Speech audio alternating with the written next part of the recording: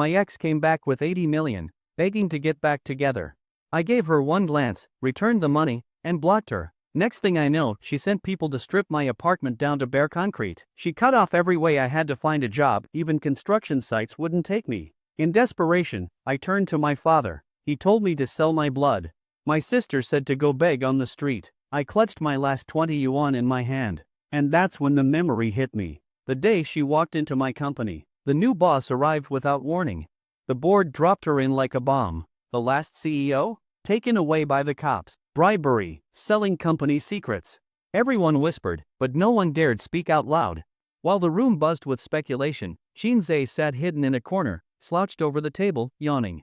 Who got arrested? Who took over? None of this mattered to Shinzei. He was here to make money. As long as he did his job properly, earned his monthly salary without causing trouble for the company or his superiors, it did not matter to him who the president was. What mattered was. Shinzei glanced at his watch and yawned again. What mattered was that it was lunch break. Holding a meeting during lunch break, how was that okay? Still, Shinzei did not complain. Yawn after yawn came, and as the new president continued to delay, Shinzei dozed off. Just then, the grand doors of the conference room were pushed open by two men in suits. The room immediately fell silent, and all eyes turned to the entrance. It was obvious the new president had arrived. Accompanied by the sound of high heels approaching, a woman in formal business attire entered the room. She was tall and alluring, with a refined face framed by gold-rimmed glasses. Behind those glasses were a pair of cold eyes, constantly glinting with danger. She wore a black suit over a black shirt patterned with subtle gray designs. The shirt lent a hint of wildness and menace to the otherwise formal outfit, perfectly matching what insiders had said about her. This woman was ruthless. In short, she was breathtakingly beautiful, but undoubtedly dangerous. The conference room was so silent, one could hear a pin drop. The woman walked up to the podium. As she swept her gaze across the room, her delicate brows furrowed. She was looking for someone, a man. But it seemed he was not there. Then she thought again. She had investigated him.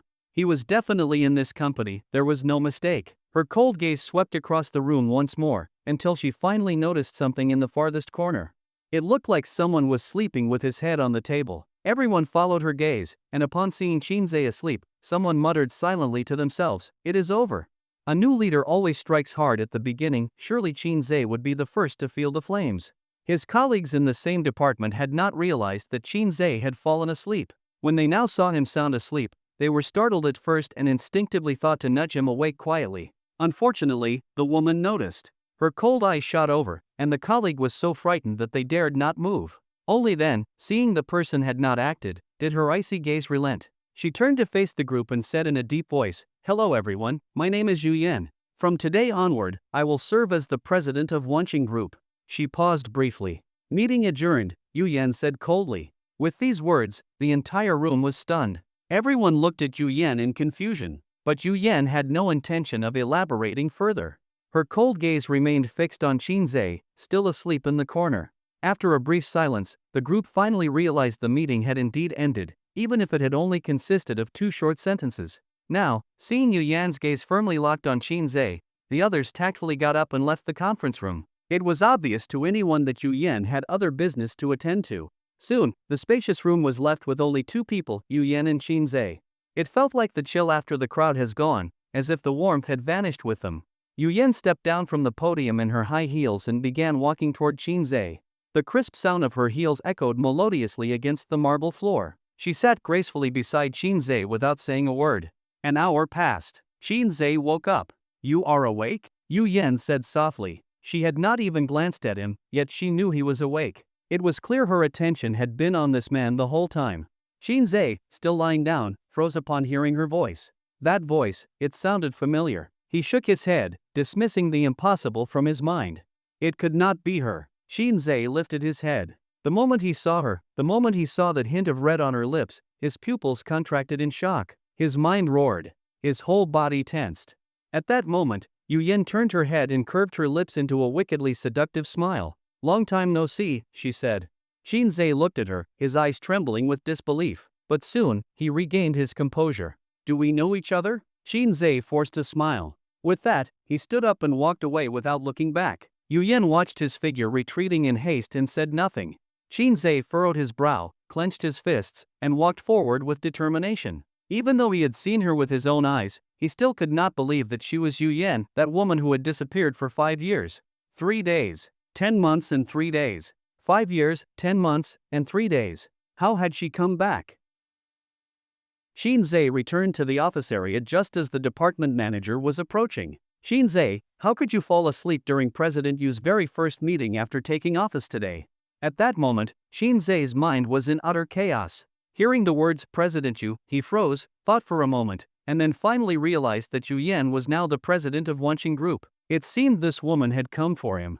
Manager, I quit, Shinzei said in a low voice. Watching Shinzei walk out of the company, the manager stood there in complete bewilderment. The news of Shinzei's resignation spread quickly throughout the company. It made sense.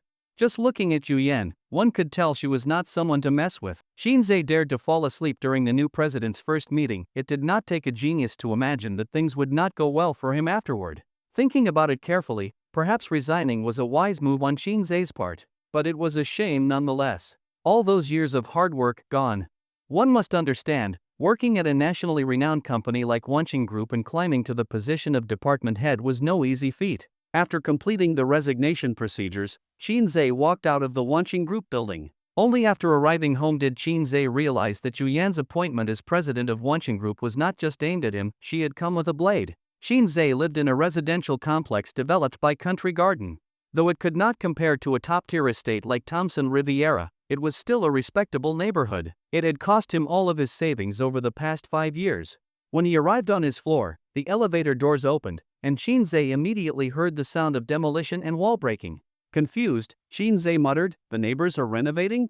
Just as the words left his mouth, he sensed something was wrong. Damn it, this building has 1 apartment per floor. The demolition noise was far too loud to be coming from next door, it was clearly coming from his own home. Fuck! Shinzei broke into a run toward his unit. The door was wide open, and what he saw inside was utter devastation. The floors, appliances, walls, everything was gone. A few burly men inside were swinging sledgehammers, smashing his walls. Hey! Hey! What the hell are you doing? Shinzei shouted. The men paused their work and looked at him indifferently. One of them, calm and collected, even pulled out a cigarette and lit it with a tilted head. Shinzei stepped into his home and looked around at the wreckage. His heart bled. 700,000 yuan worth of renovations, gone just like that. How did you get in? Shinzei asked furiously, pointing to the floor. This is my fucking home. The men said nothing. The one smoking took a drag, exhaled a cloud of smoke, and lazily replied, "Oh, wrong place." Shinzei stared at him in disbelief, unable to comprehend how someone could be so nonchalant. Wrong place? Shinzei cursed. You motherfuckers planned this from the start? You wrecked my home and now say it was a mistake? The man seemed slightly annoyed. He took one last drag from his cigarette, flicked the butt onto the ground, and crushed it with his leather shoe. We get paid to do a job. The boss gives us an address, we smash it. If you have a problem, take it up with the boss. Talking to us is useless. That shut Shinzei up. As rude as they were, their logic was hard to argue with. Shinzei took a deep breath. Fine. Who is your boss? The man tossed Shinzei a business card, then turned to his team. All done? All done, the others responded. Let's go, the man said with a wave. Hearing that, Shinzei was fuming. What did he mean, all done? If they were not done, would they have kept smashing? But then Shinzei looked at the business card, and everything suddenly became clear. These men, dressed in suits and ties, were not renovation workers at all. No wonder they knew the code to his door. The so-called wrong place was just an excuse. Their true purpose was to tear apart his home. Shinzei gripped the business card tightly in his palm, his teeth grinding in anger. Yu Yan. He forced those 2 words out through clenched teeth. Shinzei returned to the company, once again entering that same conference room. Sure enough, Yu Yan had not left. She was still elegantly seated there, lazily hugging her arms, one long, beautiful leg crossed over the other, her delicate high heels swinging through the air in a seductive arc. Shinzei stormed over to Yu Yan and slammed the business card down onto the table. Yu Yan glanced at the card from the corner of her eye but said nothing. Yu Yan, what the hell is this supposed to mean? Shinzei shouted. Yu Yan looked at Shinzei and gave a faint smile. Do we know each other? Shinzei was furious. He pointed at her, his hand trembling with rage. Who gave you the right to destroy my home? Shinzei shouted. Wrong address. Yu Yan tilted her snow-white neck slightly. That was your mistake, not mine. Shinzei barked. Yu Yan remained indifferent, still hugging her arms. How was I supposed to know your door code was my birthday? Shinzei's face turned red with embarrassment. Whether he admitted it or not, the truth was plain to see. Soon, Shinzei calmed down. He exhaled deeply and steadied his emotions. If you keep this up, I will call the police, he said coldly. If it is a matter of compensation, there is no need to trouble the police. From her words, Shinzei could now tell Yu Yan was no ordinary wealthy woman. Yu Yan, you were the one who left without a word all those years ago. You do not need to take revenge like this. I did nothing to wrong you, Shinzei said firmly. This is not revenge. I simply got the wrong address, Yu Yan replied. Shinzei was clearly rattled by that answer. Just one wrong address and that is it? You wrecked my home, what am I supposed to do now? He shouted, pointing in the direction of his apartment. Sleep at my place, Yu Yan said with a wicked smile. Never underestimate the destructive power of a stunning woman. When a woman of extraordinary beauty sits in front of you, hugging her arms to push up her proud chest, crossing her long legs, and says sleep at my place, every man knows exactly what kind of adult game is about to unfold. But Shinzei frowned impatiently. Yu Yan, what exactly do you want? Come back to me. That is not possible, Shinzei said regretfully. I have money. We will never have to live in poverty again. If you come back to me, you will not need to work. Whatever you want, I will buy it for you. It was clear, Yu Yan intended to keep Shinzei as her lover. And one must admit, deep inside every man lies a desire to be protected. Tired men often fantasize about a beautiful, wealthy woman falling for them, someone with whom they could have an undying romance and ascend to the pinnacle of life. But that was not what Shinzei wanted. He was not lacking in money. What he lacked was the Yu Yan from 5 years ago. It has been 5 years since we broke up. Let us at least leave each other some dignity. Upon hearing that, Yu Yan's cold gaze turned icy. Just as she expected, Shinzei was immune to gentleness. Heh, she sneered. And then? 5 years is long enough. Let it go. If not for you showing up today, I was already on the verge of forgetting you, Shinzei said calmly. Yu Yan heard this and gave a faint smile. She stood up and walked until there were only 5 centimeters between them. Forget me, she said with disdain, staring directly at Shinzei. With what? With your mouth? As she spoke, she took another step forward. Instinctively, Shinzei stepped back. He was afraid of the enchanting woman standing before him. Yu Yan saw him flinch and immediately grabbed his tie, yanking it hard to pull his face close to hers. She admired his sharp, handsome features, then locked her cold gaze on his lips. Upon seeing his lips, a tender light flashed through her cold eyes. She tilted her head slightly and pressed her red lips onto his. The woman who once took half your life has returned. This time, she has come to take the rest. As she kissed him, Yu Yan forcefully breathed those 2 sentences into Shinzei's mouth. Despicable. Beautiful women are all despicable. Beauty and figure are her natural-born weapons. When she maintains her poise, she becomes the object of countless admirers. And once such a woman sets her sights on you and lowers her guard even slightly, it is almost inevitable that you will fall to her persuasion. Dior 952. This was Yu Yan's favorite lipstick shade. Cherry red lips, paired with her exquisitely delicate face, created a stunning impression, yet also evoked a subtle, indescribable sense of danger. As Yu Yan's red lips neared Shinzei's, his body tensed, and he immediately sensed that something was wrong. Damn, that feeling, it was his heart beating faster. But Shinzei understood there was no going back for him and her. 5 years was too long. During that time, Yu Yan had disappeared without a trace. Who knew what had happened in the interim? To put it more plainly, Shinzei did not know whether he was about to become someone's rebound. Besides, she decided to break up on her own, and now she decided to reconcile? Did he have no say in this relationship at all? And yet, Shinzei looked at her red lips, at that face lost in longing as she leaned toward him. His soul kept reminding him she was the most beautiful woman in the world. With emotions surging, the two of them kissed. As time passed, Shinzei gradually regained a sliver of reason from the intoxicating sweetness of her lips. A strange sense of shame washed over him. Blushing, Shinzei abruptly pushed Yu Yan away. What are you doing? Shinzei glared at her furiously. Yu Yan pursed her lips slightly. In her beautiful eyes shimmered a trace of desire. Me? Yu Yan raised an elegant brow and spread her hands innocently, offering no further explanation. Shinzei snorted coldly and said through gritted teeth, I ask you to show some respect. And for the record, I am doing perfectly fine now, do not disturb my life. With that, he turned and walked away, not wanting to become entangled with this woman again. Same conference room, same seat.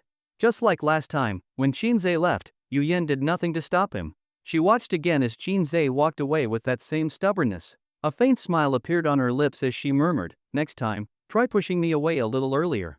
Shinzei, still walking ahead, staggered slightly when he heard that. He almost tripped from sheer frustration. His face burning red, he glanced back at the smiling Yuyen and let out another discontented snort. Shinzei walked along the street. At that moment, his phone buzzed twice in his pocket. He took it out. It was a text message from the bank. On October 17th, a transfer of 10 million renminbi was made to your card ending in 1016 by you. The balance on the card ending in 1016 is now 10,030,532 renminbi and 9 cents.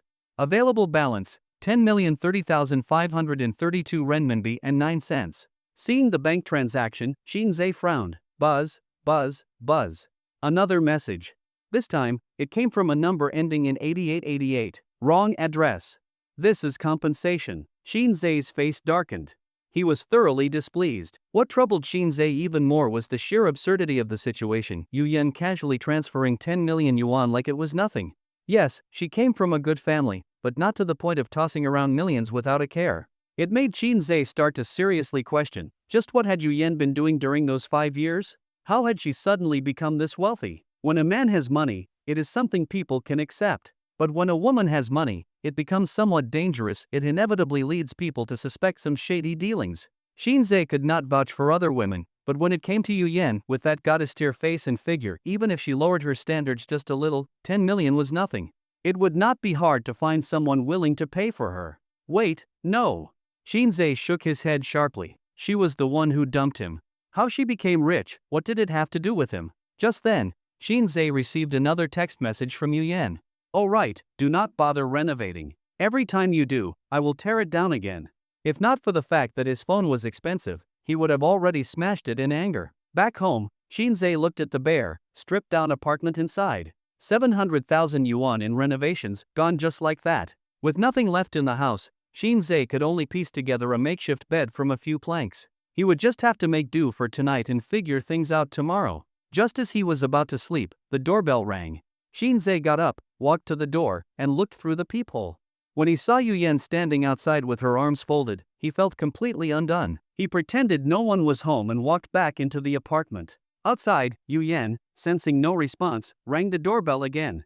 Confirming that Shinzei was not going to open, she let out a displeased sound and pouted. Forgot to smash the door. Muttering to herself, Yuyen raised her leg and kicked. Bang! Inside, Shinzei jumped in fright. Fuck! What the hell is she doing? After the first kick failed to break the lock, Yuyen tilted her head and chuckled with annoyance. She had not expected such a cheap door to be this sturdy. She stepped back, bit her lip, and kicked again. Bang! Still no damage. Yuyen brushed her hair aside and gave it another hard kick. This time, the lock finally gave in. She pushed the door open and walked in. Inside, Shinzei exploded. It's the middle of the night. Are you insane? Yuyen looked relaxed as ever, stepping in with her high heels clicking, glancing around the small apartment and commenting, such a tiny place. You broke into my home.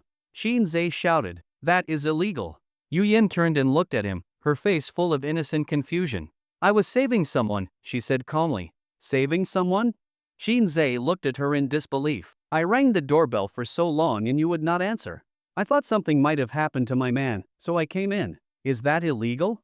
A sly, mischievous smile danced across Yuyen's pretty face. Shinzei was livid. The door. He pointed to the broken door. What about this door? I will pay for it, Yuyen said nonchalantly. It costs nothing. Facing such wealthy arrogance, Shinzei found himself at a loss for words. Yuyen tilted her head toward the outside and said, Come sleep at my place. Stunningly handsome.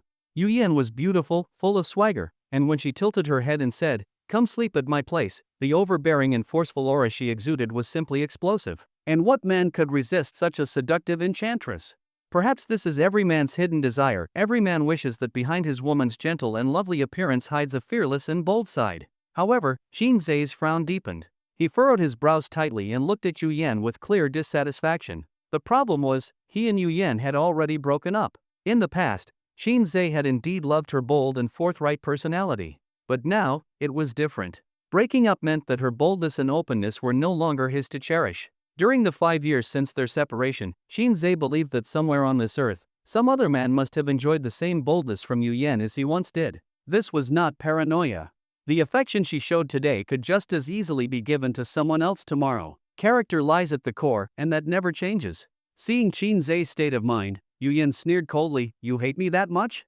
"As long as you understand that," Qin Zhe replied coldly. With that, he brushed past her without stopping. "Where are you going?" Yu Yin turned her head and asked. "None of your business," Qin Zhe said without even looking back. Yu Yin spread her arms helplessly and made no attempt to stop him, because she knew men like Qin Zhe, proper and principled, could not be won over in a day. It would take time to wear him down. Fortunately, time was the one thing Yu Yin had in abundance. This was just the beginning. She firmly believed she would have Qin Zhe eventually. That night, Qin Zhe stayed in a hotel. The next day, Qin Zhe contacted a renovation company, and by afternoon, workers had arrived to begin restoring his home. The budget was tight, so Qin Zhe did not spend much.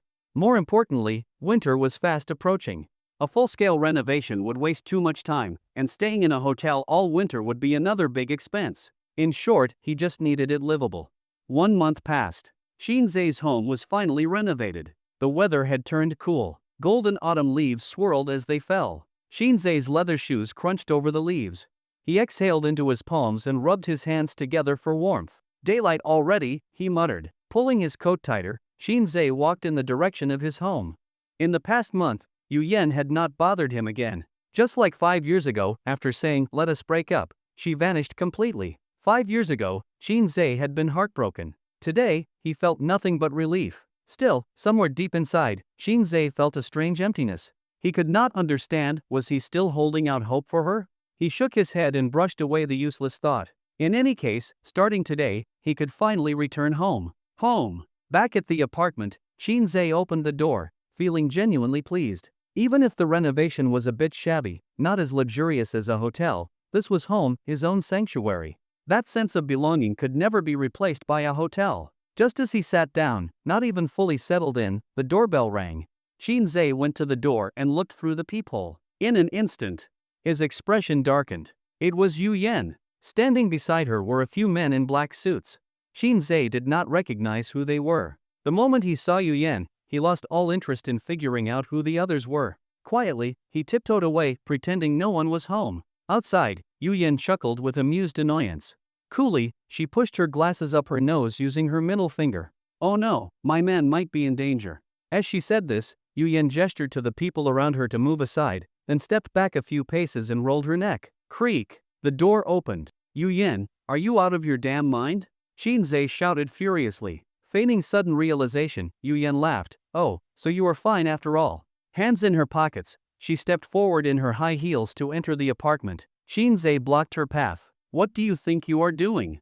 "Just coming in to have a seat," Yu Yin said calmly. "Sorry, did I invite you in?" Qin Zhe looked at her impatiently. "Oh," Yu Yin thought for a moment and nodded. "Fine, I will come back next time." She turned around and patted the door lightly, muttering, "This door's quality is pretty average." As she said this, she gave Qin Zhe a mischievous smile. Watching Yu Yin walk away like that made Qin Zhe tremble with anger. He had seen her tricks before. This time, he happened to be home. Next time, if he was not, she would probably come up with another wrong address excuse and tear his home apart again under the guise of a mistake. And for something like this, calling the police would be useless. She would just say it was an address mix-up. Who could actually hold her accountable? And in the end, she would just throw money at the problem. The hateful thing was, she was never short on money. Sure, he might end up receiving some compensation, but the real issue was having nowhere to live, having to go through renovation all over again. In the end, Qin Zhe's shoulders slumped in resignation. "Come in." Yu Yin had expected this. The moment she heard it, the corners of her lips curled into a cunning arc. "Was that an invitation?" she asked slyly without turning around. "Humph," Qin Zhe snorted coldly. Yu Yin did not push him further. She turned back around, hands still in her pockets, and strolled confidently into the apartment. "Hey!" Qin Zhe shouted, "at least take off your shoes." Yu Yin ignored him. Behind her, her bodyguards followed her into the apartment. Only then did Qin Zhe focus on them and realize that they looked familiar, especially the one in the middle, with a monolid and protruding ears. It was them. These were the same people who had smashed up his place last time. The monolid bodyguard stepped in, glanced at Qin Zhe, and barked, "What the hell are you looking at?" Qin Zhe was furious. Were these people fucking thugs? Could you not even look at them? They entered the apartment as if they owned the place, each finding a spot to sit down. The monolid guy was the most outrageous. He sat down on the sofa and immediately threw his legs up on the coffee table, lounging like he was in his own living room. Shinzei did not want trouble, and he certainly did not want to get further entangled with Yu Yen. All he wanted now was for her to leave. If you have something to say, say it. Then get out of my house, Shinzei said with a dark expression. Yu Yen ignored him. She walked into the bedroom first. Seeing it was a single bed, she curled her lips and let out a displeased hum. Then she turned and went into the bathroom, glanced around, and washed her hands. Her bodyguards were not idle either, complaining loudly about everything. What a shitty sofa. This TV looks like it came from the damn trash. Yu Yen walked out of the bathroom, wiping her hands with a paper towel, and said lazily, "Done looking?" "All done, boss," the monolid man replied. "Enough." Shinzei's patience was worn thin. "What the hell do you want?" At that moment, Yu Yen tossed the used paper towel on the floor, pushed up her glasses with her middle finger, and said, "Since we are done looking, what are you waiting for? Smash it." As soon as the words left her mouth, the monolid man slapped his thigh and sprang up from the sofa. He gestured to the others nearby, signaling them to get to work. Shinzei was horrified by what he saw. You are really going to start smashing again?" Shinzei cried out in alarm. "Stop right there." Yu Yen stepped forward and waved her fair hand gently, signaling Shinzei not to make a fuss. "This is not my house," she said calmly. "What?" Shinzei looked at her in disbelief. "You still know this is not your house?" "Yes, it never was," Yu Yen replied, her red lips curling slightly. She nodded gracefully. "There is no way I would ever do such a cheap renovation, let alone sleep on a single bed." "Yu Yen, are you fucking insane?" Shinzei pointed at her beautiful face and warned, "I am telling you, if you keep this up, I will call the police." Yu Yen let out a sarcastic laugh and said casually, "I do not like the interior design of our home. So what if I want to renovate?" "What do you mean our home?" Shinzei pointed to the floor beneath his feet and stressed, "This is my home. And let me tell you, Yu Yen, we broke up. Understand? We broke up 5 years ago." The bodyguards behind Yu Yen were momentarily stunned. From what Shinzei was saying, their boss was actually this man's ex-girlfriend? Realizing this, the monolid man waved to the others, signaling them to pause. Yu Yen noticed the silence behind her and turned to glance at them, then waved her hand dismissively. "Keep smashing. Do not mind him," Yu Yen said indifferently. The men exchanged glances. No one wanted to be the first to swing the hammer. The monolid man looked at the fuming Shinzei and whispered to Yu Yen, "Boss, but this is your..." "Did you not hear him?" Yu Yen said coolly. "We broke up." The moment he heard that, the monolid man understood, so Shinzei was just a damn scumbag. Spit.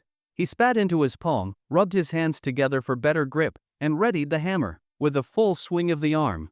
Crack! The floor tiles shattered into pieces, and so did Shinzei's heart. "You bastards!" Shinzei tried to step forward to stop them. Yu Yen moved faster and blocked his path. "Get out of my way!" Shinzei shouted. "A big strong man like you, and you cannot even push aside a woman like me?" Yu Yen grinned mischievously. Yu Yen had Shinzei figured out completely. She was all seduction, all beauty, and he simply did not dare touch her. One touch, and he would fall apart. "I am warning you one last time, move." Shinzei's eyes were wide with fury as he pointed at Yu Yen's nose. "Or do not blame me for what happens next." "Ha!" Yu Yen folded her arms and sized him up from head to toe. 5 years apart, and he had grown a bit of spine. "Go ahead." Yu Yen tilted her head toward him, pointing at her own forehead. "Here, right here. Hit me. Go on, do it. Do not hold back." Yu Shinzei was furious beyond words. Was she not just a fucking thug at this point? "You really think I cannot deal with you?" Shinzei growled. This time, Shinzei was genuinely angry. Everything had its limits, and Yu Yen had clearly crossed the line. Anyone could see Shinzei's rage was real. Yet Yu Yen did not back down. On the contrary, she walked right up to the barrel of the gun. "Deal with me?" Yu Yen looked at Shinzei with contempt, poking his chest repeatedly with her finger. "You can only deal with me at night." As she said this, Yu Yen raised a well-shaped eyebrow and glanced toward the bedroom. "Go to the bedroom. Handle me," she said with bold flair. Shinzei's face flushed red, and he was instantly disarmed. After all, they had dated for many years. He knew her too well. She never responded to pressure, only softness. That unreasonable streak of hers, if it came out full force, no one could do a thing about it. Looking again at what had become of his home behind her, it was hopeless. Newly renovated, not even lived in for a day, and it was back to bare walls and broken tiles. What left Shinzei speechless was how, After learning he was Yu Yan's ex-boyfriend, those men seemed to be smashing the place even more viciously, like they were venting their rage. The bodyguards swung their sledgehammers with relentless enthusiasm. Shinzei thought, if he had not mentioned the breakup, could this whole situation have been avoided? His gaze returned to Yu Yan's stunningly beautiful face. The hard approach clearly would not work. Only a soft one might. Yu Yan, we have been broken up for so many years. It has been too long. There is no way we can go back, Shinzei said, trying to reason with her. I never said I wanted to get back together with you, Yu Yan replied indifferently. Then what the hell do you want? Shinzei snapped, clapping his hands in frustration. He really could not understand what Yu Yan was trying to do. Why can we not just live our own lives? Yu Yan gave no answer about her true intentions. She frowned, turned impatiently, and shot a glare at the bodyguards behind her. Smash more gently. This is my house. And another thing, she pointed to a wall. That one is a load-bearing wall. Do not hit it. The monolid man bowed apologetically. Sorry, boss, I got carried away. As he kept bowing and apologizing to Yu Yan, he inadvertently noticed that Shinzei was staring at him. Sometimes, just looking at someone you do not like is enough to trigger you. Even if they say nothing, just standing there seems to pollute the air. In short, it was an excuse to pick a fight. The monolid man straightened up, rolled up his sleeves, and snapped, "What the fuck are you looking at?" He had been fed up with Shinzei for a long time. He had followed his boss for years and had some idea of her personality. People lined up to pursue her, elite men from every walk of life, and she had turned them all down. Because of this, and because of her usual domineering style, more than once the bodyguards had wondered if her sexual orientation was unconventional. Only today did he finally understand, so she had been in love with this dumb fuck all along. And this dumb fuck not only failed to cherish her but dumped her too. What a bastard. Yu Yan saw what was about to happen and narrowed her almond-shaped eyes, a cold gleam flashing in them. The monolid man caught that look and immediately shut up. Everyone has a temper, not just the monolid man, but Shinzei as well. The monolid man was certainly irritable, but what he did not expect was that Shinzei's temper was even worse. Shinzei really had no good way of handling Yu Yan. At that moment, he was simmering with rage. And now, this monolid man, who had already destroyed his home twice, became a perfect outlet for that fury. It was no longer just a matter of who disliked whom. Shinzei now found the man just as insufferable. The two men locked eyes, each narrowing theirs. The grudge was officially set. Yu Yan raised her fair jade-like hand and pushed up her glasses with her middle finger. "Let us go," she said, lifting her elegant brows at Shinzei. "Go where?" Shinzei's brows arched sharply. Yu Yan glanced around at the house, now already in ruins, and replied casually, "If you do not come with me, where else are you going to sleep?" Shinzei narrowed his eyes, a cold glint flashing in them. Shinzei, would rather die than sleep at your place." With that, he gave a disdainful snort and turned to leave. The monolid man immediately stepped in front of Shinzei to block his way. The man had a burly frame. When he moved to obstruct, it was like a wall appeared in front of Shinzei, exuding intense pressure, making Shinzei look all the more physically insignificant. "Looking for a fight?" Shinzei sneered coldly. The monolid man glanced at Shinzei's slender figure and curled his lips in a scornful smile. The meaning was clear. Look at you with that weak little body, and you want to challenge me? You are not even worth it. I could destroy you with one hand. Just then, without turning around, Yu Yan waved her hand slightly, signaling to let him go. Seeing the boss's signal, the monolid man reluctantly stepped aside. A bit disappointing, really. He had no chance to teach the scumbag a lesson. If only the boss had hesitated a bit longer, he could have provoked Shinzei slightly and then given him a beating with perfect justification. However, the space he left was not wide, barely half a shoulder's width. Shinzei noticed and raised an eyebrow in amusement. The choice before him was very clear. Either he sidestepped to squeeze through, which would make him look weak, or he walked straight through, which would inevitably result in shoulder-to-shoulder contact. And judging by the current attitude of this man, he would certainly slam into him on purpose. The answer was obvious. He would go straight through. It was not just what the monolid man wanted, it was what Shinzei wanted too. Both men had the same thought. I have been fed up with this bastard for a long time. The monolid man saw Shinzei walking straight toward him and smirked with ridicule. 1 step, 2 steps, 3 steps. He stared at the ground, carefully calculating the distance between himself and Shinzei. Just before their shoulders collided, the monolid man took a deep breath, rooted his feet firmly into the floor, and braced himself. Thud! Their shoulders crashed into one another. The monolid man's body jolted. He staggered, took a few unsteady steps, and almost lost his balance. In those few staggered steps, his mind went completely blank. Everything had been planned out in advance, yet everything went wrong. He was stunned. I weigh nearly 100 kilograms. My body fat is constantly at 4%, always in peak athletic condition. I am trained in various combat skills. But I got knocked back? It was not a huge movement, he did not fall to the ground, but he did stumble back a few steps. Meanwhile, Shinzei reached out and supported him. Apologies. There was an innocent smile on Shinzei's face, but the corners of his mouth were full of mockery. The monolid man looked at Shinzei, at his calm and effortless demeanor, and could not accept that he had been knocked aside so easily. My floor is a bit slippery, Shinzei said. Just make sure you tear up the flooring next time. He patted the man's shoulder meaningfully and walked past him. The man watched Shinzei leave, completely unable to understand how he had been knocked aside. After Shinzei left, Yu Yen cast a glance at the monolid man. Song Hao, Yu Yen said coldly. Boss, the monolid man immediately straightened up. What happened just now? Yu Yen asked. Nothing at all, Song Hao replied with a bitter smile. Yu Yen nodded slightly and asked no further questions. After a moment of hesitation, Song Hao looked up and asked, Boss? Yes? Yu Yen responded casually, her eyes still following Shinzei's disappearing figure downstairs. Your man, does he know martial arts? Song Hao hesitated for a while but finally asked. No, Yu Yen answered plainly. Oh, Song Hao responded. In his mind, Song Hao was thinking he does not look like someone trained in combat either. Could it really have just been carelessness on my part? Was the floor actually that slippery? Could it really have been such a coincidence? Yu Yen watched as Shinzei disappeared into the distance, then turned around and asked, Why do you ask? Song Hao hesitated, then gave a helpless shake of his head and forced a bitter smile. It's nothing, he said. Then he added, By the way, boss, why did you let him leave just now? Yu Yen turned back and once again looked out the window. Because he will come back to me. But, Song Hao said in confusion, but he does not seem to like you at all.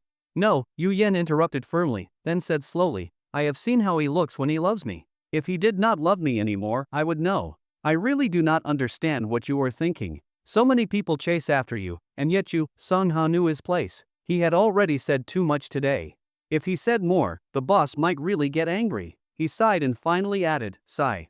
I just do not see what is so special about him. At the mention of Shinzei's name, a beautiful smile appeared in the reflection on the glass before Yu Yen. He is not like other men. Song Hao still did not understand what exactly his boss saw in Shinzei, but he began to grasp something new about her words, he is not like other men. That same evening, Song Hao returned home. On the way back, he began to sense something was off. It felt like someone was following him. He could not be sure, but he kept catching glimpses of a figure behind him, a man in a baseball cap, with the brim pulled low, his face hidden in shadow. Was he just heading the same way? When Song Hao stepped into the elevator, he once again saw the reflection of the figure in the steel door, which had a slight mirror-like surface. The elevator doors closed. The man in the baseball cap did not get in. Song Hao lived on the 8th floor. When the elevator reached the 8th floor and the doors slowly opened, the man in the cap was already standing there. He leaned against the wall, arms crossed, posture relaxed. Song Hao glanced at him but said nothing. He opened the door to his apartment and entered. The man remained slouched against the wall, showing no reaction. Just as the door closed behind him, the man moved. He walked to Song Hao's door and rang the doorbell. Inside, Song Hao frowned at the sound. Before he could open the door, the man raised his foot and with one kick, broke the lock. He strolled into the apartment nonchalantly. Who was Song Hao? He was not some pushover.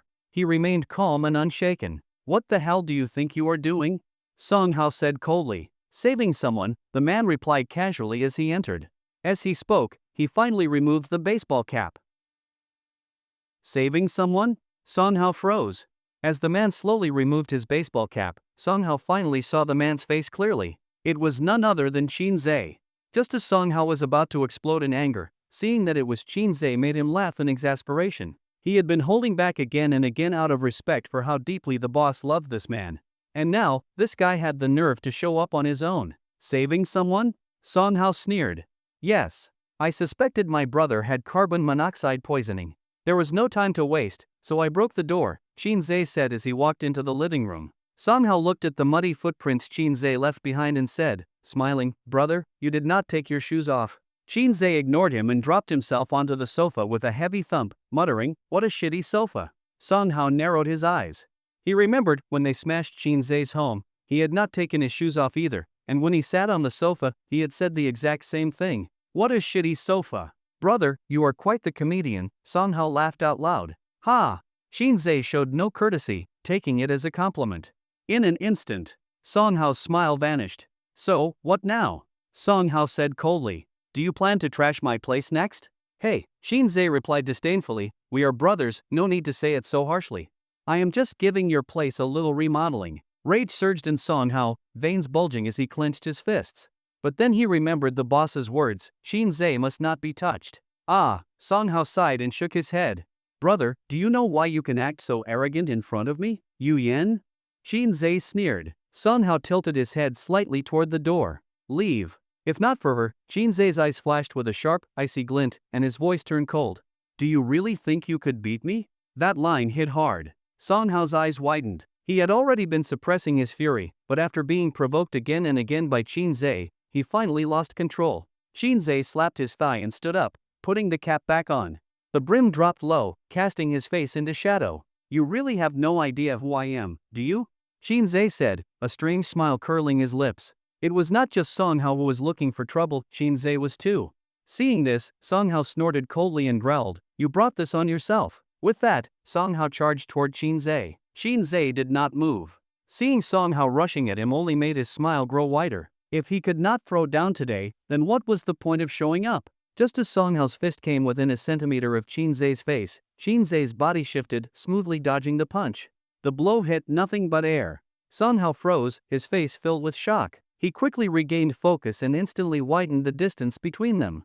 Eyes locked on Shinzei, Song Hao realized things were not as simple as he had thought. Analyzing calmly, his apartment was on the 8th floor. The elevator speed was about 2.5 meters per second. Each floor was around 4 meters high. Roughly calculated, the total height was 30 meters, and it took the elevator about 12 seconds to reach his floor.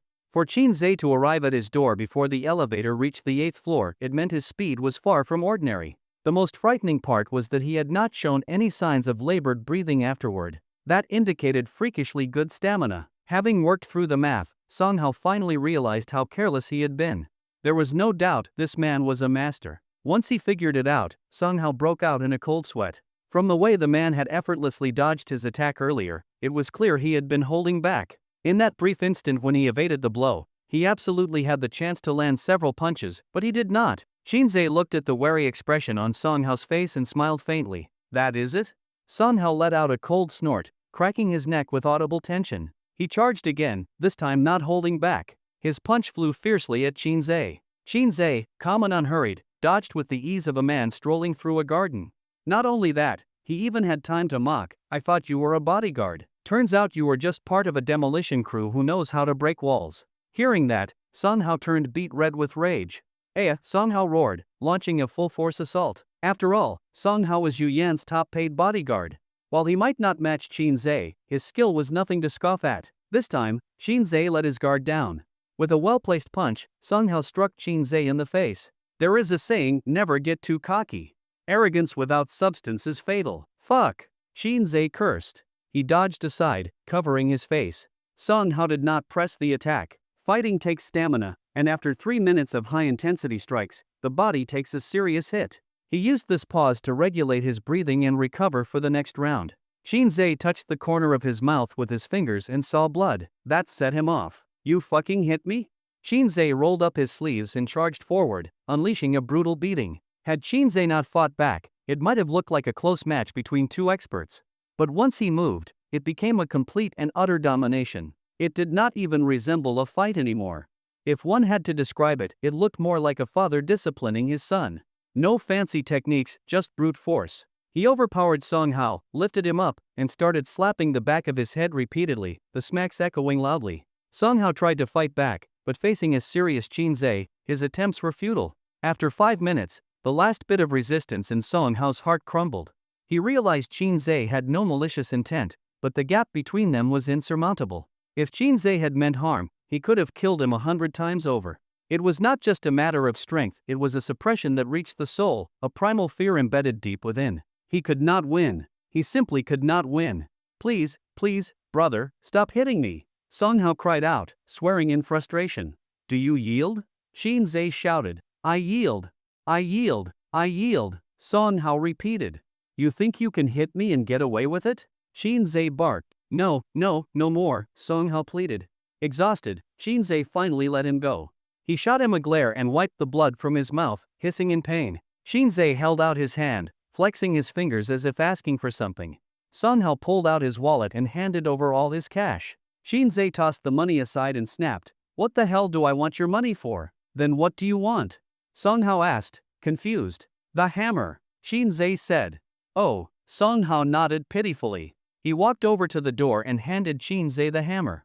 Shinzei rubbed his hands, gripped the hammer tightly, and swung it toward Song Hao's television. Bang! The television shattered into pieces. Shinzei raised the sledgehammer again. Bang! The floor cracked. Song Hao's face darkened with frustration. It had to be said, Shinzei thought demolishing a renovation would be a great way to relieve stress. In reality, it was not. This thing was labor-intensive. Song Hao could only watch helplessly as Shinzei tore apart his home renovation. Though furious, there was nothing he could do. He simply could not defeat him. As he kept smashing, Shinzei grew tired. He dropped the sledgehammer and waved at Song Hao. What did that mean? What's that supposed to mean? He thought. Your turn, Shinzei said. Ha? Song Hao looked utterly confused. He had no idea what he was supposed to do. What are you dawdling for? Shinzei snapped. Smash it. What? Song Hao pointed at himself in disbelief. Me? Smash my own home? Who else? Shinzei shot back. Isn't that what you people do? No, Song Hao started. Shinzei could not be bothered to argue. Seeing Song Hao hesitate, he pointed at him and threatened, looking for a beating? Seeing Shinzei about to act, Song Hao immediately caved.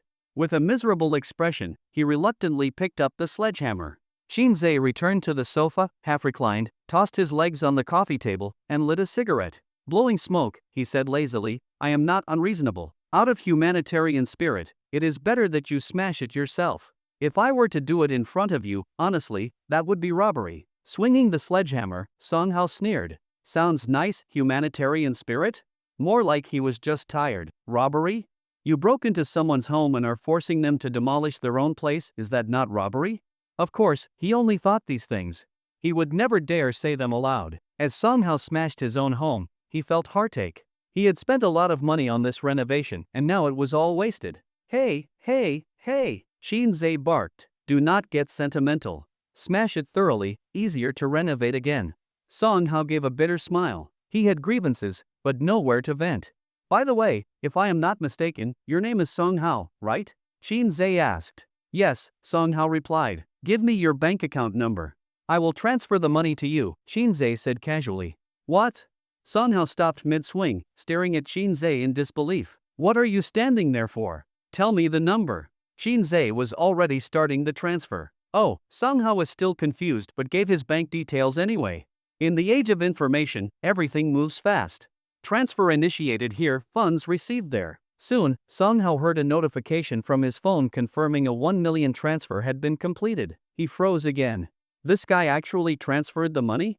Not getting the money, he can understand that, but transferring it? That was harder to understand. Wait, hold on, Song Hao chuckled bitterly. Brother, what are you even trying to do? Earlier, he had still felt resentment toward Shinzei, but now? Honestly, he could not stay mad. The guy was just absurd. Anyway, it is not my money.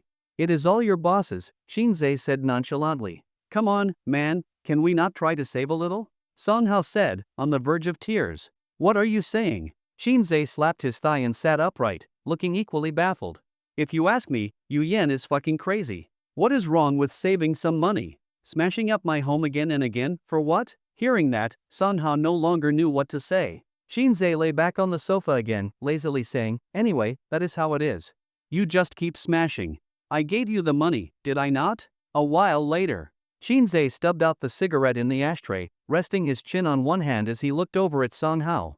His posture was languid, but his eyes were not. They scrutinized, examined every detail on Song Hao, including the subtlest shifts in his expression. Song Hao suddenly became alarmed. A chilling sense of being completely seen through surged up inside Song Hao. That feeling was terrifying. It was hard to imagine how someone so young could have such piercing eyes. How long have you been following Yu Yen? Shinzei asked casually. His tone was relaxed, but his gaze made it clear there was no room for lying. 5 years, Song Hao answered truthfully. And in those 5 years, what has Yu Yan been up to? Shinzei immediately followed. Hearing that, Song Hao froze, his hammer paused midair. After a long moment, he resumed, swinging the hammer into the wall cabinet. I am only responsible for protecting the boss's safety, Song Hao said calmly. Shinzei narrowed his eyes. It was the truth, he was not hiding anything, but Song Hao had clearly dodged the question. He knew what Shinzei had really asked. Feeling Shinzei's eyes still locked on him, Song Hao remained tense. After quite a while, Shinzei sighed and lazily lay back on the sofa again, finally letting Song Hao off the hook. Shinzei muttered carelessly, a beautiful woman suddenly getting rich in such a short time, everyone knows what that means. It's not hard for a pretty woman to get money, is it? Think whatever you want, Song Hao replied, equally indifferent. She's just an ex played around and then came back to look for me, what kind of logic is that? If it were you, would you agree to that? Shinzei smiled with an innocent face. Whether you agree or not is not your decision, Song Hao said calmly. Oh? Shinzei raised an eyebrow with interest, looking at Song Hao. Yu Yan decides? Song Hao shrugged, as if he did not know either. Shinzei was smiling, but his fists were clenched. He had not gotten any useful information. What he wanted to know was what exactly Yu Yan had done during that time. How did she suddenly become so rich? Had she found some wealthy backer? Shinzei was conflicted. On the one hand, he hoped his ex-girlfriend was still clean. On the other, he feared discovering something awful. Even if they had broken up 5 years ago, learning that Yu Yan had made money through men would still shatter him. He knew exactly how seductive Yu Yan was. What she had once given him, she could give to others now, and that was something no man could accept. So Song Hao's silence was both a blessing and a curse. Still, it was clear that Yu Yan had made preparations. She had definitely told Song Hao beforehand not to reveal anything about her. The house was more or less destroyed. Shinzei stood up and said calmly, all right, that's enough. Let's go. Where to? Song Hao asked. A good place, Shinzei replied with a grin. But suddenly, Shinzei turned back. All right, he said with a smiling face, Yu Yan is not going to know about us meeting today, right? Depends if she asks, Song Hao said. Shinzei nodded slowly. You really are asking for a beating. Wait. Song Hao quickly called out, did we not agree that we are brothers? When did I say that? Shinzei asked with a grin. You said you kicked in my door to save a brother, Song Hao replied with a pleading smile. Song Hao was not afraid of death, but he did fear pain. Fair point, Shinzei said, pleased, giving him a pat on the shoulder. Then he pulled out a set of photographs and handed them to Song Hao. After looking at them, Song Hao's eyes turned cold and vicious. They were all photos of his family members. Thinking about renovating your hometown too? Shinzei asked with a wide grin. Song Hao said nothing, but the fierceness in his eyes only deepened. Shinzei burst into laughter, patting him again on the shoulder. We are brothers, right? Then Shinzei added, besides, I just do not want Yu Yan to know too much about me. As my brother, I am sure you would help me with this little favor, right? When he said as my brother, he emphasized the word brother with particular meaning. Song Hao had underestimated Shinzei. This man not only had excellent combat skills, his background was far from ordinary. The fact that he had managed to dig up so much about Song Hao in such a short time proved how powerful his network was. In that moment, Song Hao vaguely saw a shadow of Yu Yan in Shinzei. Their ruthlessness and tactics were strikingly alike. Song Hao said nothing more. All paths had been blocked by Shinzei. At this point, Song Hao had no choice left. Thinking it over, it was not that unreasonable. Shinzei's demand was not excessive, he simply did not want Yu Yan to know anything about him.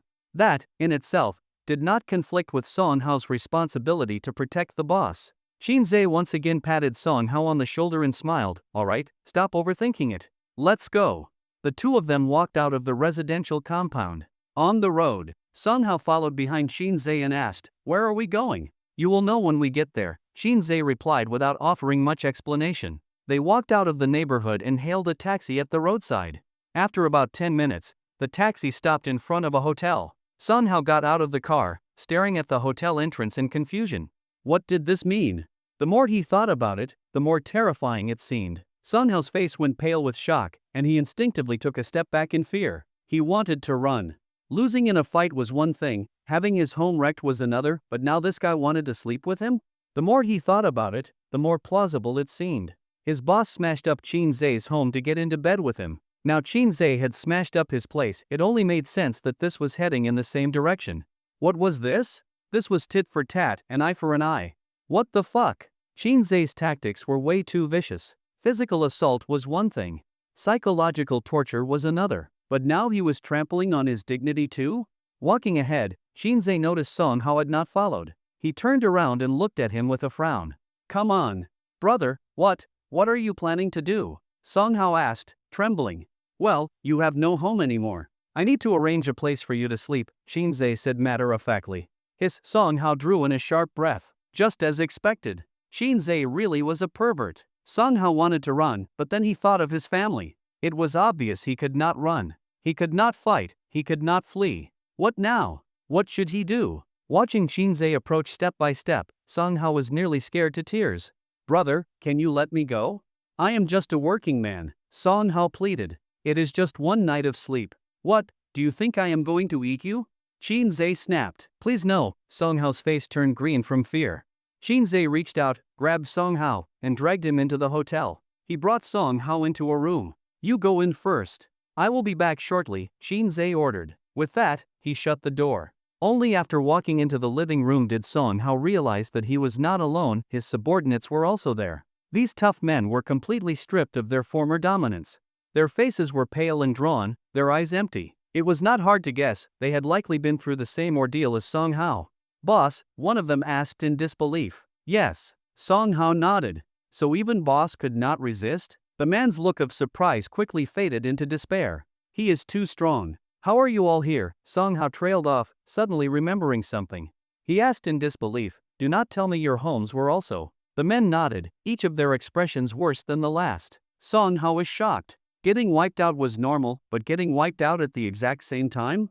That was hard to believe. "Boss, what do we do now?" Song Hao thought for a moment, then said seriously, "None of you can leave either, can you?" They all nodded. Seeing this, Song Hao furrowed his brow. It seemed it was not just him under threat, none of his men had been spared.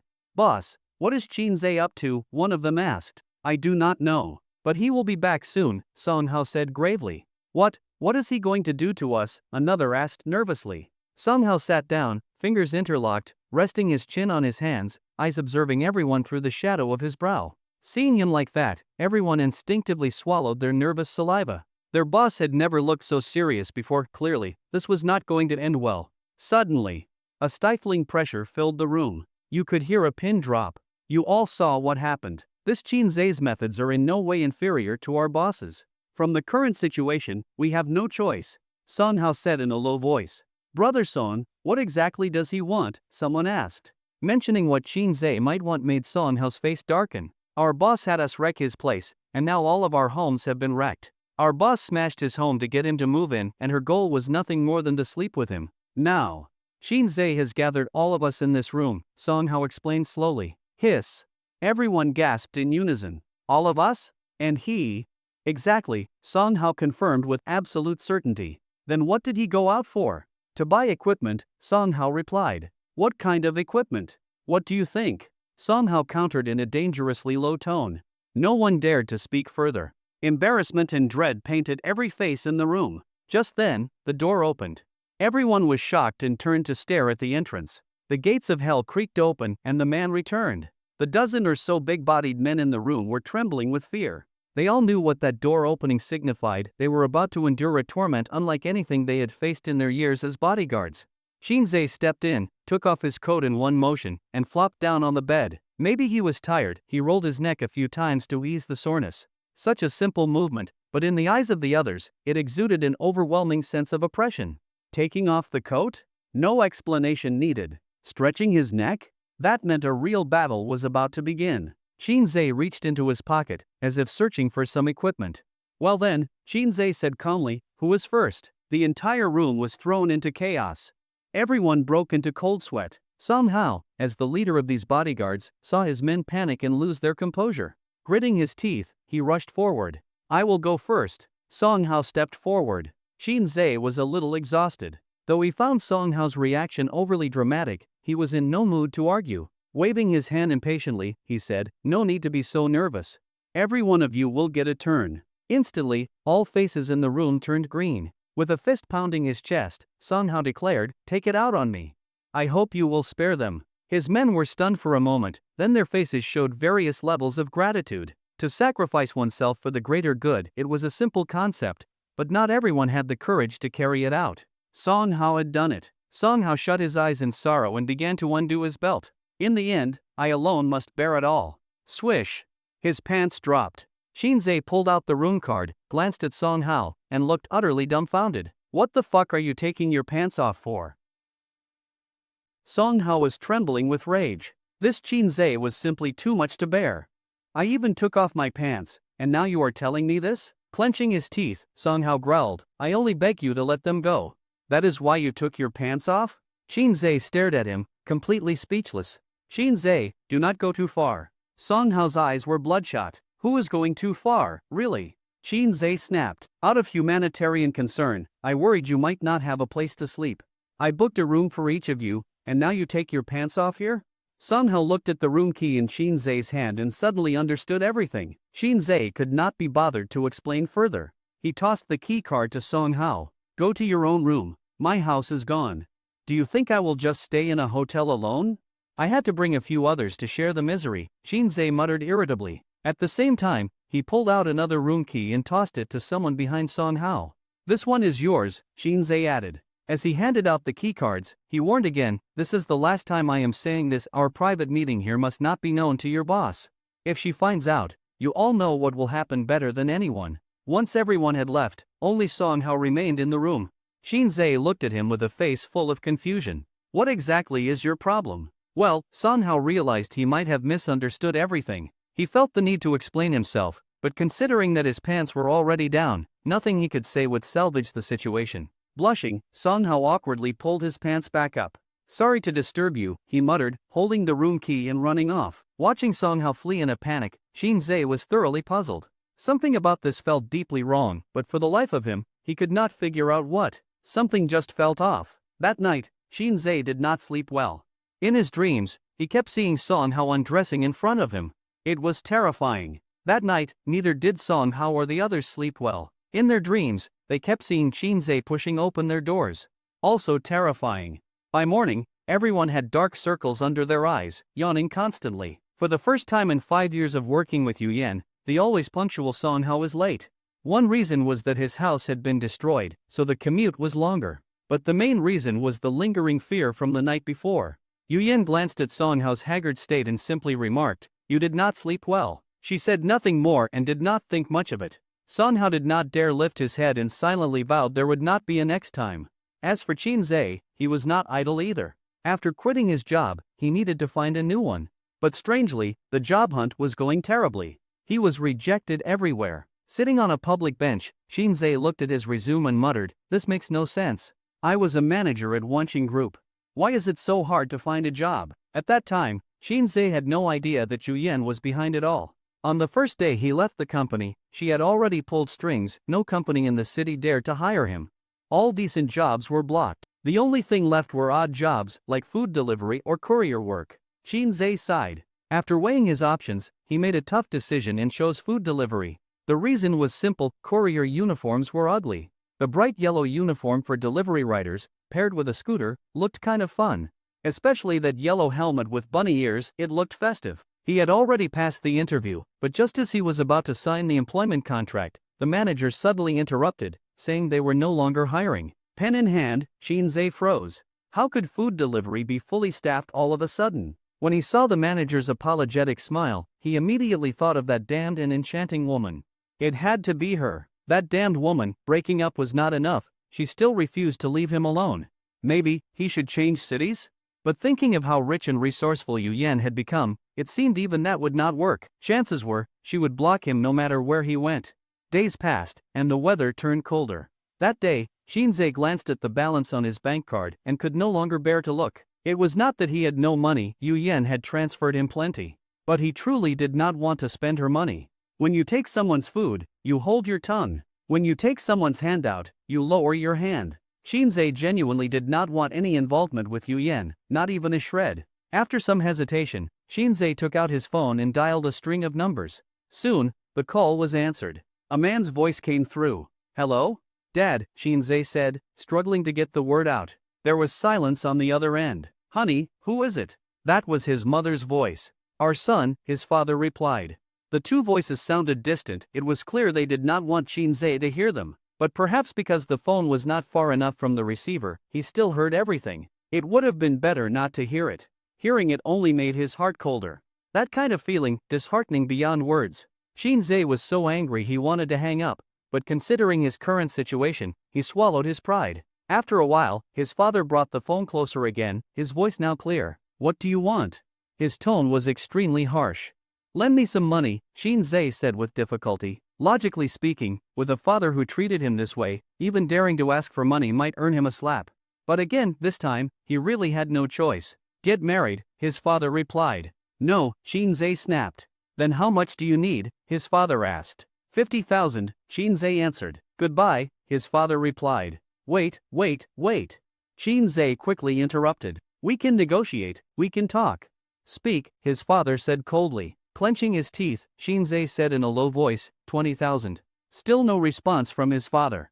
Shinzei gritted his teeth harder. 10,000. 10,000, okay, he said sharply. "I will sell my blood and send it to you," his father replied. Shinzei sighed. 5,000. Silence. 2,000. Shinzei roared. Still nothing. "If you are not going to give it, then just say so. What the hell are you dragging this out for?" Shinzei was furious. His father burst into laughter. Click. The call was disconnected. Shinzei trembled with rage, ready to smash his phone, but after a moment's thought, he held back. Forget it. Better to call his sister. With that decision made, Shinzei dialed her number. "Oh my dear little brother, you finally remembered your sister." Hearing her enthusiastic tone, Shinzei finally breathed a sigh of relief. Asking for money might actually work this time. Good thing he had not smashed the phone. "Sis, are you busy?" Shinzei asked gently. "Not busy at all. I will be coming back to China soon. I missed you so much." "Sis, could you lend me some money?" Shinzei asked softly. The moment he said that, the other end fell into dead silence. "Sis?" Shinzei felt a growing sense of dread. "Well, little brother, something urgent just came up over here." "Sis!" Shinzei shouted. "Are you even my sister?" After a pause, a sigh came from the other end. "Ah, what can I say about you? Why are you so stubborn? She is beautiful, has a sexy figure, comes from a wealthy family.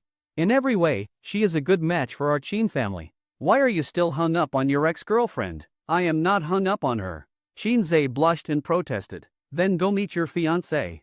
You have been broken up with your ex for years now. What if you actually like her after meeting?" Shinzei could not out-argue his sister. With an annoyed expression, he said impatiently, "Just tell me, are you going to lend me the money or not?" "No." Shinzei's eyes widened. "I am telling you, I really have no money left. If you do not lend me some, I will end up begging on the streets."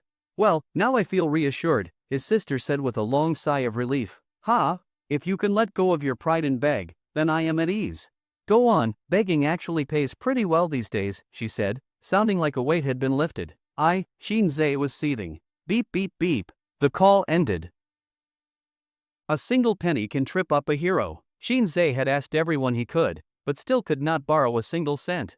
Thinking it over just made him more disheartened. If even his parents and his own sister refused to lend him money, who else in this world would? Shinzei was living a tight and miserable life. It looked pitiful. Of course, Shinzei was not the only one suffering. Song Hao and the others were not faring much better. Not to mention the exhaustion of work. After hours they had to return to the hotel. They simply could not get used to living in a hotel. The soundproofing was poor, and the place was full of young couples constantly coming and going. In the dead of night, they could hear the sounds of couples playing cards in the next room. The slapping and shuffling noises were disturbingly crisp. Once or twice was manageable. They could laugh it off the next day. But truthfully, over time, it became mental torture. Just leaving their homes empty like that was not a solution. So they tried their luck and began to redecorate again. The result was obvious. Shinzei returned the next day and smashed all the newly bought furniture. Song Hao and the others stared at the bank transaction notifications on their phones, utterly speechless. At that moment, they could finally empathize with Shinzei. Since Song Hao was Yu Yan's most trusted subordinate and had the closest contact with her, the other brothers began to nudge him to speak with her to see if she could let Shinzei off, and in turn, let them off too. Song Hao considered the matter and felt it was worth a try. Their boss had ignored Shinzei for so long, it was time for some sort of resolution. So, Song Hao waited for the right moment. That day, he was driving Yu Yan home. She was sitting in the back seat, one leg elegantly crossed over the other, her beautiful eyes reviewing documents. Glancing at the rearview mirror and seeing his boss's indifferent expression, Song Hao shrugged his shoulders, shaking off some of the tension. "Boss," Song Hao said in a low voice. Yu Yan did not respond. Her gaze remained fixed on the documents. But Song Hao knew she had heard him. She just could not be bothered to reply. At this point, he simply needed to state his case. "That punk Xin Zhe has been giving us a real hard time lately. So I was thinking," he trailed off. The moment she heard Xin Zhe's name, Yu Yan finally looked up. Her cold eyes swept toward Song Hao in the front seat. "So what are you trying to say?" Yu Yan asked coldly. "I think that kid might not hold out much longer. Maybe we could." Song Hao gave a bitter smile. "Oh?" Yu Yan's beautiful eyes narrowed. "More likely it is you lot who cannot hold out, right?" "We?" Song Hao forced an awkward smile. "Boss, what are you saying? We are doing just fine. What is there not to hold out against?" Though he said this, Song Hao was screaming inside. Who could possibly hold out? They had no home to return to. Xin Zhe dragged all of them to live in hotels, working during the day, then at night having to listen to next-door couples' tutorial sessions. Every single night, it was exhausting beyond measure. Yu Yan did not give it much more thought. She simply said flatly, "Xin Zhe has not said he is struggling. Hearing what you said, I almost thought it was you who could not take it anymore." "Ha ha," Song Hao let out a forced laugh and dared not say anything more. He understood his boss too well. Saying more might expose them. If that happened, it would be a catastrophe. Xin Zhe would probably take his team to renovate the homes of their brothers that very night, and the next day, bring all their friends and family to live at the hotel. That seemed Song Hao could not even imagine it. He quickly shook his head, trying to banish those terrifying thoughts. Just as Yu Yan was about to return to reading her documents, she seemed to recall something and looked up again. "I have noticed you all seem a bit off lately. Your mental states look unstable." "Ha?" Song Hao was shocked. "Really? Your dark circles are quite severe," Yu Yan said flatly. "Ah, I just arrived in this city, not quite used to the water and climate yet," Song Hao explained with a strained smile. Yu Yan said nothing more, lowering her head again to continue reviewing the documents. Seeing this, Song Hao let out a long sigh of relief. And just like that, the matter ended without resolution. That day, snowflakes began to fall from the sky. It was the first snowfall of the winter. Xin Zhe looked up at the sky and exhaled. A puff of white vapor escaped his mouth. He stretched out his hand to catch a flake of snow. It melted instantly. The first snowfall of the season could not withstand scrutiny. Though the sky was filled with white, and what fell appeared to be snowflakes, the moment they landed, they turned into slush and mud. Xin Zhe tightened his coat and sighed. "The weather's getting cold." With that, he stepped into the hotel. He gathered all the bodyguards under Yu Yan's command for a brief meeting. Xin Zhe cleared his throat. "There is something I need to tell you all." Everyone looked at Xin Zhe with fear and trepidation. After spending some time with him, they had come to understand the deeper meaning behind their boss's words. He is not like normal people. Now that he had called them together for a meeting, they were fairly certain it could not be anything good. "We can move to a new place," Xin Zhe said. The moment the words left his mouth, everyone froze. They could hardly believe their ears. Song Hao was the most visibly shaken. He rushed forward and grabbed Xin Zhe by the shoulders. "Really?" Song Hao exclaimed in shock. Xin Zhe was bewildered. He had only mentioned changing their place of residence. Why such an intense reaction? What had they all been through? What is it?" Xin Zhe asked. "Tell me this is not a joke," Song Hao said emotionally. Everyone held their breath. Countless eager eyes locked onto Xin Zhe's face. "What the hell?" Xin Zhe laughed in exasperation. He glanced around at the group and explained, "There is no joke here, it is just a change of residence." In an instant, the entire room let out a collective sigh of relief. Some collapsed onto chairs in relief, some jumped up in joy, and some were so overwhelmed that they wept tears of joy. It was clear that this period had truly tormented them all. It had not just been a test of their endurance but a torture of their spirit. After enough time, no one could bear it any longer.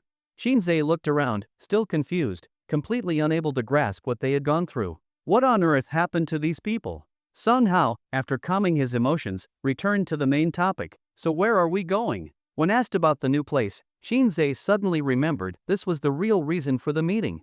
"Well," Xin Zhe rubbed the tip of his nose in embarrassment. "Your boss has been messing with me lately. I cannot find a job, and all my savings are gone, so I want to take you all somewhere else to live." "Ah!" Song Hao burst out laughing, delighted. "Brother, as long as it is not this place, anywhere is fine." As he spoke, Song Hao turned and looked at the brothers behind him. Every one of them was beaming with joy, eager to move to a new home. "If that is how you all feel, then I will get straight to the point. At this, Shinzei paused, then got up and walked over to the window. He pointed toward the large bridge in the distance. "We are going to sleep under the bridge." The group was originally all smiles and laughter, but when Shinzei walked over to the window, pointed in the direction of the bridge, and said, "Let's go sleep under the bridge," everyone was dumbfounded. That sentence, "let's go sleep under the bridge," echoed in everyone's minds like a thunderclap for a long time. Shinzei had not expected the negotiation to go so smoothly. He picked up his phone and checked the time. "All right then, stop standing around. Let's pack up and go," Shinzei said calmly. Song Hao snapped out of it and gave an awkward smile. "Well," Song Hao began hesitantly, "given how cold it is, sleeping under the bridge." At that point, Song Hao did not continue. They were all adults. Some things, if said too bluntly, were unpleasant to hear. But his meaning was very clear: sleeping under a bridge was simply too reckless. It really was not appropriate. "What is it?" Shinzei looked at Song Hao in confusion and asked, "You think it is not appropriate?" Hee. Song Hao awkwardly rubbed his hands together. "It really is not very appropriate. Even though our work is usually not too intense, and we generally do not run into danger, we still need to maintain a good mental state. It is not about fearing problems, it is about when real problems actually occur. If we really sleep under a bridge."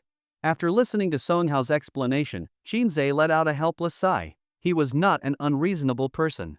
There were things he could understand. Shinzei stepped forward and patted Song Hao on the shoulder, speaking with sincerity. "Brother, to tell you the truth, I am completely broke this time. But our boss transferred you so much money. You should not be short of money," Song Hao said with a bitter smile. "All of that money was spent on you guys," Shinzei replied calmly. Then he quickly added, "But you do not need to worry. I will sleep under the bridge with you. After all, we are brothers." When Song Hao heard that Shinzei had gone that far, he really did not know what to say anymore. He looked back at the group of brothers behind him with a troubled expression. Each of them looked absolutely stricken. Song Hao lowered his head and hesitated for a moment. Then he gritted his teeth, hardened his heart, and suddenly looked up at Shinzei. "Brother, how about this, we cover your living expenses. How does that sound?" Song Hao nearly pleaded. "Ha?" Shinzei was displeased. "What are you saying? We are brothers. How can I use your money?" "We are willing," Song Hao declared with unshakable resolve. "All right, I appreciate your kindness." Shinzei stepped forward and wrapped an arm around Song Hao's shoulder, dragging him outside. "We are brothers who share honor and disgrace, blessings and hardships alike." "No, wait," Song Hao tried to protest, but he could not win against Shinzei. He was nearly in tears with anxiety, but he was still dragged out by Shinzei. His expression was uglier than if he had eaten shit. That night, Yu Yan drove straight over in fury. Song Hao and the others had already planned for this. Before Yu Yan arrived, they had already fled. They could not let her know that they had recently been associating so closely with Shinzei. The city at night was filled with neon lights. Yu Yan, dressed in formal attire, stood at a distance in high heels that highlighted her long, shapely legs. She immediately drew the attention of many passers-by. Beautiful women are always like this, they become the center of attention no matter where they go. Shinzei spotted Yu Yan from far away. He knew her too well, even without seeing her face, he could tell it was her just by her figure. Her recognizability was simply too high. Seeing Yu Yan come looking for him, Shinzei's face darkened and he turned to leave. Yu Yan saw this, bit her lower lip, and ran over, grabbing hold of Shinzei. Shinzei! On the street, a stunningly beautiful woman holding a man's hand immediately attracted many onlookers. Everyone wanted to see what kind of god-tier man could reject such a powerful and alluring woman. "You would rather beg on the streets than spend my money, is that it?" Yu Yan's eyes were red with anger. As soon as those words were spoken, the whole place erupted. Anyone could tell the stunningly beautiful woman of goddess-tier beauty was pursuing Shinzei, and not just any kind of pursuit, it was the kind that involved keeping him. The word keeping, in this context, financial sponsorship in exchange for companionship, itself carries a derogatory tone. But if the one offering it is an absolute bombshell, then the meaning changes entirely, that becomes the dream of hundreds of millions of men. Shinzei forcefully flung off Yu Yan's hand. "Stay away from me." Upon hearing Shinzei say this, everyone present wanted to rush up and slap him. Who the hell acts so high and mighty? Just be a kept man already, what is the problem? Shinzei. Yu Yan was thoroughly enraged. "Do you really have to be like this?" "Thanks to you," Shinzei said coldly. "You have to understand, these 5 years, everything I did was to give you a life without worries." Shinzei originally did not want to waste words with Yu Yan, but he truly could not accept how she had disappeared for 5 years, only to return acting like it had all been for him. He had had enough. He turned around, stormed up to Yu Yen, and said through gritted teeth, 5 years? Do you have any idea what your sudden disappearance meant to me for those 5 years? Do you fucking know how I lived through them? Yu Yen sighed and said, Shinzei, enough, it is all in the past. I am back now. Just listen to me, whatever you like, I will buy it for you. We do not have to live in poverty anymore. Ah, Shinzei laughed maniacally, then his laughter turned into rage. You think I care about money? If you really wanted to give me a carefree life, then please, respect yourself and let me go, not force me into a corner like you are doing today. With that, Shinzei turned and left. He was deeply disappointed. Yu Yen never once explained what she had been doing during those 5 years, nor did she explain why she was now so wealthy, or where that money had come from. On the street, everyone watched as Yu Yen stood there alone, and it stirred a sense of pity. This was the perfect example of exploiting an opportunity. When you see a woman heartbroken, that is when your chance arises. If you can offer her emotional comfort at that moment, you can gain access to her heart. That is how emotional rebound works. Among the onlookers, a man who looked like a gentleman stepped forward. Miss Shinzei, who was walking away, stiffened at the sound. Men understand men better than women do, and Shinzei immediately recognized that this man's attempt to exploit the moment had only one ultimate goal. However, before the man could even finish his sentence, a flash of killing intent flickered in Yu Yen's cold eyes. Do I look like I am in a good mood to you? She said icily. The man froze in embarrassment. He had not expected to be shut down so harshly. Miss, I hope you understand, he is just an irresponsible piece of shit. Get lost, Yu Yen shouted coldly. The man shrugged and forced a stiff smile onto his face. Miss, do not be upset. Let me take you home. As he spoke, the man gently reached out to touch Yu Yen's shoulder.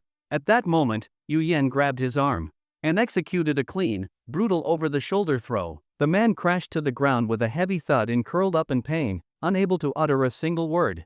Yu Yen looked down at the man with a cold expression. My relationship with my man is not something anyone else gets to comment on.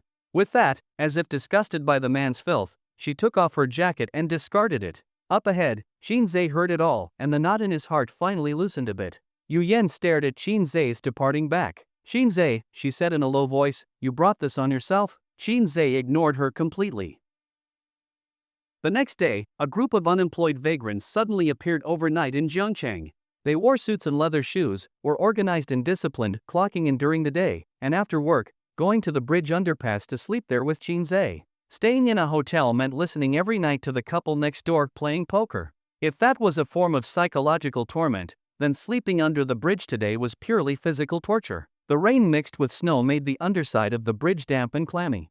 The honking of passing vehicles was deafening. There was no shelter in any direction.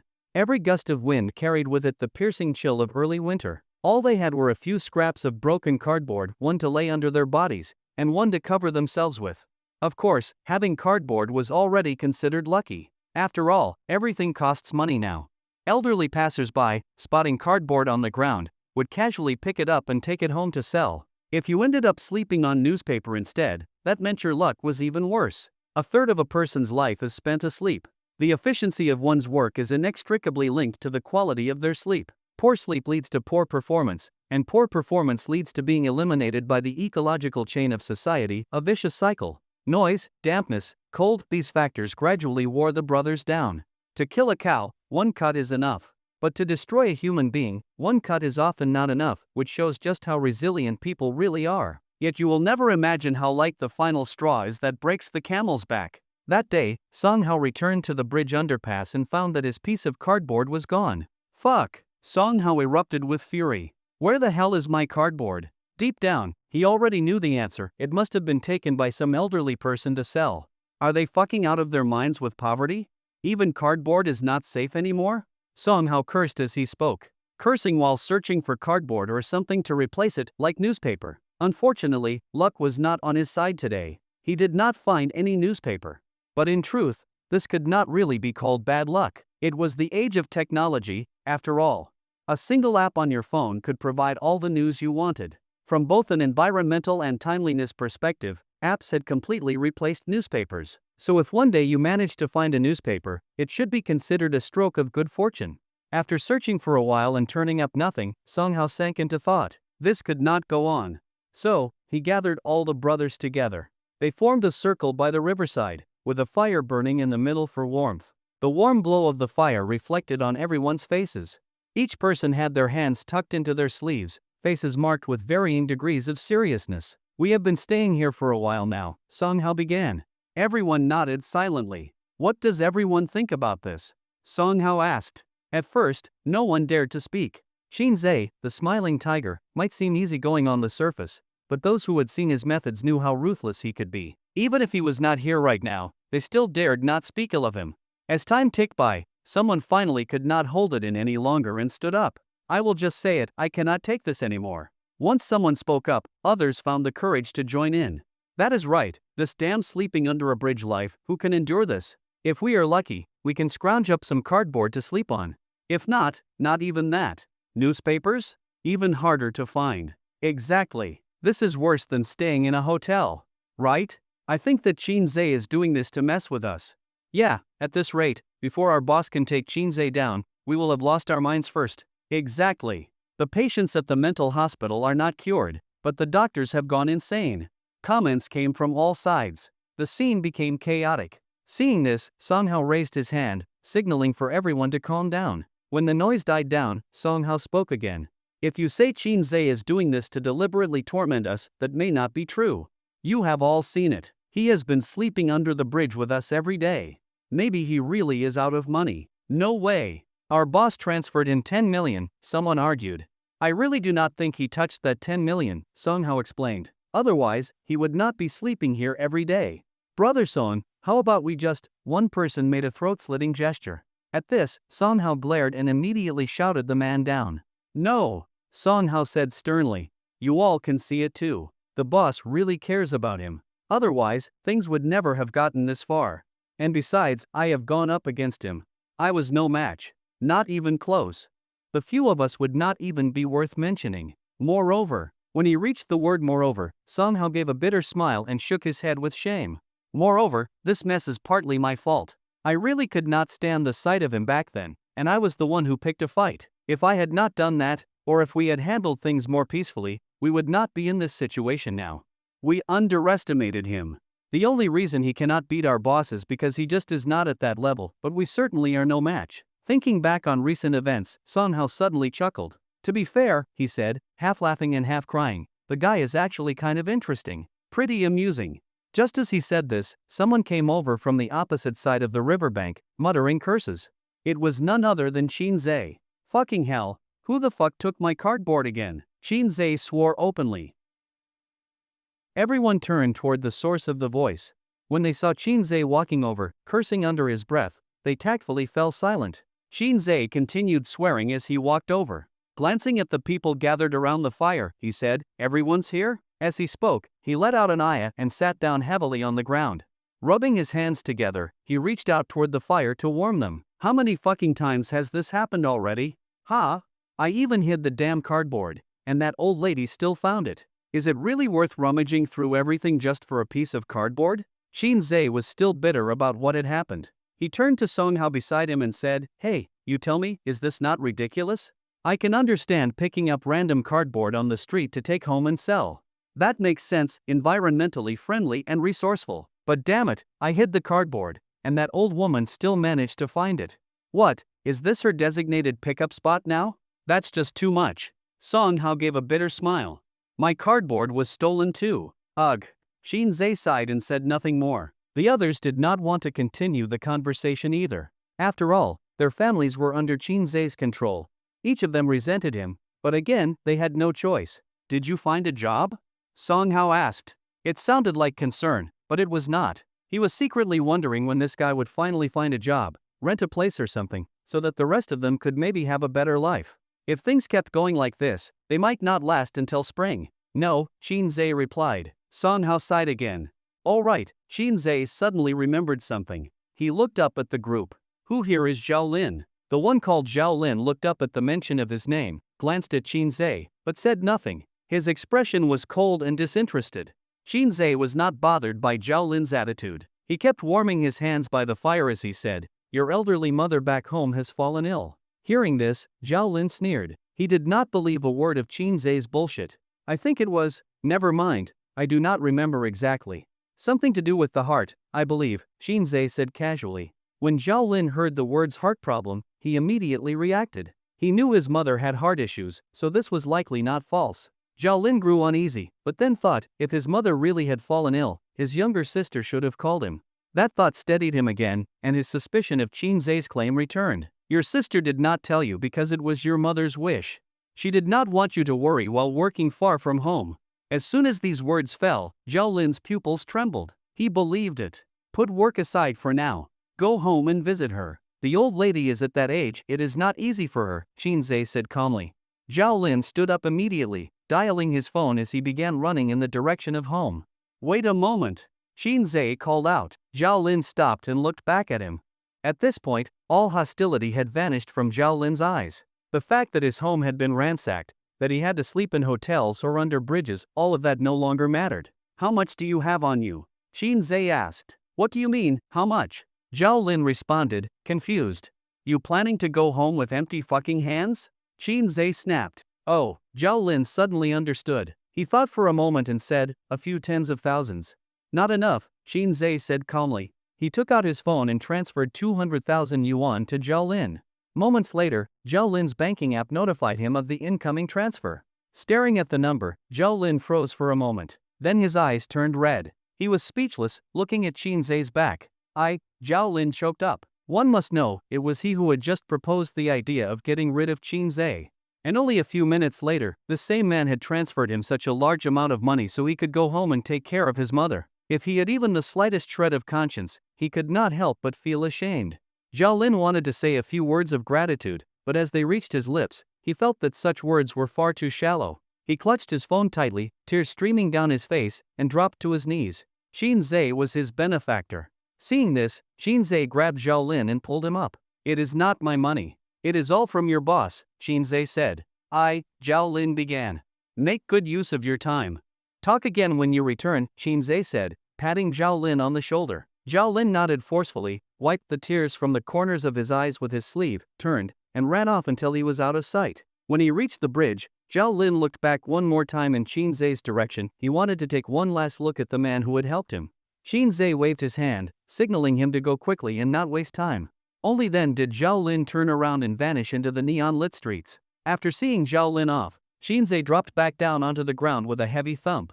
God damn it, I do not even know anymore. Am I threatening you people, or are you threatening me? I threaten you, yet I still have to keep an eye on your families. Fuck, what a loss, Qin Zhe cursed under his breath. His words sounded ridiculous, but no one present could laugh. This incident completely changed everyone's perception of Qin Zhe. Qin Zhe had no relation to any of them. Whether their families lived or died had nothing to do with him. And yet he gave Zhao Lin money to return home and treat his mother's illness, something that was entirely unnecessary. But Qin Zhe still did it. Qin Zhe might be ruthless in his methods, sinister and cunning in nature, but he was not a bad person.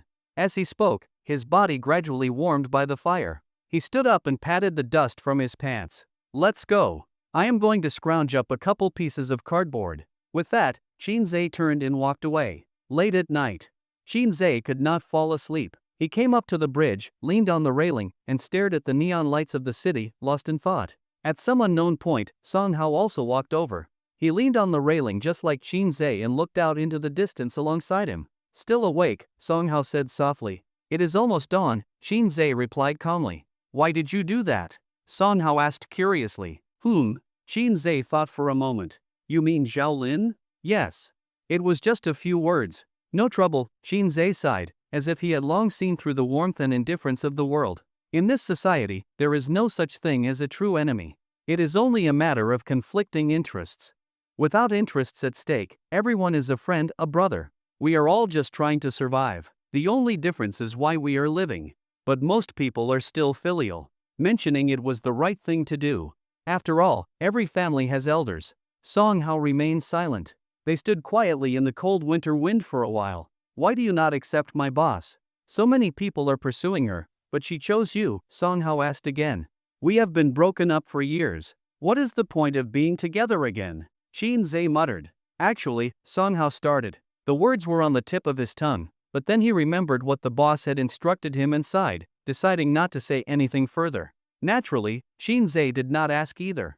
If it was bad news, it would just make him angry. If it was good news, and he found out that Yu Yan had been suffering all along, he would be even angrier. If she had understood the meaning of sharing both honor and hardship, then she never should have left him in the first place. The result of what they had become, she had brought it upon herself. At that moment, Song Hao's phone buzzed. It was a message from Yu Yan.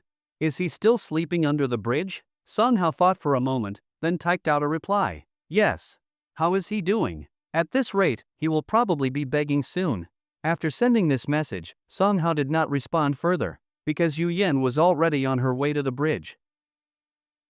When Song Hao saw that Yu Yan had not replied to his message, he immediately frowned. After a brief moment of thought, he realized something. I have to go, Song Hao said urgently. Tired? Qin Zhe asked. No, Song Hao replied seriously. I suspect the boss is already on her way. Qin Zhe thought for a moment, then nodded. He did not try to stop him. Right now, Qin Zhe did not want Yu Yan to know that he had been bringing her bodyguards to sleep under the bridge every day. That would be troublesome and difficult to explain, and it could easily expose the fact that he had been messing with her subordinates. Before Song Hao could leave, a voice laced with sarcasm suddenly rang out. Well, is this not Manager Qin from our company? The speaker was the manager of the PR department, Shanghai. It was said that his father was a member of the board of directors, a textbook case of nepotism. When Qin Zhe had not yet resigned, he had worked in the planning department of Wenqing Group as a manager. Technically, the two departments should have had little to do with each other. The reason for their conflict was that Shanghai had taken a liking to a receptionist in the company. The girl was good-looking with a nice figure. When Shanghai pursued her, she rejected him outright, telling him she already had someone she liked. Upon investigation, it turned out that person was Qin Zhe. Since then, Qin Zhe had frequently become the target of Shanghai's malice. He truly did not understand. I did not even fucking do anything, and I still ended up offending someone? Is this the price of being handsome? Where the hell is the justice in this? Qin Zhe had never taken Shanghai seriously. He was just a fly buzzing around his ears. Killing him would be dirty work. Flies spent their lives playing with shit. Buying a fly swatter just for a single fly was not worth it. It was not about the money. How expensive could a fly swatter be? It was just that the effort of going out to buy one felt too high a cost. He simply could not be bothered. Shanghai, realizing it really was Qin Zhe, gave him a once-over. When he saw Qin Zhe's ragged appearance, he was so delighted he could barely contain himself. He got out of his car, leather shoes clicking against the ground as he walked up to Qin Zhe, sneering. Out here so late at night, what brings our manager Qin here? He smacked his forehead, pretending as if something had just occurred to him. Oh right, you resigned. Ha ha ha, look at my memory. Shanghai laughed heartily, staring at Qin Zhe with a face full of smugness. Qin Zhe glanced at him out of the corner of his eye but said nothing. Ah yes, this guy resigned and still. Shanghai gave Qin Zhe another once-over, then feigned sympathy and said, well, to be fair, sleeping during the general meeting on the new president's first day, that really was out of line. Resigning was for the best. One rotten fish ruins the whole pot. As he spoke, Shanghai paused and then laughed again. Out here in the middle of the night, what are you doing? Begging? When he mentioned begging, Shanghai reached into his pocket. Let me see. I think I have some spare change. He pulled out a few coins and grinned, showing them to Qin Zhe. Look at that, I really do. Lucky you. He casually tossed the coins to the ground in front of Qin Zhe. The coins clattered to the pavement, finally coming to rest against the heel of Qin Zhe's shoe. Qin Zhe looked down at the coins but still said nothing. Seeing that Qin Zhe remained silent, Shanghai became displeased. What he hated most was this calm expression of Qin Zhe's. No matter how much he provoked him, he never reacted. This kind of humiliation did not excite Shanghai, it only made him angrier. It felt like throwing punches only for Qin Zhe to dodge them effortlessly, which made Shanghai look like a fool who was trying too hard. A flicker of anger appeared in Shanghai's eyes. Oh right. I remember I have something in the car that might suit you.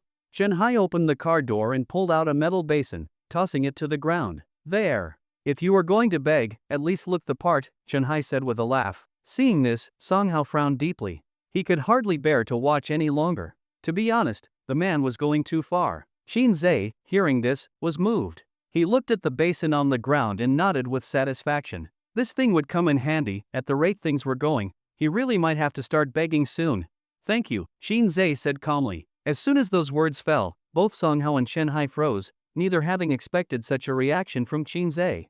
Shanghai burst into loud laughter. All right, I'm in a good mood today.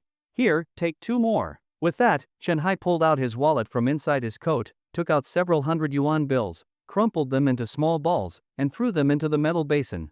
But even so, Shanghai still did not feel satisfied. He spat into the basin, then stepped into it with one foot, viciously grinding down to smear the thick phlegm over the money. At that moment, a brand new Mercedes-Benz stopped at the roadside. The driver's door opened, and a pair of exquisite high heels touched the ground. Then, a graceful woman stepped out of the car. Closing the car door behind her, Yu Yan walked toward them. Seeing her, Song Hao immediately straightened his posture, lowered his head, and said in a low voice, "Boss." Shanghai also noticed and was visibly shocked. "President Yu." Song Hao said respectfully, bowing slightly. Shanghai's face turned completely red. Yu Yan was the most beautiful woman he had ever seen in his life. He lowered his head, trying to sneak glances at her alluring figure. He looked at her elegant high heels, her long and beautiful legs, her slender waist that could be held in one hand, but dared not raise his eyes any further. Gulp! His Adam's apple bobbed. Shanghai was visibly nervous. For a woman of Yu Yan's level, top-tier beauty, to say one did not desire her would be a lie. Thinking of his father's position on the board, he figured maybe he had a chance too. At that thought, he shot a fierce glare at Qinzhe, the man responsible for this. If not for him, how could such a distinguished president you have seen him in such a shameful state? It was over. His image was ruined. Yu Yan pushed her silver-rimmed glasses up with her middle finger. "Go on," Yu Yan said coldly. After speaking, she walked to the side, crossed her arms, and leaned against the railing. Song Hao was stunned. He had initially been relieved by the boss's arrival. After all, Qinzhe was someone she had once favored. Seeing her own man being humiliated like this, she should have stepped in to defend him.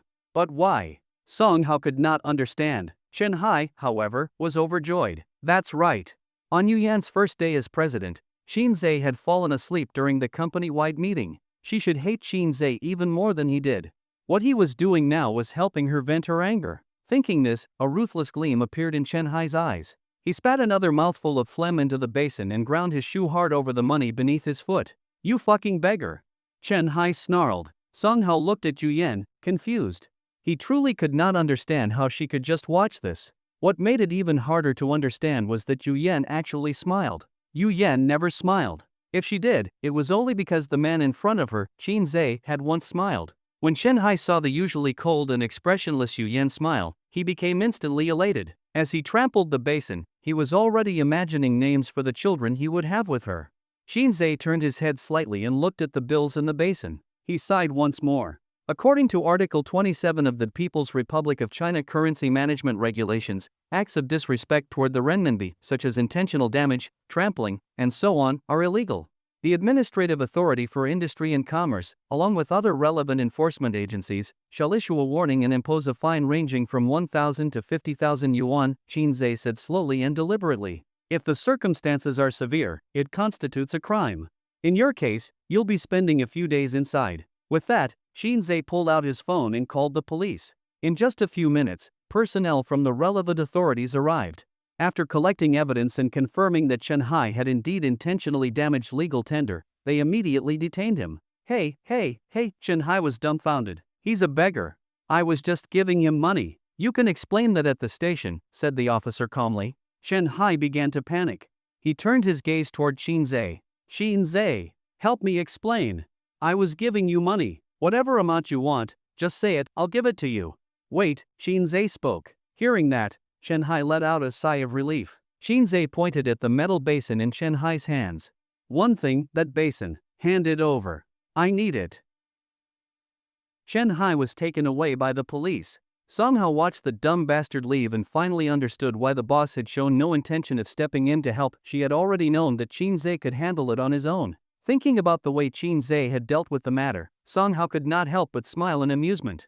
This was different from the Qinzhe he remembered. Calm and unreadable in expression, all it took was quoting a legal article and making a simple phone call, and someone came to clean up Shanghai for him. Recalling Shanghai's hideously twisted face while cursing, and comparing it to Qinzhe's effortless maneuvering, made Shanghai seem all the more pathetic, like a ridiculous little clown. Song Hao shook his head helplessly, inwardly sighing at just how vast the gap could be between people. Qinzhe leaned on the railing with his elbow, maintaining the same posture, as if simply enjoying the view the entire time. Facing the wind, Yu Yan reached out with her delicate fingers to brush away a few stray strands of hair from her forehead. A serene smile hung on her pretty face. Noticing that Qinzhe was ignoring her, Yu Yan chuckled in amusement. She stepped toward him in her exquisite high heels, tilted her head slightly, and looked at him with a charming expression. Are you blind, or just pretending not to see me?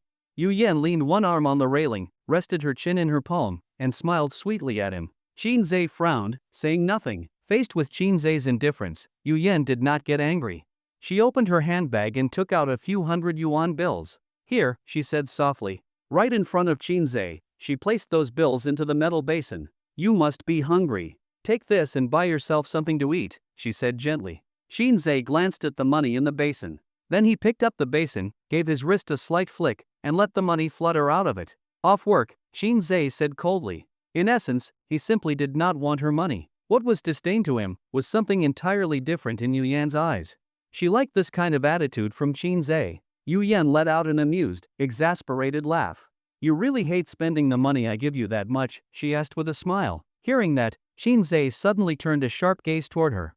He pointed furiously to the ground beneath his feet and declared with iron determination, even if I end up begging, I, Qin Zhe, will not spend a single cent of your money, Yu Yan. Not even such a fierce bow could withstand the beauty of the woman before him. When his gaze landed on her face again, when he once more saw that stunningly beautiful visage, he wavered again. This damned woman. Qin Zhe let out a cold snort and turned his head away. He did not want to look at her. He did not want to waver in his resolve. Come live with me, Yu Yan said calmly. Just the two of us.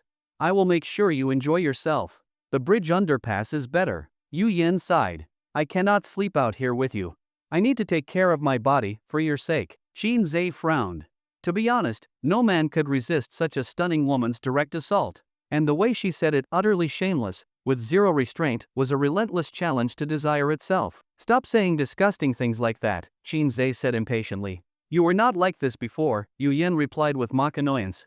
Back in college, you used to. Shut up, Qin Zhe snapped. Yu Yan raised her delicate eyebrows and said nothing more. After a moment, begging is undignified, Yu Yan said softly, trying to persuade him. Undignified? Qin Zhe scoffed. Do you even know what dignity is? I am already reduced to begging, and you think I still care about dignity? Here is a suggestion, Yu Yan said, leaning closer to him. Given your current financial state, you can go to the reception office at a temple with your ID and apply for a lay affiliation certificate. With it, you can seek lodging at any temple, and they provide food as well. The environment and atmosphere can help cleanse your heart. If one day you come to your senses. At that point, Yu Yan had already drawn close to Qin Zhe. She rose on tiptoe and kissed his cheek. Dior 952, her favorite lipstick shade. Also Qin Zhe's favorite shade of cherry red. Her red lips lightly touched his, playfully and tenderly. And just to be extra cheeky, Yu Yan even gave his cheek a teasing lick with the tip of her tongue. If one day you come to your senses, maybe you will come looking for me, she whispered. Yu Yan gave a wickedly charming smile. There was danger in that smile, but also contentment, as if, in this world, being able to kiss the face of the man she loved was the greatest happiness. Qin Zhe had been caught off guard. By the time he smelled that familiar fragrance, it was already too late to escape the kiss. He held his face, his breathing noticeably heavier. Yu Yan, are you out of your fucking mind? Qin Zhe shouted in anger and shame. Yu Yan raised her elegant eyebrows with amusement, her demeanor was relaxed and carefree. I am telling you, Yu Yan. Qin Zhe pointed angrily at Yu Yan's dangerous-looking face. We broke up 5 years ago. Give it up. There is no possibility between us anymore. And another thing. What do you even know? Qin Zhe said with disdain. What kind of money can you make at a temple? When I was working myself to death at Wanqing Group, I only made a little over 10,000 yuan a month. Begging on the street, I can make 1,000 a day. What the hell do you know? Seeing Qin Zhe so worked up, Yu Yan could not help but laugh. After all, this was the man she deeply loved. The man she had cautiously kept hidden in her heart. She could not hold back the joy any longer. Yu Yan held her stomach and burst into laughter. Even Song Hao, standing nearby, was stunned. He had stayed by Yu Yan's side for 5 full years, 5 entire years. And in all that time, when had he ever seen Yu Yan laugh so freely? Normally, she was always calm and reserved. No matter the situation, her face remained cold and indifferent. More than once, Song Hao had thought that his boss might never laugh again in this lifetime, not even if the world ended. For a moment, Song Hao did not recognize this woman standing before him. He began to wonder, was this still the same ruthless boss he had known? When Qin Zhe saw how happily Yu Yan was laughing and how beautiful her smile was, his face filled with disdain. He wanted to slap himself. He had meant to defend himself, but now it looked like he had just been trying to amuse her. Why was he even explaining himself to her? Let her think whatever she wanted. Shinzei grew even angrier. With a cold snort, he turned and walked away. There is some cardboard in my car, Yuyen said with a laugh. I brought it for you. Shinzei turned back, glared at Yuyen, opened the car door, grabbed the cardboard inside, and slammed the door shut. After taking a few steps, Shinzei suddenly came to his senses. Why the hell did I take something from her? Smack! Shinzei threw the cardboard to the ground. Hey! Yuyen pouted unhappily, her red lips pursed. Cardboard is hard to come by these days. Well, that was true. The cardboard was not at fault. Gritting his teeth, Shinzei picked the cardboard back up. Yuyen watched as Shinzei walked away, and did not turn around until his figure had disappeared into the darkness. Then she looked toward Song Hao.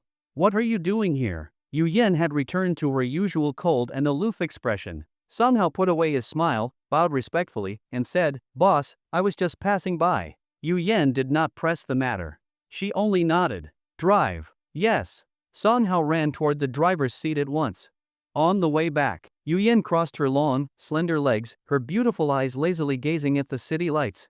Every time she saw couples on the street, she could not help but look a little longer. In those moments, her normally cold eyes would show a trace of envy. She remembered how, 5 years ago, she and Shinzei had once walked the streets together just like that. In spring, the two walked hand in hand, feeling the spring breeze, listening to the birds chirping. Shinzei had called it mating calls.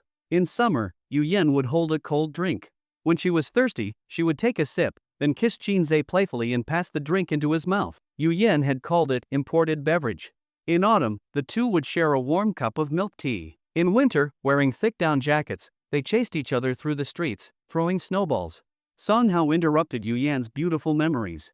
Boss, Song Hao said in a low voice. Yuyen's absent-minded gaze came back to focus, and she looked at Song Hao in the driver's seat with slight displeasure. Yuyen responded coldly. It is cold, Song Hao said with concern. And he is sleeping under a bridge like that, is it really?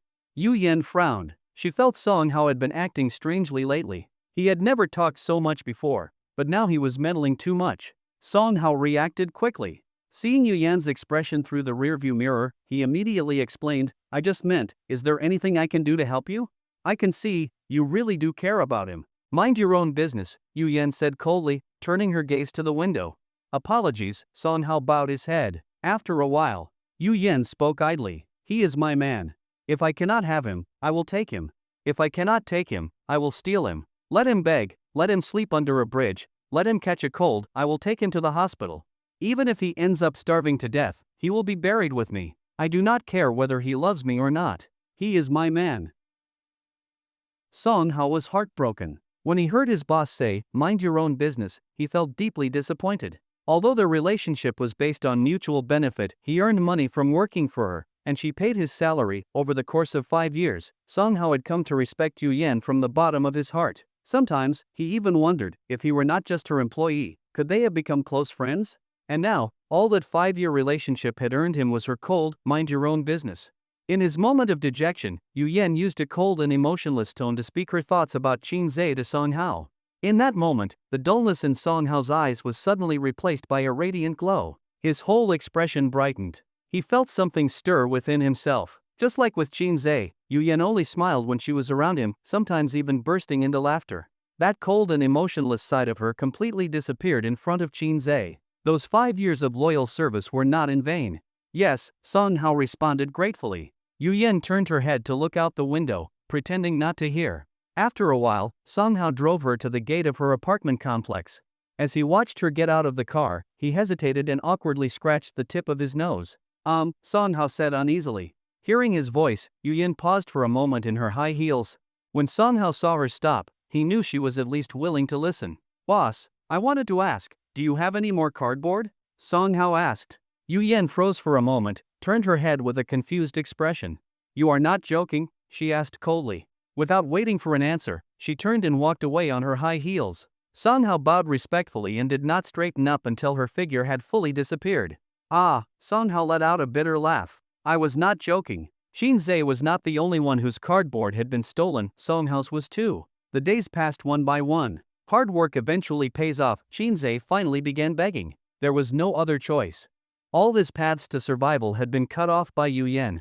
If he did not beg, he would have to go to a temple and apply for a lay affiliation certificate. Between begging and the certificate, Shinzei chose begging. As he put it, this line of work is incredibly profitable. That day, Shinzei held a mobilization meeting and gave a passionate speech to prepare Yuyan's bodyguards for the career of begging. Brothers, 56 ethnic groups, 56 flowers, we are all one family, we are all relatives. In this world, you must understand, money is not hard to make. Song Hao gave a bitter smile and remained silent. He thought, if money is not hard to make, then why are you dragging us out to beg? Wait a moment, let me drink some water first. Gulp, gulp, gulp, gulp.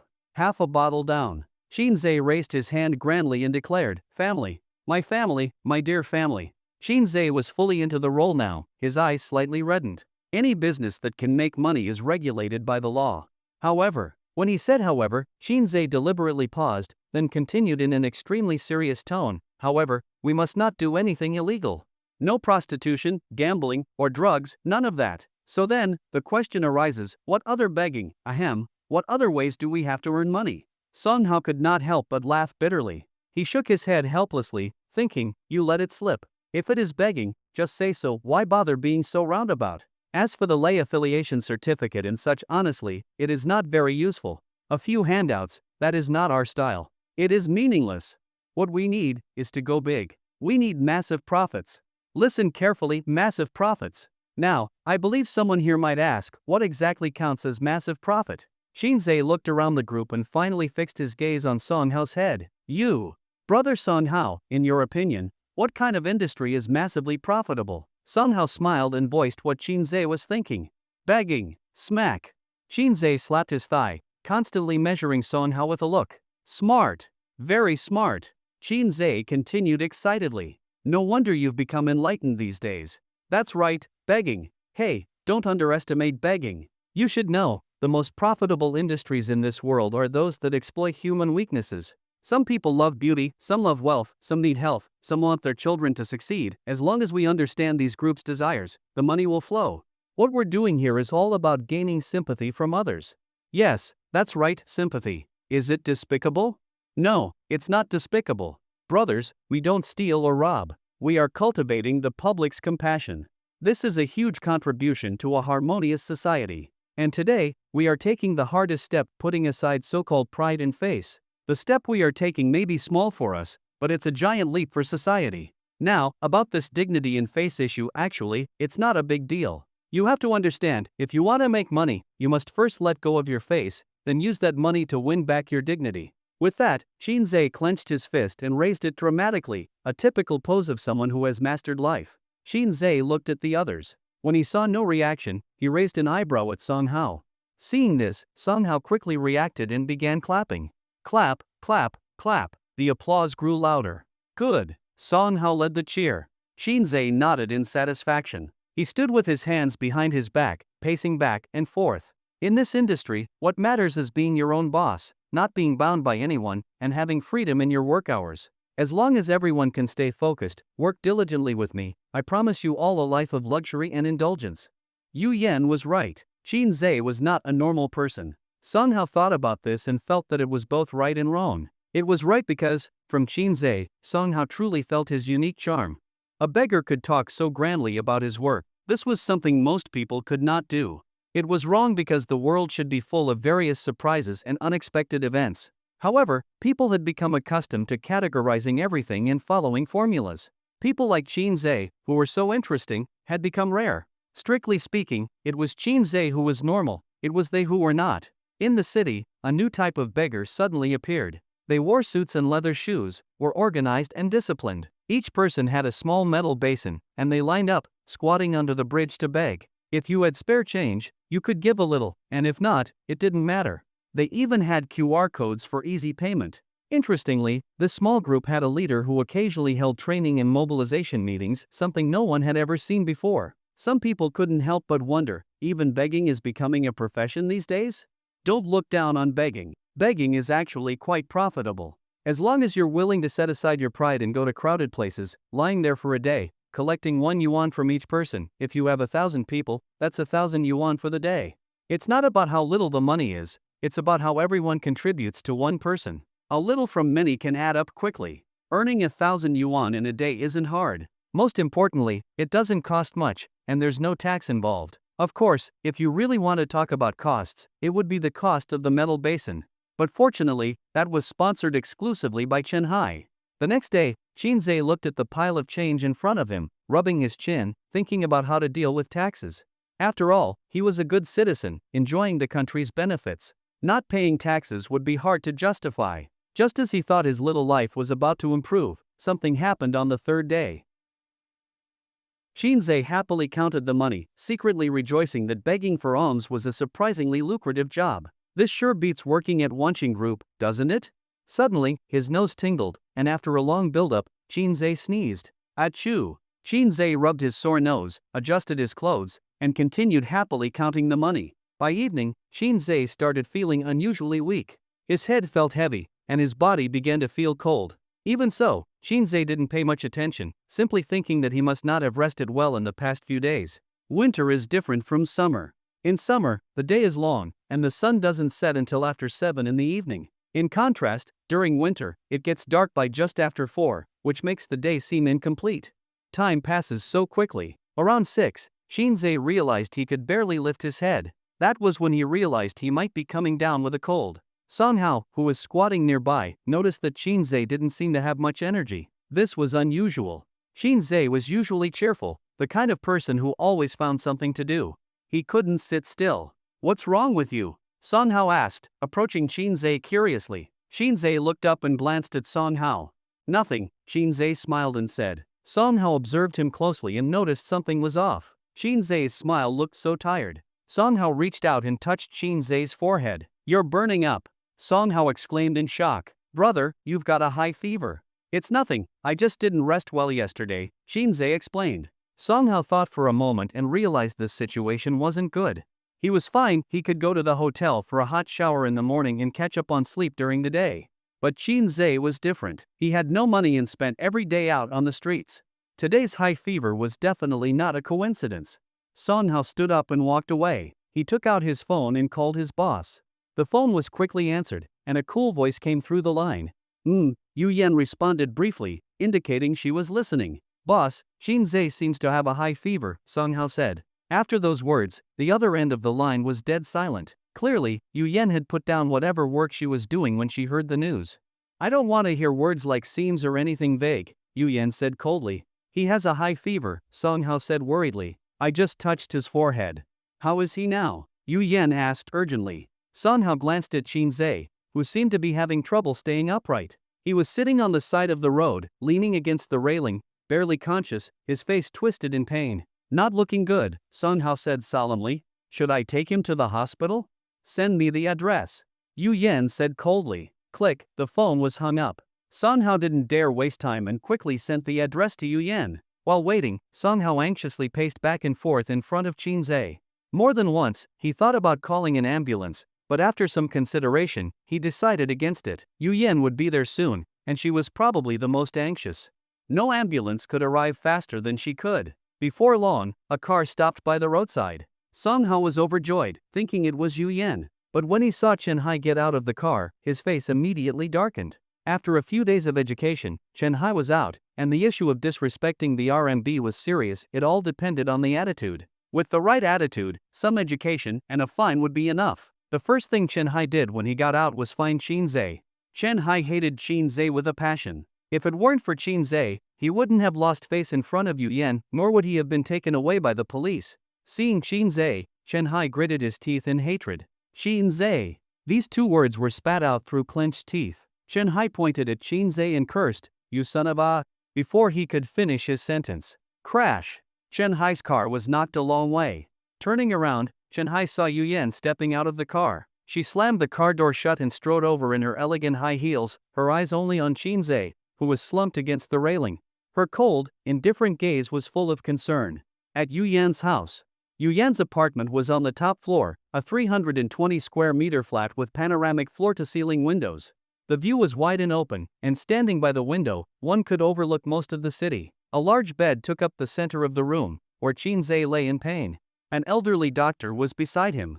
The doctor had given Shinzei an antipyretic injection and had started in 4 drip. He sighed in relief and stood up. Yu Yan, seeing this, quickly asked, "How is he?" "He's fine, luckily." It's a good thing you didn't send him to the hospital. If you had, it would have been too late. His lungs would have been damaged by then, the doctor explained. Yu Yan, hearing this, immediately relaxed. The tension that had been weighing on her heart finally eased. Thank you, doctor. I appreciate your hard work, Yu Yan said gratefully. The doctor smiled and said, it's nothing. Now that the fever has subsided, he should be fine. I'll come back tomorrow. A few days of 4-drip, and he'll be alright.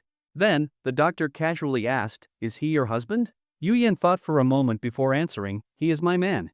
The answer was significant. The doctor had asked if Qin Zhe was her lover, and technically, Yu Yan could have simply nodded, but she didn't. Instead, her response was, he is my man. The doctor didn't understand the nuance of her words and only found it curious. The truth was, lover usually implies a married couple, but they weren't married yet. Moreover, Qin Zhe wasn't likely to agree to Yu Yan's pursuit that quickly, so the lover relationship didn't apply here. However, there was one truth, whether Qin Zhe agreed to Yu Yan or not, in Yu Yan's eyes, Qin Zhe would always be her man. The doctor was only slightly puzzled but didn't inquire further. Now that the patient was stable, he was at ease. Alright, I won't disturb you any longer, the doctor said as he picked up his medical kit. After the doctor left, Yu Yan sat by Qin Zhe's bed. Her soft, delicate hand gently stroked the contours of his face. Her beautiful eyes gradually shifted from a look of obsession to one filled with a tender redness. She had always said that no matter what Qin Zhe did, whether he acted foolishly, got hurt, or caught a cold, it was all fine. But now, when things had truly reached this point, Yu Yan couldn't help but feel heartache. Qin Zhe's love was given by Yu Yan. Qin Zhe's pain was given by Yu Yan. Qin Zhe's wounds were given by Yu Yan. She couldn't understand why the man who made her feel both love and hatred was so stubborn. She had returned, they could start over. So why did he always oppose her? He would rather freeze to death on the street than spend the money she gave him. What a fool of a man. How could he be so foolish? Can love really just be dismissed with the words, I don't love you anymore? 2 tears rolled from the corners of Yu Yan's eyes, tracing the path down her delicate face, across her smooth chin, and finally forming a single tear. The tear sparkled in midair as it fell, landing on Qin Zhe's forehead and shattering into a tear-shaped splash. The tear didn't just break, it shattered Yu Yan's indifferent heart as well. Was it really because I left you for 5 years that you hate me this much? What a foolish man, how could he be so foolish? Yu Yan reached up and wiped away the tear from her eye, stood up, and walked out of the bedroom. At the moment the bedroom door closed, Qin Zhe slowly opened his eyes. After the antipyretic injection, Qin Zhe felt much better, and his consciousness gradually returned. The conversation between the elderly doctor and Yu Yan was also heard by Qin Zhe, though he was too weak to fully comprehend it at the time. Once the doctor left, Qin Zhe thought about getting up and leaving Yu Yan's house. But just then, Yu Yan cried. For Yu Yan, she had always been a difficult presence in Qin Zhe's heart. 5 years ago, she left him without saying a word, and now, 5 years later, she had returned without offering a single explanation. In those 5 years, Yu Yan had changed. She had become wealthy, more beautiful, more feminine, and more elegant. Yet, at the same time, Yu Yan seemed unchanged. She was still the same little girl who would cry at the slightest thing. Back then, Yu Yan would watch a cartoon called Blue Cat Dragon night before bed. As she lay in Qin Zhe's arms watching, she would soon fall asleep. In the middle of the night, Yu Yan suddenly woke up, shook Qin Zhe awake, and started crying. Qin Zhe woke up, and Yu Yan immediately hugged him, crying uncontrollably. What's wrong? Why are you crying all of a sudden? Qin Zhe asked, confused. I dreamt that dinosaurs were chasing me. Yu Yan cried, her voice trembling. Qin Zhe was charmed by her cuteness. He held her and gently patted her back. Alright, it's over now. It's okay. Look, your boyfriend is still here. Qin Zhe comforted her. You don't understand, it was so scary. I was in a primeval forest, and the dinosaurs were chasing me, trying to bite my butt. Yu Yan seemed to still be terrified, her body shaking from the nightmare. Look at you, you watch a cartoon and end up having a nightmare, Qin Zhe chuckled. Actually, the dinosaur wasn't trying to bite your butt. It was chasing you because you're so cute. Don't worry, even little animals like you because you're adorable. You should be happy. No, it's not true. Yu Yan pouted, looking pitiful. It really wanted to bite my butt. It almost did, but luckily, I reacted quickly and woke up. Ha ha ha ha ha. Yu Yan's serious expression made Qin Zhe burst into laughter. You're still laughing. Yu Yan was so upset that she was about to cry. A tear fell from Yu Yan's eye and landed on Qin Zhe's forehead, shattering into a tear-shaped splash. There was always a place in Qin Zhe's heart reserved for Yu Yan, a place he had sealed off and never allowed anyone else to touch. Even he couldn't face it. This tear was like a key, unlocking the seal of that forbidden place in Shinzei's heart. At that moment, Shinzei felt as if his heart had shattered into a complex mixture of emotions, like breaking open a jar filled with mixed flavors. He could clearly feel that Yuyan still loved him, but what he couldn't understand was, if she loved him so much, why did she leave without a word? Why had she come back now without offering any explanation? As he felt Yuyan's tears, Shinzei's heart ached. Shinzei never lacked the courage to forget Yuyan, but what he couldn't face was seeing her tears. After all, it had been 5 years. Couldn't they both just move on and live their lives separately? Shouldn't she be happier without him? But what was all of this supposed to be? Yuyan's tears certainly moved Shinzei's heart. Fine. He decided he would leave tomorrow. After a short while, Yuyan returned. Hearing the sound of the door opening, Shinzei quickly closed his eyes, pretending to still be unconscious. Yuyan changed her clothes, took a shower, and came back to Shinzei's side. That night, Yuyan stayed by Shinzei's bed, watching over him as he slept. The next morning, as the sun rose, Shinzei opened his eyes. He looked around and realized Yuyan was not in the room. Phew! Shinzei breathed a sigh of relief. He sat up, but dizziness soon hit him again. He held his forehead. It seemed that his cold hadn't fully recovered. Taking a deep breath, he stood up and walked out of the bedroom. He had thought Yuyan might not be home, but as he passed through the living room and reached the kitchen, he saw that Yuyan hadn't gone to work today. She was in the kitchen, making breakfast. Unlike the Yuyan from yesterday, today's Yuyan had returned to her usual cold, aloof demeanor. There was no trace of the fragile woman she had been the night before. "You're awake," Yuyan said, her tone neutral. Shinzei glanced at her. Seeing her proud, high and mighty look, he felt much more at ease. Compared to the Yuyan from yesterday, he could handle this version of her much better. Shinzei remained silent as he walked past the living room and grabbed his slippers from the shoe rack. "Come eat," Yuyan said softly. Shinzei didn't respond and bent down to put on his shoes. Yuyan, holding breakfast, walked out of the kitchen and casually placed it on the table. She then approached Shinzei from behind and kicked his slipper away. Seeing his slipper being kicked far away, Shinzei glared at Yuyan in anger. Yuyan raised an eyebrow, as if saying, "What are you going to do about it?" Yes, Yuyan was quite perceptive. She knew that Shinzei could never confront her when she showed that playful, mischievous face. As expected, when Shinzei saw her face, most of his anger was instantly quelled. "Yuyan, what exactly do you mean?" Shinzei said coldly. "I saved you," Yuyan replied lightly. "You made me beg for food." Shinzei shouted. "Ha!" Yuyan crossed her arms and lazily observed Shinzei's body, mocking him. "Seems like you're doing better now, with some temper. Yesterday, when you had a high fever and passed out, why didn't you shout at me then, huh?" Shinzei was furious. "Come eat and then leave." "You're already here, anyway," Yuyan said in a soft voice. "I'm not interested," Shinzei replied. "You beg for food and still complain? You're lucky there's food at all." Yuyan mocked again. Shinzei was so furious his face turned red.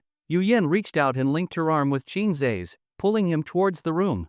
"Come eat," Yuyan said again. "Let go of me." Shinzei angrily shook her hand off. Maybe he used too much force, or maybe Yuyan wasn't prepared, but her body staggered a few steps as she was pulled by his strength. Seeing this, Shinzei was startled. He didn't want to get too close to Yuyan, but he had no intention of hurting her. As soon as he saw her about to fall, his heart ached. Fortunately, Yuyan managed to steady herself. Yuyan glanced at Shinzei, whose face was filled with panic, and a sly smile curved on her lips. Yuyan had done it on purpose.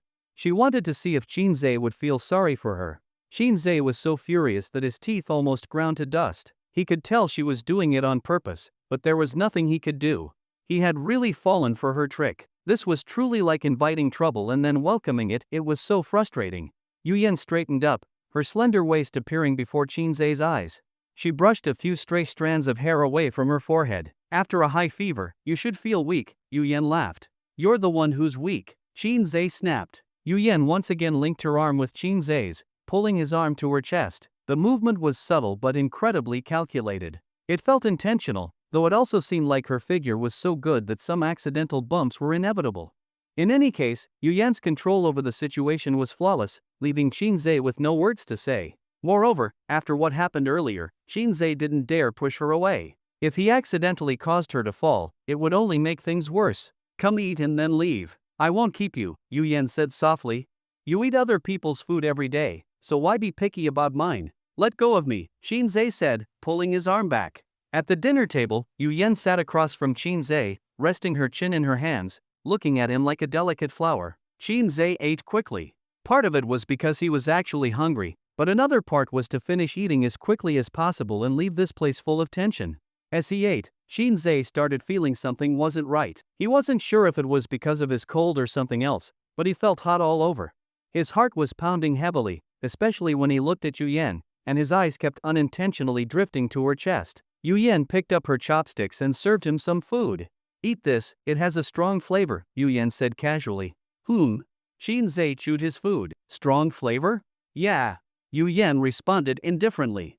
"When I was adding the seasoning earlier, I accidentally added a bit too much to this dish. Oh, that's why I feel so hot." Qin Zhe suddenly realized, then his face turned bright red with anger. "What the hell did you say?" Qin Zhe slammed the table and stood up. Before he could fully get up, a dizzy feeling hit him, and his body suddenly weakened. Seeing this, Yu Yen quickly stepped forward to support Qin Zhe. "Are you okay?" Yu Yen asked with a smile. "Shut up," Qin Zhe cursed loudly. "Can you still walk?" Yu Yen asked with a grin. "You drugged me, how the hell am I supposed to walk?" Qin Zhe spoke between labored breaths. "So, are you leaving or not? Didn't you say you'd leave after dinner?" While saying this, Yu Yen grabbed Qin Zhe's hand with her other hand, her fingers intertwining with his, in a manner full of ambiguous intimacy. "You." Qin Zhe wanted to curse again, but the drug's effect was taking over him. Dizzy, Qin Zhe noticed that Yu Yen seemed even more beautiful and alluring. "No, no, no." Qin Zhe shook his head desperately, trying to shake those thoughts out of his mind. Yu Yen was still smiling. She pulled a finger from her grip on Qin Zhe's hand and gently scratched his palm. "You can't." Qin Zhe was still struggling. "You might not be fully recovered from your cold. Go lie down in the bedroom, and I'll call a doctor for you," Yu Yen softly said. As she spoke, Yu Yen blew a soft breath near Qin Zhe's earlobe at the end of her sentence. With Yu Yen's support, Qin Zhe was helped back into her bedroom. Lying on the bed, Qin Zhe wanted to remember, but his body lacked strength, and the drug's effect was fully taking over him.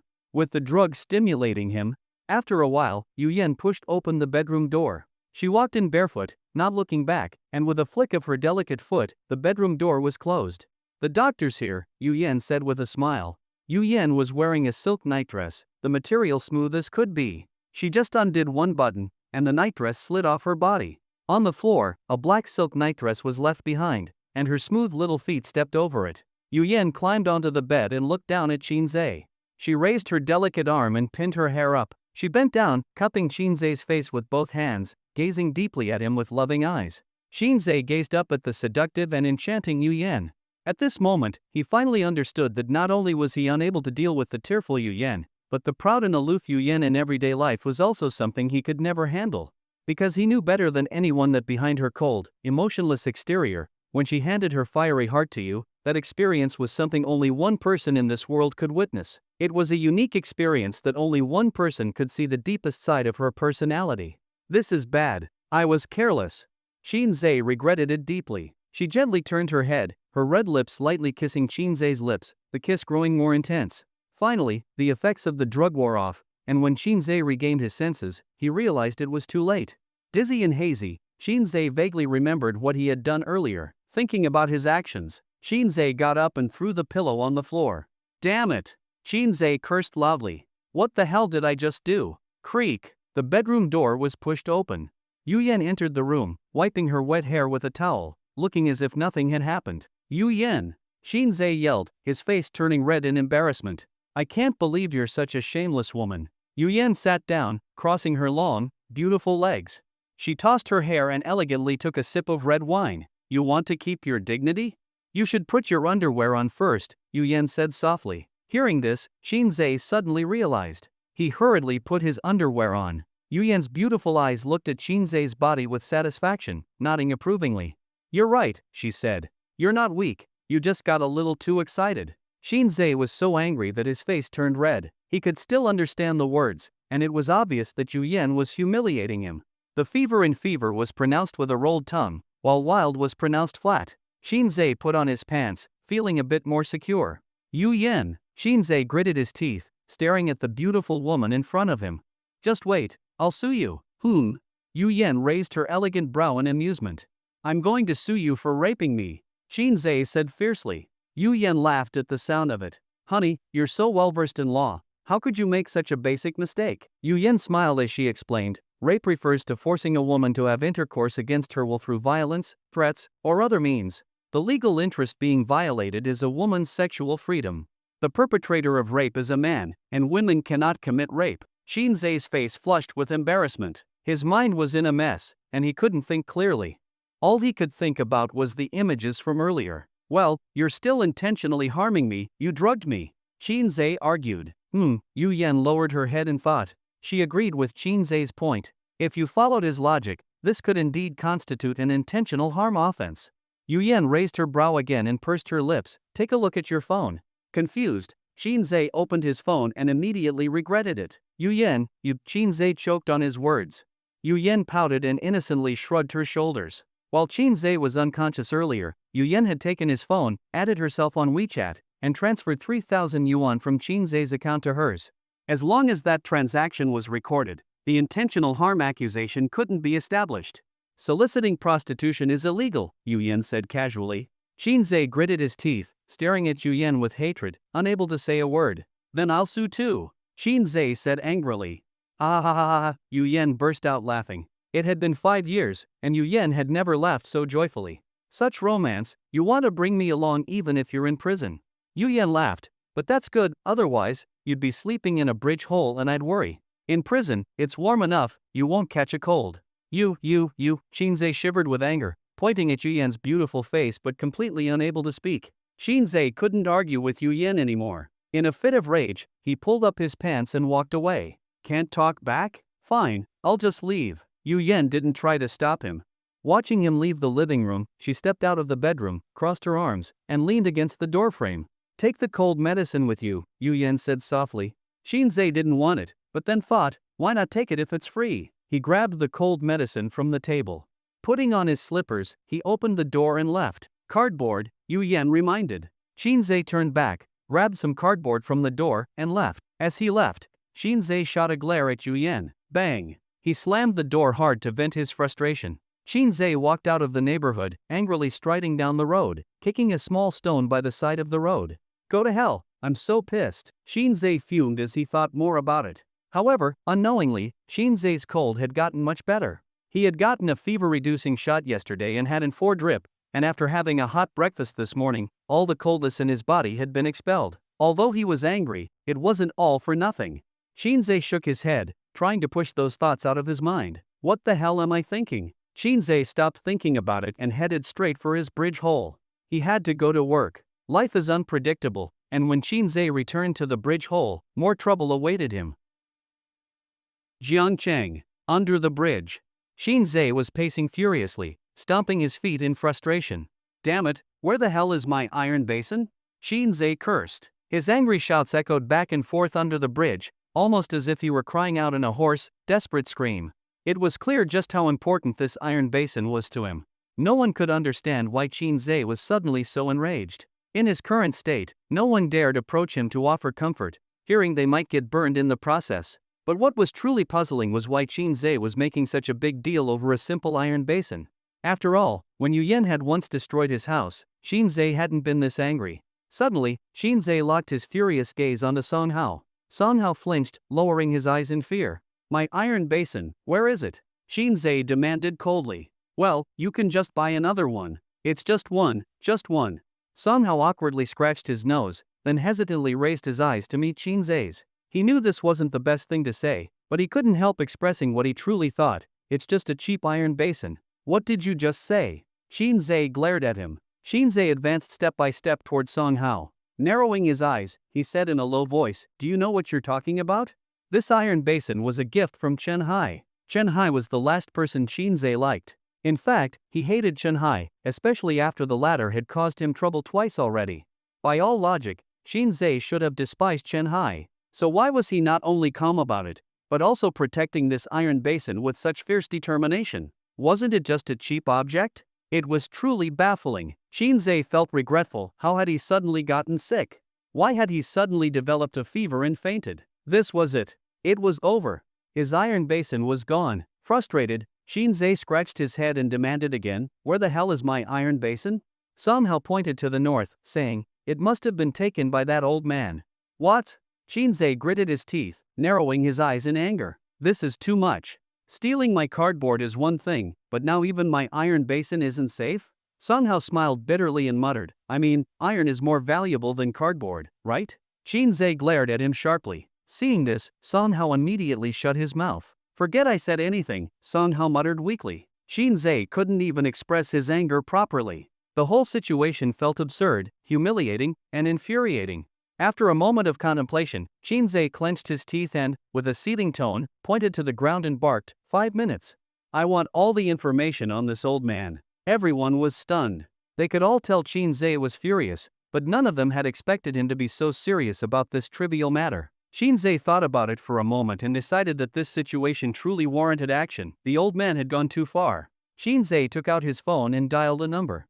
Damn it, I'm going to use my connections. No matter what, I'll make sure this old man regrets it today, Shinzei cursed with fury. Everyone could see that this was about to escalate. They all knew how capable Shinzei was. He had once destroyed the renovations of everyone's homes, collected information, and handled everything efficiently with extreme precision and speed.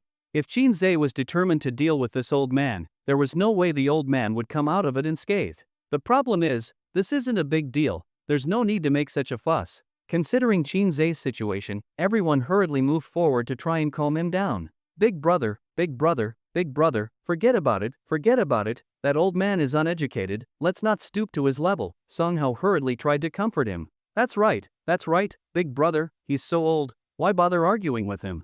Next time, we'll just scare him a little, and that's it. There's no need to mobilize resources for this, everyone chimed in to persuade him. After much persuasion, with both words and action, they finally managed to calm down Shinzei's anger to some extent, and he put the phone down. Songhao saw the still angry expression on Shinzei's face and knew that this matter wouldn't be easily brushed off. Big brother, how about this? Tonight, we'll all go out and have a good meal. What do you think? Songhao suggested. It's not about that. Shinzei could tell that Songhao meant well, so he smiled bitterly and said, the thing is, this is really a bit too much.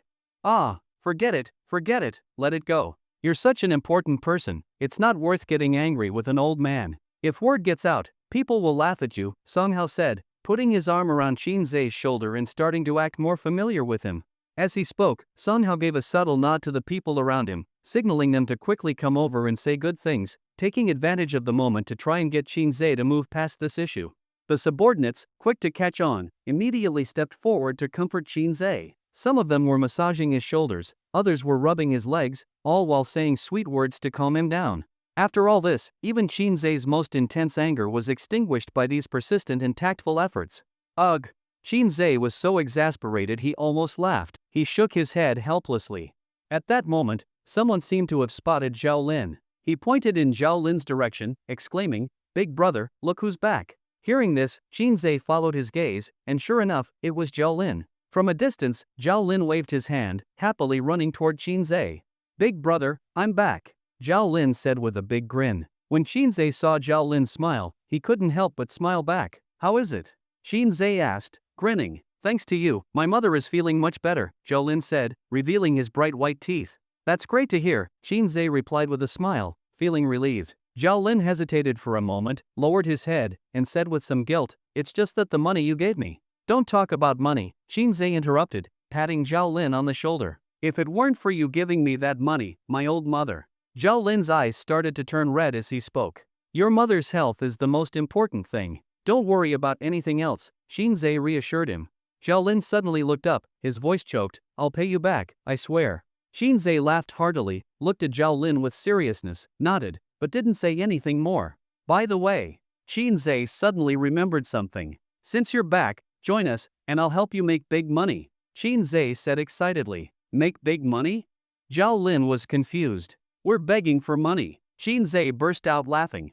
Begging for money? What kind of money can you make from begging? Zhao Lin was completely stunned. The others overheard, exchanged glances, and smiled knowingly. At this point, Songhao stepped forward and gave Zhao Lin a pat on the shoulder, speaking in a grand tone.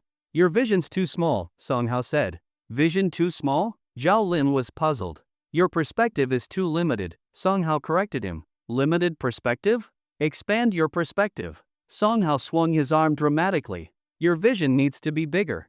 Song Hao made a big circular motion with his arm. At this moment, Qinzhe clapped his hands, drawing everyone's attention to him. Alright, since Comrade Zhao Lin has returned to the team, we are now fully assembled, Qinzhe said. Upon hearing Qinzhe was about to speak, everyone immediately gathered around him. They sat cross-legged, hands clasped, gazing at Qinzhe with admiration. Now then, Qinzhe stood with his hands clasped behind his back, pacing back and forth. Our business is currently in a growth phase, but now, we have encountered an enemy. An enemy? Song Hao asked, confused. Yes, Qinzhe replied indifferently, the old man who stole my iron basin. Zhao Lin, who didn't understand the situation, quietly asked the person next to him, what's going on? What iron basin? What old man? Just listen, just now the boss almost lost his temper because of that old man, his companion explained. Oh, Zhao Lin nodded, still not quite understanding. Boss, I have a question, Song Hao asked. Feel free to ask, Qinzhe replied. It's just an iron basin. Why not just buy a new one? Song Hao asked, not quite getting it. Well said. Qinzhe nodded approvingly. Then, Qinzhe looked at everyone, explaining slowly, yes, it's just an iron basin. Don't even mention it being lost, even if it's stolen, buying a new one wouldn't cost much. But, he paused dramatically, emphasizing the word but. Qinzhe stared with wide eyes, speaking with anger. Everything needs to be done with professionalism. This is about attitude. It's about work ethics. When we beg on the streets, we need to be mindful. If we buy a new iron basin, what kind of impression does that leave on our customers? A beggar with a brand new iron basin? Does that make sense? Song Hao suddenly realized. The words hit him like a wake-up call, and he seemed to understand something profound. Qinzhe pointed to the ground with passion, his voice ringing with authority. That iron basin was personally given to me by my close friend Chen Hai. When Qinzhe joked about Chen Hai being his close friend, the entire room erupted in laughter. On one hand, they were laughing at Qinzhe's humor. On the other hand, they genuinely thought this man, Qinzhe, had an interesting soul. Despite being humiliated by Chen Hai, Qinzhe remained unfazed, yet now he was planning to use his connections to deal with the old man who had stolen his iron basin. Qinzhe waved his hand, his tone turning serious. Stop laughing. The laughter died down, but everyone still wore a smile on their faces. Ahem. Qinzhe cleared his throat and continued. That iron basin came from my close friend, Chen Hai. He threw it on the ground and trampled it repeatedly. After being trampled over and over again, it has reached its current state. It's almost polished now. You must understand, only beggars who have weathered the trials of life are worthy of such a basin. And now, it's been stolen by that old man and sold for money. Song Hao rubbed his chin, deep in thought. It was clear that Qinzhe wasn't speaking lightly. There was real wisdom in his words. Qinzhe was right. If you beg, you need to look like a beggar. The iron basin should be old and worn, otherwise, who would sympathize with you? So, should we just buy a new basin and smash it a few times? Song Hao asked, still not fully grasping the concept. Qinzhe smiled and explained, it's different. Remember one thing, the wounds you inflict on yourself are different from the ones others inflict on you. Even if they are the same, the impression they leave is entirely different. The same goes for the iron basin. One that's smashed by your own hands, and one that's smashed with emotion by someone else, will have completely different appearances. Finally, Qinzhe said with deep emotion, remember. Sometimes, what customers are willing to pay for isn't the appearance of the product, but the feeling that the product gives them. As soon as he finished speaking, everyone was stunned. Almost simultaneously, thunderous applause erupted. Brilliant! It was truly brilliant. Every word Qinzhe spoke was a classic, each phrase hitting home. It was the kind of speech that would be found in a textbook. Song Hao gazed at him with admiration, deeply captivated by Qinzhe's charisma. He recalled the scene from that day when Qinzhe had leaned against the railing, lazily watching the river below, completely indifferent to Chen Hai's attempts to trample on his dignity. Now, Song Hao understood the deeper meaning behind it all. Big brother, so when Chen Hai humiliated you that day, you didn't say anything because you saw him stepping on that iron basin, right? Song Hao asked. Qinzhe curled the corner of his mouth into a mysterious smile and replied, what do you think? That's right. It had to be this way. Qinzhe's temper was quite sour, and logically speaking, there was no reason for him to let Chen Hai keep shouting. But when Qinzhe saw the iron basin Chen Hai had sent and saw him stepping on it, Qinzhe immediately knew that this Chen Hai was not entirely useless. By the way, big brother, Song Hao said. Qinzhe raised an eyebrow. What are you going to do about your iron basin? Song Hao asked. Qinzhe lowered his head, pinched his chin, and fell into deep thought. After a while, he looked up, revealing an interesting smile. To untie the knot, one must find the person who tied it. Of course, I will turn to my beloved friends, Shinzei said with a smile. When Shinzei mentioned his beloved friends, everyone laughed wickedly. That day, Shinzei took Song Hao and the others to the police station. At that time, Shenhai was still receiving education, and the reason Shinzei and his group were there was simple. They wanted to visit their good friend, urging him to properly accept his education. If it didn't work, they could always retake the driving test. When Shenhai saw Shinzei, he immediately exploded with rage. What the hell are you doing here? Shenhai shouted. Are we strangers now? Shinzei replied with a smile. As soon as Shinzei spoke, Song Hao and the others also wore malicious grins. Shenhai glanced at the bodyguards behind Shinzei and immediately shrank back. Wait, what are you going to do? I warn you, this is. Shenhai suddenly became afraid. Don't be nervous, Shinzei said gently. I'm just here to ask you something, and then I'll leave. What is it? Shenhai was stunned. Well, the basin you gave me last time was really useful, had good results, but the iron basin got stolen. Shinzei awkwardly scratched his nose. Do you have a fucking problem? Shenhai exploded, cursing, the iron basin got stolen. What the hell does that have to do with me? Shenhai completely lost it. The iron basin had originally been his way of humiliating Shinzei. Who knew that not only did Shinzei not get angry, but this damn iron basin actually ended up benefiting him? This was something Shenhai didn't want to see, especially as he saw Shinzei remain unfazed. That was worse than being killed, it was pure humiliation. After all, it was a gift from you, Shinzei said with a smile. Are you out of your mind? Ha? Tell me, are you crazy? Shenhai couldn't take it anymore. Shinzei chuckled. Lend me a few bucks. What the hell? Shenhai looked at Shinzei in disbelief. You're really asking to borrow money for a few bucks? Do you have any idea how much I hate you? Ah, Shinzei waved his hand dismissively. I'm just a filthy beggar. What's wrong with asking you for a few bucks? Not giving you anything, Shenhai said coldly. As soon as he finished speaking, Song Hao behind Shinzei narrowed his eyes. Song Hao growled with dissatisfaction from deep in his throat. Shenhai looked at Song Hao and immediately cowered. This guy looked like he could really fight. Alright, fine, Shenhai muttered, reluctantly pulling out a few bucks and handing them to Shinzei. Taking the money, Shinzei turned around and left. A while later, Shinzei came back, holding an iron basin in his hands. What the hell are you back for? Shenhai said impatiently. Here. Shinzei handed the iron basin to Shenhai. What do you want me to do with this? Shenhai looked at the iron basin in Shinzei's hands, confused about his intentions. Do you want me to follow you around begging for money? What's that supposed to mean? Shinzei pretended to be angry. Oof. Shenhai snorted, not saying anything, but thinking to himself, at least you're smart enough to know your place. You must be out of your mind if you think I'd go beg for money with you. However, Shinzei's next words almost made Shenhai lose his temper. Food can be eaten recklessly, but words must not be spoken carelessly, Shinzei said very seriously. Begging is something you're not worthy of. Shenhai's face turned bright red with anger. Shenhai warily glanced at the group of bodyguards behind Shinzei. What do you want to do? Shenhai asked, trying to stay calm. Smash it, Shinzei said, shaking the iron basin in his hand. Ha? Shenhai looked at Shinzei in disbelief. The more he saw of Shinzei, the less he understood him. Here, smash it, hurry up, Shinzei urged. This was the first time he had heard such an impolite request, and with a cold snort, Shenhai threw the iron basin aside. Seeing this, Shinzei frowned in frustration. No, this isn't right. You're not showing enough emotion. Your emotion needs to match, Shinzei gestured with his hand, signaling for Shenhai to raise the intensity. You need to channel the humiliation from that day into smashing the basin. What the hell was this guy asking for?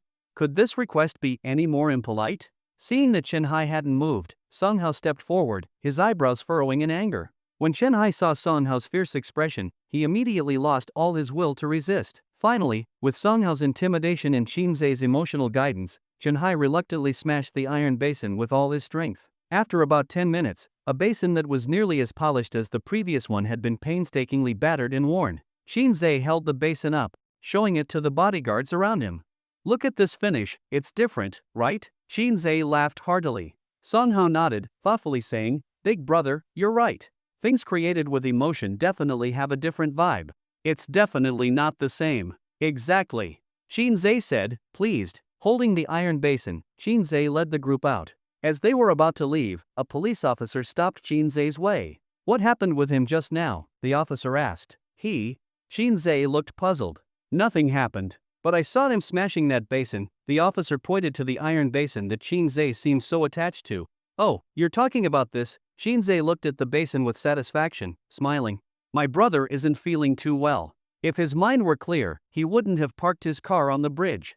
Mentioning his mental state, the officer paused to think. Wasn't he the one who disrespected the RMB last time? The officer recalled, remembering how, for no apparent reason, Chen Hai had started stomping on Chinese currency. Yes, that's him. Shinzei laughed loudly. I see. The officer suddenly became serious.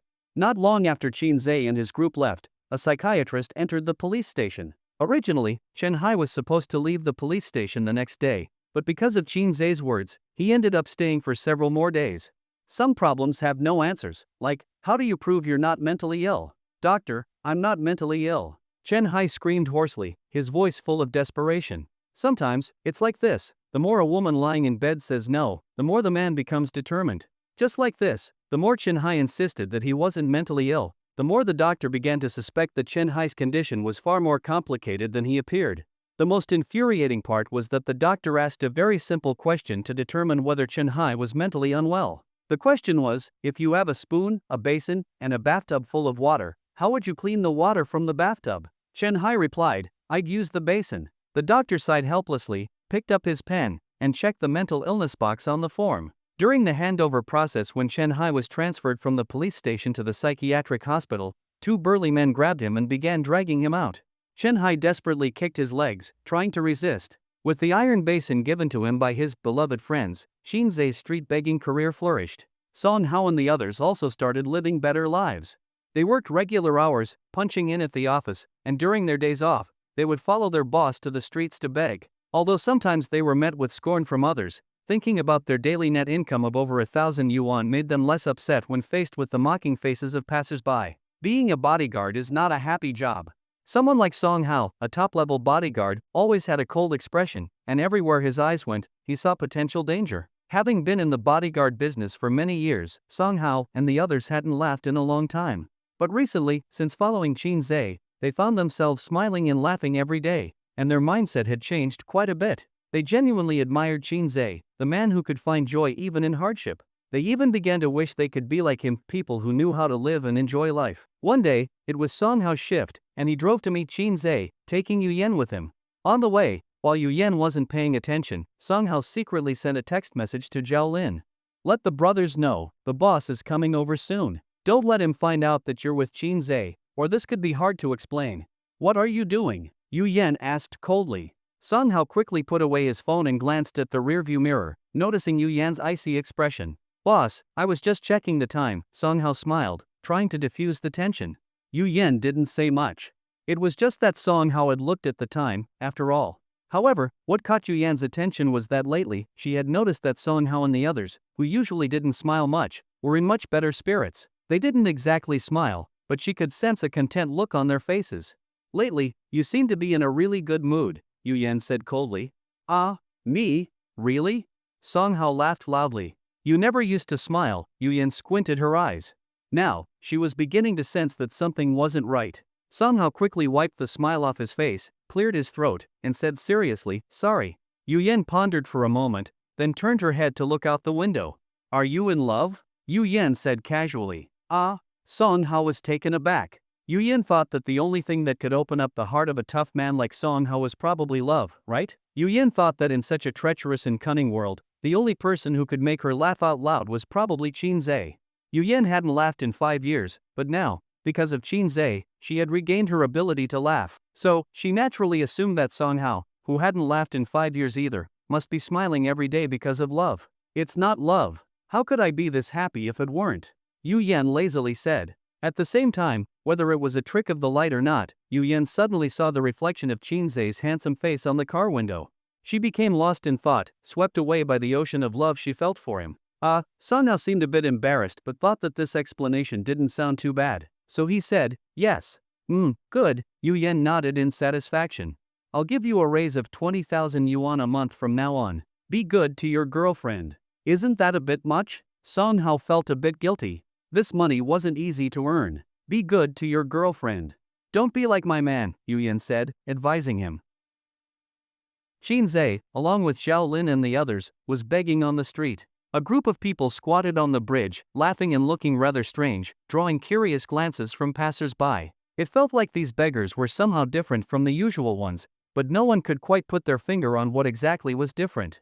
Ah, now it made sense. Beggars were typically downtrodden, people who seemed to be on the edge of despair. How could such people smile? How could they smile so brightly? They were beggars, but they were also beggars who were having fun. At this moment, Zhao Lin's phone buzzed a few times. He quickly pulled out his phone to check. Inform the brothers, the boss is coming soon. Don't let him find out you're with Xinzhe, or it could be hard to explain. Zhao Lin hurriedly put the phone away and waved at those around him. Seeing this, everyone quickly tucked their iron basins out of sight. To them, these iron basins were treasures, everything else could be discarded, but the iron basin had to be kept. Xinzhe noticed and, puzzled, asked, "What's going on?" Zhao Lin was packing up his things and said, "The boss is coming." "Oh," Xinzhe sneered. "What's the big deal about that?" Before he could finish his sentence, it suddenly dawned on him. "You're telling me Yu Yan is coming?" Xinzhe exclaimed in surprise. "Yeah." Zhao Lin was still packing his things. "Damn it! Why didn't you tell me earlier? You're leaving without me? So inconsiderate." Xinzhe grumbled, starting to pack his things too. Zhao Lin and the others quickly packed up, and in no time, a cloud of dust had vanished as they scattered. Before Xinzhe could finish his packing, a Rolls-Royce appeared right in front of him.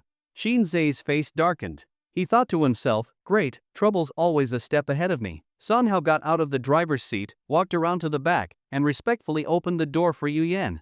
First, a pair of elegant high heels tapped the ground, followed by Yu Yan stepping out of the car. She adjusted her clothes, casually pushed her silver glasses up her nose with her middle finger, and her beautiful eyes, hidden behind the lenses, glinted dangerously. Yu Yan walked toward Xinzhe in her high heels and gracefully crouched in front of him.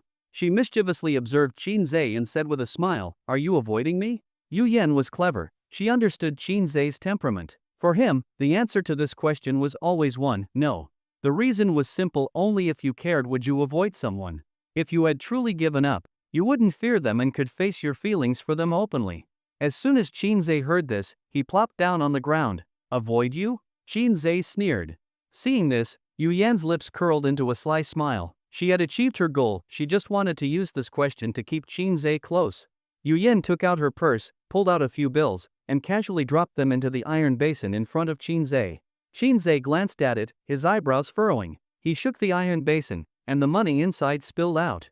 "End of work for today," Xinzhe said coldly. "You still have business hours?" Yu Yan laughed in amusement. "Of course." Xinzhe snapped, his eyes narrowing. "Without rules, nothing gets done." He then waved his hand impatiently, signaling for Yu Yan to leave, while saying, "Come back tomorrow. I'm not taking customers today."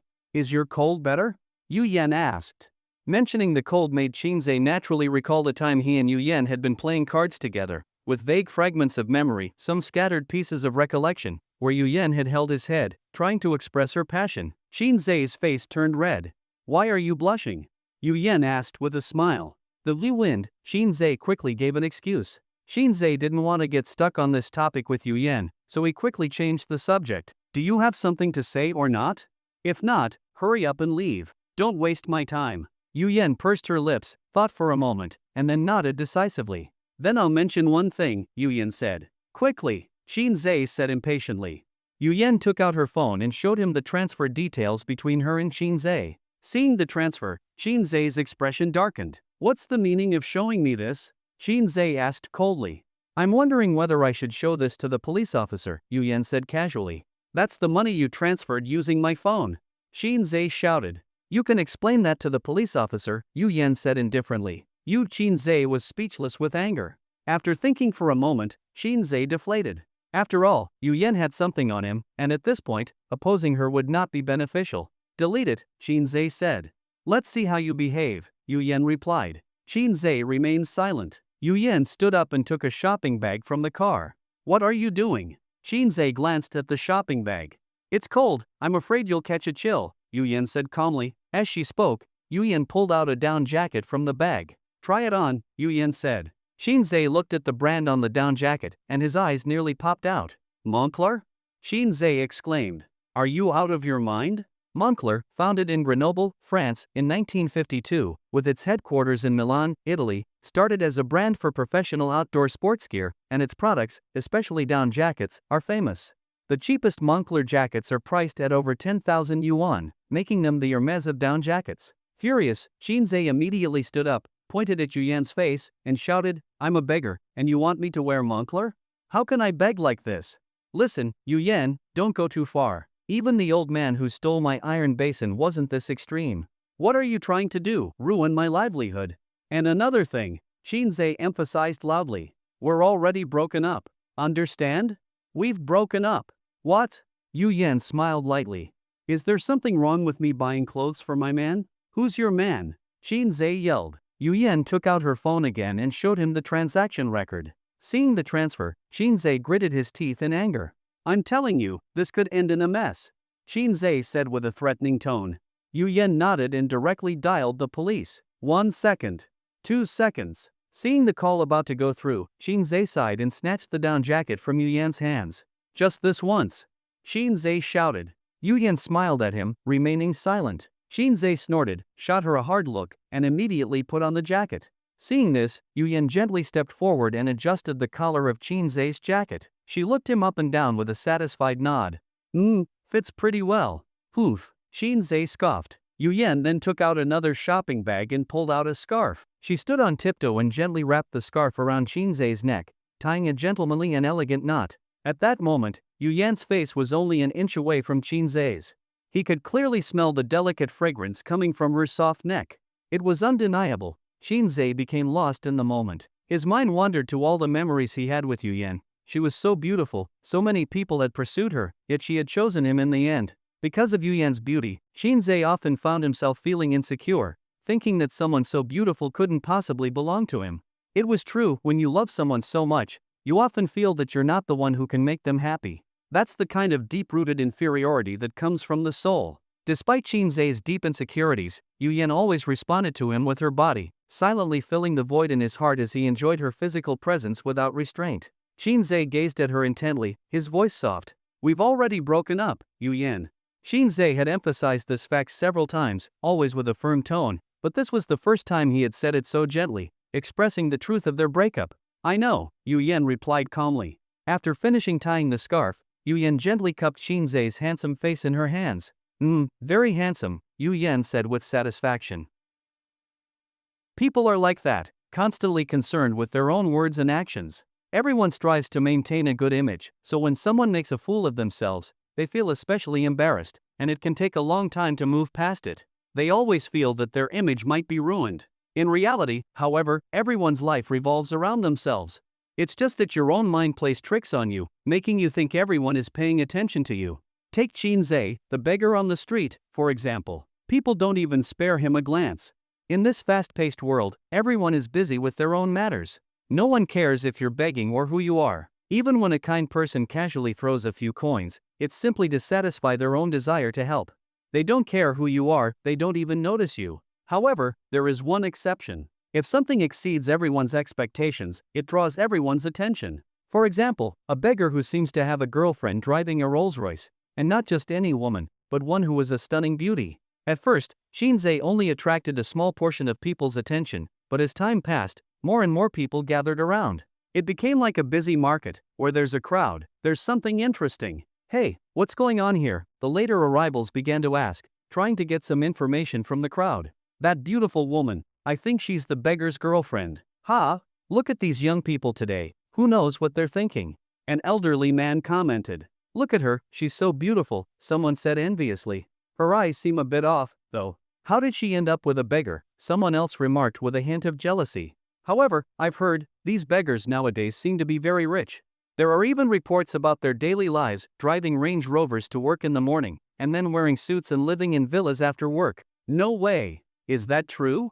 "Yeah, it is. I've heard they can earn over 1,000 a day. On good days, they can make over 2,000. Quick, expose him. Let everyone know not to give money to these people who don't work for it." As the gossip continued, some people already started recording on their phones. Sanhao stood at a distance, watching how well Shinzei and Yu Yan suited each other. He couldn't help but smile like a proud ant, feeling content inside. Yu Yan looked at her watch, realizing that she had given him the clothes and the scarf, so it was time for her to leave. Alright, I'm leaving, Yu Yan said with satisfaction. Shin-zae sighed but didn't say anything. Hearing this, Song Hao quickly went to open the back door for Yu Yan. Yu Yan, in a good mood, waved her hand and said, "No need, I'll drive myself back." Yes, Song Hao respectfully bowed. It was only after Yu Yan drove off that Song Hao straightened up. Song Hao turned back, looking at Shin-zae, and once again wore that proud, ant-like smile. As for Shin-zae, when he finally came to his senses, he noticed that a crowd had gathered. People were watching the scene, and some had already taken out their phones to record. Shin-zae's face turned red with embarrassment, and he was furious, almost like a child caught in trouble. He gritted his teeth and walked forward, kicking Song Hao in the backside with a loud thud. "What the hell are you laughing about over there?" Shin-zae yelled. Song Hao let out a goofy laugh, scratched his rear, and didn't say anything. After scolding Song Hao, Shin-zae suddenly turned around and pointed at Zhao Lin and the others, who were crouching in the corner, only their heads sticking out. "And you guys!" Shin-zae yelled. Seeing this, Zhao Lin and the others immediately bolted, laughing loudly as they ran away, like mischievous children who had stolen watermelons from a field. Shin-zae wanted to chase after them, but they were too fast, and by the time he tried to follow, it was clear he wouldn't catch up. Song Hao laughed loudly and moved forward to put his arm around Shin-zae's shoulder. "Big brother, forget it, forget it. Don't stoop to their level. They're just a bunch of single guys who have never been in a relationship," Song Hao said with a flattering smile. "Get the hell away from me." Shin-zae shoved Song Hao aside, muttering irritably, "Stop trying to get close to me." "Ha ha ha, alright, little brother, I'll treat you to a nice meal," Song Hao said, moving in again and putting his arm around Shin-zae's shoulder. Although Shin-zae had just told Song Hao to stop getting close, he didn't push him away when Song Hao did it again this time. "Are you serious?" Shin-zae raised an eyebrow. "Would I lie?" Song Hao patted his pocket, showing that he had money. "At least you're understanding," Shin-zae snorted. With that, Song Hao walked off with his arm still around Shin-zae's shoulder. KFC. Shin-zae was eating a chicken leg with big bites. "Are we having a meal of chicken legs now?" Shin-zae mumbled, his words unclear. Others might not have understood, but Song Hao did. What Shin-zae meant was, "Is this what you're treating me to?" "You're eating it pretty happily, though," Song Hao laughed. "Humph." Shin-zae shot a glance at Song Hao, not responding. His entire focus was on the food. Besides, Song Hao teased, "We're not like you, with a wife who drives a Rolls-Royce." As soon as Shin-zae heard this, he immediately put down the chicken leg and lost his appetite. "I thought we were on the same side," Shin-zae said coldly. "Ah." Song Hao waved his hand dismissively, "Just kidding." Shin-zae gave Song Hao a glare, then picked up the chicken leg again. "But seriously, I don't get it. What's so bad about my boss? Why do you dislike her so much?" Song Hao asked curiously. "Stay out of other people's business," Shin-zae snapped. "Ahaha." Song Hao laughed joyfully. After finishing the meal, Shin-zae ate 3 burgers, 6 chicken legs, and 2 cups of cola. Full and satisfied, Shin-zae patted his stomach and walked down the street. "Hey, I've got a question," Song Hao said. Shin-zae said contentedly, still enjoying the fullness from his meal. "Don't get mad," Song Hao added. "If you don't ask, then forget it," Shin-zae said irritably. "Not going to recognize me after eating?" Song Hao gave a bitter laugh. Shin-zae grinned slyly but didn't say anything. After a pause, Song Hao asked, "You don't like being capped, do you?" "Capped?" Shin-zae looked confused. "Yeah, my boss is really rich," Song Hao said. "With her little money, keeping me?" Shin-zae scoffed. "Not even close. You have such a big appetite?" Song Hao exclaimed in surprise. "Why not?" Shin-zae gestured with his hands. "I can eat 3 burgers, 6 chicken legs, and 2 cups of cola in one meal." "Ha ha ha ha ha ha." Song Hao laughed again. As the laughter died down, Song Hao thought for a moment. He realized he had underestimated Shin-zae. Based on his skills, Shin-zae was definitely not someone to be trifled with. When he said that even his boss wasn't qualified to keep him, it showed how strong his background must be. But then, Song Hao wondered if someone who could drive a Rolls-Royce would, by all standards, be considered rich. Could Shin-zae really think that wasn't enough? Curiously, Song Hao asked again, "Someone who can afford a Rolls-Royce may not be as wealthy as you, but they shouldn't be that far off, right?" "Remember," Shin-zae said seriously, "they're not even in the same category. You can't compare them." Song Hao was stunned for a few seconds. It took him several seconds to finally understand the meaning behind Shin-zae's words. The meaning was simple: no matter how rich Yu Yan was, even with her driving a Rolls-Royce, her financial power was not on the same level as Shin-zae's. "Big brother, what do you mean?" Song Hao was left speechless. Shin-zae smirked but didn't say much. "Besides," Shinzei lazily continued, is a Rolls-Royce really that expensive? Ha? Song Hao asked in return, isn't a Rolls-Royce really expensive? Shinzei shook his head and asked, do you know how much it costs to rent a Rolls-Royce? How much? Song Hao asked. Only 8,000 yuan a day, Shinzei said casually. Only 8,000 yuan? Song Hao looked at Shinzei in exaggerated disbelief. Do you know how many people in society can't even earn 8,000 yuan in a month? And you're telling me you can rent a Rolls-Royce for just 8,000 yuan a day? That's too small a scale, Shinzei said, his hands lazily resting behind his head as he walked slowly down the street. You're thinking too small. Just then, they passed by a square where there were kiddie cars. You just needed to pay the owner, and you could drive a brightly lit kiddie car around the square. Shinzei glanced at them and smiled faintly. He reached out to Song Hao and asked, got 30 yuan? What are you standing there for? If you've got it, give it to me, Shinzei said impatiently. In today's society, where QR codes are widespread and everyone just carries a phone, it's rare for people to carry cash. Song Hao, however, was different. Since he worked as a beggar, his pockets were always full of small change. For 30 yuan, he just reached into his pocket, grabbed a handful of coins, and handed them over without hesitation. We were just talking about Rolls-Royces, weren't we? Song Hao mumbled as he handed the money to Shinzei. Shinzei took the money and walked up to the kiddie car stall owner. 30 yuan, how long? Shinzei asked. 5 minutes, the owner said, his attitude not particularly friendly. He was fiddling with his phone, showing no interest, as if there were plenty of people wanting to play, so it didn't matter whether Shinzei wanted to or not. 5 minutes then, Shinzei smiled. The owner finally glanced at Shinzei, then pointed to the QR code on the stall with his nose, indicating for him to scan and pay. Here's the money, Shinzei said, handing the cash to the owner. The owner looked at the mix of coins and paper money, taken aback for a moment, wondering who uses cash in this day and age.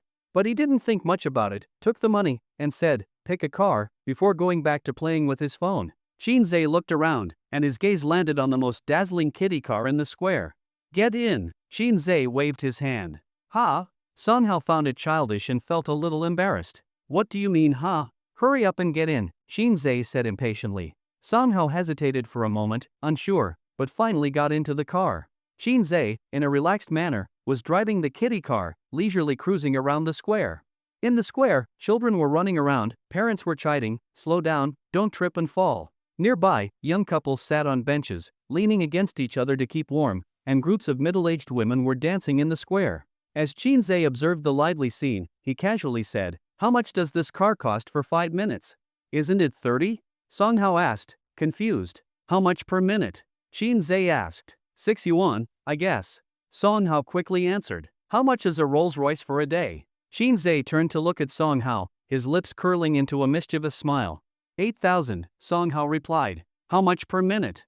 Shinzei's smile grew wider. Song Hao thought for a moment, then suddenly looked up with a shocked expression on his face, realizing what Shinzei meant. 5 yuan 50. Song Hao's face dropped.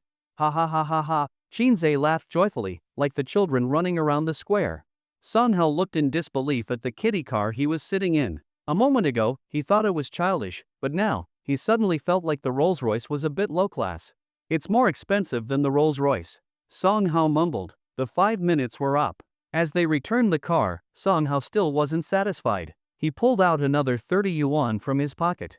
Let's have 5 more minutes, Song Hao said firmly. The owner, seeing this, looked puzzled.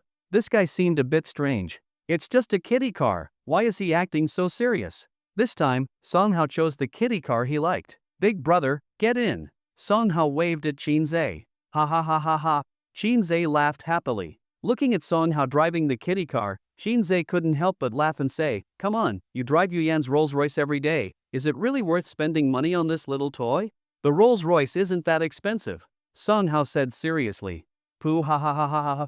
Shinzei nearly spit out his laughter. Another day. Once again, something happened. Shinzei was furious. To trace this back, it all started the day Yuyan gave Shinzei the down jacket. Someone, it seemed, had turned this into a clip and posted it on Douyin, TikTok. Instantly. This short video generated a huge response from netizens, with countless likes and comments. Shocking. The untold story of a street beggar. Beggar has a mysterious Rolls-Royce girlfriend. Shocking. Street beggar embraces a mysterious wealthy woman. Is he really a beggar? Shocking. Top-tier beauty is the beggar's girlfriend, revealing the true income of begging. That day. As the sun rose, Zhao Lin and the others gathered in a circle, seemingly discussing something. Shinzei, who had just woken up and was still feeling the remnants of sleepiness, lifted his tattered cardboard, got up and stretched a little. He walked out of the bridge tunnel, looked up at the sky. The weather was bright, and the air was fresh. Ha! Shinzei let out a shout. Such nice weather deserved some display of inner joy, like a simple exclamation, ha! Turning around, he finally saw Zhao Lin and his group gathered together, looking at something, discussing something, and occasionally there were bursts of laughter. Curious, Shinzei walked over, peeking inside while muttering in a displeased tone, "It's broad daylight, you guys aren't going to work. What the hell are you playing with here?" Zhao Lin looked up, delighted. "Big brother, you're awake," Zhao Lin said with a smile. "Ah, what are you guys looking at?" Even though Shinzei knew it was a useless question, his curiosity about what they were all discussing kept him interested. "Big brother, you're trending," Zhao Lin said excitedly. "Trending?" Shinzei was even more confused. "Yeah, the other day when our boss gave you the down jacket, someone recorded a video of it, and then you went viral," Zhao Lin explained. "Ha!" Shinzei waved his hand dismissively, saying nonchalantly, "Is that really a big deal? Just this little thing." Shinzei was expecting something more exciting, but when he heard this, he felt a bit disappointed. His curiosity seemed wasted. He turned to leave, but after a few steps, he felt something was off. So, he turned back. "Let me see the phone," Shinzei said coldly. Zhao Lin didn't say anything and, with a smile, handed the phone to Shinzei. Shinzei watched the video, and his brows gradually furrowed. Meanwhile, Zhao Lin was talking about the benefits of becoming an online celebrity, how much money one could potentially earn, and how if lucky, they might even get advertising deals. In short, the income could be substantial. Shinzei continued to furrow his brows, but didn't say anything. He opened the comments section and took a glance. Shinzei's expression darkened. "Big brother, what's wrong? You don't look too good," Zhao Lin said, looking at Shinzei curiously. "Where is your boss right now?" Shinzei asked in a low voice. "At the company, at this time." "Why?" Zhao Lin asked, intrigued. Shinzei didn't say anything more. He handed the phone back to Zhao Lin and turned to leave. Zhao Lin, confused by Shinzei's angry expression, didn't understand. But then he thought about breakfast. Zhao Lin stood on tiptoe and called out, "Big brother, don't forget to come back for breakfast later." They went to buy breakfast. Shinzei didn't reply. Watching group. Shinzei entered the company again. When the receptionist saw him, she couldn't help but smile brightly and said, "Zay good, you're here?" Shinzei replied indifferently. His mind wasn't on this. He walked into the elevator, pressed the button for the top floor, and arrived at the CEO's office of Wanqing Group. He swung the office door open with force. "Yu Yan!" Shinzei shouted angrily. The office was simple yet spacious, with a red, high-quality carpet covering the floor. The view was wide and open, with full panoramic windows. At the center of the room stood a large desk, and behind it was the sight of Yu Yan working. Yu Yan had her head lowered, writing something on a document with a pen. Hearing Shinzei's furious voice, Yu Yan wasn't surprised. She calmly kept her pen, slowly lifted her head, and looked at Shinzei with a half-smile. At the same time, she pushed her glasses up her nose with her middle finger. Fuming, Shinzei walked over and slammed his phone onto the desk. "How do you explain this?" Shinzei shouted. The video of Shinzei going viral played on the phone. Yu Yan glanced at it and said indifferently, "Going viral is a good thing." "You're full of shit," Shinzei cursed. Yu Yan gave a light smile and said nothing. "Don't think I don't know what you're up to," Shinzei shouted. "Me?" Yu Yan raised an eyebrow and spread her hands in an innocent gesture. "A woman, worried about her man catching a cold, just wants to send him a down jacket." Shinzei looked at Yu Yan, who was pretending to be innocent, his teeth grinding with anger. At that moment, he felt like throwing her into his teeth and grinding her beautiful face to pieces. "Playing dumb, huh?" Shinzei pointed at the video on the phone. "This is clearly not a phone recording. This is professionally done. The camera is steady, and the post-production is clearly done by professionals." Hearing this, Yu Yan pursed her lips but didn't speak. Also, Shinzei slammed his knuckles onto the desk, making a loud sound. "Do you really think someone can just casually record a video and go viral? This is obviously something you're behind. I'm just trying to beg for food, and you've got a whole professional team pushing me onto trending searches." Yu Yan smiled lightly and said, "The income of an internet celebrity is much higher than a beggar's." "Stop with that nonsense." Shinzei swung his arm in frustration. "Because of your mess, how am I supposed to beg for food now? What internet celebrity? You're just trying to ruin me. If you don't want to be an internet celebrity, Then come work with me, Yu Yan said calmly. Remember this, Yu Yan. Shinzei pointed at the floor with determination, his voice firm. Even if I die, I won't come to your side. Yu Yan straightened up, leaned back in her chair, and casually crossed her long, beautiful legs. The last time you told me, you would never live in my house, and then? Yu Yan smirked. You still ended up sleeping with me. Yu Qinzei's face turned bright red with anger. We'll see about that, Qinzei said fiercely. With that, Qinzei stormed out, leaving the room. Yu Yan was always like this, letting Qinzei come and go as he pleased. She was always the same, sitting with her long, beautiful legs crossed, her arms folded, her delicate silver glasses perched on her nose, as if everything was within her calculation. Everything was so meticulously planned. Yu Yan had once said, if I can't get it, I'll take it. If I can't take it, I'll steal it. Whether I beg or sleep in a bridge tunnel, if he catches a cold, I'll take him to the hospital. Even if he dies of hunger, he will still be buried with me. Perhaps that was Yu Yan. She could tolerate everything about Qinzei. She didn't like his past self, and she didn't like his current self either. What she liked was the person that Qinzei was, whether he lived or died. Fuming, Qinzei walked out of lunching group. Excessive. I'm already begging for food, and they won't let me go. What else do they want from me? Qinzei began cursing loudly on the street. But Qinzei understood that merely cursing on the street wouldn't help him get rid of Yu Yan, so he pinned his hopes on his family. He had fallen this far, surely his family would step in and help him, right? He took out his phone and dialed his father's number. Hello, son. His father seemed very happy that Qinzei had called him. As soon as Qinzei heard his father's enthusiastic voice, he felt a sense of reassurance. After all, it was his real father. He really did worry about his son. Dad, how have you and Mom been? Qinzei asked. We're good, everything's fine at home, his father replied.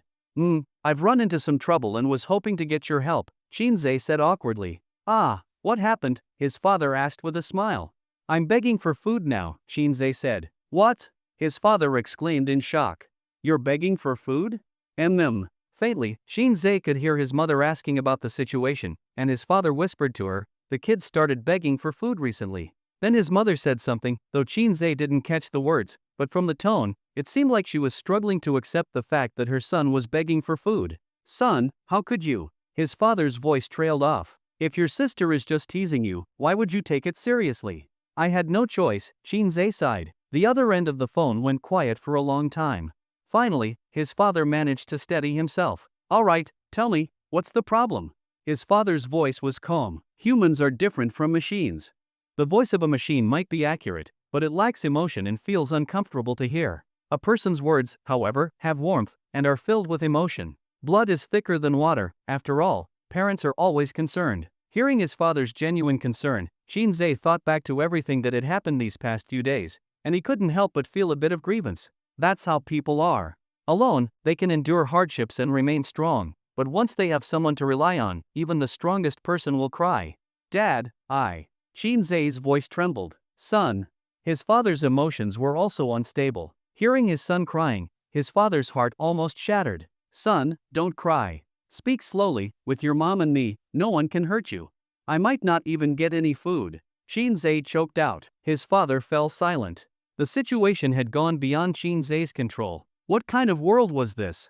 He had never heard of anyone starving to death in this day and age, yet now Qinzei could not even get any food. This clearly showed one thing: Qinzei had been set up. Seeing his child suffer like this, his father's eyes reddened. There was anger, yes, but more than that, it was the pain of seeing his son in such a state. Dad, Qinzei's eyes turned red, tears welling up at the corners. Dad, I might really not be able to hold on anymore.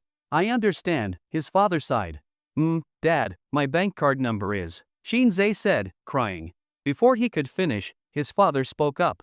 Here's the thing, when you come home, I'll take you to your fiancé's house. In this world, everyone might refuse to give you food, but your fiancé will definitely not withhold a meal from you. Go to her place to beg for food, that's the best option, his father said, speaking seriously. Just as Qinzei was about to be moved to tears, his father said that. Qinzei was stunned. Son, hurry up and come home, his father urged. Wait, what? Qinzei said angrily. Am I even your real son? Now I can't even beg for food, and your first thought is not to get me some money, but you want me to go beg my fiancé for food? Ha ha ha ha ha. His father burst into laughter and said, I heard from your sister. Don't worry, Begging in today's society makes the most money. Earning 1,000 or 800 a day isn't a problem. And I've asked around, when you go to your fiance's house to beg, she'll give you food and shelter, and even 1,000 a day. Isn't that better than being out here in the cold? Slap. Shinzei hung up the phone immediately. In the cold weather, Shinzei was sweating with anger, and the air coming out of his nostrils was scorching hot. The more he thought about it, the angrier he got. Shinzei dialed his sister's number. "Hello, my dear little brother, you finally called me. I've missed you so much. I'll be back home in a couple of days." His sister greeted him with even more enthusiasm than his father. "Shut up," Shinzei shouted. On the phone, Shinzei's sister paused when she heard his voice. "What's wrong? Why are you so angry?" she asked curiously. "Did you tell Dad about me begging for food?" Shinzei asked coldly. "Ah," his sister answered confidently, "I had to tell him, didn't I? After all, my adorable little brother is begging for food now, and he, as a father, should show some concern. I'm doing this for your own good, Xiaozhe. Don't kid me." Shinzei gritted his teeth and said, "I really want to thank you. If it weren't for you telling Dad that begging for food makes good money, Mom and Dad wouldn't be so at ease." Ha ha ha. Seeing that Shinzei had said that, his sister decided to stop pretending. She couldn't contain her laughter, and it was so joyful. "You're still laughing." Shinzei was so furious, he almost passed out. All right, I'll stop laughing. Ta. His sister still couldn't control her joy. "No, seriously, I really don't understand. Am I even your real brother? Am I really your parents' biological son?" Shinzei asked, not understanding. Shinzei truly couldn't understand how someone could be a father like this. Watching his own child beg for food, and he could still laugh and joke about it. "No," his sister said without hesitation. Shinzei's face darkened with frustration. At this point, he didn't even want to argue anymore. Anything he said would be meaningless. "Hang up," Shinzei said. His sister hurriedly responded, "Hey? Wait. What now?" Shinzei said impatiently. "Aren't you going to think it over?" his sister asked. "Think over what?" Shinzei replied. "About going to your fiance's house to beg for food." "Damn it!" Shinzei cursed. Slap. Shinzei hung up the phone immediately. He sighed in relief after hanging up. Shinzei really couldn't understand why his family was pushing him to marry that so-called fiancée. What kind of woman was it that he had to marry? He didn't even know her, and she didn't know him. How could she be so determined to marry him?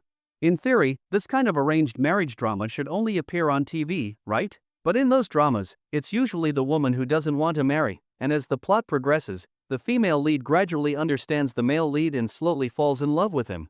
Idealistic but unrealistic. In real life, the woman wants to marry him, and he doesn't want to marry her. Does this mean he will somehow meet her, slowly get to know her, and eventually fall in love with her? What the hell is this? Shinzei helplessly shook his head. Turning to his family for help proved fruitless. The days that followed were predictable.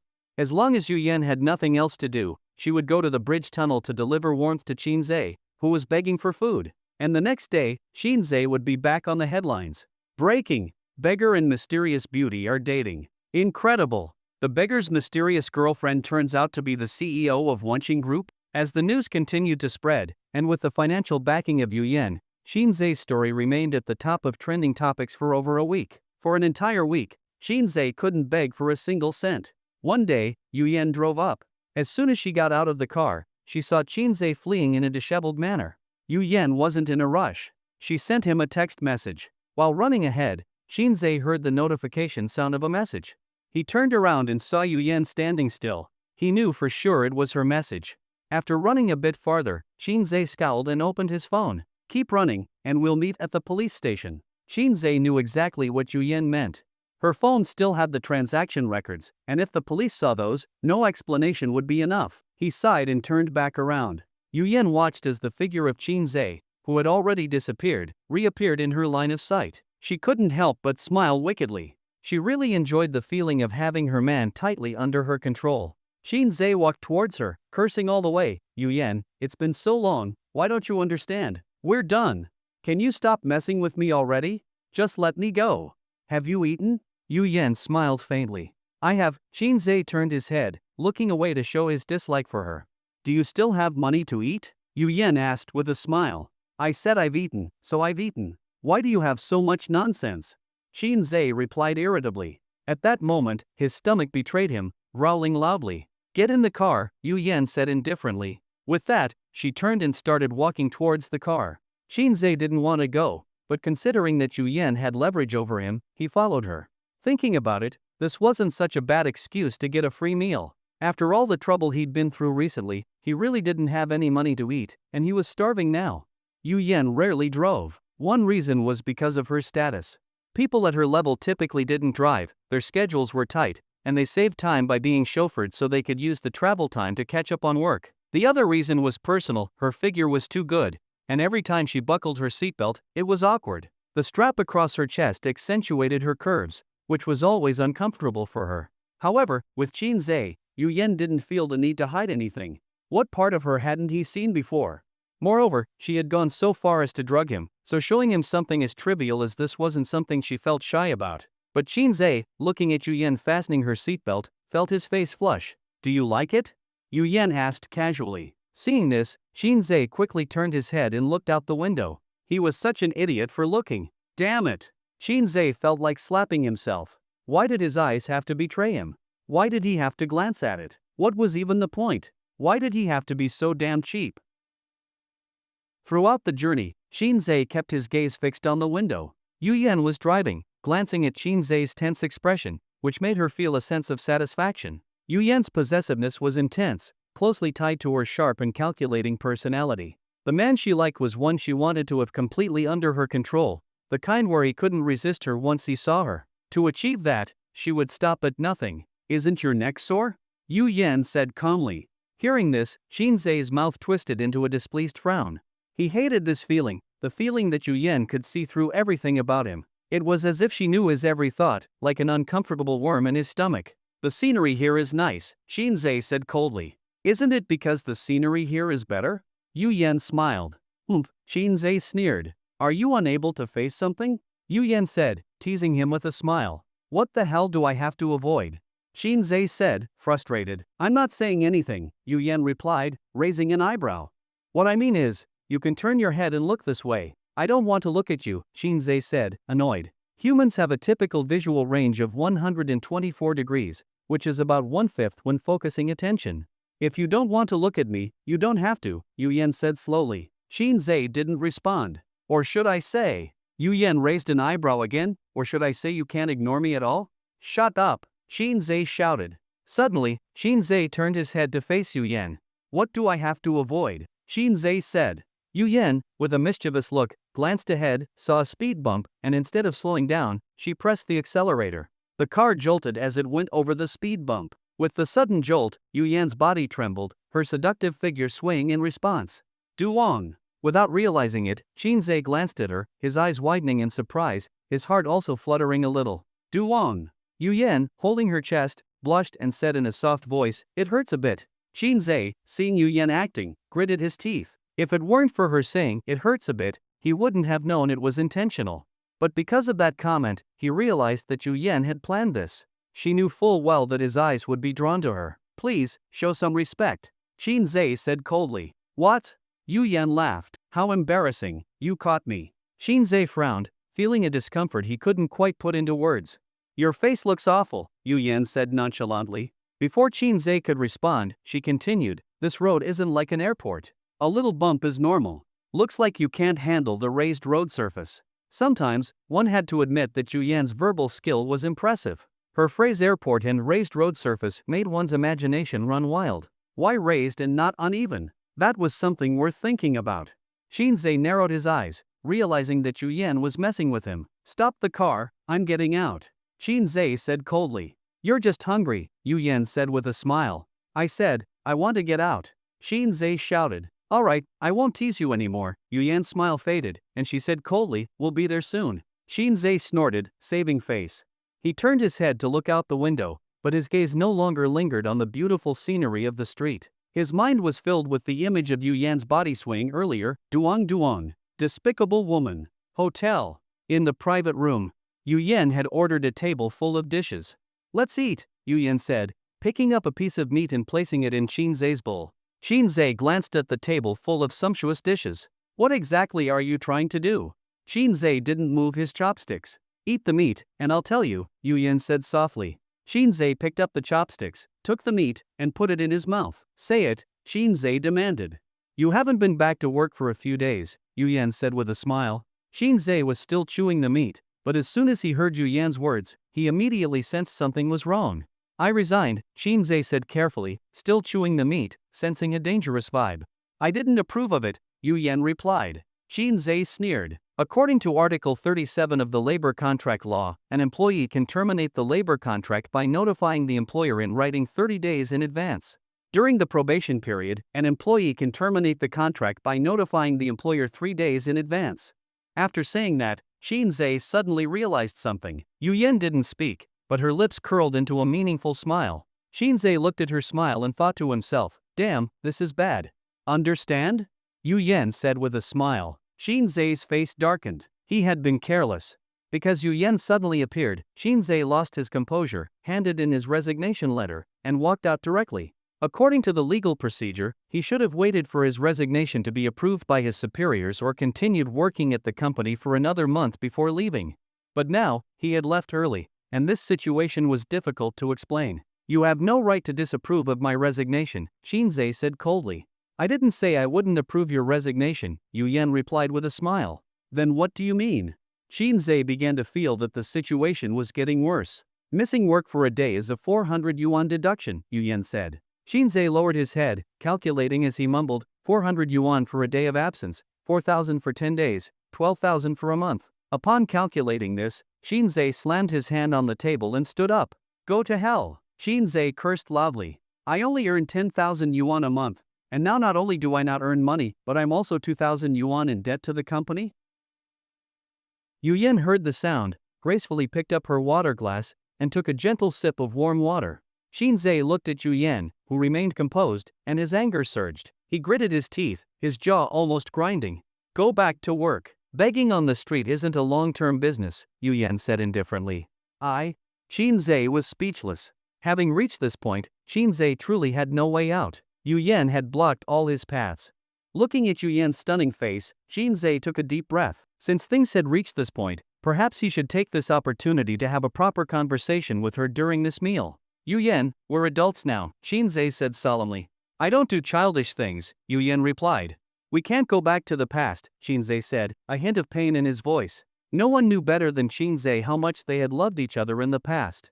The 5 years when Yuyan had disappeared without a word had hurt him deeply. He had even fantasized many times that Yuyan would return, and they would love each other as they once did. Even now, when Yuyan appeared, Shinzei still held onto a glimmer of hope. This beautiful woman seemed carved into his DNA. Shinzei would always love Yuyan, whether he admitted it or not, it was the truth. But because of this love, Shinzei knew clearly that even if he were to get back together with Yuyan today, they could never go back to the way things were. A melon that is forced to ripen is never sweet. Continuing to entangle with each other would be unfair to both of them. Facing Shinzei's heartfelt words, Yuyan's face took on a deep seriousness. We need to look forward, Yuyan said. Sigh. Shinzei sighed helplessly. It was clear that Yuyan still wasn't willing to let go of him. Yuyan, I admit, I like you, but, Shinzei said softly. Before he could finish his sentence, Yuyan interrupted him. I'll speak, Yuyan said seriously. Shinzei smiled bitterly and said nothing. I know that I owe you an explanation for disappearing for 5 years, Yuyan said. Hearing this, Shinzei's heart tightened. This was what had been bothering him for a long time. Yuyan, who had disappeared for 5 years, suddenly reappeared, and Shinzei felt uneasy. If a woman disappeared for 5 years and didn't come back, at least Shinzei could have accepted it. Her absence could have been explained away, and he could have accepted it. But now she had come back, why? What had happened to her during those 5 years? What had made her leave without a word? With all these questions, her return complicated what he had previously accepted. More importantly, if she told him everything, would he be able to accept the truth? I know you're worried about what happened during the 5 years I disappeared. You don't know why I left, and you don't know what happened during that time, Yuyan continued. She paused for a moment, lowered her head, and thought for a long time. Shinzei looked at her, not knowing what she was thinking at that moment. But it was clear from her attitude that she valued this matter more than he did. After a while, Yuyan slowly raised her head and looked at Shinzei with her captivating eyes. I can tell you, but do you think you can accept the truth? In other words, are you really prepared to accept it? Even if I tell you everything, can it truly make up for the 5 years I disappeared without a word? Even if I tell you everything, can you love me again like you did before? Can you accept me again? A series of questions came at Shinzei unexpectedly. Each one was something he hadn't considered before. With the barrage of heavy questions from Yu Yen, Shinzei's head lowered inch by inch. By the time the last question was asked, his head was completely lowered. Yes, Shinzei just wanted to know why Yu Yen disappeared and what she had been doing during those 5 years. But he had never thought about how he should respond when Yu Yen finally told him everything. As Yu Yen said, Shinzei wasn't prepared for it. "We didn't break up," Yu Yen suddenly said with a smile. Shinzei, hearing this, looked up in confusion, staring at Yu Yen with a puzzled expression. "I just left without saying a word, didn't I?" Yu Yen said, smiling brightly at Shinzei. Yu Yen rested her arm on the table, cupping her chin with both hands, looking at Shinzei with a radiant smile like a beautiful flower. "I came back not to explain everything to you. Compared to that, I think it's not important. What's important is that I need to give you a reason to love me again. That's why I came back. As for whether you like me or how much you resist me, that's your own business and has nothing to do with me," Yu Yen said with a smile. Shinzei was lost in thought. During the 5 years that Yu Yen disappeared, Shinzei felt as if he had fallen into a deep abyss. The world around him had been pitch black, but after hearing these words from Yu Yen, his dark world was suddenly illuminated. Yes, compared to the 5 years she had disappeared, what mattered was the future. What Yu Yen needed to do was give him a reason to love her again. What he needed to do was choose between loving her and not loving her. It seemed that things weren't as complicated as he had imagined. Just like Yu Yen's smile at this moment, it was so pure and untainted. Shinzei lowered his head, thinking for a moment. He raised his head, his eyes flashing with a serious light. At that moment, Shinzei made a very serious decision. "Tell me, what have you been doing these past 5 years, and why did you leave me back then?" Shinzei needed to know. He had to know everything about Yu Yen. No matter what the outcome was, he had to face the truth. Simply put, if Yu Yen, who had left him 5 years ago, promised that during these 5 years, she hadn't been with any other man and had stayed pure for him, he would get back together with her. Shinzei's eyes fixed on Yu Yen's beautiful face, not willing to miss a single detail. Shinzei had great confidence in his ability to understand human nature. He believed he could tell whether Yu Yen was telling the truth, and he also believed she would choose to tell him the truth. Facing Shinzei's question, Yu Yan's face showed no special emotions. It seemed as though she had already expected that Shinzei would ask her this question today. She also knew exactly what Shinzei was concerned about. Seeing Shinzei so serious, Yu Yen couldn't help but smile disdainfully. She picked up her water glass and elegantly took a sip of water. "Tell me." Shinzei frowned. He was dissatisfied with Yu Yan's attitude at this moment. It seemed like the things he cared about were nothing but trivial matters to her. This wasn't just something Shinzei found irritating, it was the bottom line for all men. His woman could only belong to him. If anyone tainted her, it would hurt more than death. But to a woman, this was actually laughable. If it were anyone else, it would be inevitable to feel heartbroken. It seemed that even before Yu Yen gave him an answer, Shinzei already knew the answer. "Does it matter?" Yu Yen said indifferently. "It matters," Shinzei said firmly. "Actually." Yu Yen swirled the water in her glass, watching it swirl. "Actually, before you even asked me this question, you already had a vague answer in your heart, didn't you?" As soon as Shinzei heard this, it felt like he had fallen into an abyss. Yu Yan's indirect answer was a huge blow to Shinzei. However, even though Yu Yan's face remained calm, she wasn't unaffected. Beneath the table, she tightly gripped the hem of her clothes. Her heart was like being torn apart by a knife. Men are rational. Things should have a clear cause and effect, with the process and facts emphasized. Women are emotional. They care about the attitude, and to some extent, they can overlook the results and facts. In this particular case, if Yu Yen had just said, "I haven't been with any man besides you," and explained everything that happened during the past 5 years, this issue would have been settled, and they would have reconciled. But the complexity arose from the difference between men and women. Yu Yen thought, "We loved each other so much. Even though I left you for 5 years, when facing my disappearance, didn't you have any trust in me? Am I really the kind of frivolous woman in your eyes?"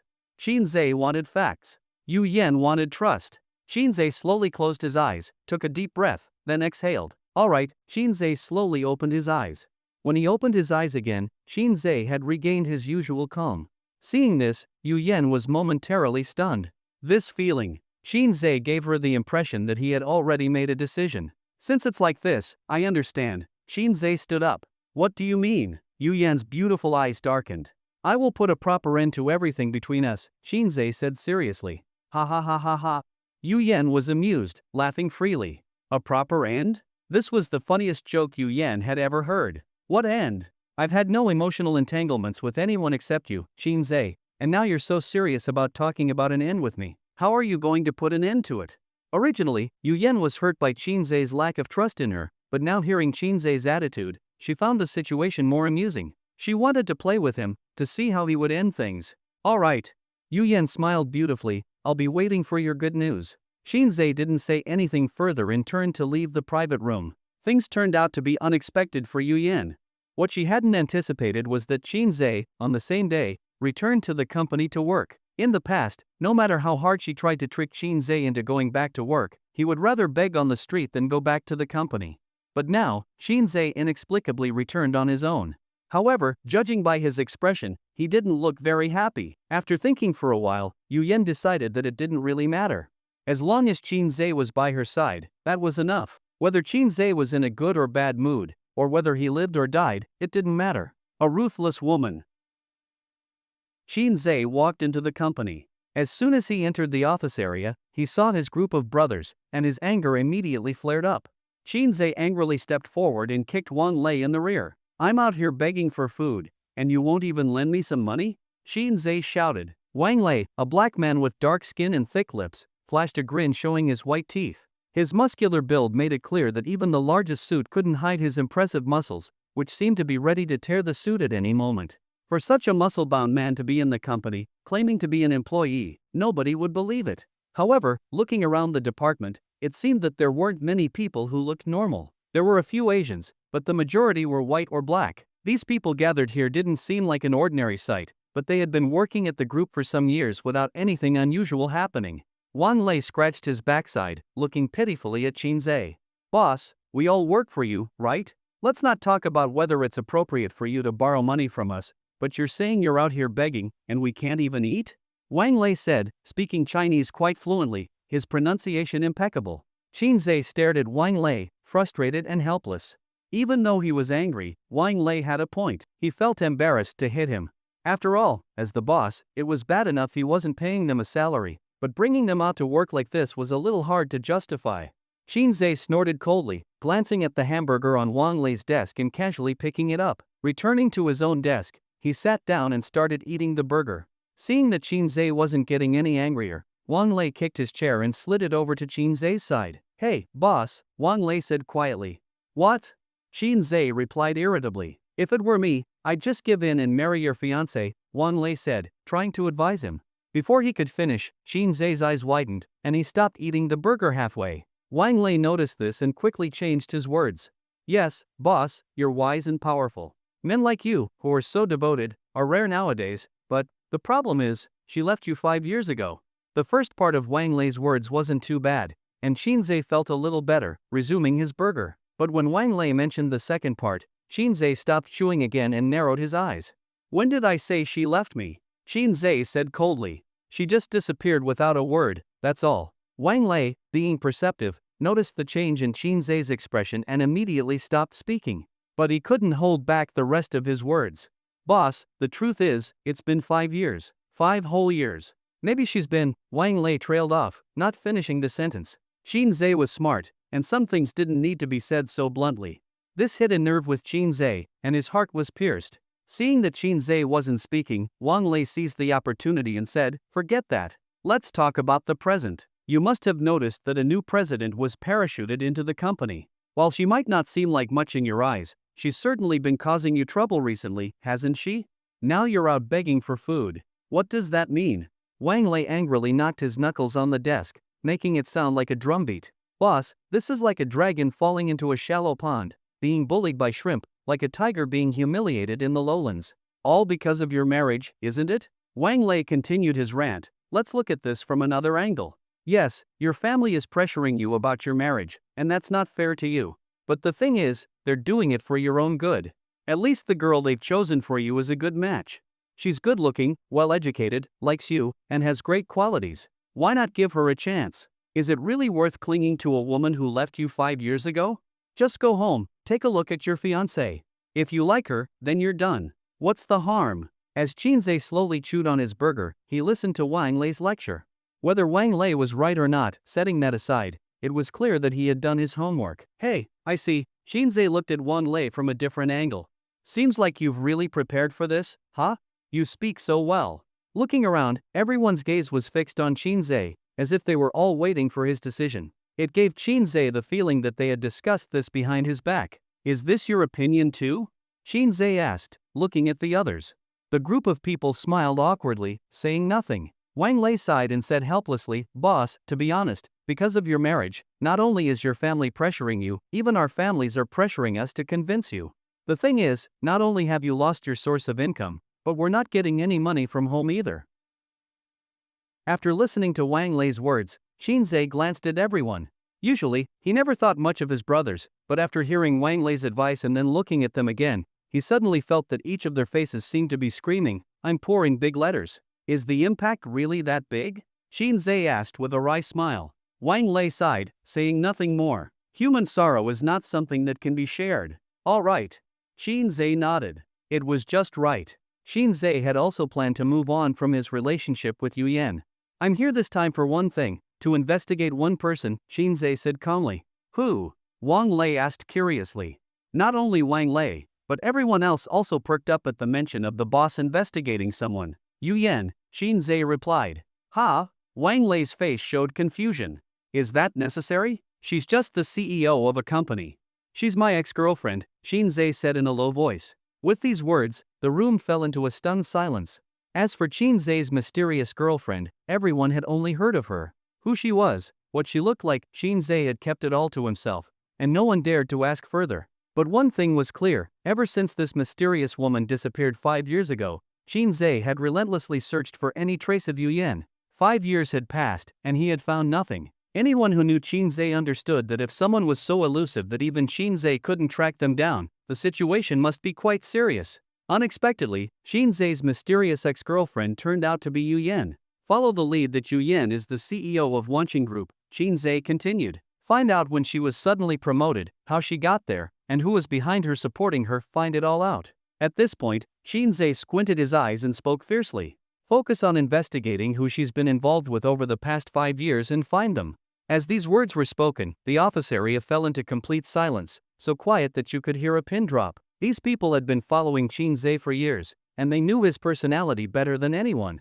They certainly knew why Shinzei was angry. The emotional entanglement between Shinzei and Yu Yan was due to subjective reasons, and that could be set aside for now. But if we look at the objective reasons, there were other things to consider. First, based on Yu Yan's disappearance 5 years ago, the fact that Shinzei had been unable to find any trace of her for so long clearly suggested that someone had been actively covering up her whereabouts. Moreover, the person behind this had some serious capabilities, likely as powerful as, or even surpassing, Shinzei himself. If a regular person, unaware of who Shinzei's woman was, had made a move on her, that could be forgiven. Ignorance is no excuse, after all. But for someone at the same level as Shinzei, who clearly knew who Yu Yan was, to still interfere with her, that was an outright disregard for Shinzei. That needed to be addressed. As for whether Yu Yan was unable to resist temptation or whether her feelings for Shinzei had wavered, that was a separate matter altogether. For now, breaking up with Yu Yan had already become a given. No matter how much Shinzei might still like her, he couldn't be the one to take over her burden. But the man who had toyed with Yu Yan's emotions, his legs had to be broken. Otherwise, the Qin family would lose all face. Wang Lei furrowed his brow, stood up, and prepared to start investigating. Just as he was about to leave, Song Hao and Zhao Lin happened to walk by. Song Hao casually glanced over and caught sight of Shinzei. At first, Song Hao didn't quite realize what was going on. He took several steps before suddenly remembering. Did I just see the boss? Song Hao turned around and came back to take another look. Sure enough, it was Shinzei. Hey, boss, what are you doing here? Song Hao asked curiously. Shinzei, who had been looking serious, smiled warmly when he heard Song Hao's voice. I'm back to work. Damn, making some quick cash? Should we go back to begging for food? Song Hao said instinctively. Upon hearing this, Shinzei had a blank expression on his face.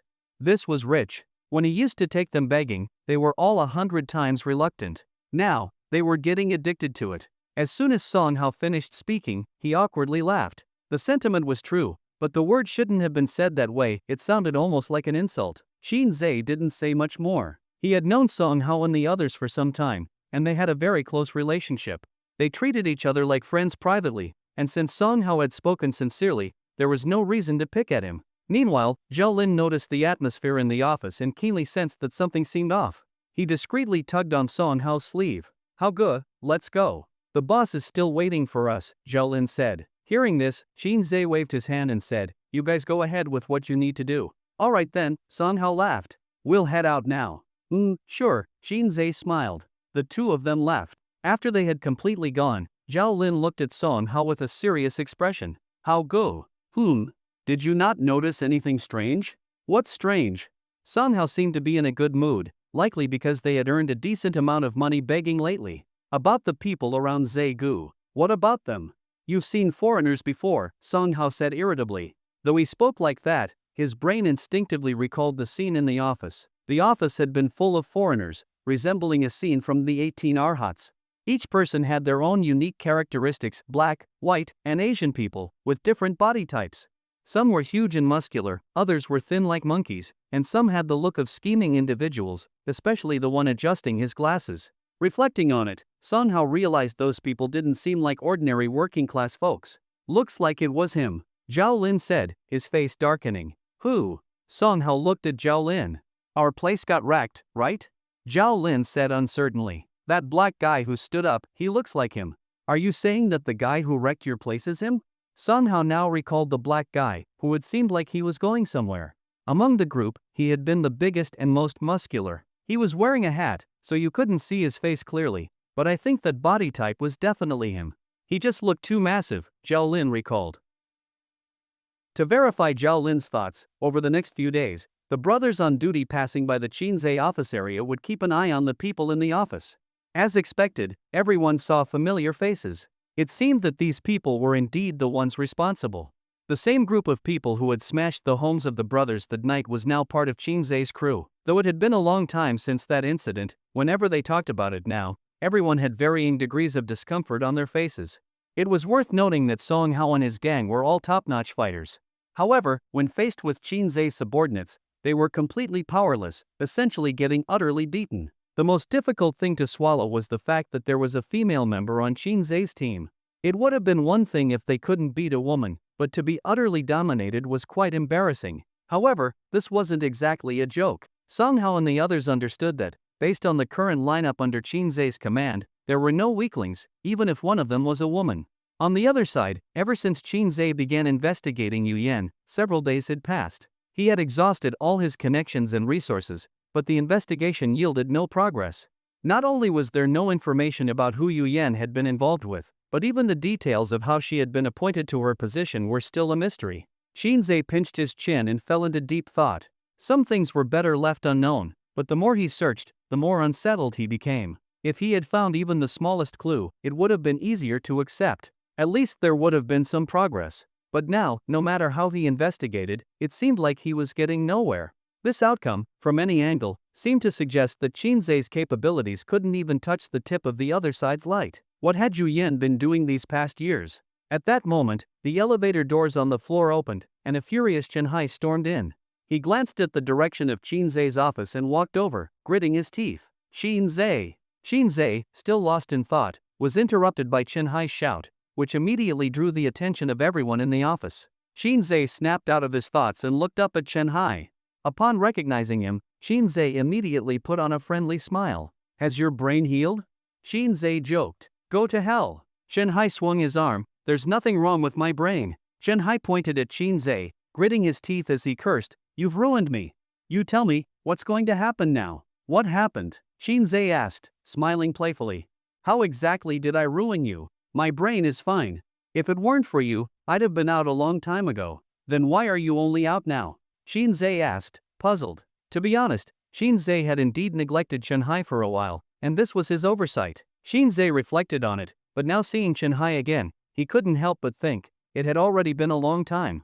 This matter was a simple one. If his brain was fine, why had it taken so long to get out?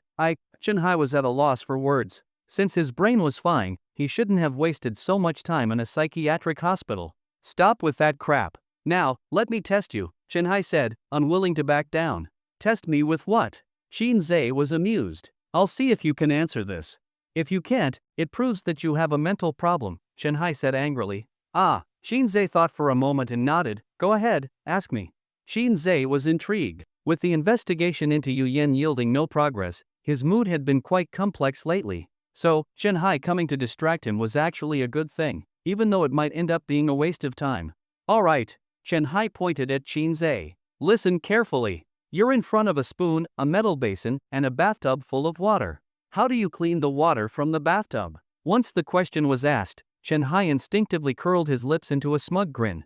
Oomph, even I couldn't answer this question. How could a small supervisor like Shinzei possibly answer it? Although this wasn't a particularly difficult question, and the knowledge required wasn't extensive, the trick was that simple questions were often the most prone to mistakes. The answer to the question. Just as Shenhai was basking in his smugness, Shinzei gave his answer. The answer is to pull the plug from the bathtub, Shinzei said, looking at Shenhai with a puzzled expression. Shinzei was perplexed. How could Shenhai bring himself to ask such a childish question? And what was with his smug face earlier? Was this really something to feel so proud of? At that moment, Shinzei couldn't help but think that maybe, just maybe, Shenhai really did have some issues with his brain. Shenhai stood frozen for a moment, unable to say anything in response. Shenhai was speechless. No way, Shinzei said, eyeing Shenhai. You didn't get the answer wrong, did you? Who says I did? Shenhai tried to pretend to be calm. Brother, Shinzei looked him up and down. I get it now. Although I don't know how you got out of there, maybe your brain really was fine back then, but looking at you now, I personally recommend that you get checked by a proper institution. Go away, there's nothing wrong with my brain, Shenhai cursed. Alright, I admit it. Your brain is definitely fine, Shinzei said sympathetically, patting Shenhai on the shoulder. But your intelligence might have some issues. I mean, that question wasn't even meant to test your brain, it was just a simple riddle. You just can't think quickly anymore. Shenhai faltered. You need to get an explanation for your IQ, Shinzei said meaningfully, giving Shenhai a pat on the shoulder. Shenhai left. He left in a very desolate state. He felt that perhaps, just as Shinzei had said, there was something wrong with his IQ. Compared to disliking Shinzei, Shenhai now felt that he should find a place, a sensible person, to give him an appropriate explanation for his intelligence. Shinzei watched Shenhai's retreating figure and, for a moment, didn't know what to say. After Shenhai left, a sigh was heard beside Shinzei. Sigh. The way the sigh was let out, Shinzei could hear it clearly, and it hurt his heart. It was a feeling that was far from pleasant. Shinzei turned around to see who it was. It was Sun Degu.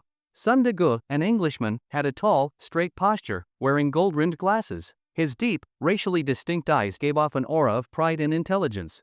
In fact, that was true. Don't be fooled by the silly name Sun Degu, he wasn't foolish at all. He was one of the superiors in Shinzei's team. When it came to fighting, that was not his domain, but when it came to handling other matters, that was his responsibility. What? Why are you sighing? Shinzei asked, sounding somewhat annoyed. Boss, to be honest, if I were in his shoes, I'd have chosen the basin as well. Sun Degu shook his head, sighing. Is it because of this? Shinzei patted his shoulder, speaking seriously. This really isn't a big deal, it's just a word game. If this were in a real situation, and you had a spoon, a metal basin, and a bathtub full of water in front of you, you would choose to pull the plug in any case. Then, Shinzei summed it up. The things your ears hear and the things your eyes see can both influence your final decision.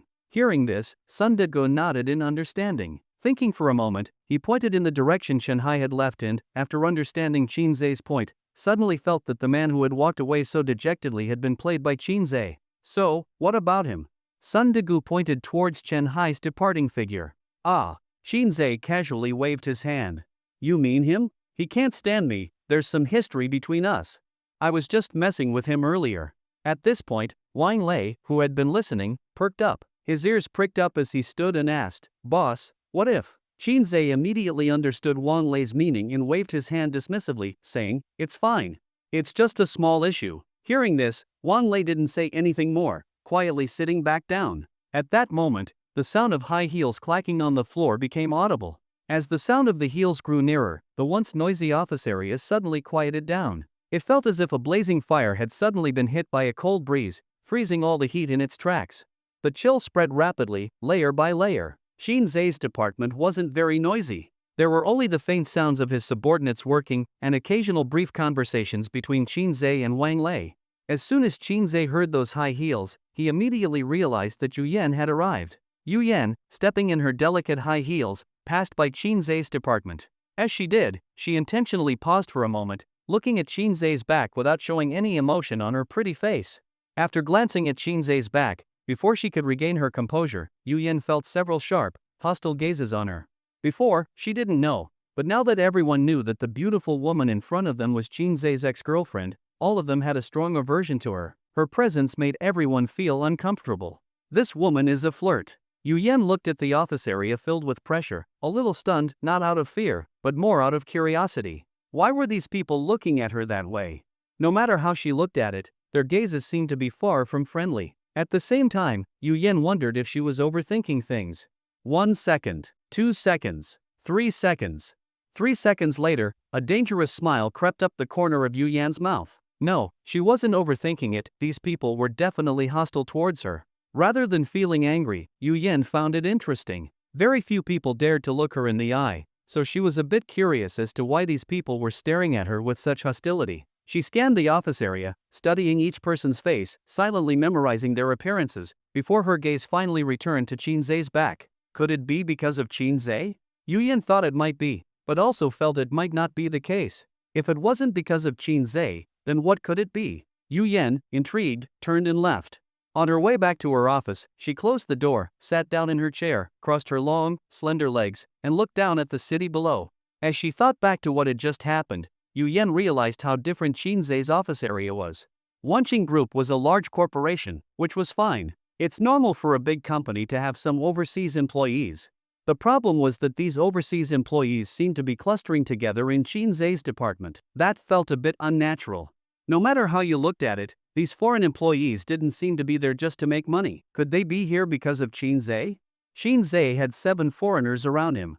With this team size, honestly, if they were out doing something irregular, it would almost qualify as a small criminal group. Could they be Qin Zhe's subordinates? Soon, Yu Yan couldn't help but laugh cynically. She thought that her idea was a bit too far-fetched. She extended her delicate hand, casually opened a drawer next to her, and pulled out a file. Name, Qin Zhe. Gender, male. Place of birth, El Province, Jiangchun, Huaxia. Basic information, no parents, grew up in an orphanage. Yu Yan looked at the file in her hand. Honestly, there was nothing special about it, not much to go on. From the information in this file, it seemed impossible for so many people to follow Qin Zhe. Moreover, these foreigners didn't seem like ordinary individuals. Most of them were skilled fighters, especially the biggest black man. Yu Yan was referring to Wang Lei. That being said, it made sense on some level. Having one foreigner in an office area wasn't unusual, but having only one Chinese person in an office full of foreigners seemed a bit odd. She took another look at Qin Zhe's personal information, and everything seemed to suggest that these people couldn't possibly be his subordinates.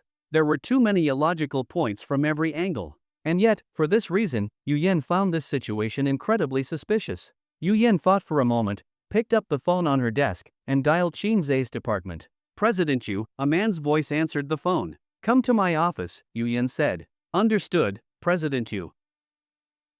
It wasn't more than 2 minutes before the door to the office was knocked on. Come in, Yu Yan said calmly. A man walked in. He was the department manager in charge of Qin Zhe, and the only person in the entire department who was not part of Qin Zhe's team. President Yu, you wanted to see me? Manager Song asked, looking nervous. You've been managing this department for a few years now, Yu Yan said coldly. Ah, yes, Manager Song hurriedly wiped his sweat, looking flustered. At this moment, Manager Song's heart was in his throat. The topic Yu Yan had brought up was extremely sensitive. Who could know if her comment about "you've been managing this department for a few years now" was hinting that the department needed a new manager? It's been about 8 years, right? Yu Yan asked. Manager Song thought for a moment. Yes, that's right. Yu Yan nodded in satisfaction, quietly calculating in her mind. She had left Qin Zhe 5 years ago, and Manager Song had been working at the company for 8 years, which likely meant that Manager Song didn't have any special relationship with Qin Zhe. When did Qin Zhe join the company? Yu Yan asked. 5 years ago? Manager Song looked up and thought again, then confirmed. That seems to be about right. Anyway, he's been in the department for 4 or 5 years. And the others? Yu Yan asked again. The others? Manager Song recalled for a moment, probably about the same. Yu Yan narrowed her eyes at his response. Did they all join at the same time? Not exactly. When talking about the other members, Manager Song chuckled, "Our department has many foreigners, and I remember thinking at the time, why are there so many foreigners gathered here? Ha ha." Yu Yan lowered her head in thought for a moment. That made sense. It seemed strange for everyone to have joined at the same time. There should be a sequence to it. You've been with the company for 8 years, so you must know that your department has a lot of pressure to perform, and the turnover rate is quite high, Yu Yan said slowly. Yes, Manager Song nodded in agreement. What was the turnover rate like in previous years? Yu Yan asked. In previous years? Manager Song looked up at the ceiling and started recalling. The turnover was more frequent. Fresh graduates have poor stress resistance, and they typically quit after half a month. Those with a bit more stress tolerance could last 2 or 3 months. If business picks up, they stay. If not, they know to leave without much fuss. After saying this, Manager Song nodded and looked at Yu Yan. Yeah, that's about it. Oh? Yu Yan raised an eyebrow with interest. So, based on what you're saying, this current team has been with the company for 5 years. It looks like you've done a good job leading them, Manager Song. Oh, no. Manager Song waved his hand modestly. It's not like that. It's mainly because everyone works well together. Also, they are the right fit for the job.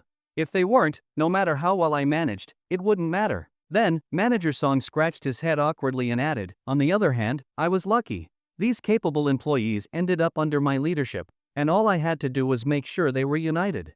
Yu Yan nodded in satisfaction.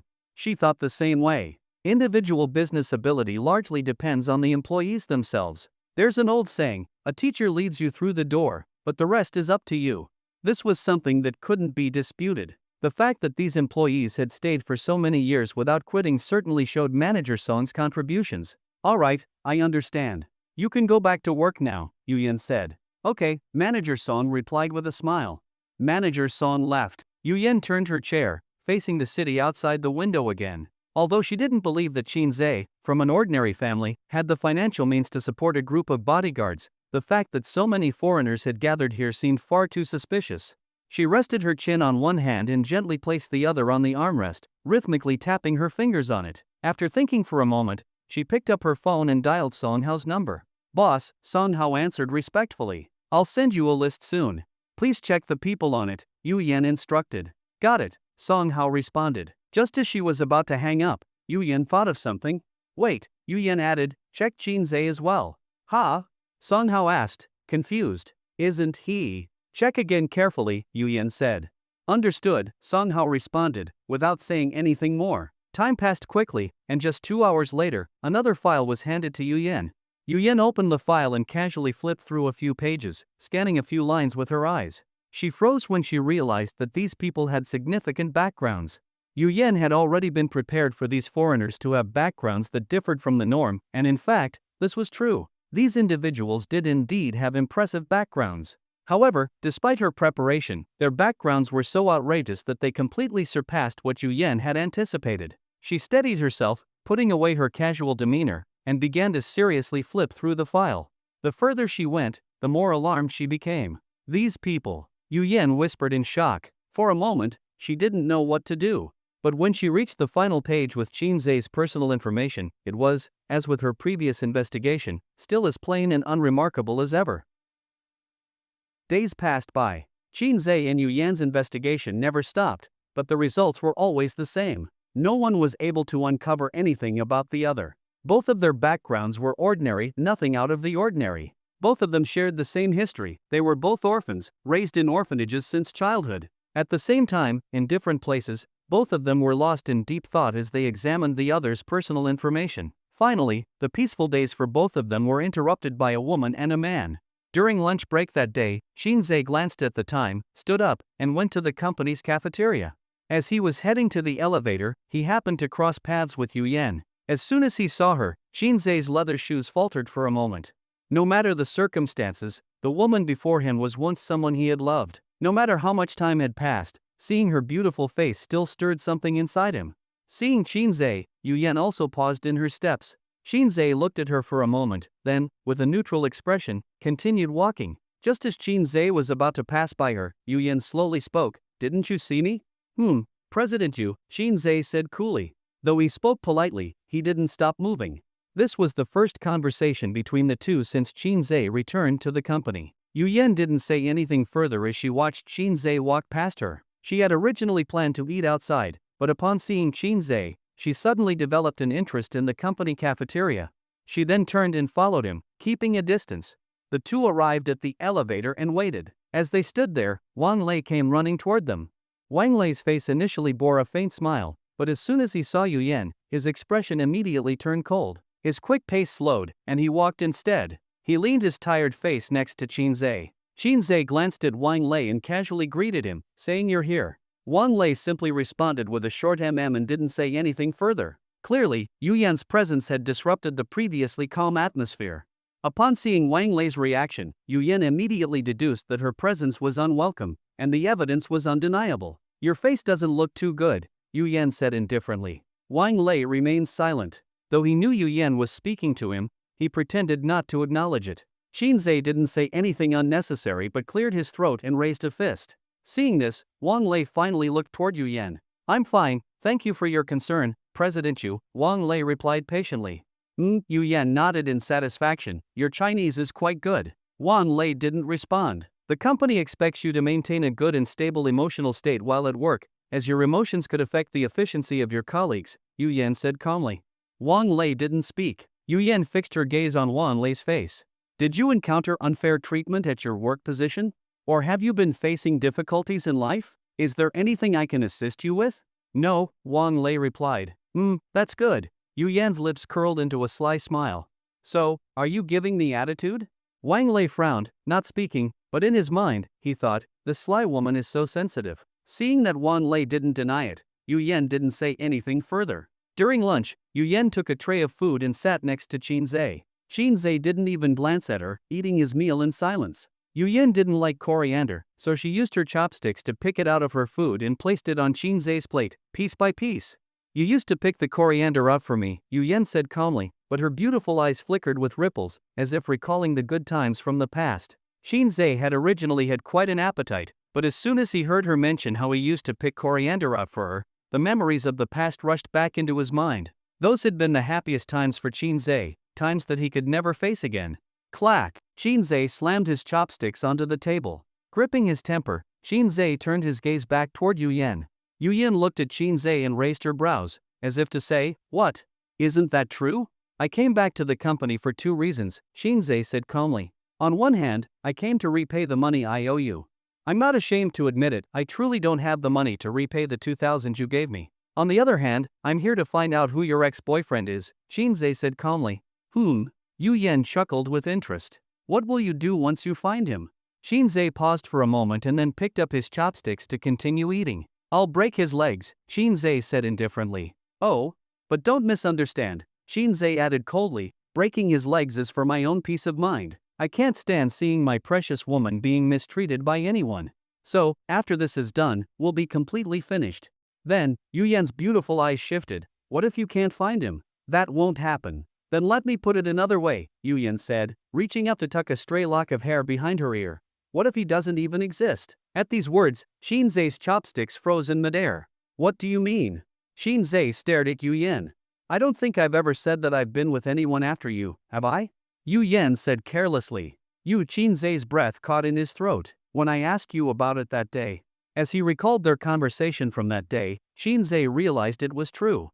Yu Yan had never mentioned being with anyone else after him. "That's just what you preferred to believe." "I never said I'd been with anyone else," Yu Yan said innocently, shrugging her shoulders. Qin Zhe gritted his teeth and stared at Yu Yan's beautiful face, so angry that he couldn't speak a word. His mind was as chaotic as if a jar of mixed emotions had been shattered. If Yu Yan really had kept herself pure, it would certainly have been something that would make Qin Zhe happy. But what had happened to her over these 5 years? How had she changed so much? How had she suddenly become so wealthy? And most importantly, why had she left him? According to his previous logic, if another man had fallen in love with Yu Yan, and she had used her body to trade for wealth, that would have explained everything.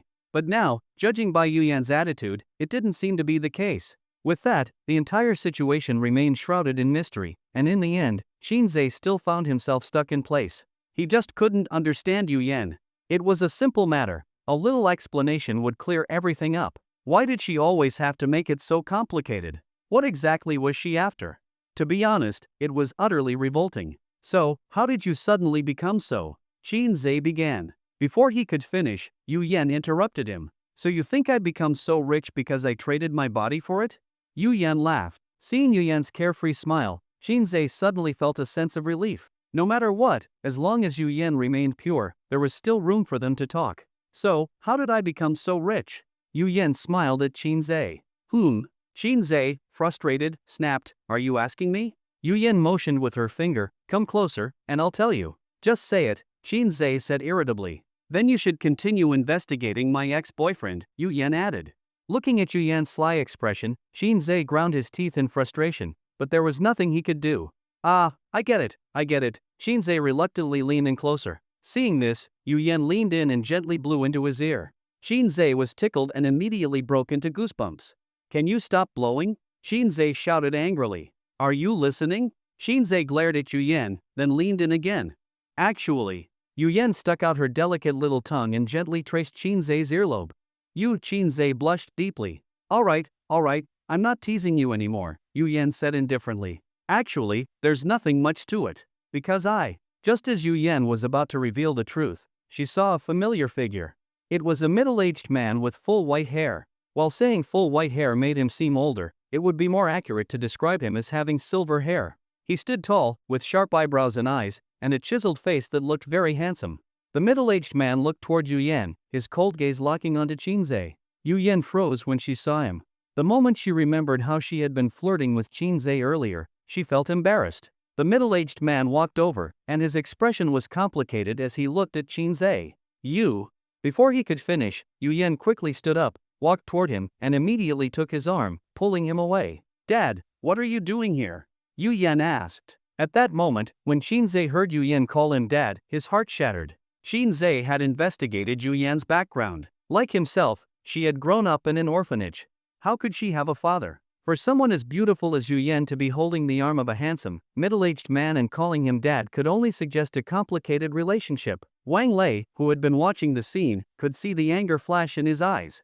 Yu Yan caught a glimpse of Qin Zhe from the corner of her eye. She knew what Qin Zhe must be thinking. Yu Yan wanted to explain, but in this situation, after thinking for a moment, she decided against it. Some things couldn't be explained in just a few words, and some things couldn't be revealed to Qin Zhe too early. The more he knew, the more dangerous it would be. Let's go over there, Yu Yan said as she kept hold of the middle-aged man's arm. The middle-aged man nodded, saying nothing. He seemed a little reluctant, as if he wasn't quite ready to look away from Qin Zhe. Who is he? The middle-aged man asked, pointing toward Qin Zhe. Yu Yan glanced at Qin Zhe, her gaze lingering for a long moment, before finally looking away decisively. Just a poor man with no money or power, Yu Yan said coldly. Upon hearing this, Qin Zhe's mind exploded. The words just a poor man with no money or power echoed repeatedly in his mind, shattering his heart into pieces. This was the woman he had once deeply loved. No matter how they had loved each other back then, in the end, when faced with money and power, he was nothing but a poor man with no money or power in her eyes. What a harsh, realistic judgment. Qin Zhe understood it all now. Everything was clear. The truth was right before his eyes. Times had changed. The present era was no longer like the past, where one could rise from nothing. For Yu Yan, who had once been a Cinderella, to suddenly become so wealthy, there had to be someone behind the scenes pushing her forward. And now that person had appeared, the handsome middle-aged man standing before him. My point is, what's his name? The middle-aged man asked, turning to look at Qin Zhe again. Yu Yan heard the question and, with her teeth biting her lip, she knew her father had seen everything. Her father wouldn't let Qin Zhe off the hook. No one important, just a company employee, Yu Yan explained. The middle-aged man seemed like he wanted to say something more, but Yu Yan had already started pulling him away. The middle-aged man reluctantly turned his head to look at Qin Zhe, who was moving further away, but as the distance between them grew, he realized there wasn't much more to say. The two of them walked to a quiet place. Dad, why are you here? Yu Yan's demeanor returned to its usual coldness, as though she were displeased with her father's sudden arrival. The middle-aged man was Yu Yan's father, named Yu Zhenhai. As for why Qin Zhe had not been able to find any information about him, well, that was another story. I came into the city today and passed by here, so I thought I'd come see you, Yu Zhenhai replied. Oh, right, just now, Yu Zhenhai pointed in the direction of Qin Zhe. What's the name of that young man? Hearing this, Yu Yan's beautiful eyes darkened. It seemed that her father hadn't let go of Qin Zhe yet. What you saw earlier isn't exactly how it seemed. Actually, Yu Yan began to explain. What did I see? Yu Zhenhai asked, looking at her in confusion. Before Yu Yan could finish her explanation, she was stunned by her father's words. She glanced at his face carefully, and upon seeing his genuinely confused expression, Yu Yan quietly let out a sigh of relief. It seemed he hadn't seen anything, which was for the best. In fact, Yu Zhenhai had just arrived here, and before he could spot Yu Yan, she had already noticed him. It wasn't a matter of luck or misfortune. Yu Yan and Qin Zhe had been among a crowd, and it wasn't very realistic for Yu Zhenhai to find her immediately. It was easy to understand the principle. If a teacher wants to find a student in a crowd, it would take some time, but if the student is looking for the teacher, it's simply a matter of spotting them from outside the group. Seeing this, Yu Yan felt a sense of relief. It would be easier to explain if her father hadn't seen her flirting with Qin Zhe. He's a supervisor at our company. He's quite capable. His name is… Yu Yan paused, concealing Qin Zhe's real name by Zhe. Upon hearing this, Yu Zhenhai looked slightly disappointed. Ah, his surname is Bai, Yu Zhenhai sighed. Yu Yan replied indifferently. Yu Zhenhai thought for a moment. It seemed too coincidental to him. After a moment, Yu Zhenhai looked at his daughter again, his expression becoming serious. By the way, that young man named Bai, he isn't your ex-boyfriend, is he? I'll tell you, Yu Yan, you're already engaged. If you're still keeping things unclear with that ex of yours, don't blame your father. He didn't continue, as this was a matter he had spoken to her about more than once before. Considering that Yu Yan had been obedient in recent years, he didn't want to use harsh words. Yu Yan leaned against the wall, her arms crossed, and said coldly, "It's been 5 years since we broke up. There's no connection between us." Yu Zhenhai sighed in relief when he heard this, and his gaze softened as he looked at his daughter. He reached out and gently placed his hand on Yu Yan's shoulder. "Yu Yan, listen to me. Your fiancé is a good match for you." Before he could finish, Yu Yan smirked and picked up where he left off. "He's practically made for me. From the moment he was born, all his efforts have been aimed at being worthy of me.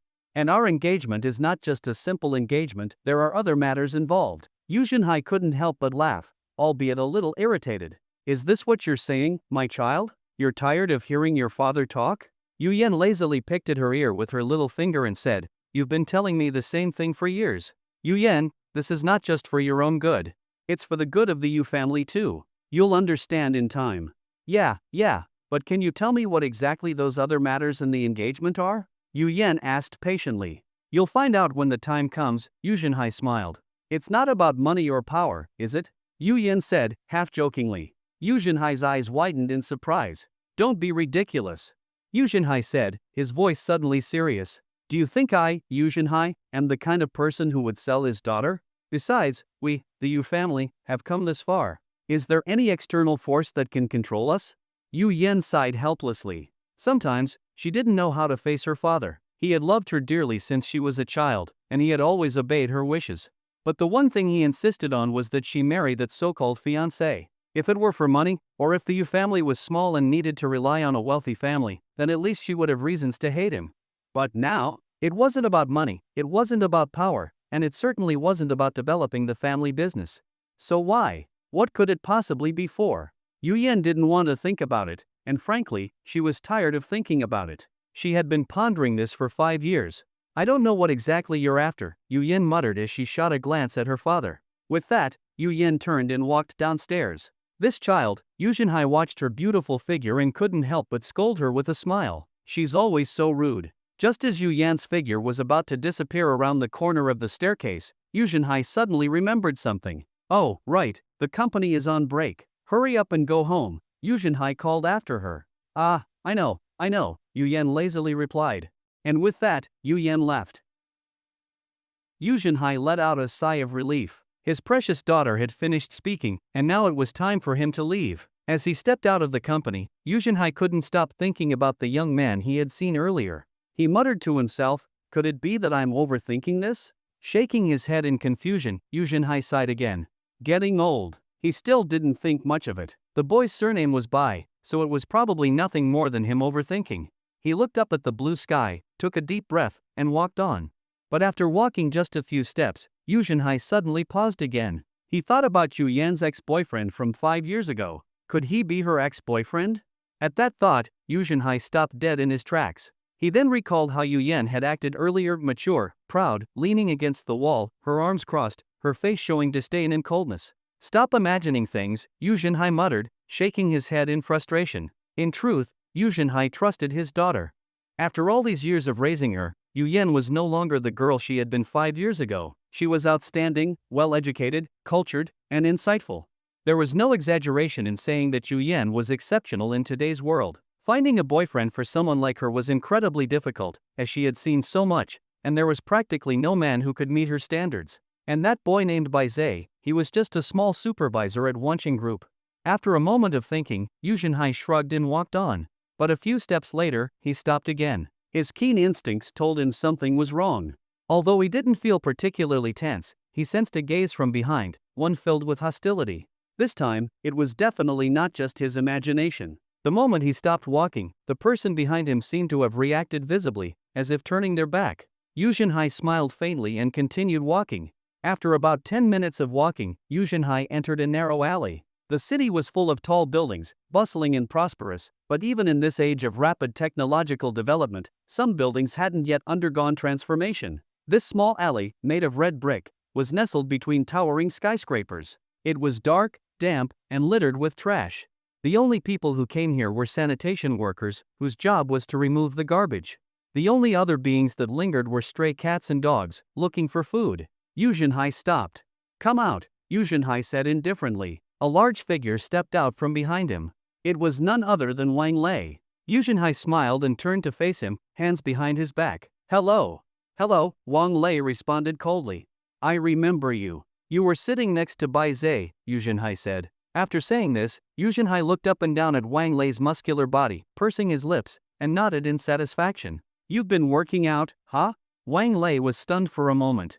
Bai Zhe? He was referring to Qin Zhe? Although Wang Lei didn't understand what was going on, he now knew for sure that Yu Yan had concealed Qin Zhe's real identity. "Humph," Wang Lei snorted coldly. "Go ahead, tell me what you need," Yu Jinhai said lightly. "You're Yu Yan's father, right?" Wang Lei asked coldly. Yu Jinhai stared at Wang Lei in surprise. He could sense that this foreigner was here to cause trouble, but trouble had to have a reason, right? The way he had started the conversation with "You're Yu Yan's father, right?" completely threw Yu Jinhai off balance. No matter how you looked at it, that wasn't a proper way to start a confrontation. "Ah," Yu Jinhai replied, somewhat confused. "All right then." Wang Lei clenched his fists, making cracking sounds as he did so. When Yu Jinhai saw that Wang Lei seemed ready to fight, he immediately raised his hand to stop him. Wait. What's going on here?" Yu Jinhai asked, bewildered, staring at the foreigner. "I'm Yu Yan's father, so what's next?" "Break his legs," Wang Lei said, cracking his neck and stepping closer to Yu Jinhai, still holding his fists tightly. The sounds of cracking bones from Wang Lei's neck and clenched fists seemed simple, something anyone could do. But those who truly understood the difference would know that while ordinary people make joint noises, for someone like Wang Lei, those were the sounds of muscle movements. "Hey, wait a second," Yu Jinhai looked at Wang Lei, realizing the young man was serious, and he forced a smile. Just as Yu Jinhai had hoped, since Bai Zhe had bodyguards, it meant Bai Zhe wasn't someone ordinary. The strength of his subordinates indicated that Bai Zhe wasn't simple, and Yu Jinhai decided this might be a good opportunity to see just what kind of person Bai Zhe really was. Wang Lei moved forward and grabbed Yu Jinhai's arm. With a deep breath, he effortlessly swung Yu Jinhai through the air. Considering that Yu Jinhai was an adult, weighing over 140 pounds, the fact that Wang Lei could throw him so easily with just one arm was a clear indication of the immense strength Wang Lei possessed. According to Wang Lei's plan, once he got close, he would grab Yu Jinhai and slam him against the wall, where Yu Jinhai would be pinned and unable to escape. However, the result was unexpected. While Yu Jinhai was indeed thrown, the sensation didn't feel right. It was almost as if he were being thrown like a piece of cotton, light and without much force. Yu Jinhai landed smoothly on his feet and smiled at Wang Lei. Wang Lei was stunned, his face filled with disbelief. Seeing Yu Jinhai smile at him, Wang Lei felt a deep sense of humiliation. Wang Lei gritted his teeth, gathered his strength, and charged forward again, throwing a punch straight at Yu Jinhai's face. Yu Jinhai remained calm and relaxed, sidestepping Wang Lei's attack with ease. Wang Lei, like an overzealous fool, couldn't retract his force in time and stumbled forward, losing his balance. Yu Jinhai, seeing the clumsy bear of a man in front of him, reached out and slapped him right on his big, fat backside. Smack! Muscular people tend to have strong endurance when it comes to taking hits. Note, it's strong endurance, meaning they can take a punch, but especially for someone like Wang Lei, a muscle-bound freak, a punch isn't going to hurt him much. Even if you stabbed him with a knife, the damage would likely only affect his muscles and wouldn't even touch his internal organs. But muscle doesn't mean invincible. While it's good at withstanding blows, it doesn't handle pinches or slaps well. Yujinhai's slap landed on Wang Lei's backside like a whip. Wang Lei winced, holding his backside and letting out a "Hey, what the hell?" He ran a fair distance, gritting his teeth and rubbing his rear. His face was contorted in pain, his features almost twisted together. At this moment, Wang Lei still didn't understand the difference in strength between him and Yujinhai. After all, Yujinhai had made him hurt, and Wang Lei couldn't stand it. He thought to himself that he should retaliate, that he should make Yujinhai hurt too. With that thought in mind, Wang Lei charged at him again. The result was the same. Yujinhai effortlessly dodged his attack with a light movement, then slapped Wang Lei's backside again. Wang Lei clutched his rear, hopping and jumping forward, hurting terribly. "Why do you keep hitting the same spot?" Wang Lei yelled angrily. Yujinhai couldn't help but chuckle. Wang Lei gritted his teeth and, despite the intense pain, charged again. Smack! Wang Lei felt like his backside might be swollen by now. "Damn it!" Wang Lei cursed loudly. Though his expletive was in a thick accent, Yujinhai could understand him. Immediately, Yujinhai's gaze turned cold, and he became somewhat angry. Fighting was one thing, but dragging family into it was something else. Was this kid just a child? Was he really swearing about his mom in the middle of a fight, thinking it would somehow help him gain strength? Wang Lei charged again. As expected, the result was clear. Yujinhai treated him like a child, delivering slap after slap to Wang Lei's rear, each one echoing loudly. After several rounds, Wang Lei finally gave up. At last, Wang Lei understood. It wasn't just that he had been careless, it was that Yujinhai's strength far surpassed his, and he was treating this fight like child's play. "Still swearing?" Yujinhai asked, holding Wang Lei by the collar. No, I'm done, Wang Lei begged. "Do you have a driver's license?" Yujinhai asked. "Yes, what do you need it for?" Wang Lei responded. "Come with me," Yujinhai said. "Where are we going?" Wang Lei asked. "To the countryside." "What for?" "Work on the farm." Wang Lei was speechless. Both of them were people who lived by their own rules, believing in fate and fortune. Wang Lei never imagined that after losing a fight, he would have to drive a tractor and help with farming. Yujinhai's logic was simple. People like Wang Lei, young and naive, were easy to read. Though Wang Lei didn't have the most dignified occupation and wasn't exactly doing things by the book, the kid hadn't tried to seriously hurt him during the fight. After several rounds, he hadn't resorted to using any weapons, even though there were several bricks nearby. The kid had some principles. On the other hand, judging by Wang Lei's words, it seemed that Bai Zhe wasn't a bad guy either. If it was about Yu Yan and Wang Lei was doing something forceful or threatening, that would be understandable, since Bai Zhe had the power to back him up. But Bai Zhe hadn't done that. Instead, he was simply trying to get Yujinhai to treat Yu Yan better. This showed that Bai Zhe was a good kid too. Yujinhai decided to take Wang Lei with him for two reasons. One, because this strong, foolish boy had great strength, making him perfect for farm work, and two, he wanted to take the opportunity to meet Bai Zhe and clear up any misunderstandings about Yu Yan's engagement. It was all just a misunderstanding, after all. Meanwhile, Qin Zhe was sitting in the office area, twirling a pen in his hand, his leg tapping anxiously under the table, frequently checking his watch. Earlier, in the employee cafeteria, after Yu Yan left with the middle-aged man, Wang Lei stood up without waiting for Qin Zhe to speak. He glanced at Qin Zhe, and Qin Zhe nodded in acknowledgement. "Be careful. The other party might not be ordinary. We've been investigating for so long and still haven't found anything about him," Qin Zhe advised. "Don't worry," Wang Lei assured him confidently. Wang Lei then rolled up his sleeves and charged out with great energy.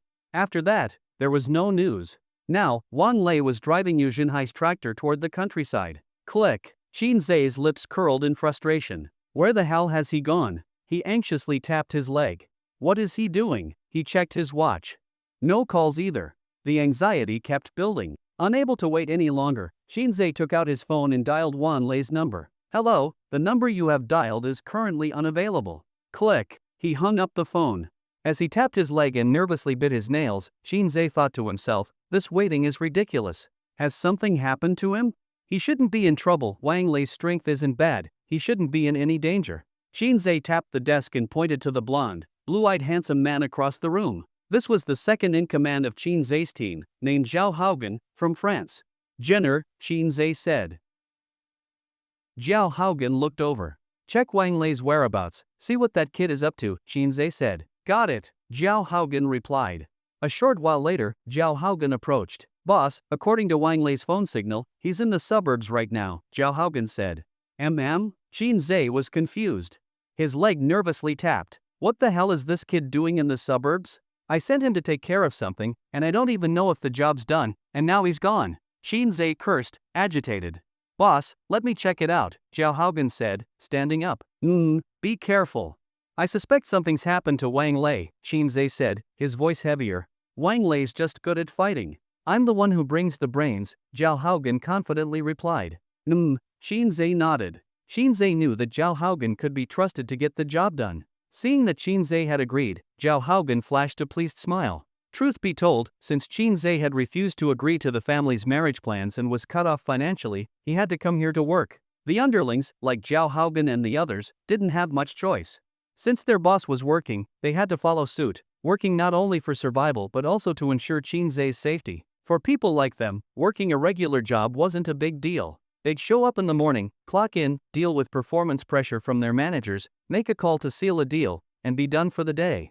Life was carefree and enjoyable, but deep down, they knew their talents were being wasted here. Now, at last, something had happened, and Zhao Haogan was excited. He felt like his legs were rusting from inactivity.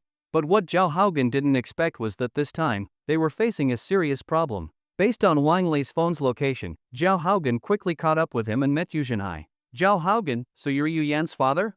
Ah, Yu Zhenhai responded. Seeing that Zhao Haogan was about to make a move, Yu Zhenhai quickly said, Hey, wait a second. Can you tell me why it's a problem that I'm Yu Yan's father?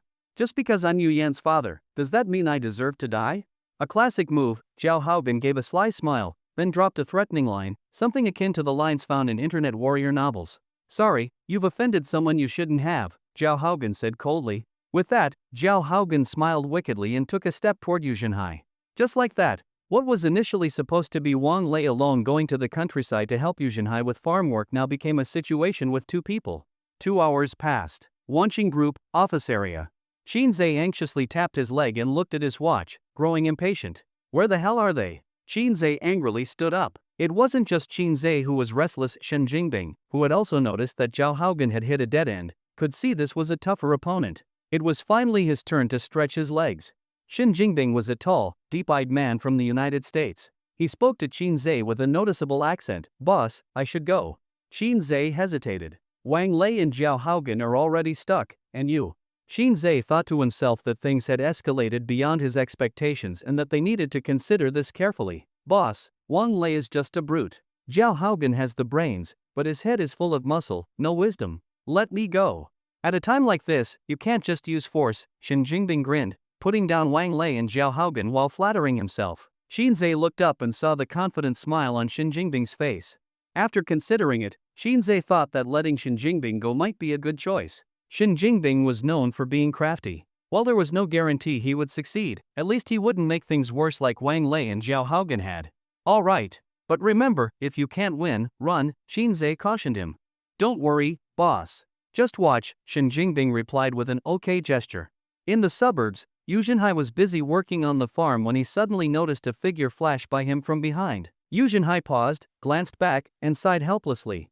Not bad, Yu Zhenhai commented. Half a day passed, and Yu Zhenhai finished all his work. Meanwhile, Shen Jingbing continued to watch him from the shadows. Yu Zhenhai sighed tiredly, thinking to himself, this is troublesome. It looks like I'm dealing with a seasoned veteran. By the time night fell, Shen Jingbing still hadn't made a move. Yu Zhenhai, though aware of Shen Jingbing's presence, was beginning to get irritated. While he knew Shen Jingbing's movements, the fact that he hadn't shown himself was starting to get under his skin. At least Wang Lei and Zhao Haogan had been straightforward, but Shen Jingbing's constant hiding was starting to feel unsettling. Yu Zhenhai glanced toward the mountaintop, where he saw a fire burning. Someone had started a fire there. Yu Zhenhai shook his head in resignation. Looks like he plans to make his move tomorrow. Initially, Yu Zhenhai thought it might be a good thing, but then he looked over at the sheep pen and realized something was off. One of the sheep was missing. Turning back toward the fire on the mountain, Yu Zhenhai realized the truth. Shen Jingbing was hungry. You old bastard. Yu Zhenhai growled in anger. And so, that day, Shen Jingbing went off to farm too. Meanwhile, Xin Zhe glanced at his watch again. He was starting to feel like Shen Jingbing might have run into trouble too. At this moment, another one of his brothers stood up beside him. Boss, I'll go. Xin Zhe furrowed his brows but remained silent. It was clear that a single person with the strength to wipe out a team wouldn't be stopped by a few more people. Ugh, Shinzei sighed in frustration. Check out his background, I'll go. Quickly, the team's technical personnel gathered information on Yushinhai. The personal details were simple: Yushinhai, male, farmer. Shinzei looked at the unhelpful information and tossed the file aside. He understood perfectly. The more powerful someone was, the simpler their personal information was likely to be. Take himself, for instance. If anyone looked up his details, they would only find that he was an orphan raised in an orphanage. So it made sense that they couldn't uncover Yushinhai's true identity. What was shown was what he wanted others to see, and what he didn't want others to see, no one could uncover. This was like how some real estate moguls, in order to create an image, might be asked during interviews why they wear a $200 watch, even though they're worth billions. Their response would be simple: they wear the watch just to check the time, as people with good time management often wear watches, and the value of the watch doesn't matter. While the world praises this billionaire for his simple lifestyle, those who truly understand would know that this man, who wears a $200 watch, is a longtime client of Patek Philippe. Shinzei had mobilized all his resources to investigate Yuyan's background, but he couldn't find any useful information. Now that Yushinhai had revealed himself, Shinzei realized that if it weren't for this moment, he might never have known who the person behind Yuyan really was. For someone with that kind of power, it wasn't surprising that his three tough subordinates had fallen at his hands. I'll go myself, Shinzei said coldly. Boss, if something happens to you. It won't, Shinzei explained. Since we can track Wang Lei's and the others' phone signals, that means the other party doesn't have ill intentions toward me. The reason they haven't returned them yet is likely because they want to meet with me. But there's no but. Since they want to meet me, I'll go meet them. The next day, Shinzei borrowed a car from one of his subordinates and drove towards the suburbs. As he arrived in the suburbs, Shinzei admired the rural landscape and felt at ease. The high-rise buildings in the city look impressive from a distance, but the real lives of the people living there are full of busyness. They're always running around to make money, heads down as they walk through the streets, all thinking about how to make a living. In the fast-paced city, opportunities and risks coexist. The rhythm of life is so quick that there's no time to stop and appreciate the tech-savvy buildings around you, and before you know it, someone else will take your place. When you feel tired and wish to look up at the sky, you're met with towering skyscrapers blocking most of the sunlight. People living in the shadows of these buildings can barely breathe. It's a steel forest that doesn't care about emotions. On the other hand, the rural life is much more relaxed. There are no towering buildings here, and you can see the vast sky stretching before you. The clear, blue sky, the green fields, the fresh air, the farmers with smiling faces on the roadside, and the elderly sitting in front of their homes, everything feels healing to the soul. Here, you can clearly feel the slow pace of life. People have plenty of free time. After finishing their work in the fields, they have all the remaining time for themselves. The desire for money isn't as high as in the city, or even if someone is rich, it doesn't make much of a difference. The cost of living is low, and there aren't many things to buy. Unlike in the city, where a cup of milk tea can cost $10, or renting a power bank can cost you several dollars. In the city, there are too many places where money is spent, and the steel forest constantly drains your bank account. The rural area feels much more serene. Shinzei parked his car and asked a woman gossiping by the village about the location of the Yu family. Ah, you're looking for the old Yu family? They're not far, the woman said, pointing in a direction. Just keep going, and when you see the plains, that's their place. Thank you, Shinzei said, expressing his gratitude. He drove in the direction the woman had pointed. As expected, not far from where the woman had directed, Shinzei soon reached the plains she had mentioned. He should be close now. He had arrived at the old Yu family's place, but there were no houses in sight. 20 minutes passed. His face darkened. According to the woman, when he saw the plains, he should have reached the old Yu family's place. But the problem wasn't this place too vast? If he didn't know better, he'd think he had driven into Inner Mongolia. And what was going on here? With such a large area of land, why wasn't anything being done with it? Wouldn't building a housing complex here make a fortune? Lost in confusion, a herd of goats suddenly crossed the road in front of him. Shinzei slammed on the brakes. Ba ba. The goats trotted across the road in groups. Shinzei anxiously tapped his foot, glancing at his watch from time to time. This is really wasting time, Shinzei muttered angrily. He waited for what felt like an eternity before the last goat passed. Shinzei let out a deep breath, took the handbrake off, stepped on the clutch, and shifted gears. Just as he was about to start the car, he saw a familiar figure. A foreigner, wearing a leather cap, a toothpick in his mouth, and holding a stick, was leisurely walking behind the goat herd. Shinzei was shocked, thinking he had seen wrong. He rubbed his eyes and took a closer look. It was Zhao Haogen. Shinzei wondered if he was hallucinating. He shook his head vigorously, focusing his gaze again. It was indeed Zhao Haogen. What the hell? Shinzei was perplexed, remembering Zhao Haogen's boastful words when he left. Boss, Wang Lei is just good at fighting, but I'm different, I'm bringing brains. The confidence in his voice had sounded so reliable at the time. And now? Was he here herding goats? Shinzei rolled down the window and leaned his head out. What the hell are you doing here? Shinzei yelled angrily. Zhao Haogen, happily herding the goats, didn't seem to be paying attention to Shinzei. When he heard someone shouting at him, he rolled his eyes. Tui, he spat out the toothpick. Didn't see me. Not even bothering to check who was shouting, Zhao Haogen was about to retort, but when he saw Shinzei's face, he froze for a moment, then immediately switched to a smug smile. Boss, you're here? Zhao Haogen grinned. Shinzei got out of the car and kicked the car door. Tell me this, I sent you to rescue Wang Lei, and you're here herding goats? What the hell are you doing? Shinzei swung his arm angrily. You said you brought brains with you. Zhao Haogen scratched the back of his head, flashing an innocent smile. Herding goats doesn't require brains, does it? Zhao Haogen said sheepishly. Am I complimenting you? Shinzei snapped. Zhao Haogen's Chinese wasn't that good, and sometimes he couldn't understand what Shinzei meant. All he could do was take the words at face value. Zhao Haogen stopped smiling and stood there, silent. Shinzei sized him up. Though he was still angry, seeing that Zhao Haogen was unharmed brought him some relief. He decided to deal with this later, as there was no time to lecture him now. Wang Lei and Shin Jingbing? Shinzei asked. Zhao Haogen suddenly remembered and hurriedly reported. Boss, don't worry, they're fine. They're currently. Okay, enough, just shut up. Shinzei waved his hand impatiently. Zhao Haogen remained quiet. Come with me, Shinzei said. Without further ado, Shinzei turned and got back in the car. As he started the car and looked up, he noticed that Zhao Haogen hadn't moved. What are you doing? Shinzei leaned out the window. Zhao Haogen pointed to the herd of goats. What am I supposed to do with the goats?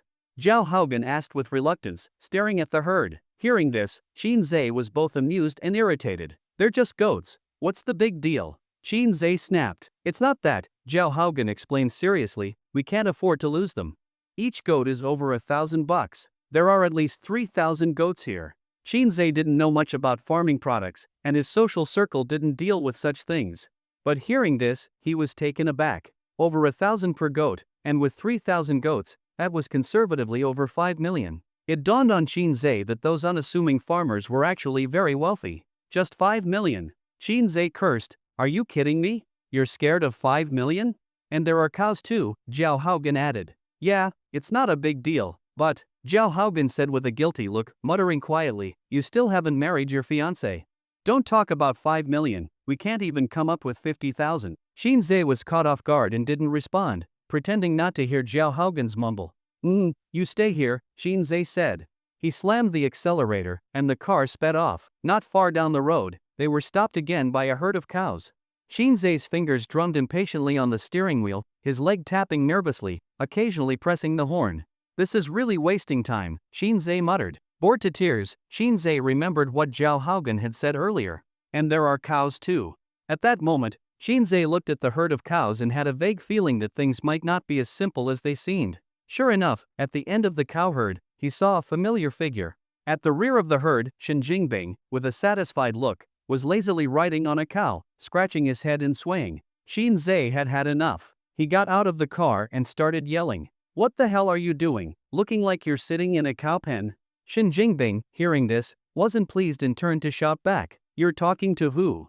Seeing it was Shinzei, he quickly changed his tone. Boss, what brings you here? Shin Jingbing asked in surprise. When you left, what did you tell me? Wang Lei is all brawn, Zhao Haogen's got muscles for brains, but you brought the intelligence, where is it? Shinzei glared at Shin Jingbing, frustrated. Shin Jingbing jumped off the cow.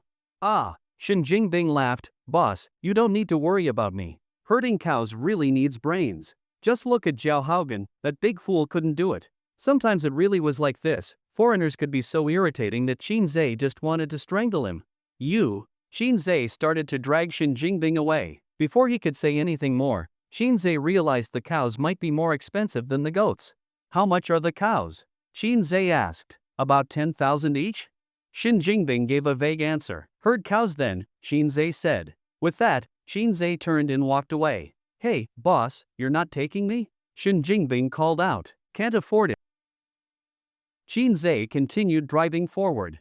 On the road, with nothing much to do, Shinzei began to ponder the person of Yujinhai. You could say that Yujinhai is not a good person, he has detained every person Shinzei sent to him.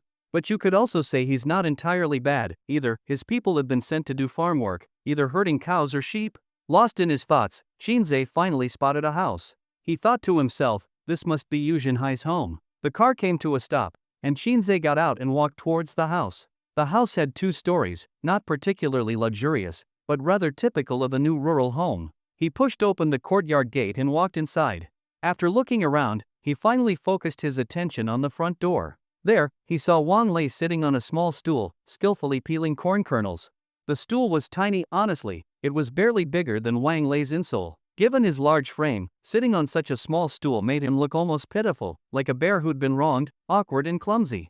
Wang Lei heard a sound by the door, looked up, and saw it was Shinzei. Boss, you're here, Wang Lei said, delighted. Busy, huh? Shinzei replied curtly. Ah, Wang Lei sighed, not saying more, and continued peeling the corn. Where is he? Shinzei glanced around the house. He went out to buy some vegetables. He should be back soon, Wang Lei answered.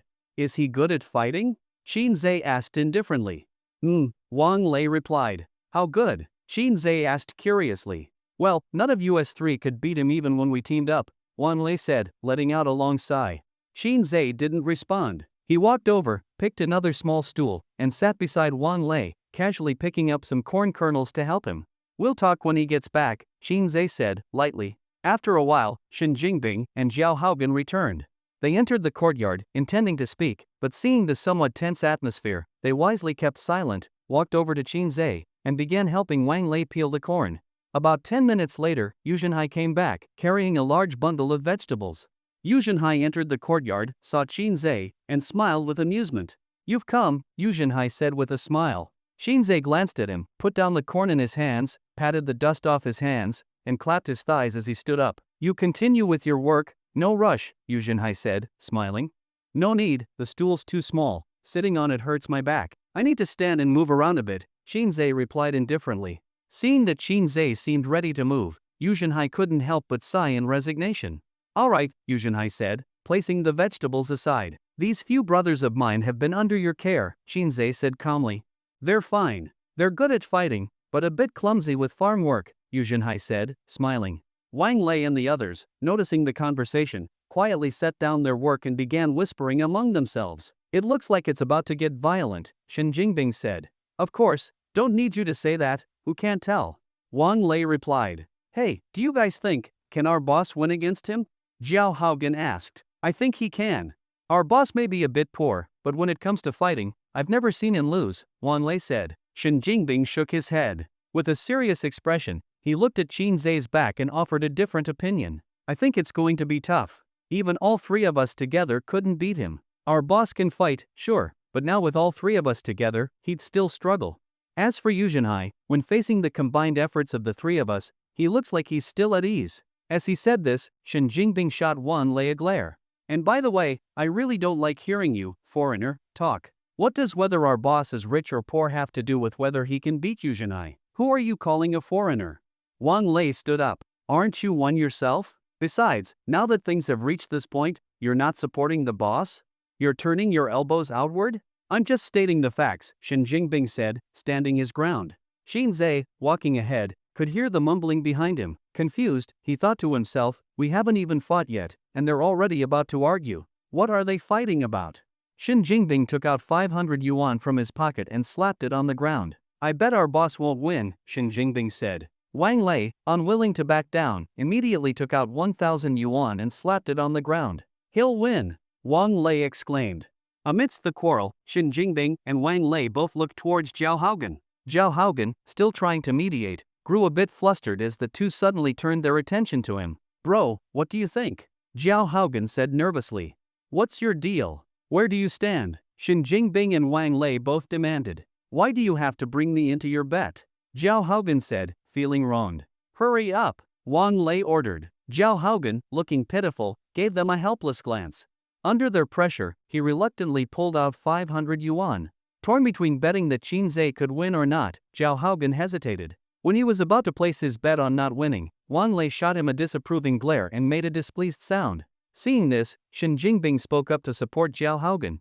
"Rooter, choose for yourself, don't look at them," Shen Jingbing said. After thinking for a moment, Zhao Haogan gave Wang Lei a sheepish smile. "Sorry, Lei bro, but I think our boss won't win." Amid the argument between Wang Lei and the others, Qin Zhe suddenly charged forward. Seeing this, Yu Shenhai sighed helplessly. He knew he had been misunderstood and had tried to explain himself to these foreigners. However, due to cultural differences, even simple matters were hard to explain. Take Zhao Haogan, for instance. When he found Yu Shenhai, the first thing he said was, "So you're Yu Yan's father, huh?" Yu Shenhai, staring at the furious Zhao Haogan, nodded in confusion. Without further words, Zhao Haogan rushed up and insisted on having a fight with him. And of course, he couldn't win. Next was Shen Jingbing. Compared to the others, Shen Jingbing had some semblance of intelligence. He seemed to understand that being good at fighting didn't mean he should clash head-on with Yu Shenhai. His tactics were underhanded, and capturing this guy indeed took quite a bit of effort. Yu Shenhai patiently tried to communicate with Shen Jingbing. He really couldn't understand why, upon learning that he was Yu Yan's father, these people had such a strong reaction. Why did they insist on crippling him? Yu Shenhai asked Shen Jingbing, "Is there some misunderstanding between us? You just need to admit you're Yu Yan's father, and that's it," Shen Jingbing said harshly. "Yes," Yu Shenhai answered naturally, "no doubt about it." "Then why are you still blabbering to me?" Shen Jingbing cursed angrily. "Wait, so because I'm Yu Yan's father, I deserve to be treated like this?" While lost in thought, Qin Zhe had already charged directly at Yu Shenhai's face, throwing a punch. Yu Shenhai quickly collected his thoughts and sidestepped. Qin Zhe's punch missed, and he lost his balance, staggering a few steps. Yu Shenhai, glancing at Qin Zhe's awkwardness, shook his head in resignation. He had expected Qin Zhe to be a skilled fighter, but now, it seemed that perhaps he had set his expectations too high. Based on what he was seeing, to be honest, Qin Zhe wasn't as skilled as Wang Lei, Zhao Haogan, and the others. This gap between his expectations and reality was somewhat disappointing for Yu Shenhai. Qin Zhe turned and charged again. Facing Qin Zhe's attack, Yu Shenhai calmly dodged once more, effortlessly evading the punch. With casual steps, Yu Shenhai took a look at Qin Zhe, who was full of openings. At this point, Yu Shenhai didn't even have the energy to toy with him. Yu Shenhai sighed. Wang Lei and the others, who were watching from the side, had different reactions. Wang Lei stared at the clumsy Qin Zhe, confused. It was understandable that Yu Shenhai didn't understand Qin Zhe's strength, but Wang Lei, who knew Qin Zhe's level, thought that, in theory, Qin Zhe shouldn't be this awkward in his movements. Wang Lei glanced at the money he had wagered inside. He felt like he was going to lose the bet. Qin Zhe didn't seem to be in great shape today. Wang Lei's brain wasn't very sharp, and not seeing the nuances of the situation wasn't surprising, but Shen Jingbing, who was much more perceptive, furrowed his brow. He was smart enough to realize that Qin Zhe was pretending. Shen Jingbing looked at the money he had bet. He felt that, at this rate, Yu Shenhai would likely lose. With a clenched jaw, Shen Jingbing warned, "Be careful." Hearing this, Qin Zhe turned his head to glance at Shen Jingbing. "It's fine, don't worry," Qin Zhe smiled. "What I meant was for you to be careful, Yu Shenhai." Thinking this in his mind, Shen Jingbing didn't say much more. He knew that at this point, cheering for Yu Shenhai, frankly, it would be a bit disgusting, but in a bet, there were no friends. As Qin Zhe kept attacking Yu Shenhai calmly avoided his blows. From a distance, the two of them looked almost comical. Qin Zhe was like a child swinging a clumsy turtle punch while chasing Yu Shenhai. Yu Shenhai sighed again. He had had enough. At this point, there was no point in continuing. Just as Qin Zhe threw another punch at Yu Shenhai quickly sidestepped again. Qin Zhe's punch missed, and he lunged forward. Yu Shenhai saw the opportunity and aimed for Qin Zhe's neck with a precise strike. Seeing this, Qin Zhe's lips curled into a sinister smile. Yu Shenhai, noticing Qin Zhe's malicious grin, felt a chill in his heart and immediately realized something was wrong. However, his attack was already launched, and there was no way to stop it. In the blink of an eye, Qin Zhe's body shifted, and with a quick movement, he launched an elbow strike.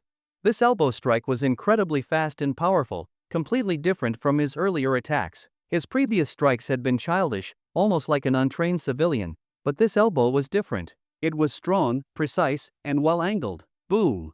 The elbow struck Yu Shenhai's face. Yu Shenhai winced in pain, letting out an ouch and immediately covered his face, retreating to the side. Still covering half his face, Yu Shenhai stared at Qin Zhe with anger. You dare hit me? Yu Jinhai cursed. When he finally lowered his hand, a large bruise was already visibly forming on his face. A man, a real man, can bleed but cannot cry. Fighting was one thing. Even if Qin Zhe had stabbed Yu Jinhai today, he could accept it, at least it wouldn't be a laughingstock in front of others. But with a huge bump on his face, no matter how serious the situation, it was hard not to find it funny. Yu Jinhai couldn't save face now. Yu Jinhai was furious. At the moment when Qin Zhe landed a cunning elbow strike that caused a large bump on Yu Jinhai's face, Wang Lei and the others, who were watching the spectacle, had different expressions. Wang Lei was ecstatic. There was a chance. He greedily glanced at the money he had bet, swallowing hard. There really was a chance. Shen Jingbing, noticing the situation, clenched his fists and thought to himself that things were about to go badly. Boss, you old bastard. He glanced at the money he had bet and became extremely anxious. Wang Lei cupped his hands around his mouth and yelled, "Go for it." Shen Jingbing, unwilling to lose out, shouted anxiously, "Don't get careless. Keep it up." Hearing the cheers, Qin Zhe turned to smile and wave at Wang Lei and the others.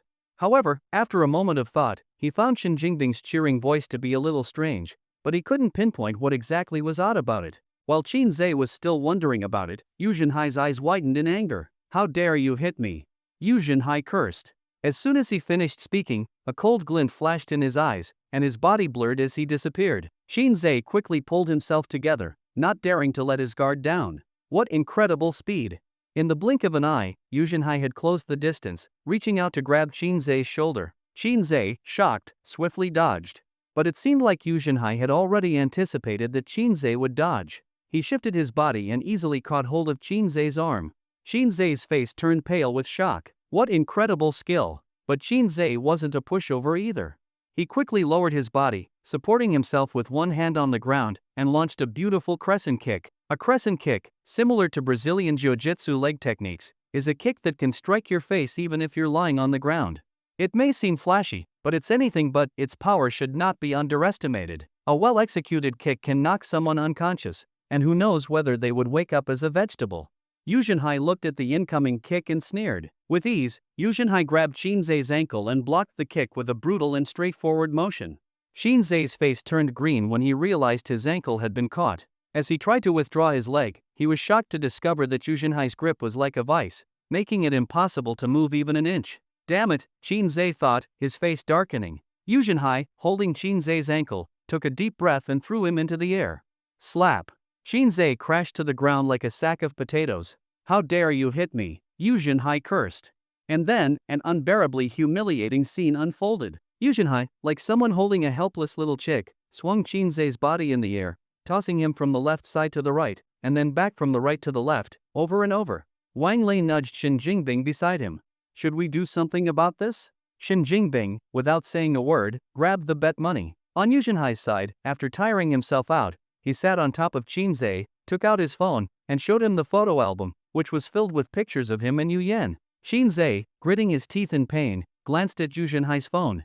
"What's the meaning of this?" Qin Zhe asked coldly. Although his tone wasn't friendly, Qin Zhe realized something as he looked through the photos. "I am Yu Yan's father." Yu Jinhai cursed. "You're her father?" Qin Zhe asked, looking at Yu Jinhai in surprise. To be honest, Qin Zhe still found it hard to believe because Yu Yan bore no resemblance to Yu Jinhai. But the pictures Yu Jinhai showed him contained many photos of Yu Yan as a child. Yu Jinhai, looking exhausted, sighed and began to vent his frustration. "I really don't understand what you people are doing." First, Yu Jinhai pointed at Wang Lei. "That big fool." Just mentioning Wang Lei made Yu Jinhai so angry he almost couldn't breathe. Wang Lei, however, scratched his head with a sheepish grin. "Look at him, look at him." Yu Jinhai yelled in frustration, pointing at Wang Lei. "This big idiot, you want to say he can speak Chinese? He can't even understand basic context. Now he thinks I'm praising him, but if you say he doesn't know Chinese, his Chinese actually isn't bad. On the first day he showed up, he asked if I was Yu Yan's father. I said yes, and immediately he tried to fight me." Then, Yu Jinhai turned to Zhao Haogan. "And that Zhao Haogan," Yu Jinhai said, looking at Qin Zhe, "just look at the names he gave his friends.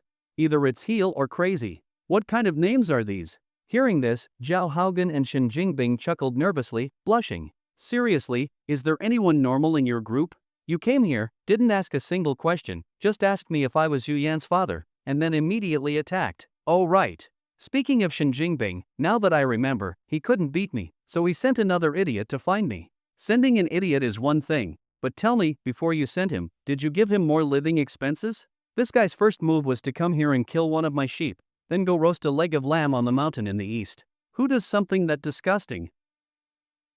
Xin Zhe was caught between laughter and tears. But after thinking for a moment, he realized that he couldn't really blame Shen Jingbing, that old bastard, because the issue stemmed from his refusal to agree to his family's marriage arrangements. As a result, his subordinates had been caught up in the mess, and lately, the food these brothers had been eating hadn't been great. Seeing the flustered Yu Zhenhai, Xin Zhe thought for a moment and cautiously asked, "Are you really Yu Yan's father?" "Of course." Yu Zhenhai glared at him. Xin Zhe didn't respond. He had looked into Yu Yan's background. She had grown up in an orphanage, and he had even asked her about her parents once. At that time, Yu Yan had told him that she had no parents and had lived in the orphanage since childhood. When Yu Zhenhai saw that Xin Zhe didn't respond, he sighed helplessly. "You grew up in an orphanage too, didn't you?" Yu Zhenhai said. As he spoke, a sly smile crept onto the corner of his mouth. It was obvious that Yu Zhenhai had something to say. Xin Zhe's heart tightened upon hearing this. "This middle-aged man is not simple, kid," Yu Zhenhai said, reaching out to pat Xin Zhe's cheek. "You don't need to know the details. All you need to know is that I mean you no harm, and we're both looking for someone." Xin Zhe was confused. "Are you also looking for that man?" Yu Zhenhai asked with a smile. Xin Zhe froze for a moment. "Isn't it?" Yu Zhenhai said, narrowing his eyes and speaking with a vicious tone. "Don't let me find that guy. Once I do, I'll break his legs." Xin Zhe was puzzled. He didn't know who Yu Zhenhai was looking for, but Yu Zhenhai had just said that they were looking for the same man. The man Xin Zhe was looking for was likely the one who had an affair with Yu Yan. Could it be that Yu Zhenhai was also searching for him? If that was the case, it proved one thing: besides himself, Yu Yan had other men. "And you?" Yu Zhenhai asked. "Me?" Xin Zhe responded. "Of course." Yu Zhenhai said coldly. "What will you do if you find him?" Xin Zhe thought for a moment, then sighed. "Nothing much. It's a matter of the Qin family's face. Regardless, if the other party knew about my relationship with Yu Yan and still harmed her, that's basically a public challenge to me. As for how Yu Yan feels about that man, that's another matter." Yu Zhenhai, hearing this, looked at Xin Zhe with sympathy. "Kid, it's not your fault. I feel bad for your Qin family," Yu Zhenhai said. Xin Zhe sighed tiredly. "It's okay, the thing's already happened, and there's nothing we can do about it. Once it's all over, you'll have to make your own decision.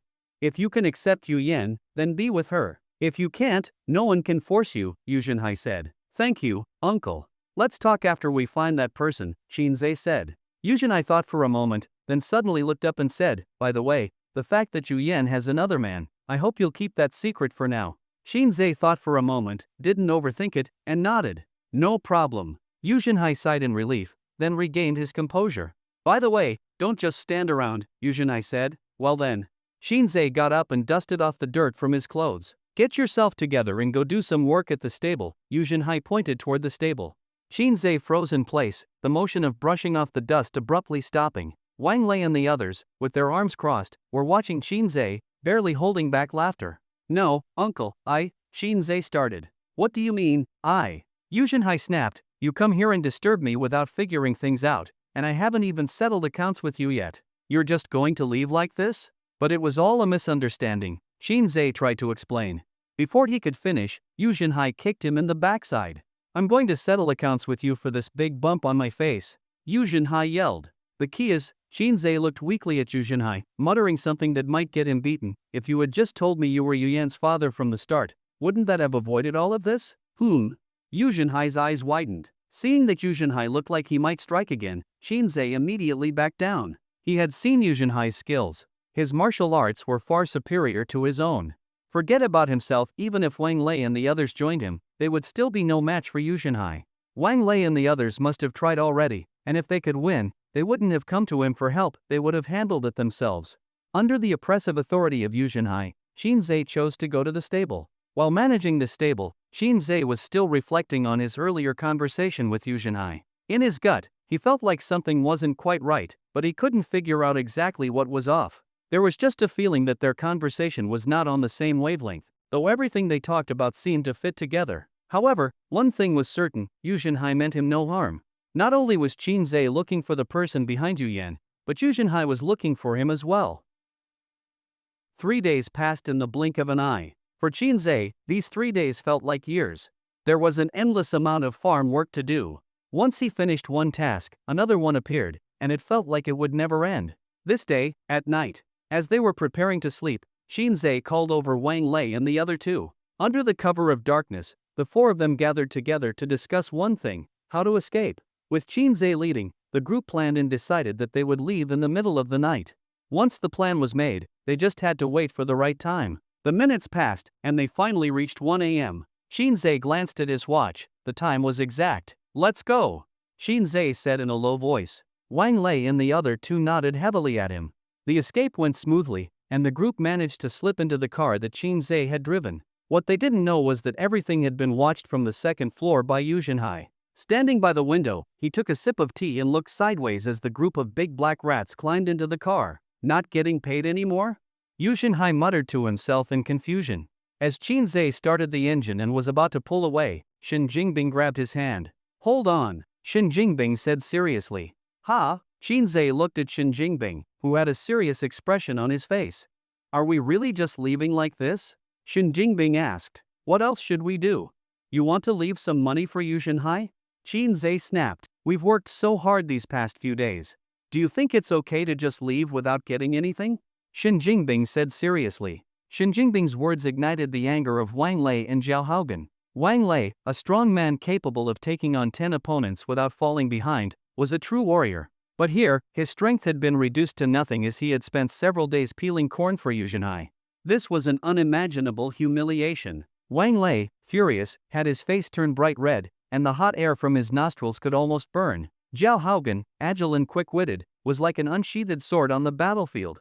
On the battlefield, his movements were lightning fast, and wherever his swordlight passed, there were corpses. A man like him had spent the past few days herding sheep for Yuzhenhai. Furious, Zhao Haogan gritted his teeth, his fists creaking from the pressure.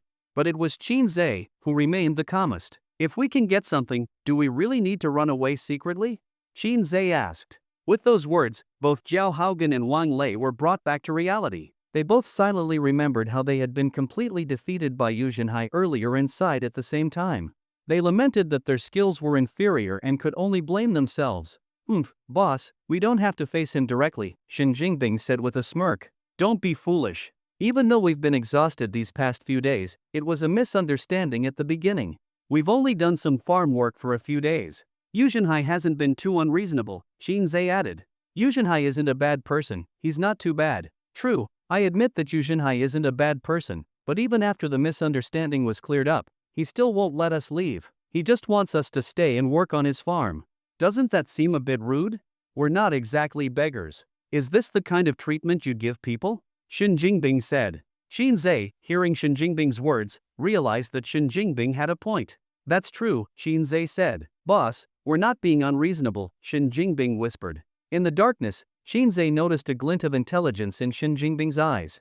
Seeing this, Qinzhe believed in Shen Jingbing. "Tell me more," Qinzhe said. "We can," Shen Jingbing looked at everyone, his eyes shifting. "We can take one of his sheep." Upon hearing this, Qinzhe was immediately enraged. "You bastard!" Qinzhe cursed. "Boss, Shen Jingbing said, looking innocent. "We can't let people walk all over us. Besides, we've worked so much for him. Isn't it okay to take one sheep?" "You piece of shit!" Qinzhe shouted angrily. Upstairs, Yuzhenhai watched the car below, his face full of confusion. Why are they still sitting there discussing something? Yuzhenhai tilted his head, unable to understand, and then turned to walk into his bedroom to sleep. The next day, in the morning, Yuzhenhai changed clothes and went to do some farm work. Everything seemed normal. He herded cattle and sheep under the bright sky, living a self-sufficient, free life. This was also why Yuzhenhai had chosen to live in the countryside. The air quality in the city was terrible. Everywhere he looked, there was smog, and the whole city was shrouded in it. People living in the city couldn't see the true sky because of it. Of course, the fast-paced life of the city left them no time to look up at the sky. The countryside was different. There were no high buildings blocking the view. Even without looking up, you could see the blue sky. At night, you could lie in a chair and gaze at the stars. In the afternoon, as Yuzhenhai was bringing the cattle back, he noticed something strange when the cattle were put into the pen. Wait, one of the cows is missing? A flash of realization struck him. Yuzhenhai recalled that just the night before, those people had sneaked into the car. They should have left by now. but they had been sitting there, not moving, clearly discussing something. Once he connected the dots, Yu Jinhai was so furious that his body started trembling. Shinzei. These were the two words Yu Jinhai gritted out through his teeth. But then, Yu Jinhai seemed to think of something else, and in his fury, he suddenly burst into laughter. Little bastard. Yu Jinhai shook his head helplessly. The next day, watching group. Yu Yan walked through the office area in high heels, and as she passed by the department where Shinzei worked, her heels suddenly paused. She turned her head and glanced at Shinzei's office area. At that moment, Shinzei had his back to her, his chin resting on his hand, and the other hand idly twirling a pen, looking the part of someone working. "When did you come to work?" Yu Yan asked. Behind her, Song Hao hurried forward when he heard the question. "Today," Song Hao answered respectfully. "What has he been doing these past few days?" Yu Yan asked again. Song Hao didn't respond. Yu Yan didn't say anything else. She turned around and walked toward Shinzei. Shinzei, with his chin resting on his hand and the pen spinning between his fingers, was lost in thought. He was thinking about Yu Yan, that conniving woman who had mysteriously told him that she only had one boyfriend. But after meeting her father, he realized that Yu Yan had more than just him as a boyfriend. Meanwhile, Wan Lei and Zhao Haogan were still discussing how delicious the beef from yesterday had been. However, as soon as they saw Yu Yan approach, both of them lost interest in the topic and coldly stared at her, expressions full of disdain. "This promiscuous woman." Yu Yan stopped behind Shinzei. "What have you been doing these past few days?" Yu Yan asked coldly. Shinzei heard her voice, glanced at her, snorted, and said nothing. Yu Yan raised an eyebrow. She remembered that just a few days ago, Shinzei didn't have this attitude toward her. But now, after a few days without seeing him, his attitude had changed drastically. Clearly, something else had happened in the past few days, and it wasn't what she had expected. "Malicious absenteeism. A fine of 1,000, Yu Yan said indifferently. Shinzei's heart skipped a beat upon hearing the deduction. If he could, Shinzei really didn't want to say another word to this swindler. "Hey, hold on." Shinzei spun his chair around, impatiently looking at Yu Yan. "How much do I even earn in a month compared to you? How can you just keep deducting my money like this? You were maliciously absent." "It's a different matter," Yu Yan sneered. "I didn't maliciously skip work," Shinzei retorted. Yu Yan nodded in satisfaction and then asked again, "So, what have you been doing these past few days?" Shinzei turned his head away, reluctantly saying, "I went to take a shit." Yu Yan sneered, then glanced at Wan Lei and the others nearby. "Did you go in a group?" Yu Yan asked with a laugh. Wang Lei sneered. "Yeah, what about it?" Yu Yan looked at Wan Lei, who had the most temper, and nodded in satisfaction. "You're fined 2,000, Yu Yan said. Zhao Haogan, unable to hold back, stood up. "How can you?" Before he could finish his sentence, Yu Yan glared at him and coldly said, "You're fined 3,000. Zhao Haogan immediately sat back down. Yu Yan then looked at Shin Jingbing and, with amusement, asked, "Did they call you a lunatic?" "I'm Shin Jingbing," Shin Jingbing said proudly. "Did he give you that name?" Yu Yan said, gesturing at Shinzei. "What's it to you?" Shin Jingbing responded, pushing back. Yu Yan nodded, becoming increasingly satisfied with these people. "All right," Yu Yan said indifferently. "You don't need to come to work tomorrow." Shin Jingbing sneered, then suddenly realized, "Huh?" Shin Jingbing immediately stood up. "Wait, they're being fined, but you're going to fire me? What for?" "Because you're the smart one," Yu Yan said. "Does that mean I deserve to die for being smart?" Shin Jingbing said, somewhat unable to accept it. "What have you been doing these past few days?" Yu Yan asked. Shin Jingbing looked at Shinzei, Wang Lei, and the others. Seeing their firm and unyielding expressions, Shin Jingbing made up his mind. "I'll be damned before I tell you," Shin Jingbing said firmly. Yu Yan looked at Shin Jingbing and smiled, her gaze softening.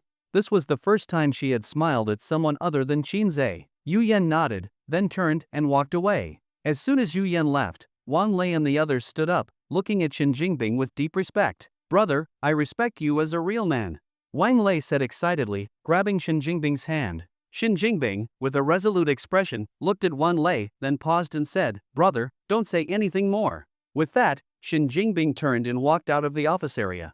Outside the office, Yu Yan didn't head straight back to her own office.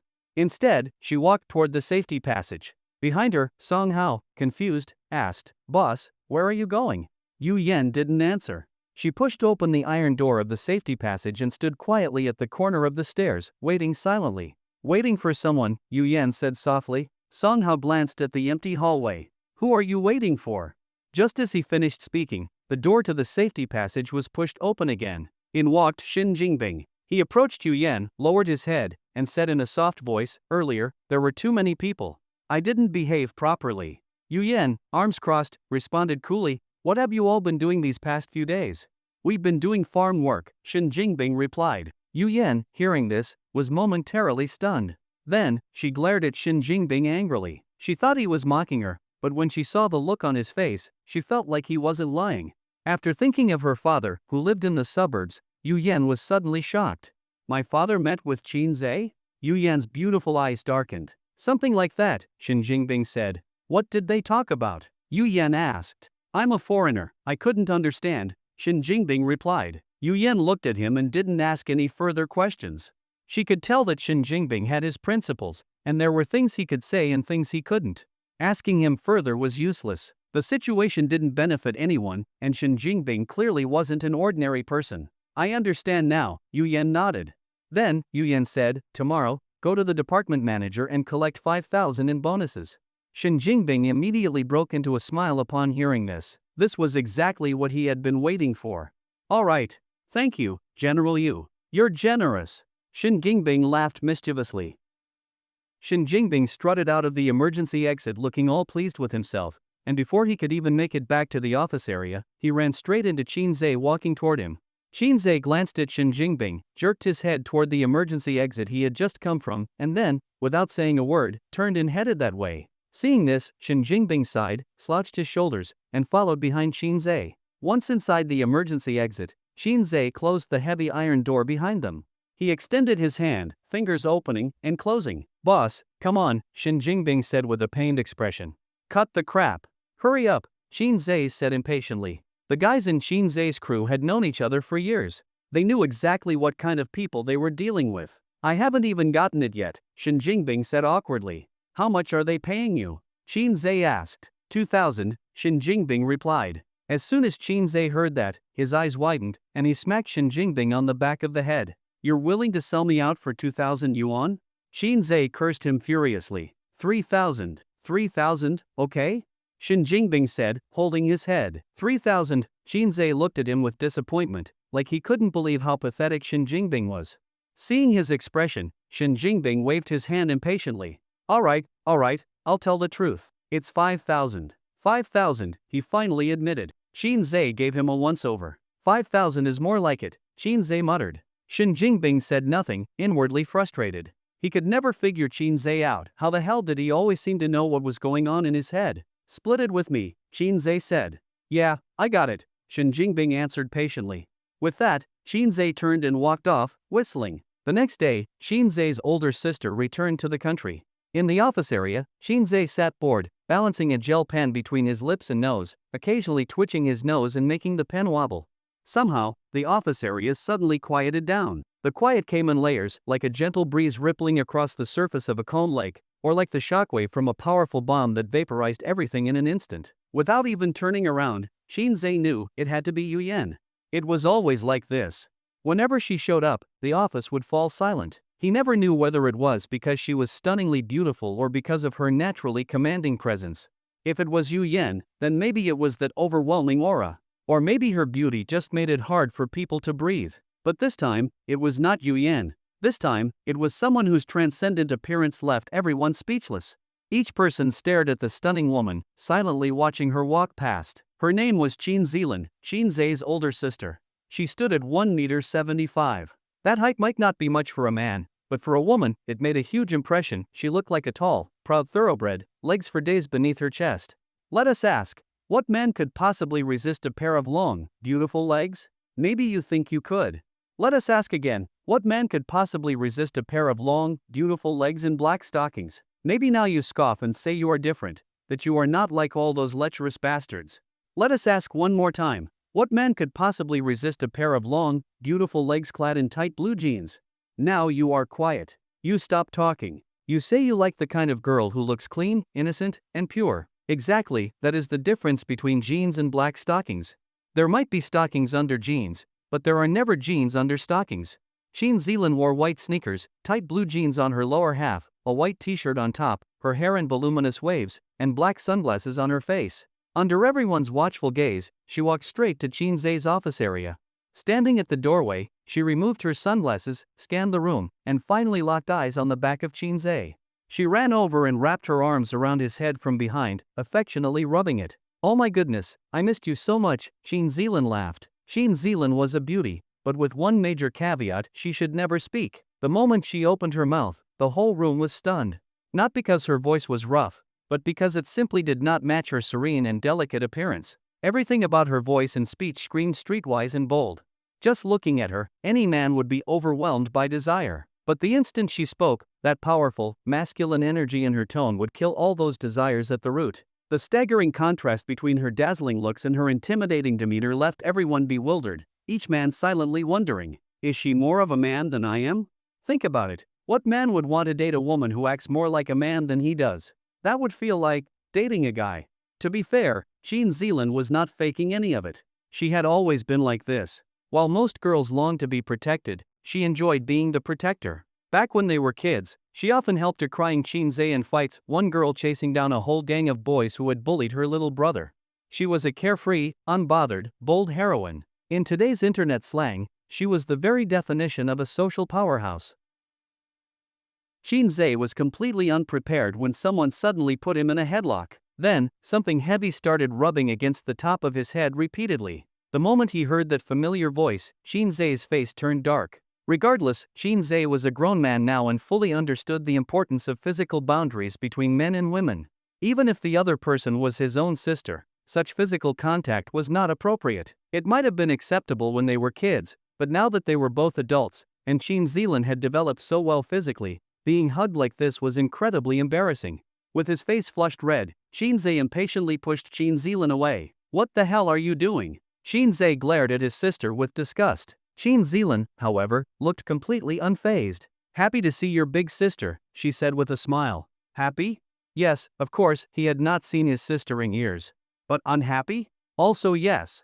He could not forget how coldly she responded the last time he hit rock bottom and asked her for money. Her attitude then made it very hard to feel any joy now. "No, I am not happy," Shinzei said, lowering his head and organizing some documents. Seeing this, Shinzeilan knew that her brother was throwing a tantrum. "Oh come on, it was just not lending you money. Was that really necessary?" "I am still your sister no matter what," Shinzeilan said with a smile. Shinzei sneered. "At least you remember you are my sister. Besides, I did not give you money, and yet look how well you are doing now. That down jacket is from Moncler.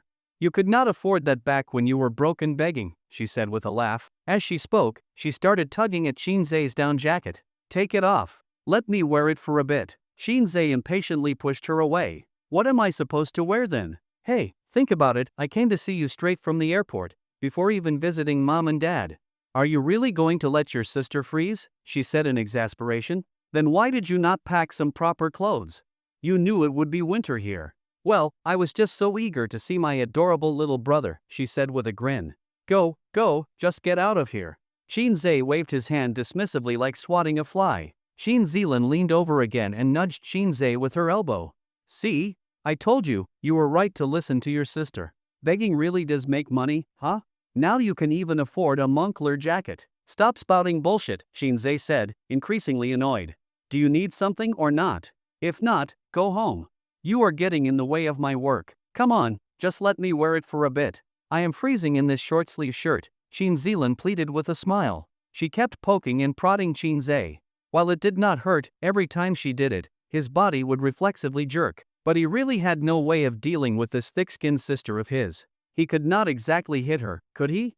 It was precisely this state of unwillingness mixed with helplessness that made Shinzei so incredibly irritated. "All right already. You can have it. What am I supposed to wear then? You are not short on money, go buy your own." Shinzei snapped. "Listen to yourself. You used to beg for money, and now your sister is just asking to borrow a jacket and you act like this? So stingy. Begging turned into hoarding, huh? Only taking, never giving?" Shinzeilan nagged endlessly. Shinzei closed his eyes in frustration. Hearing her constantly call him a beggar was driving him insane. "I told you, I am trying to work. Can you please leave?" Shinzei said, trying to stay calm. "Work? What for? The Wanching group belongs to our family. And besides," Shinzeilan looked Shinzei up and down with disdain.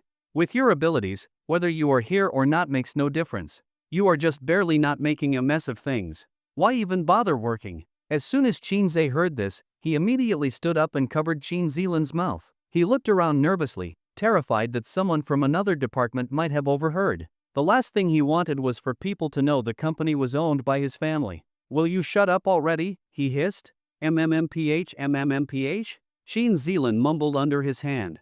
Though he could not make out her words, her tone made it obvious she was saying something like, "Am I wrong?" "Ugh, fine." Chinze gave in. "Take it. Wear it." With that, Chinze angrily took off his jacket and tossed it to Chin Zealand. She caught it and happily put it on. The jacket looked oversized on her, but it still could not hide her graceful figure. In fact, the baggy fit somehow made her appear even more alluring, much like the effect of black stockings. From a distance, it looked just like a girlfriend wearing her boyfriend's jacket. It might not have seemed to fit, might not have made sense logically, but in reality, it looked just right. "Alright, I am off now," Chin Zealand said with a smile. "Yes, go. Chinze urged. Chin Zealand gave her adorable little brother a half-annoyed look. "If anything comes up, call your sister," she said teasingly. Unfortunately, at that very moment, Song Hao happened to be passing by and saw everything. From a distance, he saw Chin Zealand hugging Chinze's head affectionately, and then saw Chinze take off the down jacket that Yu Yan had given him and hand it over with an indulgent expression. As Chin Zealand turned and left the office area, Song Hao quickly ducked out of sight. Clenching his fists, he thought, "Who is that woman? How can she be so beautiful?" Then he shook his head violently. "Wait, no, who is that woman, and why is she so close to Chinze? What about the boss?" Frowning, Song Hao turned and dashed toward Yu Yan's office. Song Hao rushed into Yu Yan's office like lightning and thunder. "Boss," Song Hao said nervously. At that moment, Yu Yan was looking down, sorting through some documents. Seeing Song Hao so flustered, she lifted her beautiful eyes to glance at him briefly, then lowered them again to continue reviewing the papers. "Do you not know how to knock?" Yu Yan said coldly.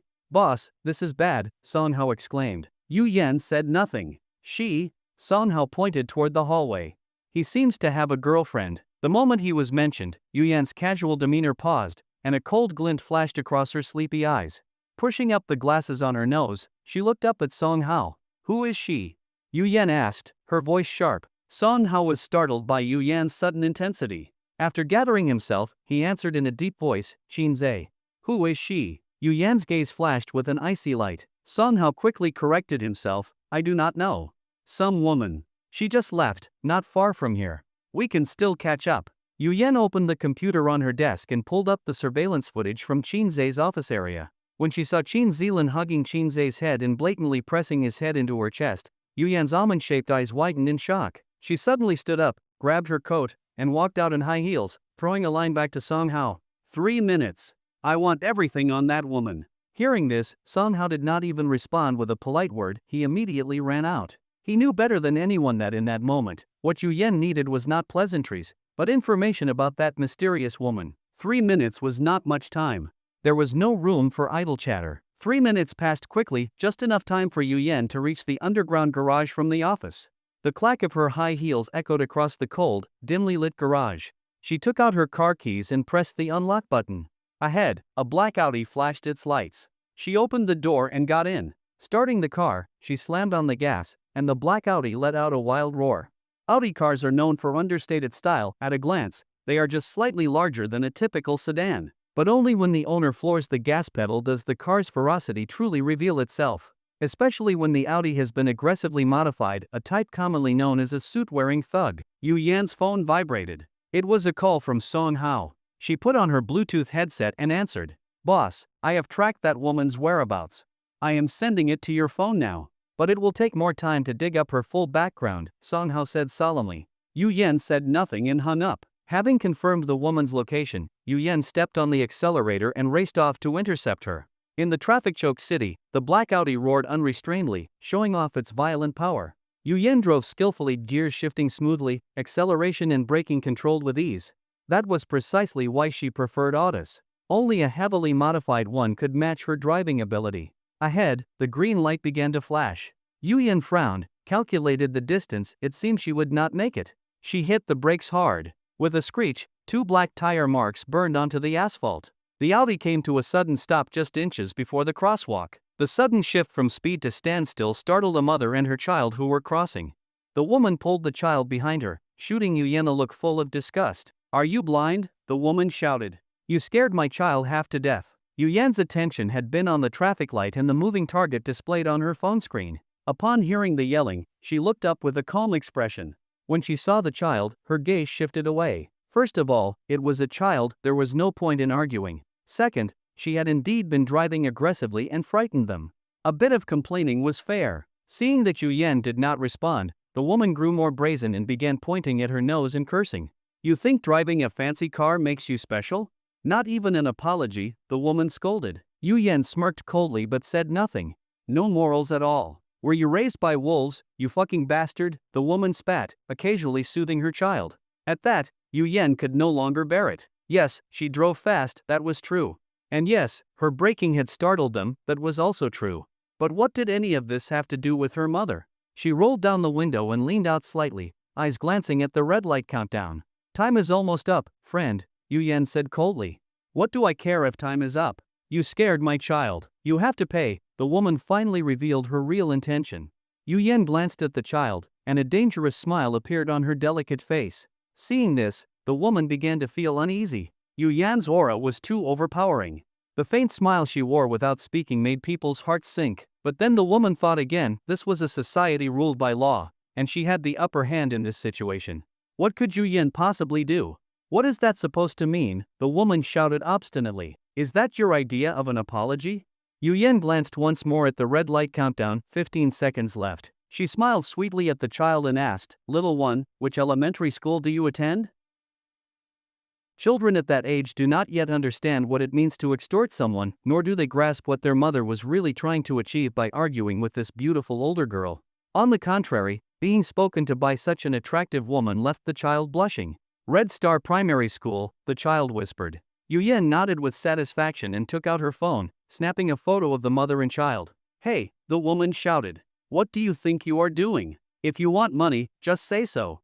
As she spoke, Yu Yan sent the photo to Song Hao, then casually continued, "How much are you asking for?" 10,000, the woman demanded. After taking a second look at Yu Yan's striking appearance, the woman decided she had asked for too little. Surely a woman this beautiful must be wealthy. 20,000, she revised. "No, 50,000, she changed her mind again. Yu Yan smiled and shook her head. 50,000? Not only do you think it is too little, I do too. How about this?" Yu Yan's lips curled into a sinister smile as she stared at the woman. "If I hit your son and cripple him, you will get a much higher settlement." The woman's face turned green. Or, Yu Yan's beautiful eyes narrowed with a chilling glint. "How much do you think a life is worth?" Hearing this, the woman instinctively took a step back. She was speechless. 3 seconds remained on the red light. Yu Yan shifted gears, one foot on the brake, the other lightly holding the clutch, occasionally tapping the gas with the heel of her right foot. "You have 3 seconds to live," Yu Yan said with a wicked smile. The woman's expression changed dramatically.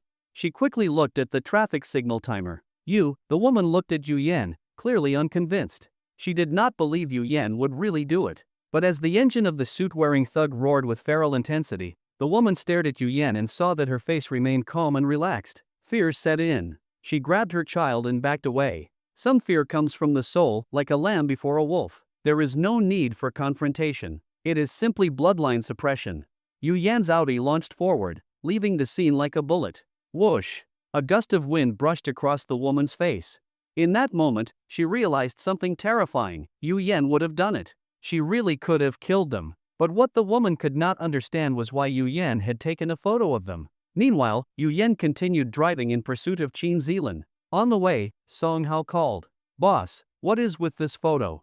"Nothing," Yu Yan replied calmly. "The kid attends Red Star Primary School. Have someone shave his head tomorrow." Song Hao was stunned. "Boss, it is just a child. Is that really appropriate?" Song Hao asked cautiously. "Schools manage haircuts too. At his age, he is not supposed to care about appearances," Yu Yan said flatly. "Understood." Song Hao hung up. After ending the call, Song Hao scratched his head, baffled at what had angered his boss so much this time. What he did not know was that today, Yu Yan was actually being polite. If it had not been for the urgent matter she needed to take care of, she might have killed that woman on the spot for the way she insulted her mother. There was precedent. Once, when Yu Yan and Song Hao went to negotiate a business deal, the meeting did not go well. During the process, the other party insulted Song Hao's mother over a slight in hospitality. Song Hao endured it for the sake of the project, but when Yu Yan found out, she did not say a word. She simply abandoned the project and broke the man's leg that same day. Yu Yan continued driving after Qin Zilan. After a few turns, she finally caught up to Qin Zilan's luxury car. Qin Zilan was driving a Maserati, commonly referred to by the derogatory nickname shitfork. She was driving along when a black Audi suddenly appeared in her rearview mirror. Startled by the aggressive approach of the Audi, Qin Zilan muttered, "Heavily modified?" She assumed the driver must be in some kind of rush, otherwise, who would be driving so fast? So she turned on her signal and steered slightly to the right to let the car pass. But Yu Yan hit the accelerator and pulled up alongside her. Seeing this, Qin Zilan was even more confused. She was not driving fast, and this modified Audi clearly had much better performance. From the engine sound alone, she knew it could easily outpace her Maserati. So why had the driver caught up only to stop accelerating? After driving for a while, Qin Zilan sensed something was off. The Audi had clearly come for her. At that moment, the Audi's right window lowered, revealing Yu Yan's breathtaking face. Yu Yan motioned downward with her hand, signaling Qin Zilan to slow down and pull over. Her gesture was commanding and arrogant, filled with disdain. Coincidentally, Qin Zilan was not the type to back down. She was a natural-born fighter. Seeing such aggression did not anger her, instead, it excited her. She did not know what Yu Yan wanted, but if she thought that kind of attitude would make her pull over, she was sorely mistaken. Realizing Yu Yan was targeting her, Qin Zilan smirked and reached for her seatbelt. She switched her Maserati into performance mode, and the chassis dropped low to the ground. With that kind of attitude, you want me to stop? You will have to earn it, she laughed. Yu Yan saw this and a flicker of anger flashed in her eyes. It was clear the other woman had no intention of stopping. She rolled up her window and buckled her seatbelt. This should be interesting, Yu Yan muttered. And then, as if in sync, both women slammed on the gas. The high-powered engines roared to life, tires screeching against asphalt. Vroom! The two cars sped off like bullets, leaving behind a trail of white smoke from burnt rubber. Jiangcheng. On the orderly roads of the city, two speeding sports cars raced forward like nimble sparrows darting through traffic. Up front, Qin Zilan maneuvered her Maserati with precision, slipping through any gap between vehicles. As long as there was enough space to fit a car, she would slam the accelerator, trying to shake off Yu Yan who was trailing behind her. After passing through several streets, Qin Zilan glanced at the rearview mirror and found that the black Audi was no longer there. Leaning one elbow on the car window and resting her chin on her hand, she steered casually with the other hand, looking relaxed. She knew exactly what her maneuvering meant. The clutch, brakes, and accelerator had been perfectly coordinated during those extreme turns. On such crowded roads, only a professional racer could keep up. For that young woman earlier, it must have been too much. This realization left Qin Zilan somewhat disappointed. After all, she had only just begun to feel excited. Shaking her head with a sigh, she suddenly heard a wild roar, followed by the screech of brakes. In the rearview mirror, the black Audi reappeared. Seeing this, Qin Zilan's eyes widened in surprise. Yes, Qin Zilan was no ordinary driver. Only a professional rally racer could keep up with her in that kind of congested traffic, but Yu Yan had just proven that she could not be shaken off so easily. Just like her modified suit-wearing thug of an Audi, Yu Yan was no mere pretty face. Behind her, Yu Yan sneered coldly, flicking the high beams back and forth with her left hand. Qin Zilan stared at the flickering lights in the rearview mirror and collected her thoughts. Vroom! This time, Qin Zilan floored the gas pedal, going all out. Yu Yan did the same, accelerating to keep up. The two resumed their fierce chase. Qin Zilan was in full combat mode. She pulled off several high-risk maneuvers and was convinced that Yu Yan could not possibly still be behind her. But each time, just when she thought she had escaped, that black Audi would spring out from some hidden angle. No matter how hard she tried, she could not erase it from her mirror, which frustrated her immensely. Soon, they left the city and reached the suburbs, where traffic was much lighter. It was here that the limitations of the Maserati became apparent. On straightaways, it clearly lacked the power of the heavily modified Audi behind her. As she watched the Audi draw closer and closer in her mirror, Qin Zilan realized she was going to lose if this continued. She glanced at the mountain road ahead and suddenly swerved the steering wheel. If straightaways would not work, then it was time for curves. Speed in corners is real speed. Anyone can floor it on a straight line. Yu Yan noticed the shift, pushed up her glasses, and followed without hesitation. And so began an even more intense chase through winding roads. 10 minutes. 20 minutes. Xin Zilan still had not shaken off Yu Yan, nor had Yu Yan managed to overtake her. Their driving skills were evenly matched. By the 30th minute, Xin Zilan glanced at the cliff ahead. She bit her lip in frustration and hit the brakes. Her Maserati came to a stylish stop, spinning to a halt just an inch from the cliff's edge. Yu Yan followed suit, braking hard and executing an equally graceful drift to stop. Looking at the cliff in front of her, Xin Zilan sighed helplessly, unfastened her seatbelt, and opened the car door. Yu Yan adjusted her glasses, also unbuckled, and got out.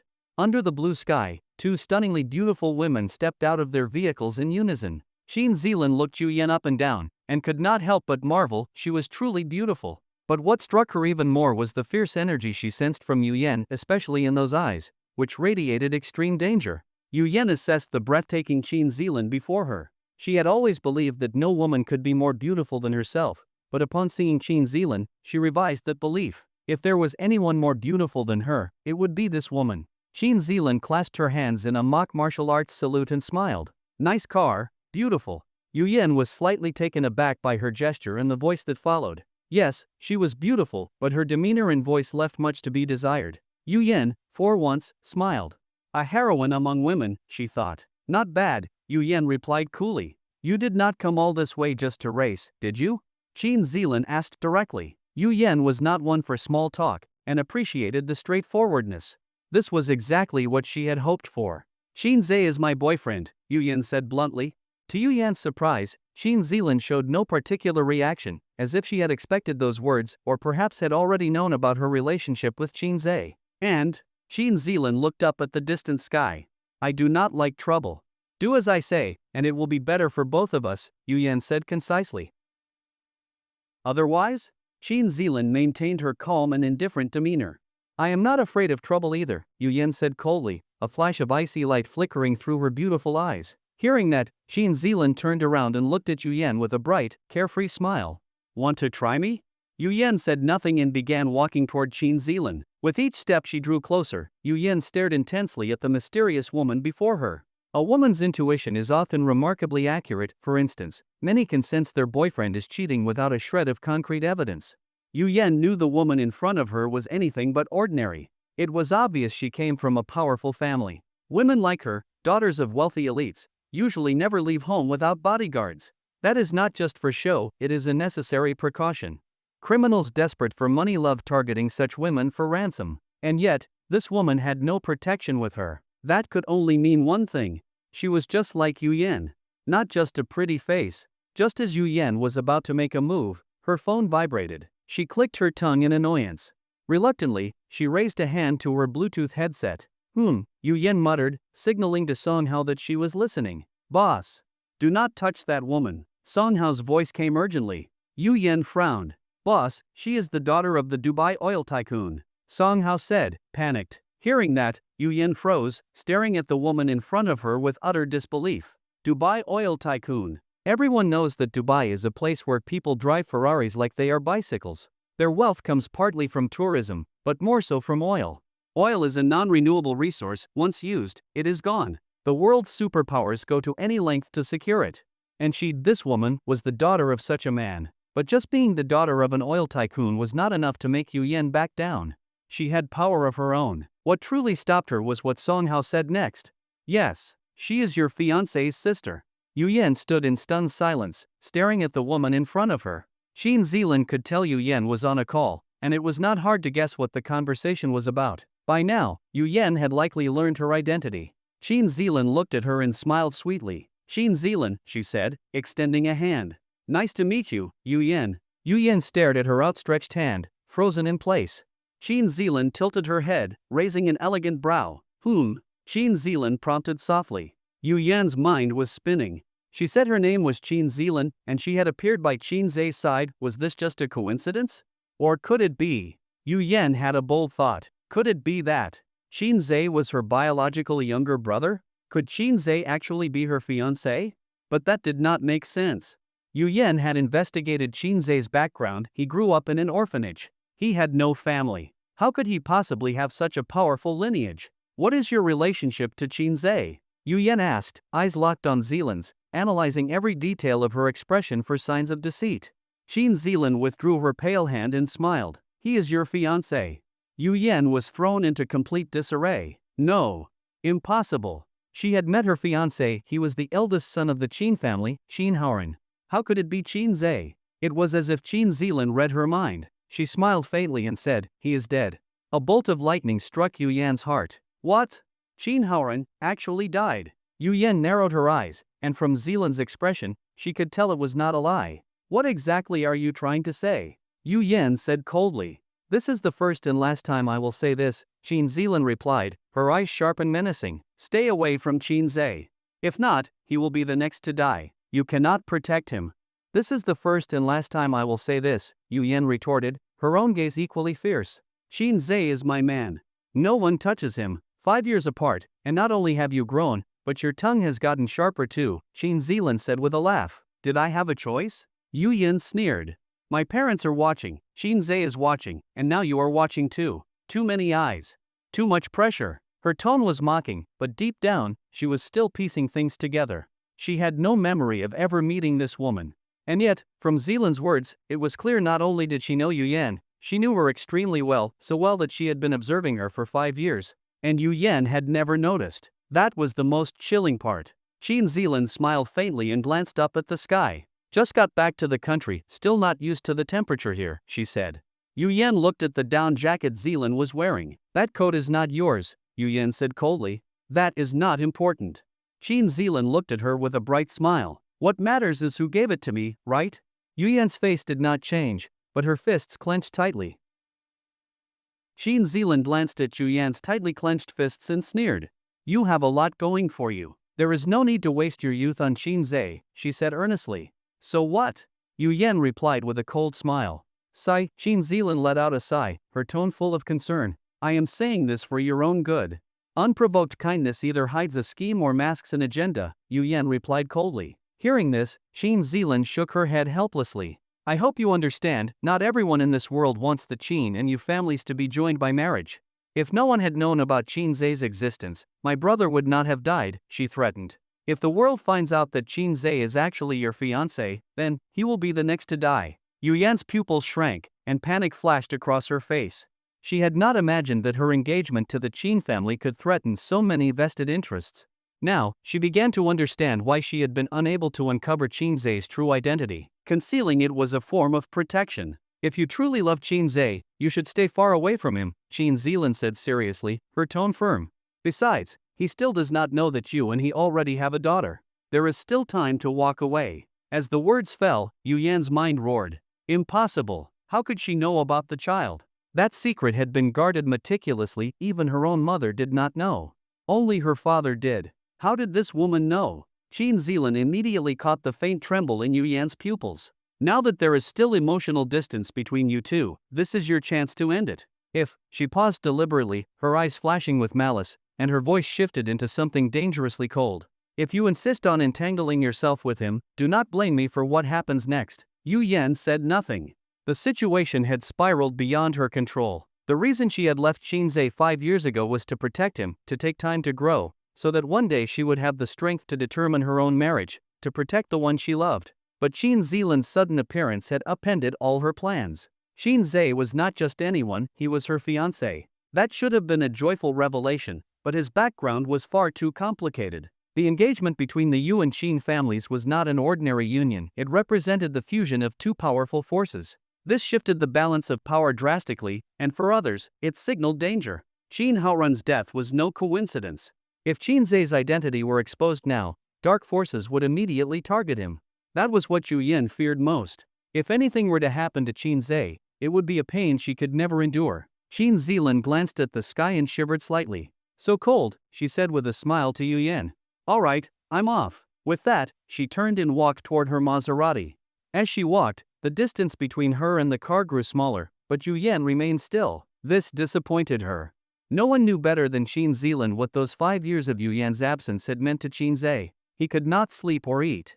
His eyes had lost their light. Even the sun, so bright it could illuminate the world, could not brighten his gaze. She would never forget the sight of him sitting blankly on the sofa when she called him for dinner. It took him several seconds to respond. When he turned to her, his expression was numb, like someone in an apocalypse, watching a tidal wave approach, unable to flee, only capable of standing there in despair. He had lost the will to live. It was painful to witness. But he survived. He knew there were still people who loved him.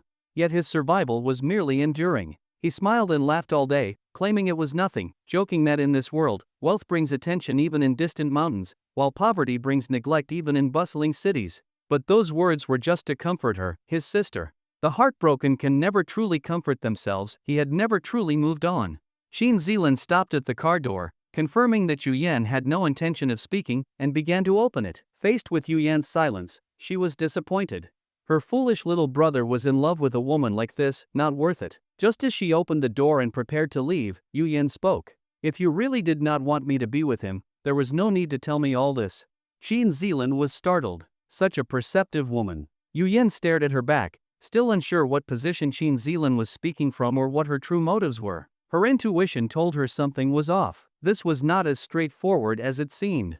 She told her Qin Zhe was her fiancé. She explained that the Yu-Qin engagement was a strategic union that would upset many. She warned that Qin Haoran had died because of it, and if she truly loved Qin Zhe, she should let go. And yet everything she said felt more like a warning, as if she were urging caution. Shin Zealand did not turn around.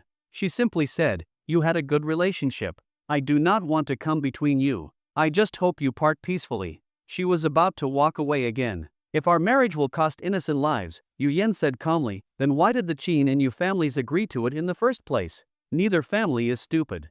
When they decided on this childhood engagement, surely they could foresee what would happen. Even if it must be called off now, should that not come from the Qin family patriarch, not you?" At the end of the day, Yu Yan still felt that Shin Zealand was warning her in a very specific way, as if testing whether the bond between her and Qin Zhe was true love. Shin Zealand returned to the country with one goal only, to give Yu Yan a warning, to remind her that building a relationship with Qin Zhe would not be as simple as just going to the Civil Affairs Bureau to get a marriage certificate. Yet, even as she admired Yu Yan's sharp instincts, she also deeply disliked her. She had hoped Yu Yan would feel grateful, not just to her, but also to Qin Zhe. Shin Zealand snapped out of her thoughts. Facing Yu Yan, she gave a faint smile and said, "But what if Qin Zhe is not a member of the Qin family? So, you are in love with Qin Zhe, is that it?" Yu Yan asked coldly. If Qin Zhe really was not part of the Qin family, then everything suddenly made sense. Shin Zealand's motives became all too clear. "Did I not make myself clear enough?" Shin Zealand replied coldly. Noticing the change in Shin Zealand's expression, Yu Yan shifted her tone and continued, "The eldest daughter of the Qin family, someone from a family with power to rival a nation, the man you love could not possibly be ordinary. I underestimated Qin Zhe. I thought he was just a simple, ordinary young man."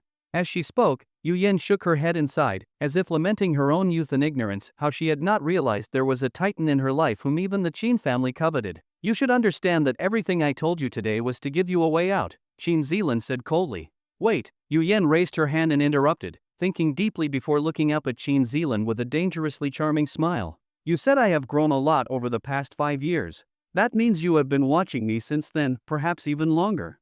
That also means your feelings for Qin Zhe are not recent. So here's the question, if I have been with Qin Zhe for this long, why have you never stepped in? Even when you knew he and I had a child, you still stayed silent. What were you waiting for?"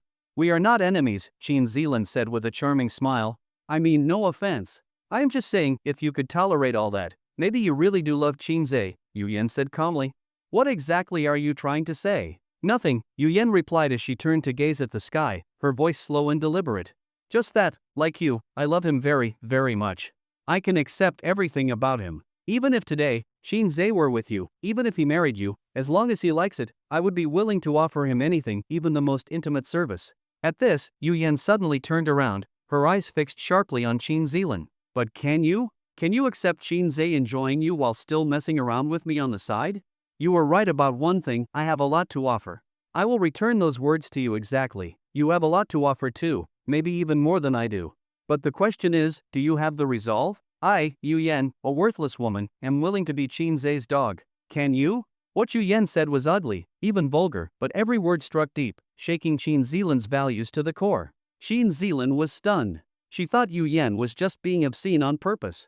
But her intuition told her this woman truly meant it. As crude as it sounded, Shin Zealand could feel the depth of Yu Yan's love for Qin Zhe. She could feel that Yu Yan loved him more than she ever could. She stared at Yu Yan, dumbfounded. In that moment, she finally understood this was the woman her foolish little brother loved so deeply. Yu Yan gave a wicked smile and extended her fair hand in friendship. Qin Zilan looked at the hand, momentarily frozen. "What do you mean?" she asked. "We are not enemies," Yu Yan replied. Qin Zilan was visibly taken aback. Yu Yan glanced at her own pale hand, then at Zilan's beautiful face, and raised an elegant brow. Yu Yan prompted again. Qin Zilan narrowed her eyes, then boldly grasped Yu Yan's hand. Yu Yan said warmly, holding her hand. "It is a pleasure to meet you, Qin Zilan." Qin Zilan stared, expression blank. She had to admit Yu Yan had just turned her own tactic back on her brilliantly. Qin Zilan had overestimated her own strength and underestimated Yu Yan's. A woman who had read countless people, Qin Zilan finally corrected her own attitude. In that moment, she truly acknowledged the woman before her. Suddenly, Qin Zilan burst into hearty laughter. "Ha ha ha ha ha. Good. Good. Very good," she said, repeating it thrice. It was not anger or rage, but excitement. To think her foolish little brother was loved by such a fierce, poisonous woman, perhaps that was a kind of happiness. Seeing the coldness in Yu Yan's eyes, even though she had been misunderstood, Zilan felt oddly reassured. If Yu Yan could defeat her, then perhaps she had a real chance of winning in the battles to come. Snow began to fall over the night sky. In the bustling city of Jiangcheng, the snowflakes were no longer white, they reflected the neon lights. Yu Yan leaned against the car window, resting her chin lazily on her left hand while her right hand held the steering wheel steady. She had always thought she understood Qin Zhe, but today made her realize she only knew the man, not his status or background. And she had been investigating him for years, always with the same result. His background must be deeply hidden, otherwise, how could the Qin family have taken an interest in him? Suddenly, she found it all rather interesting. Just then, her phone vibrated. It was a call from Song Hao. Yu Yan put on her Bluetooth headset and answered. She replied calmly. "Boss, the kid's head is shaved," Song Hao reported. Yu Yan responded. "Do you need any further arrangements?" Song Hao asked cautiously. Yu Yan checked the time and said, "It is about time, school lets out." "I understand," Song Hao replied. "I will send you the school address." Yu Yan said. After hanging up, she followed the address to the school. By the time she arrived, it was late. Most children had already been picked up. Under the streetlight at the school gate, a few kids stood in the falling snow, waiting for their parents. Among them, one child stood out. He had no hair, but held a brand new Transformer toy. Just then, several children ran out from the school. The leading boy slapped the bald boy's head. "Baldy," he mocked. The boy holding the Transformer turned around and glared, furious, but did nothing more. All living beings abide by the law of the jungle. The weak are prey. The same applies in school, only the degree varies. Had the boy spoken a word, he likely would have been beaten. Not fatally, but the psychological damage would have been significant. His silent endurance only made the others look down on him more. That is how people are, give them an inch, and they take a mile. Especially bullies. One boy glared back. Another suddenly stepped forward and snatched the Transformer, smashing it to the ground. "You staring at me, motherfucker," the boy cursed. "Fuck your shit." The bald boy stared at the shattered Transformer, fury boiling inside. But he knew, if he reacted now, tomorrow would bring endless torment. With that thought, the fire in his eyes slowly dimmed. At that moment, a parent shouted at her child from a distance, "Hey! What are you doing, bullying your classmate like that?" Though her words sounded like a scolding, her tone did not match. "Ha, just kidding, Mom. It is nothing," the boy laughed and ran toward his mother. Yu Yan pulled her car up beside the boy and rolled down the window. The boy's eyes lit up when he saw her. He recognized her, this beautiful young woman he had met earlier. "Sister?" the boy asked in confusion. Yu Yan adjusted the glasses on her nose and looked at him. "Where is your mother?" "She has not come yet," the boy said with a hint of sadness. Yu Yan glanced in the rearview mirror at the mother and son in the distance, then turned her gaze to the boy in front of her. "They bullied you?" she asked calmly. The boy lowered his head, hesitated for a long time, and finally replied, "It is nothing." Yu Yan looked at the broken Transformer toy in the snow. "But your Transformer is broken." "It is okay," the boy forced a smile. Yu Yan sneered, a glint of cunning flashing through her eyes. "But he cursed your mother." At those words, the fire of anger reignited in the boy's eyes. This time, he stayed silent.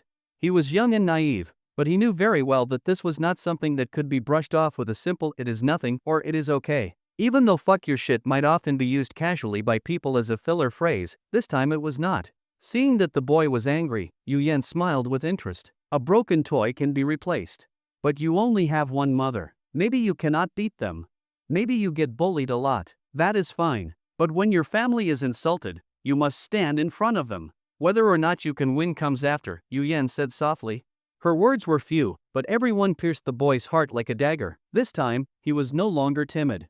He raised his head boldly, and in his shining eyes was a fire strong enough to ignite the winter cold. Yu Yan opened the car door. Her delicate high heels clicked on the snowy ground. Come. I will go with you, she said with a smile. The boy nodded firmly and turned to stride toward the schoolyard bully in anger. Yu Yan pushed up her glasses and followed him. The blonde-haired kid was still chatting and laughing with his mother about the day's events at school. When he accidentally saw the boy approaching, he looked at him strangely. He could not understand where this sudden courage had come from. His mother patted his shoulder. Let's go home. Okay, he replied. Wait, Yu Yan called out. The woman stopped and turned back to look at her. When she saw Yu Yan's face, she could not help but scan her up and down. She could hardly believe someone this beautiful actually existed, her slim waist, long legs, delicate features. But what made her feel the most inferior was Yu Yan's full chest. Is there a problem? The woman asked. Yu Yan raised an elegant brow and looked down at the boy. The boy stared at the blonde kid and barked, "Apologize." The blonde kid was not afraid of him, but when he looked past him to the beautiful woman behind, he faltered. Part of it was bashfulness in front of a pretty woman, but mostly it was that she exuded a kind of intimidating presence. Why should I apologize to you? He muttered. You cursed my mother. That is unacceptable, the boy shouted, unmoved. The woman sneered. Oh please, she rolled her eyes. Just kids playing around. Do not take it so seriously. Playing? Are you even raising your kid? Yu Yan asked coldly. Come on, do not be so petty. Kids fight and argue all the time. By tomorrow, they will have forgotten it.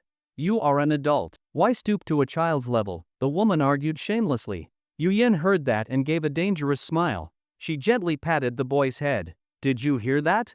Kids fighting and arguing is normal. The boy stared hard at the blonde kid. Then he gritted his teeth and slapped him across the face. Smack! The slap landed hard. The blonde kid's head twisted from the impact, and a large red mark quickly formed on his cheek. The woman rushed to check her son's face. Seeing the swelling, she exploded. She shouted. Stop! Yu Yan raised a hand and cut her off. They are just kids. Playing around. It will be fine by tomorrow. Why stoop to their level? The woman was flushed with rage. Do you even know who my husband is? You dare hit my son. Maybe your husband does not know who I am, Yu Yan replied, pushing her glasses up again. Fine. You have guts. Just wait. Do not go anywhere, the woman screamed, pointing at Yu Yan, and began making calls. Yu Yan was unhurried. Since the matter had escalated, she might as well finish it thoroughly, eliminate the route. Within 5 minutes, a BMW pulled up at the school gate. A fat-bellied, brutish-looking man stormed out of the car. Who the fuck hit my son? He bellowed. Seeing his father arrive, the blonde kid burst into tears, ran to him, and pointed at Yu Yan. Dad, it was them, he cried. The man swaggered over and looked Yu Yan up and down. So your kid hit my son? Yu Yan asked with a smile. Seeing Yu Yan's appearance, the man's expression changed. A nasty idea crept into his mind. He thought she was someone worth toying with, and this incident was the perfect opportunity. Yu Yan sneered silently. She had dealt with many such men. She immediately recognized the lust in his eyes. He was far from the first, and certainly not the last. The man turned to his son. What happened? Tell the truth. I'm here. No need to be afraid. I accidentally broke his toy, and he hit me, the blonde boy said. The boy beside Yu Yan was about to protest. But Yu Yan raised her hand, signaling him to remain silent. The man turned back to Yu Yan, his tone thuggish. Fine. How much was the toy? Not expensive, Yu Yan replied calmly. The man pulled out his wallet and tossed 10 bills at her feet. For the toy, he said. Now let us talk about your kid getting hit, he added with a wicked grin. My son just started school. Who knows if that slap damaged his brain? He needs to be checked at a hospital, maybe even admitted for observation. He had it all planned. As long as his son stayed in the hospital and the woman could not pay the fees, he would be one step closer to getting what he wanted from her body. All right, Yu Yan replied. Then let's go, the man said with a smile. Yu Yan took out her phone and dialed Song Hao. Boss, Song Hao answered. Come to the school and handle the hospitalization paperwork. Make sure they get the best brain examination, Yu Yen instructed calmly. Understood. Although Song Hao did not know what had happened, he did not ask. He knew he would understand everything once he arrived. Oh, and one more thing. Yu Yen glanced at the man and added over the phone, without my order, do not let them be discharged.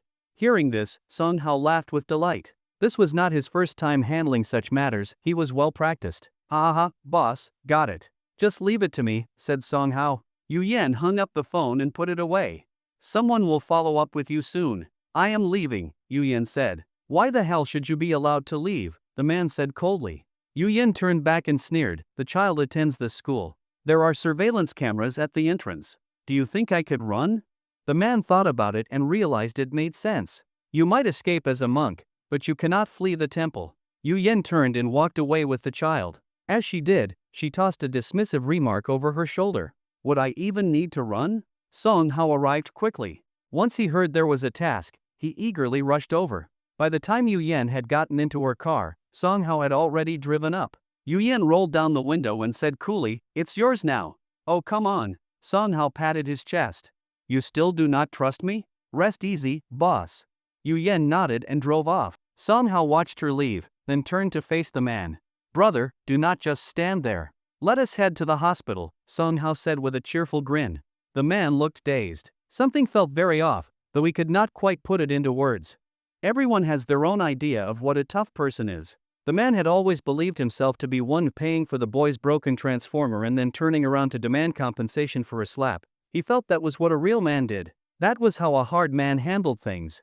Until he met Yu Yen. His entire understanding of what it meant to be ruthless was completely overturned. Yu Yen drove according to the address the boy gave her and took him home. The boy's mother was still stuck in traffic. When she heard he had already returned, she rushed back. When she saw the boy, she was stunned. His hair had been shaved clean. "Son." She hurriedly pulled the boy into her arms. While staying on guard against the dangerous Yu Yen, she quietly asked her son, "Where's your hair?" "A man said he would give me a haircut and then gave me a new transformer," the boy replied happily. The woman instantly realized something was off. Most likely, this was that woman Yu Yan's doing. She looked at Yu Yan and, with a sincere attitude, said, "I apologize for my previous behavior. I hope you will not hurt my child." Only now did the woman realize she had offended someone she should never have crossed. As always, Yu Yan adjusted her glasses, a dangerous smile still hanging on her lips. The boy stepped forward and blocked his mother, saying, "Mom, do not talk to her like that. She is a good person." The woman was speechless. "Mom, you do not know, but she was so cool today," the boy said proudly. The woman glanced awkwardly at Yu Yan, unsure what to say. The boy beamed and recounted, "Mom, let me tell you, today one of the school bullies cursed at you. Thank goodness she stood up for me. Otherwise, I really would not have known what to do. She was right, anyone can bully me, but they cannot insult my family. It is not about whether I can win a fight. It is that I must stand in front of you." The woman froze. How could such mature words come from a child's mouth? Was this really her son? In that moment, her emotions were a swirling mess. Her heart was full of conflicting feelings. She hugged her son tightly and tears flowed down her cheeks. She kissed his forehead and looked up at Yu Yan.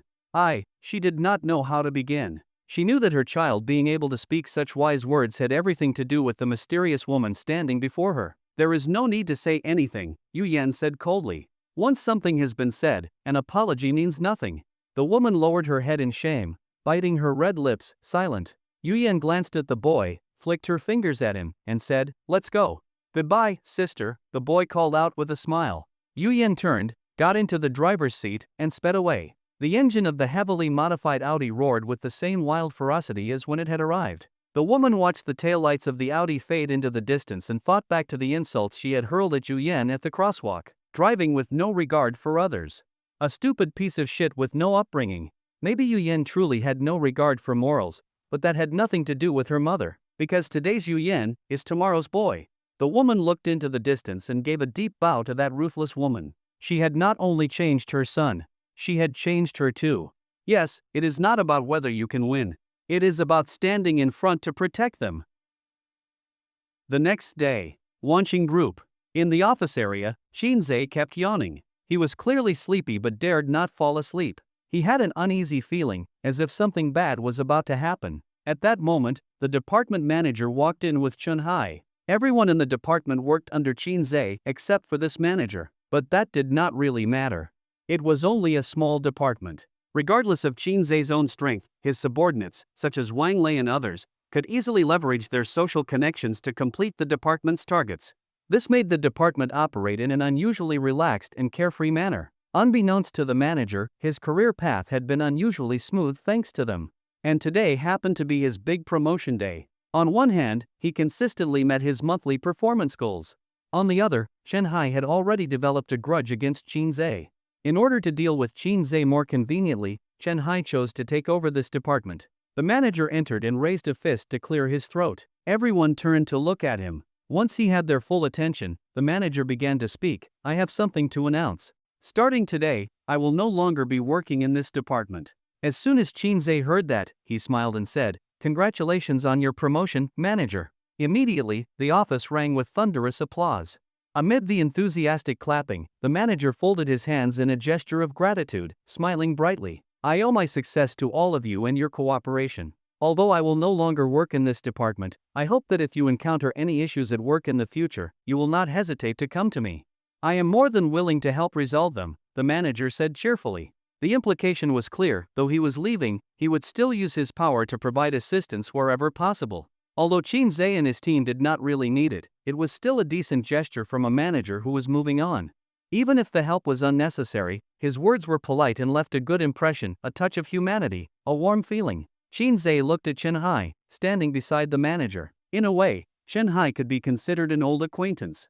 Whether they got along or not was another matter. Perhaps Chen Hai did not like him, but Qin Zhe still thought Chen Hai was kind of amusing.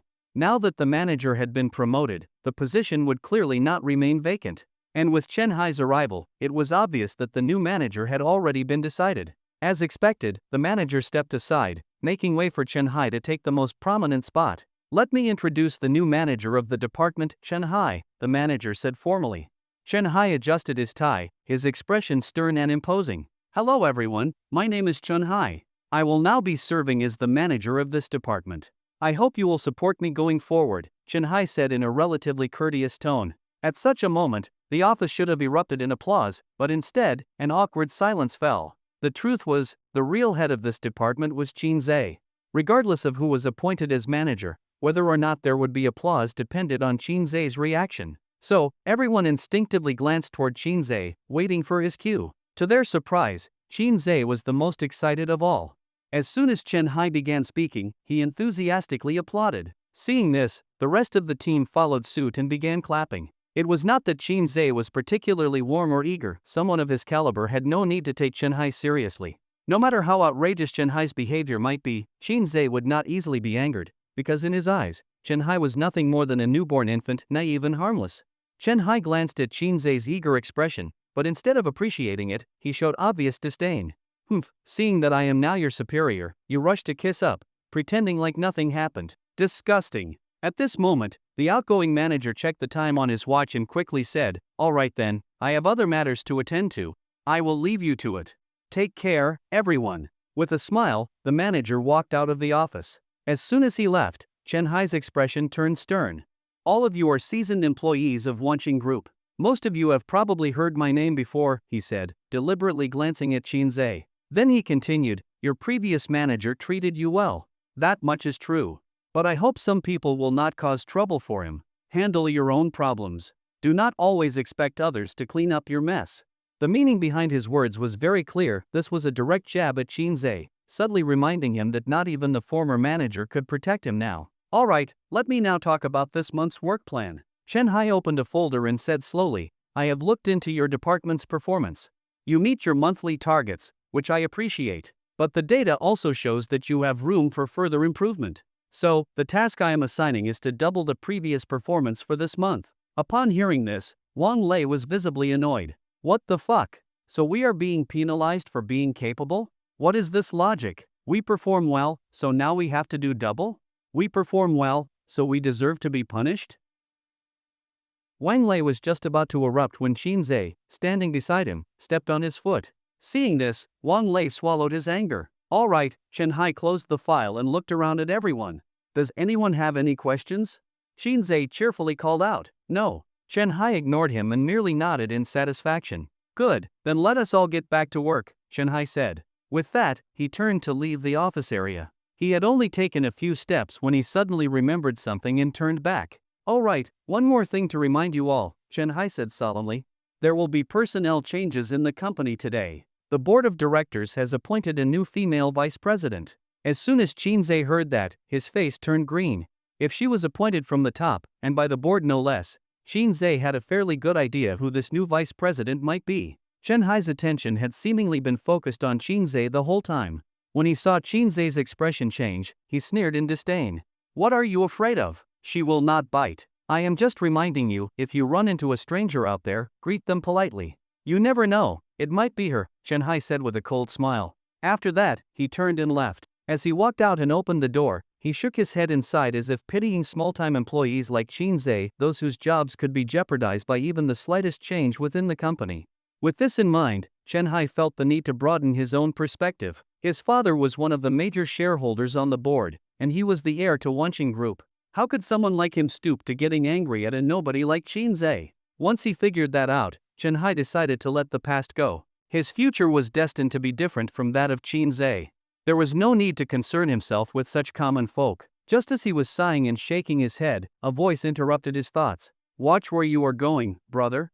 Chen-hai looked up. When he saw who it was, his face turned beet red. It was none other than Qin Zilan, the new vice president. Good day, vice president, Chen-hai greeted respectfully, bowing slightly. Qin Zilan was momentarily surprised when she heard this, and she curiously looked over the sharply dressed man in front of her. How did you know? Qin Zilan asked with a smile. It was worth noting that only a few people knew she had been appointed vice president of the branch company. Even her own younger brother, Qin, was unaware. My father is Chen Fan, Chen-hai said softly. The mention of Chen Fan rang a bell for Qin Zilan. Oh, you are old Chen's son, she said with a smile. As soon as he heard that, Chen-hai frowned in displeasure. His father, Chen Fan, was the largest shareholder in Wanqing Group. Although Qin Zilan was a connected insider, her status in the company could not compare with the Chen families. And yet, she called his father Old Chen? Still, Chen-hai knew how to keep his composure. Years ago, when he joined Wanqing Group, his father had repeatedly reminded him that although the Chen family theoretically held sway over the company, Wanqing Group was full of hidden powers, and things were far from simple. Chen Fan had not told him everything, but he had insisted Chen-hai stay low profile. That was the only way the Chen family could have a future. Chen-hai looked up and smiled. Yes, that is me. Qin Zilan glanced at him and nodded in approval. She said nothing more, but as she brushed past him, she left him with a remark. You are not bad, but as of now, you are still not qualified to take over Wanqing Group, she said. With that, Qin Zilan headed toward the office area where Qin was. Chen-hai broke into a cold sweat. He did not know exactly what had just happened, but from her tone, he sensed he had narrowly escaped a major misstep. Qin Zilan arrived at Qin's office area. She walked around behind him, placed her slender hands on his shoulders, and began to massage them. Little brother, what are you up to? Qin Zilan said with a smile. The moment Qin heard her speaking in that streetwise tone, he put down his pen in annoyance. Can you be any more shameless, sis? He said. What did I do now? Qin Zilan asked innocently. You are even making money off your own family, Qin said, clearly irritated. It is not like mom and dad are short on cash. You could just stay home and spend money. Why come here and mess with me? So what? Qin Zilan wrapped her arms around his neck, her delicate face pressing against his. Let me tell you, your sister is now vice president of this company. You better suck up to me, or I might fire you. Ugh, Qin sighed. I really do not understand your logic. Let us go. Qin Zilan patted him on the shoulder. Go where?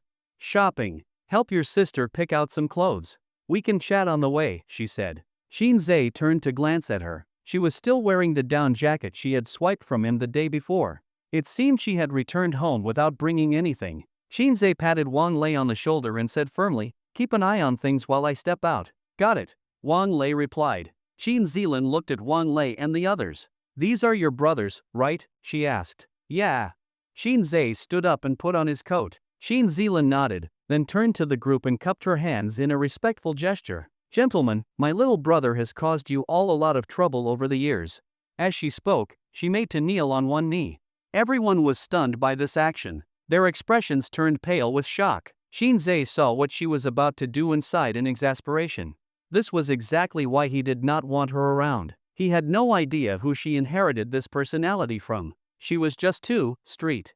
Wherever she went, she could strike up a conversation with anyone. And once she got going, she was unstoppable. Shinzei quickly pulled her up. "What the hell are you doing? Are you trying to form a blood oath?" he shouted. "No, Shin Zealand tried to explain, pointing toward the group of men.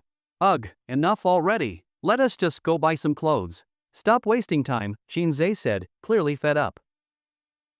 Shin Zealand left the company with Shinzei. Along the way, they drew a lot of attention. Beautiful women were always like that. No matter where they went, they effortlessly attracted everyone's gaze. And if such a woman happened to be accompanied by a man, that would only make others more envious. What they did not know was that Shin Zealand and Shinzei were siblings. Shinzei noticed the envious glances and hesitated to speak. Anyone with half a brain could see that people were misunderstanding their relationship. But in that moment, it felt awkward to explain. Saying too much would only make it more uncomfortable. On the other hand, Shin Zealand seemed completely unfazed. Shinzei had always been like this since he was little, always the center of attention wherever he went. After so many years, she had become immune to such stares. The two of them exited the Wanqing group building, and Shinzei sighed helplessly. "Sis. You are getting on in years. If you ask me, you should hurry up and find someone to marry already," Shinzei advised. "I am not in a rush," Shin Zealand replied coolly. Talking about marriage inevitably reminded Shinzei of his own situation, and he sighed again. "I do not know what is going through the family's head. You are already 30, and they are not pushing you to find a partner. Instead, they keep pressuring me to date," Shinzei said, clearly confused. Shin Zealand chuckled but said nothing. "Hey, by the way," Shinzei suddenly had an idea. "Do you know who my fiancée is? Have you seen her? Does she really insist on marrying me?" "Your fiancée," Shin Zealand drew out the words, smiling. "I do know. As for whether I have seen her." She turned to Shinzei with a grin and said, "I just saw her yesterday. Talk to her for me, will you? Maybe we can just cancel the whole thing. What era is this anyway? People have the freedom to love who still arranges marriages these days?" Shinzei shared his view. "Well," Shin Zealand said, "that is not something I can interfere with. You will have to figure it out yourself." As they spoke, the two arrived at the parking lot. Shin Zealand tossed the car keys to Shinzei. "Drive," she said, walking toward the passenger seat. The keys came flying so suddenly that Shinzei was caught off guard. He juggled them awkwardly in his hands like a hot potato before finally catching them. Once he got a proper grip, he looked at the keys, then at the Maserati in front of him. "You are kidding me." Shinzei stared wide-eyed at the luxury car. "Dad and Mom bought this for you?" Shin Zealand glanced at him, unimpressed by his reaction. "It was just a Maserati. Was that really worth making such a fuss over?" Upon reflection, Shin Zealand felt a little sorry for him. Their parents had always believed in raising sons with hardship and daughters with luxury. Shinzei had rarely received pocket money growing up. After he became an adult, because he refused to accept the arranged marriage, his already meager allowance was cut even further. "Enough with the act. Stop pretending you are poor and drive," Shin Zealand said. On the road, Shinzei drove with great enthusiasm. Shin Zealand glanced at him and asked, "Do you need money?" When Shinzei heard this, he snorted and laughed dismissively. He had been her brother for years and knew her too well. She truly cared, but only up to a point. Unless he agreed to marry that woman, she would never give him a cent. "I do not," Shinzei replied with a smile. "What, you begging on the streets now made you financially free?" Shin Zealand mocked. "Let me tell you something," Shinzei said with confidence. "Starting today, I could quit working entirely and still have enough money to live for the rest of my life." Zealand looked at him in surprise.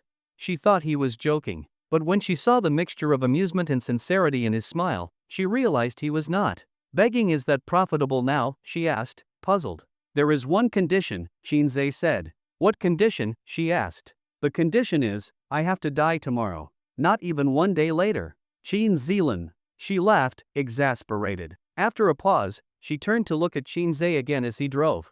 "Little brother. If," Zealand carefully considered her words and emphasized, "I mean if I gave you money, would you take it?" Shinzei was stunned. "Do not joke," he said irritably.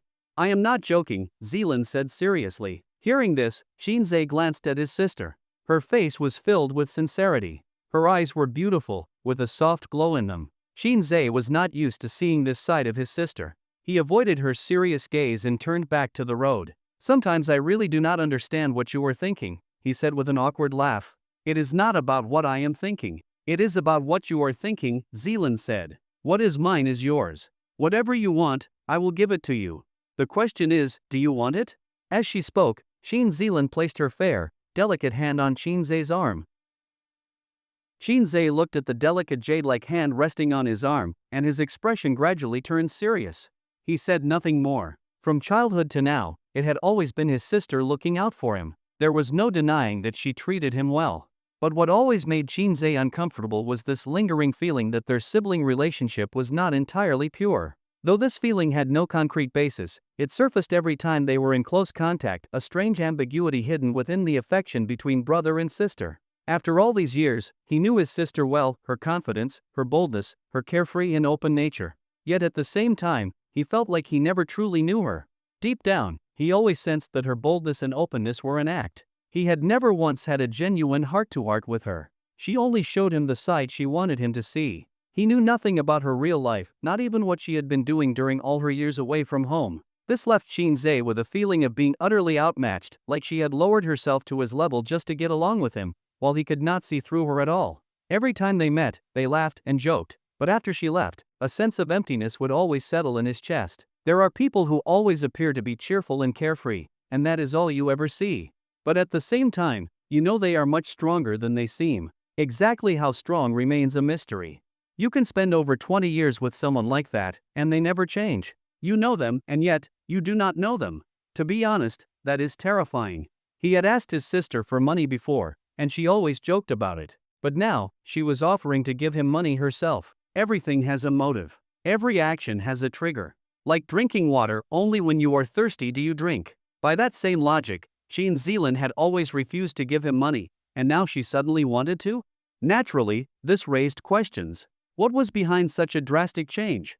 What had she gone through that made her change so much? What bothered Zay the most was what she said, because under normal sibling dynamics, it was no big deal if a brother asked a sister for money. Whether she gave or refused, it made sense either way. But the reverse?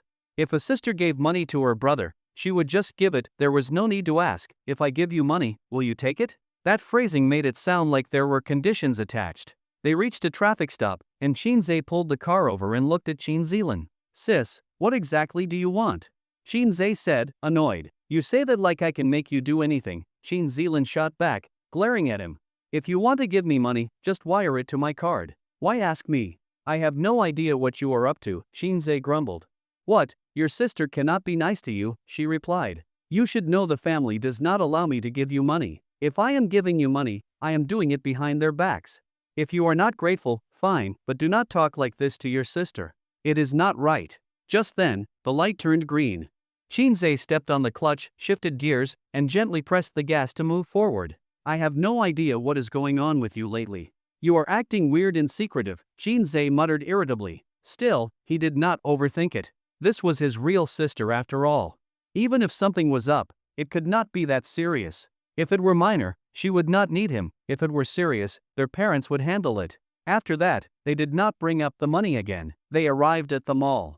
Zealand linked arms with Zay as they strolled. She needed a formal outfit for her new role at Wunching Group. It was not appropriate to wear casual clothes to the office. The stares from others no longer fazed Zay. Sis, you really should keep a bit of distance from me, he muttered. What, you are annoyed with your sister now? Zealand shot him a wide-eyed look. That is not it. I mean, you are 30 already and still single. Every time we go out together, people get the wrong idea. How is any guy supposed to approach you for your number? Zay said. Excuse me? Zealand stopped and scolded him. You should be grateful to have such a beautiful sister. Others can only dream of that. Well, that is true, but Zay wanted to say that being with her in public could mess up his chances. Before he could finish, Zealand linked her arm with his again and said, Come on, help me pick a suit. Zay sighed and gave a bitter smile. Shopping went smoothly. Beautiful women were like that, no matter what they wore, it looked good. Zealand came out of the fitting room in a black suit and gave him a little spin. What do you think of this one? She asked. Zay pinched his chin and examined her intently. Why are you quiet? What is with that look? Zealand said, dissatisfied. Zay frowned and said, if it is about beauty, anything you wear looks good. But the problem is. What problem? She asked, puzzled. Zay gave a bitter smile and shook his head. Never mind, he said. Fuck. Zealand cursed. This was the worst, saying half a sentence and leaving the rest unsaid, sparking curiosity and then letting it hang. It was infuriating. Spit it out. Zealand pointed at his nose. You itching for a beating?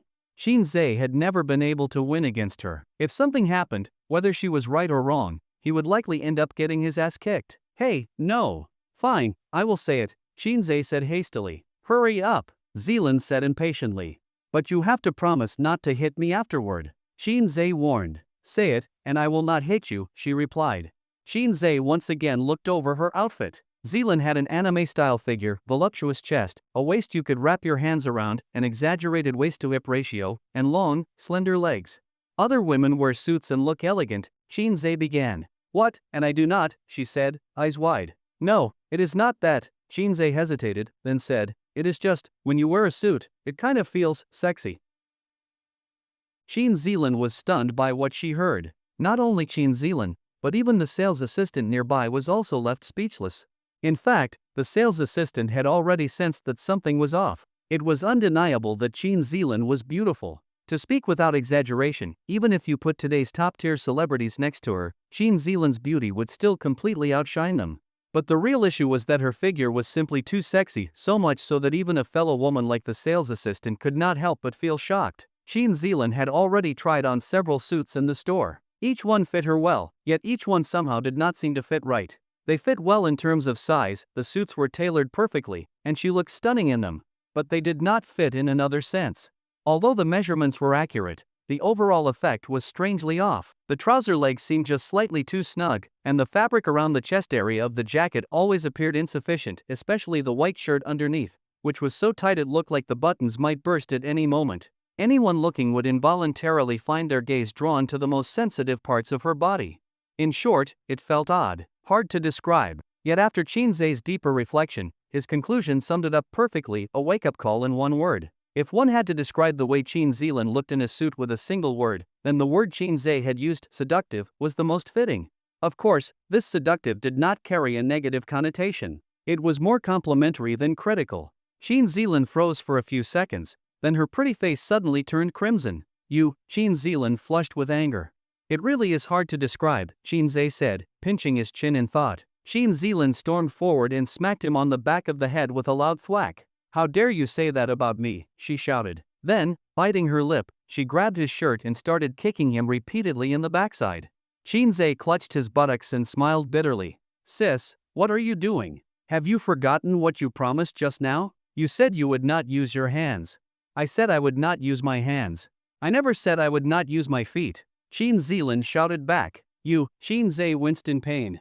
You really are unreasonable. The sales assistants watched with delight. People are like that, they are naturally drawn to beauty and warmth. Seeing such a harmonious and lively sibling interaction, their faces lit up with genuine happiness. Who would not want a sweet little brother like that? And who could resist such a beautiful and charming sister? Amid laughter and banter, Zealand bought over a dozen suits, spending more than 100,000 yuan in total. If you calculate based on 30 days in a month, that averages to one suit every 2 days, more than enough for Zealand to rotate.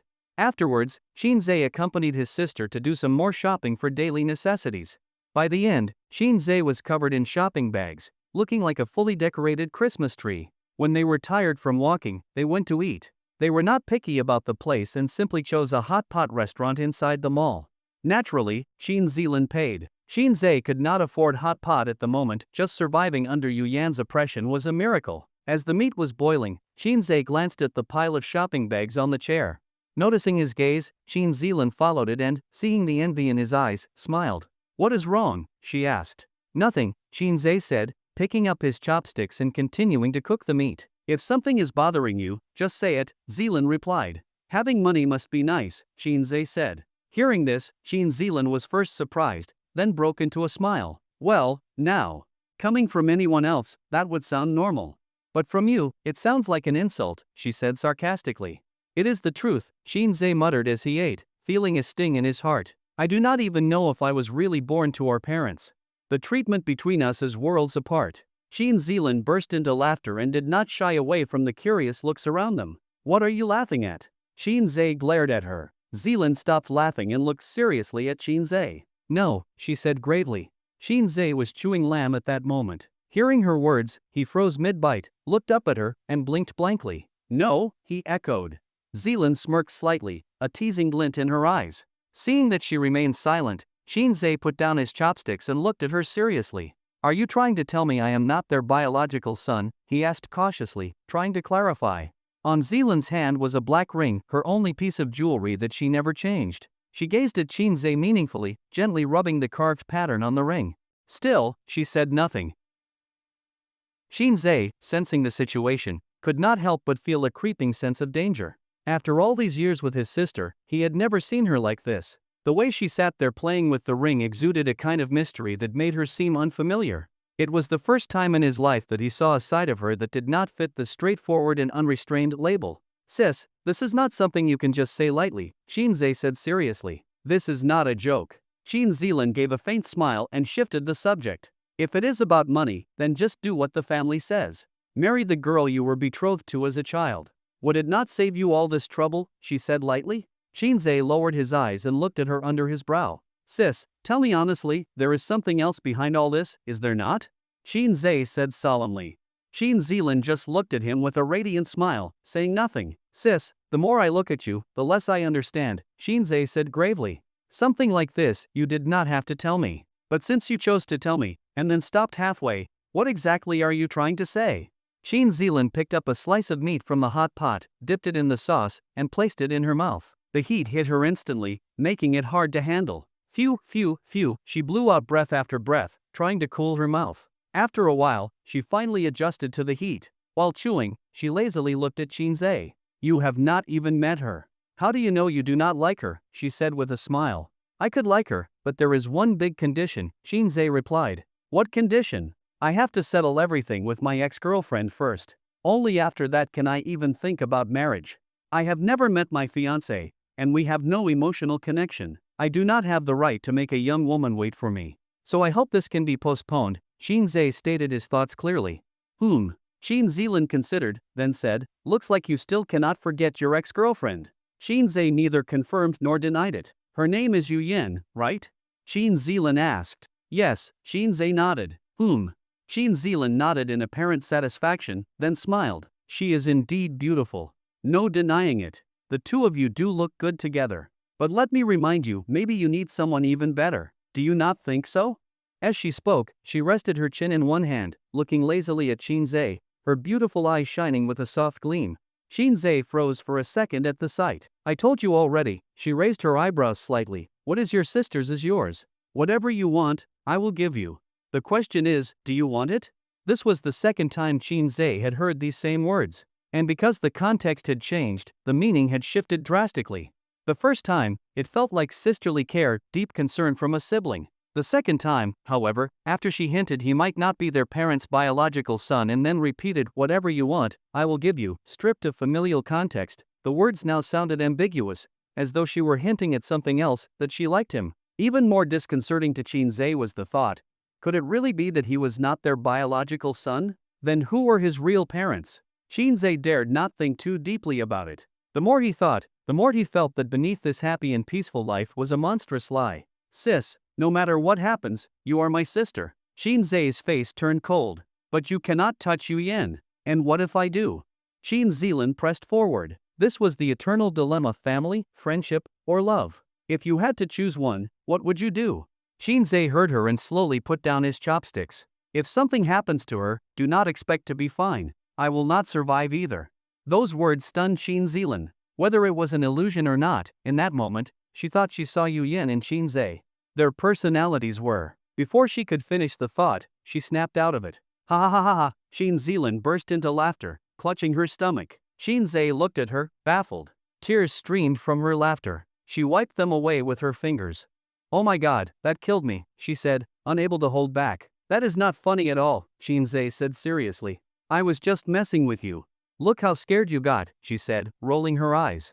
Shinzei stared at her, expressionless. He could not laugh. Some things, even without evidence, he could feel this was not a joke. And he was certain that deep down, Zealand did not want him to take it as one either. She just was not saying everything. That was the problem. If today, Zealand had given a definitive answer, whether he was their biological child or not, it would have been easier. But she spoke vaguely, leaving Shinzei no room to pursue the matter, because if he pressed, it would mean he had already started to doubt his own origins. That was something deeply painful. So, one had to play dumb while knowing the truth. He assumed Shin was doing the same. However, after this incident, Shinzei became more aware of just how mysterious his sister was. Beneath that loud and carefree exterior lay a finely tuned mind. Looking back at everything she said today, Shinzei realized that not a single word was wasted, each one was laying the groundwork for something larger. The question was, why was Shin telling him all this? The next day. Wanching Group. Today was Shin official first day at Wanching Group. Dressed in formal business attire, she walked through the main entrance. It was as if everything had been carefully arranged in advance. When Shin stepped into the building, all attention inside immediately shifted to her. Even the cleaning staff temporarily set down their work and respectfully looked in her direction. It was clear that Shin joining the company had captured everyone's attention. The leadership, fearing that any unaware employee might offend the new executive, had thoroughly prepared the day before her arrival. "Good day, President Shin," the receptionist said respectfully with a slight bow. Shin nodded in acknowledgement, accepting the greeting. She proceeded directly to the executive elevator. She was heading to report to Yen. After the elevator doors closed, everyone in the lobby let out a collective sigh of relief and began whispering among themselves. "Hey, was that the new vice president just now? Of course. Did the manager not show us her photo yesterday? Besides, look at that aura, she clearly is not some ordinary person. Wow, 2 top-level executives joining the company recently, and both are stunning women. So tell me, who is more beautiful, President Shin or President Yu? Hard to say. Before seeing President Shin, I thought there was no woman alive who could match President Yu's beauty. But after seeing her, so you think President Shin is more attractive? That is not what I mean. They represent 2 different types of beauty. But what? But I feel like President Shin might be easier to approach compared to President Yu. I think so too. President Yu is beautiful, but honestly terrifying. Once, I accidentally broke a mug. She looked over immediately, and her expression, her gaze, it scared the hell out of me. I could not sleep properly for days afterward. Shin arrived at the top floor of the company and made her way to the CEO's office. She raised her hand and knocked on the door. "Come in," came a cold voice from inside. Shin opened the door and stepped in. Inside, Yen was reviewing documents. She did not look up, her eyes remained fixed on the papers in her hands. She pushed her glasses up the bridge of her nose and said flatly, "President Shin has arrived." "Yes, I have," Shin responded with a smile. "President Shin is truly low profile. Without much fuss, you have secured the position of vice president of Wanching Group. Unlike me, who made quite a show of it," Yen said calmly. "You flatter me." Shin smiled even more brightly. "Being too low-key is not always good. You are beautiful. Wherever you go, there is gossip. Without a strong background, you would only attract flies," Yen remarked. Upon hearing this, Shin immediately understood. She had been wondering why everyone already knew who she was on her first day before even attending any meetings. Now it made sense. "I, Shin am a straightforward person. You, President Yu, are thoughtful and thorough. If not for your preparation today, I might have faced difficulties handling operations here. Now that everyone knows who I am, it will greatly enhance my efficiency," Shin said with gratitude. But Yen only responded with a faint, disdainful smile. Though they had only met once, Yen could already discern what kind of person Shin was, what level she operated at. When it came to handling business, even if Yen had tried to make things harder for her, Shin would have handled it with ease. When dealing with a master of this caliber, minor tricks were useless. "The rumors are right. President Shin is indeed easier to approach than me," Yen said with a smile. "Ah," Shin laughed heartily. "President Yu really is sharp and all-seeing." "Idle gossip," Yen said with a weary shake of her head. "People who are serious and have real work to do, who has time to discuss who is prettier." Shin felt there was an undertone in her words. She cupped her hands in mock salute and smiled. "Do not worry, I, Shin do not stoop to petty tricks." Yen paused for a moment upon hearing that, then finally raised her eyes from the papers to meet Shin gaze. She pushed her glasses again and said, "Honestly, if it were not for Shin I would truly wish to have someone like you as a close friend." "Ha ha," Shin laughed openly. "There is no way we can ever be good friends." Yen returned her gaze to the documents and sighed regretfully, saying nothing more. Seeing this, Shin tactfully said, "All right, I will let you get back to work. I have things to do as well." Yen nodded. As soon as Qin Zilan left, Yu Yan set down the document in her hand. From the moment she received the notice that Qin Zilan would be joining the branch office as vice president, Yu Yan had already understood what Qin Zilan was here for. She could also sense that Qin Zilan's methods were gentle yet ruthless, soft on the surface, tough underneath. Yu Yan was fully aware that since Qin Zilan was from the Qin family, not to mention vice president of the branch, even the position of president at headquarters could be handed to her on a silver platter if she just nodded. But she had not done that. Instead, she had chosen to become the vice president of a subsidiary and was even willing to work under Yu Yan. Such a mindset, this was no ordinary person, and people like this were the hardest to deal with. Still, speaking of which, Yu Yan's thoughts turned back to Qin Zhe. She tilted her head slightly, her face filled with confusion.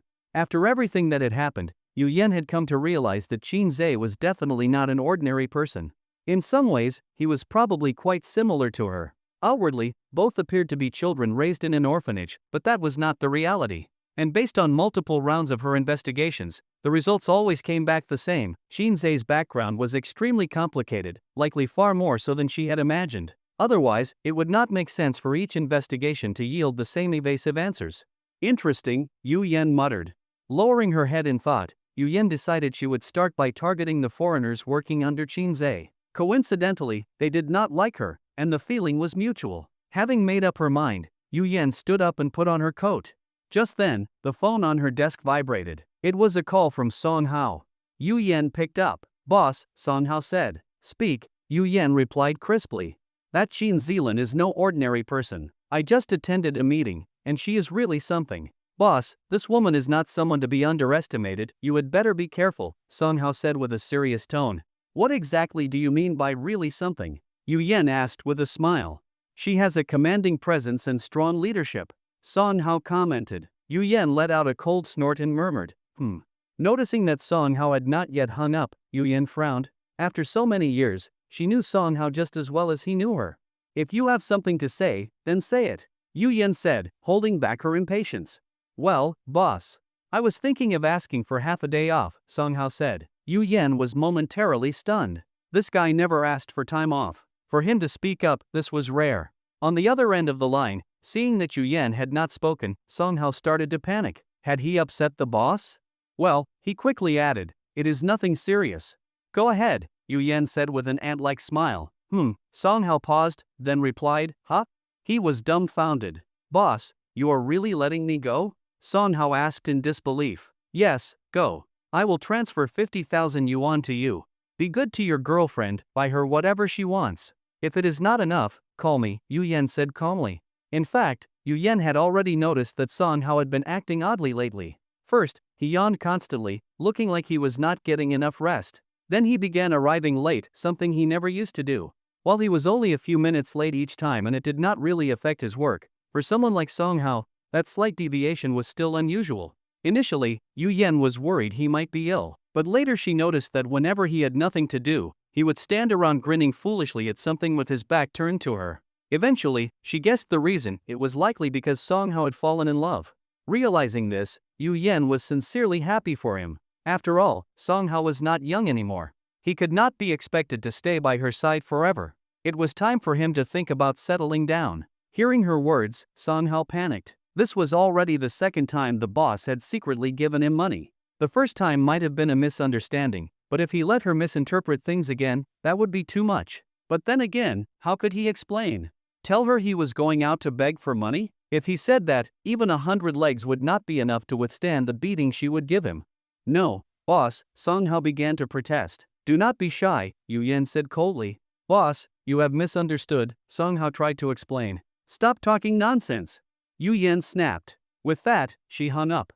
After ending the call, Yu Yan could not help but laugh. She shook her head helplessly, thinking back to how Qin Zhe looked when he was in love. Men were all the same, sweet talk was for seduction, but hesitation was love. When it came to their lovers, even the most mature men would become bashful. On the other end of the line, Song Hao stared blankly at the phone in his hand, now showing the call had ended. Letting the misunderstanding continue like this felt wrong, but since he had other important matters to attend to, he decided to set it aside for now. Begging is urgent, Song Hao said cheerfully.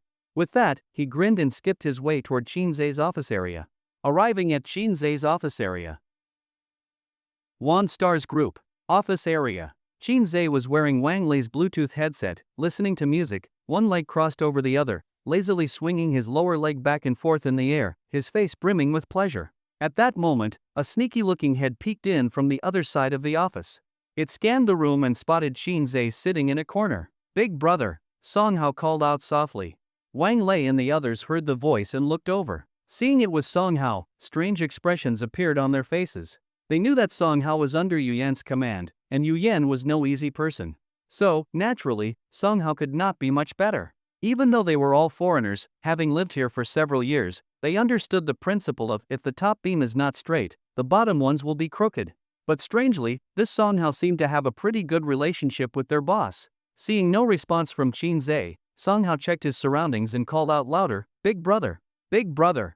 Big brother! Big bro, cough, cough." What Song Hao did not know was that Shinzei was wearing headphones and simply did not hear him. Song Hao assumed his voice was too soft, so each call was louder than the last. Shinzei truly could not hear anything, but Wang Lei and the others were getting annoyed. Damn it, it is fine to call once or twice, but this constant shouting? And after all, you are someone from Yu Yan's team. If you want to talk to someone in the office, just come in. Standing at the door shouting like an idiot is just irritating. Shin Jingbing could not take it anymore. He got up and walked over to Shinzei. "Boss," he said, poking Shinzei's shoulder. Shinzei opened his eyes and looked at Shin Jingbing. Shin Jingbing pointed toward the door with a dark expression. "Someone is looking for you," he said. Shinzei took off his headphones, looking confused. "Someone is looking," Shin Jingbing repeated. "Oh," Shinzei turned his gaze toward the doorway. Shin Jingbing glanced back at Song Hao and said impatiently, "If you have something to say, come inside. Stop fucking shouting at the door. It is annoying." Song Hao blushed and scratched his head awkwardly, muttering, "My guys told me you were pretty tough. I did not dare." Seeing it was Song Hao, Shinzei broke into a wide smile. "Ah, little Song, come in." Only then did Song Hao enter the room. "What is up?" Shinzei asked, puzzled. Song Hao raised a thumb and pointed toward the door. "Let us go," he said with a grin. Wang Lei and the others immediately perked up their ears. "Go? Go where? Is that really okay?" "We are still on the clock," Shinzei said with hesitation. "Come on, we are making peanuts here. Let us go," Song Hao urged. Clearly, Song Hao had been making money lately. His tone was confident. Becoming an employee at OneStars was a dream for graduates from top universities. Yet here was someone saying, "Let us go, we are making peanuts here, on OneStars turf." Shinzei was torn. It was not that he did not want to go, just that it was not easy to leave. Yu Yan had been watching him closely lately. If he was not careful, he might get docked pay. It would be a pain. "What, you guys addicted or something?" Shinzei said with a smirk. "Damn, we brothers really missed you," Song Hao said. Shinzei could not refuse such sincerity. "Let us go, man." Song Hao started tugging at Shinzei. Being pulled like that, Shinzei felt embarrassed to refuse. Thinking of all his brothers waiting for him, he could not just never show up. After all, he had brought them into this world. "Alright, fine, I will go with you. I am pretty broke these days anyway," Shinzei said with a smile. "Now you are talking." Song Hao grinned. Shinzei stood up, put on his jacket, and said to Wang Lei, "Lei, keep an eye on things." Before Wang Lei could respond, Shin Jingbing asked, "Boss, where are you going?" "Begging," Shinzei replied. Shin Jingbing was momentarily stunned. "Alright, we are off. You guys watch the place. The manager wants performance results, just make a call and land a project or something," Shinzei said. With that, Shinzei and Song Hao walked out of the office area with their arms around each other's shoulders. Everyone in the office watched Shinzei's back as he walked away, their hearts filled with complex emotions. Shinzei, a man wealthy enough to rival nations, was now reduced to begging. What kind of brother could watch that and feel nothing? If there was a culprit behind all of this, it had to be Yu Yan. After all, Shinzei was already engaged, his fiancée came from a wealthy family. Yet he defied his family for Yu Yan. And what did Yu Yan do? Not only did she fail to cherish him, she kept targeting him. Now he was down to the point of begging. However, from Shinzei and Song Hao's conversation, it sounded like begging was actually profitable. No sooner had Shinzei walked out than Yu Yan walked into the office area. Right after her call with Song Hao ended, Yu Yan came straight to where Shinzei worked. She intended to begin investigating his background. The office, previously somewhat relaxed, fell dead silent the moment Yu Yan entered. You could hear a pin drop. In the office area, although the foreigners were all busy with their own work, Yu Yan could clearly feel that their eyes were on her. Their gazes were far from friendly, filled with thick resentment. This was exactly the result Yu Yan wanted. Only then would she have an excuse to act. She had long wanted to find a reason to beat this group into submission, only then could they be truly useful to her. Yu Yan entered the office without saying a word, scanned the room, and finally fixed her eyes on Wang Lei, who was drinking water. Wang Lei, with his dark skin and massive build, looked like he was sitting on a tiny stool even though it was an office chair. The chair was completely disproportionate to his size, and even the bottle of mineral water in his hand looked like a small medicine vial. This alone made it obvious how physically imposing Wang Lei was. Yu Yan walked behind Wang Lei and tapped his muscular shoulder. Wang Lei turned to glance at her but said nothing and went back to drinking. "Where is Qin Zhe?" Yu Yan asked coldly. "Ask the manager," Wang Lei replied in the same cold tone. Getting the cold shoulder did not embarrass Yu Yan in the slightest. "Have you completed your tasks?" she asked again. "Why? What about it?" Wang Lei's voice carried a rough edge. "So, you have time to drink water?" Yu Yan asked with a smile. "Looking for trouble, are you?" Wang Lei turned to face her again. "I am here to handle performance. My boss, not my boss, Qin Zhe, or he win is none of my damn business.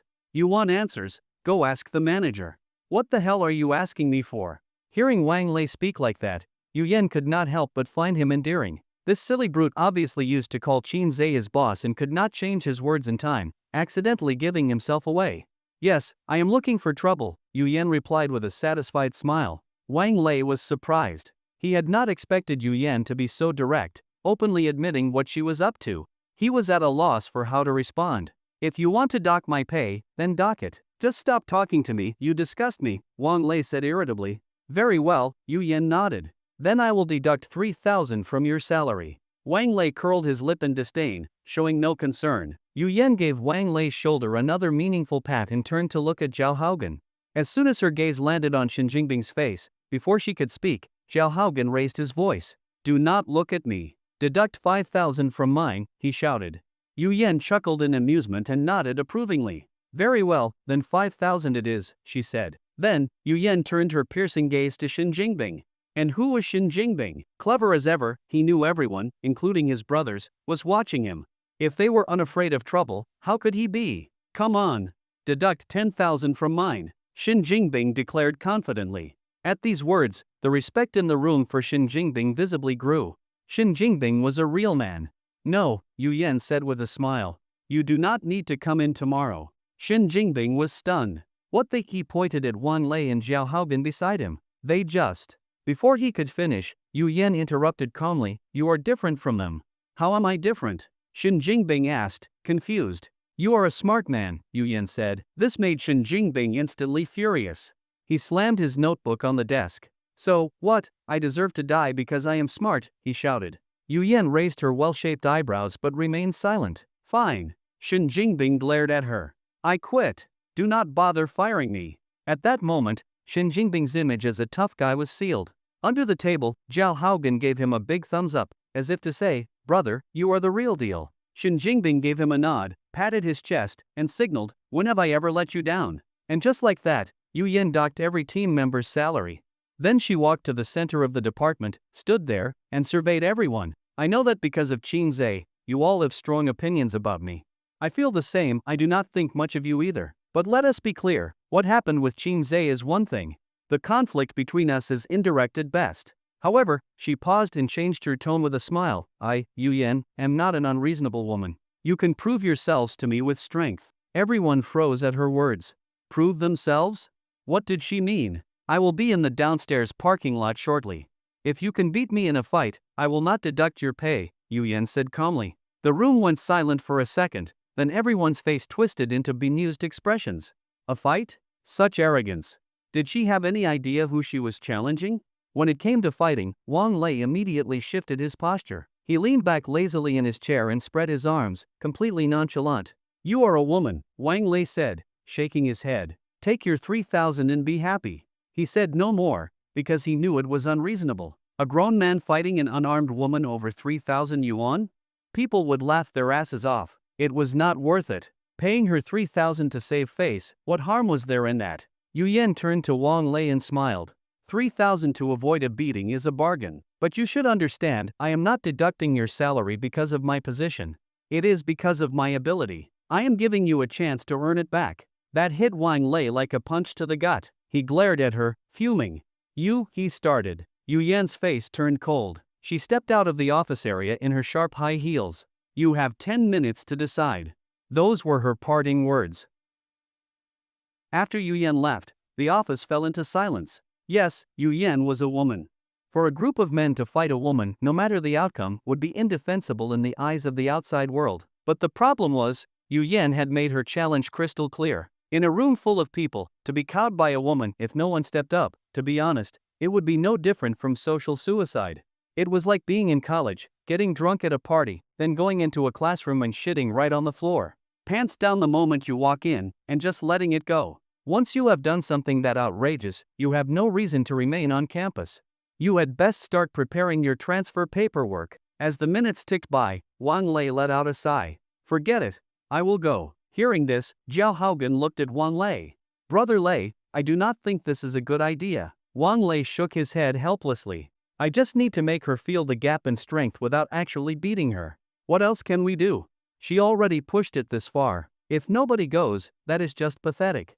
Wang Lei patted his own face and said, this is a face, not an ass. Someone has to go. Zhao Haogan sighed as well and said, Brother Lei, go easy. Do not go overboard. It would be bad if something really happened. Wang Lei smiled and patted Zhao Haogan on the shoulder. Do not worry, brother. I am a man of principle. Wang Lei stepped out of the office area. He went to the parking lot and sure enough, there stood Yu Yan. She had her arms crossed, and when she saw him arrive, a dangerous smile curved at the corner of her lips. You came, said Yu Yan. Yeah, Wang Lei lazily scratched his ear and flicked off some earwax. Can you take a hit? Yu Yan asked calmly. That question made Wang Lei burst out laughing. Ha ha ha ha ha ha, take a hit? What kind of question was that? Could she not tell just by looking at his physique? He laughed at her ignorance. Come on now. Wang Lei rolled up his sleeves and showed off his rounded shoulders. See this? Muscle. He punched himself hard on the shoulder with a duan duan duan sound and said, solid as a rock. You tell me this cannot take a punch? Yu Yan glanced at his shoulder but said nothing. Seeing no particular reaction from her, Wang Lei felt slightly annoyed. His physique usually turned heads on the street. He sometimes avoided bathhouses altogether because undressing scared the little children around. He leaned in, offering his muscular shoulder. Come on, give me a punch. Wang Lei said with a smile. I am afraid it will hurt you, Yu Yan replied coolly. Wang Lei snorted. Come on, now. I am more worried you might hurt your wrist, those skinny arms and legs of yours. Yu Yan clenched her fist and smiled. Then may I begin? Wang Lei smiled and nodded. Go ahead. At that moment, Wang Lei tensed the muscles in his shoulder. His muscle lines became sharp, and veins bulged as the fibers drew taut. Yu Yan smirked coldly. She punched him squarely in the thigh. Wang Lei slowly sank to his knees. He held his breath, needing a long while to recover. What the fuck, you hit me in the wrong spot. Wang Lei cursed, his face flushed. Did I hurt you? Yu Yan asked with feigned concern. Wang Lei glanced at his knee. Nope, not hurt, he replied with a forced grin. Yu Yan took one look at the blackish-purple shade spreading across his face but said nothing. Wang Lei exhaled heavily and stood up. Phew, ha. He stretched and repositioned his stance. With a steady breath, Wang Lei assumed a horse stance. There was a misunderstanding just now. Let us go again, he said with renewed focus. In a flash, both fists drew back to his waist. He centered his chi, rooted his power to the soles of his feet, and steadied himself like a rock. Come! Wang Lei shouted. You want more? Yu Yan asked. Yes, come on already. Wang Lei repeated. People need to be in the right state of mind, like when lifting something heavy, you hold your breath and lift in one go. If you breathe mid-lift, the power might not follow through. Because Yu Yan was talking, Wang Lei had to exhale to reply, then rebreathe to tense up again and prepare for her incoming punch.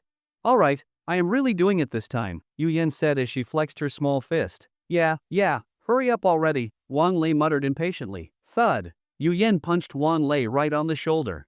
Before he could even finish his sentence, the air caught in his throat, and he slowly sank to his knees again. Yu Yan looked down at Wang Lei beneath her, a disdainful smile curling at the corner of her mouth. Secretly, she flexed her aching fist, thinking how incredibly enduring and thick-skinned this bear-like brute was. It was only Wang Lei, not many others would have survived those hits without losing an arm. Wang Lei knelt on the ground, clutching his shoulder, face flushed from pain. I got mine in, Where the hell did you even hit me? A bit off your aim, are you? He complained miserably. Hurt? Yu Yan sneered coldly. Quit the bullshit, I will give you one more punch, try me. Wang Lei's eyes bulged. Get up, Yu Yan ordered coldly. Just give me a moment. Wang Lei retorted. He no longer pretended ignorance. After 2 tests, he understood something. Yu Yan was no easy opponent. Those 2 punches struck undefended parts, yet they hurt him deeply. Honestly, not many would take them without flinching. Get up. Yu Yan's gaze remained icy. Take another punch from me. If you stand it, I lose, and I will not deduct your money. Upon hearing that, Wang Lei stood up. Do you really mean what you say? He asked. I went against you, I do not need schemes, Yu Yan replied with a cold laugh. Fine. Wang Lei roared. He stomped both feet on the ground, and a deep vibration rumbled underfoot. This time it is the chest, Yu Yan said with a smile. Bring it. Wang Lei inhaled deeply. Yu Yan took a few steps back. Her delicate high heels tapped crisply and sensually on the asphalt. Now Wang Lei was not careless, his entire body pulsed with stored strength, muscles bulging further. With a steady breath, Yu Yan's gaze sharpened, a flicker of ruthlessness in her eyes. Suddenly, Yu Yan vanished from sight. Wang Lei was stunned. So fast. He had underestimated Yu Yan. Something felt wrong, too little time to react. She was just too quick. In the next moment, she appeared in front of him. In a single step forward, she dove in violently and drove an elbow strike aimed at Wang Lei's chest. Wang Lei's heart seized. A heart-center elbow, he gasped. Yu Yan's movement was fluid, from disappearance to strike in one smooth action, and that elbow's force was extraordinary. A veteran of many confrontations, Wang Lei knew even his hardened body could not absorb such an elbow blow. Instinct screamed, dodge or die. For 20 years, since he was 10, hardened in Afghanistan, he had never so viscerally felt the gulf between himself and death. Today he understood, one such elbow, and he was gone. He shifted his stance at lightning speed. At the last moment, his hands intercepted Yu Yan's elbow. He drew in a deep breath, channeling all strength into his arms, trying to redirect her force. Even so, his arms could barely hold. The blow still struck his chest. Worse, Yu Yan's elbow was cushioned by 2 hands clutching tightly behind it. Despite that, Wang Lei's 300-pound form was carried backward several meters. Strangely, he did not collapse. He held his defensive posture as he was shoved, leaving 2 furrowed lines on the pavement. When the strike ended, Wang Lei stood dazed. After a long moment, his rage surfaced crimson in his eyes. You do not hold to any principles, he bellowed. And if I did not? Yu Yan replied calmly. Wang Lei pointed at her and yelled, you said we would only use fists. You are too burly. Fists would not pierce through, Yu Yan responded. Wang Lei sputtered, enraged. Since that is the case, his eyes darkened. For the first time, Wang Lei was serious. From the strike he felt her extraordinary ability clearly. He retracted his earlier chivalrous attitude. The 3,000 yuan was irrelevant now. She was a formidable opponent, not someone to be taken lightly. Then do not blame me if I strike harder, he growled. Yu Yan sneered silently. Wang Lei lunged, dropping his torso forward and threw a punch aimed at Yu Yan's head. Before the massive fist, Yu Yan's head seemed diminutive. Anyone could see, if that punch landed, her skull would shatter like a melon. But Yu Yan saw the fist coming and shifted sideways. A skillful redirection, her subtle movement caused his fist to graze past her hair. As the punch missed, Wang Lei followed with a sweeping arm strike. Yu Yan dodged with another deft shift. At the same moment, her body twisted like a spring, a gorgeous spinning kick aimed at his neck. Wang Lei snorted coldly and raised his other muscular arm to block her sweeping kick. Her high-heeled shoe heel struck Wang Lei's thick forearm. Crack! The heel snapped. Yu Yan landed, bracing herself with one hand on the ground to steady her posture, then in an instant distanced herself from Wang Lei. She casually glanced at the broken heel of her shoe and let out an unhappy sound. Wang Lei snorted coldly, a trace of pride showing on his face. Yu Yan was displeased, not for any reason other than that her heel had broken. Without a word, she lifted her other foot slightly and stamped the heel of the high heel on the ground. With a crisp crack, the other heel snapped off too. Seeing that, Wang Lei was astonished by her resolve. There are hardly any women in this world with such daring. Ignited with fierce fire, Yu Yan initiated the next move, charging directly at Wang Lei. They tangled again in combat. What Wang Lei had expected to be an evenly matched, spectacular fight turned into an inexplicable domination by Yu Yan. Her footwork was extremely agile and fast, like a fly buzzing around him. Only the rustling of air betrayed her movement. He could not grasp her figure. In a short time, 2 people had given him the same feeling of helplessness. First, it had been Yu Yan's father, Yu Zhenhai. Now, it was Yu Yan herself. The difference between the two lay in their attack form. Yu Jinhai's strikes were simple and powerful, delivered with controlled force like a father punishing his son. Yu Yan's attacks differed. While her agility rivaled her father's, her punches lacked that same overwhelming dominance. Still, this brought Yu Yan mild frustration. She had underestimated Wan Lei's muscular defense. That tough, thick-skinned foreigner was truly hard to damage. The muscle covering him made every punch ineffective. With a sigh, Yu Yan changed her grip, forming a fist with her middle joint protruding slightly like a knuckle duster. Boom! A strike landed on Wang Lei's lower abdomen. He froze, then a piercing pain radiated inward. The next second, the pain flooded his whole body. His brain signaled agony as if cut by a knife. His complexion turned purple. Looking at Yu Yan's fist, he snarled, "Shalima," a harsh expletive. On the surface harmless, Wang Lei felt the venom in her strike. This was deeply unfair. He did not know that Yu Yan loathed insults involving her parents. At that moment, a schoolboy insulted Yu Yan's mother and was still in the hospital. That incident remained fresh in her mind. As expected, upon hearing his insult, Yu Yan's cheeks darkened immediately. Before Wang Lei could recover, Yu Yan charged again with fists that struck flesh each time. Though muscular, Wang Lei's body was vulnerable in areas not protected by muscle, such as the armpit, joints, neck, and these were exactly where Yu Yan targeted. In pain, Wang Lei threw no more mercy. He no longer saw her as a weak woman. Each punch he threw carried strong lethal intent. Though none hit Yu Yan, his punch to a nearby car hood dented it deeply. The fury of Wang Lei damaged 4 or 5 cars by now. After several exchanges, Wang Lei grew weary. The issue was not inability but unbearable pain. That viperish woman's moves were truly treacherous. "Stop, stop." Wang Lei called out, "I give up. I give up." In the end he was still human. Pain remains a primal instinct. Yu Yan was also somewhat winded. Though she could easily beat Wang Lei, his physical strength exceeded her earlier expectations. She brushed away disheveled hair from her forehead. "You do not want the money?" she asked coldly. "No, I do not." "I do not," Wang Lei replied. "You are strong. I can let the 3,000 go, and I can even give you some money," Yu Yan said coldly. "What?" Wang Lei was stunned. What kind of logic was this?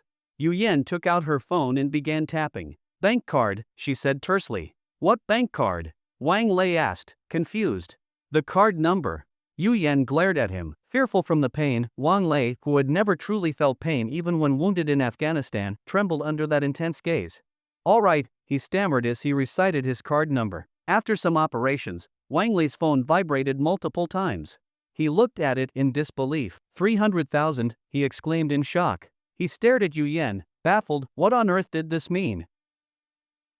If one were to say Yu Yan was stirring trouble, that would indeed be the case. If one were to say I hate Yu Yan, that would also be the truth, but given that I ended up fighting her, how could that possibly count as earning money for myself? "Get up!" Yu Yan waved her hand. "What for?" I truly did not want to continue. On one hand, I could not beat her. After our clash I realized our strength was not even on the same level. On the other hand, regardless of anything, that strange woman had transferred 300,000 to me. With that fact sitting right there, how could I possibly fight her? Even if, in this moment, Yu Yan held a gun to my temple, if I summoned the will to fight to the death, still, she transferred me 30,000 10 times over, and I'd be risking my life against someone who gave me money? No matter how you look at it, that does not add up. You refuse to fight even after I give you money? Yu Yan's beautiful eyes narrowed. "No, not at all," I replied, at my wit's end. "The key issue is I damn cannot beat you. Besides, I never said I wanted your money, so you do not want it?" Yu Yan moved her shoulder. "Stop, stop," I hastily pleaded. I want it, am I not allowed?" "Then get up, do not just sit there," Yu Yan commanded. At this point, even a gorilla would understand what standing up implied. Certainly I did. No, seriously, I was at my wit's end. Is this not forced buying and selling? Yu Yan seemed tired of words. She had not finished yet. Impatiently she gestured with her fair hand. "Enough bullshit, get up," Yu Yan said coldly. "Could I not fight?" I nearly begged. "I never said you could not hit back," Yu Yan replied. "But I fucking cannot defeat you," I said, furious. "Motherfucking hell, can you show some reason? No wonder Qin Zhe does not like you, who could stand your personality." Yu Yan's eyes narrowed when I cursed. After 2 motherfucks, consequences were clear. What followed was Yu Yan's moment of hunting. No matter if I stood or sat, she attacked with a barrage of punches and kicks. I tried to fight back, but after several failed attempts ended in brutal blows, I gave up resistance. Each attempt came back as Yu Yan's merciless fists, so I endured a brutal 2-minute beating. What saved me was Yu Yan receiving a phone call. She glanced at her phone, then at me crouching there, and chose the call. When she answered, her tone softened just a little. "Uncle Andrew," she said quietly. I froze. Andrew? I recognized that as Dad's name. I did not think more at that moment. After all, Andrew was a common name. She replied to something unheard on the other end, then directed a cold gaze toward me. Fear crept into me, something ominous. Yu Yan hesitated, then said into the phone, "Okay, Uncle, I will give him the phone now." She offered the phone to me. The moment I saw it, everything became clear. "You're my father," Yu Yan said coldly. I was bewildered. She knows my father? What is her relation to him? Why is Dad calling her? In confusion, I took the phone. Tentatively I said, "Dad?"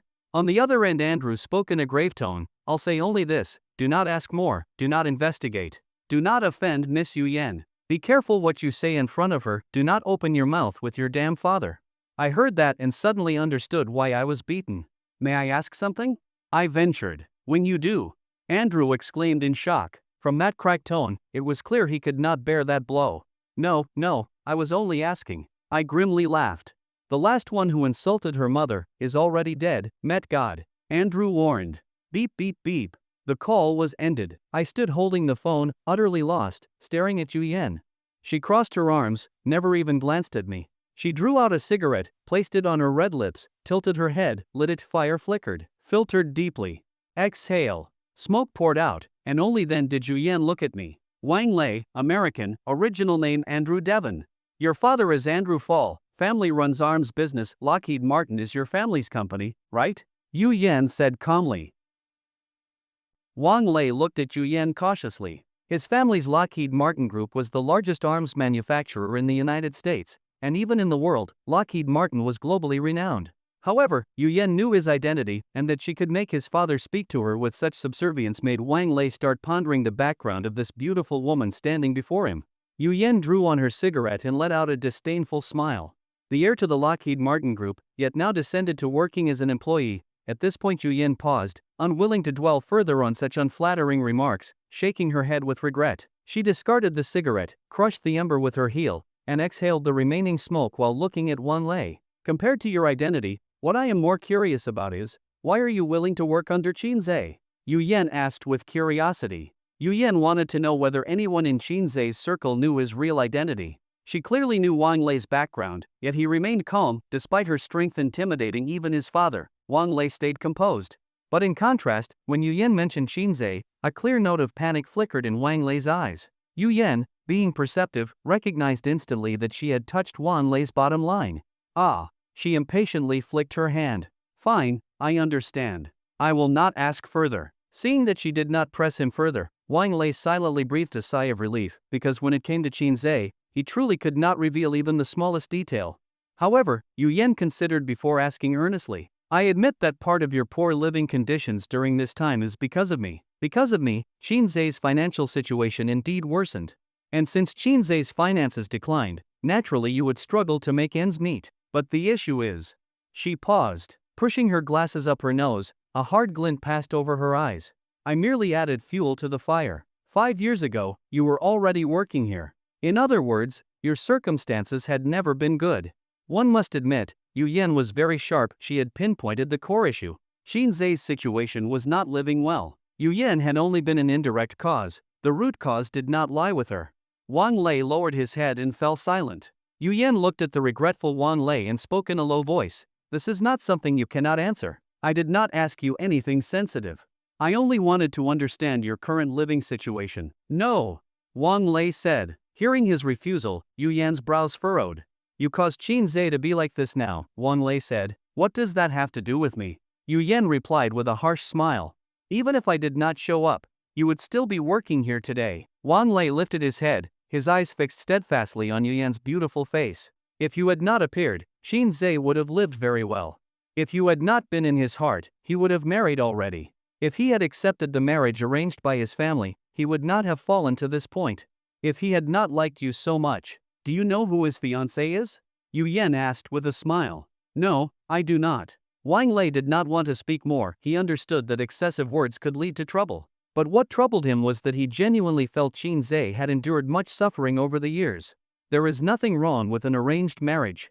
Though none of us have seen Qin Zhe's fiancé, we know this: she is in no way inferior to you. She has labored all her life to be worthy of marrying Qin Zhe. Her education, her upbringing, her intelligence, all cultivated so that one day she might match his level. She worked so hard. What reason could Qin Zhe have to abandon her? What qualifications does he have to abandon her? I may not be smart, I cannot wrap my mind around everything, but this I can see clearly, even a fool could recognize it. Yes, times are different now. Forcing a marriage does seem excessive today. But some matters are more complex than people think. Flirting is for dating, but marriage belongs to two families.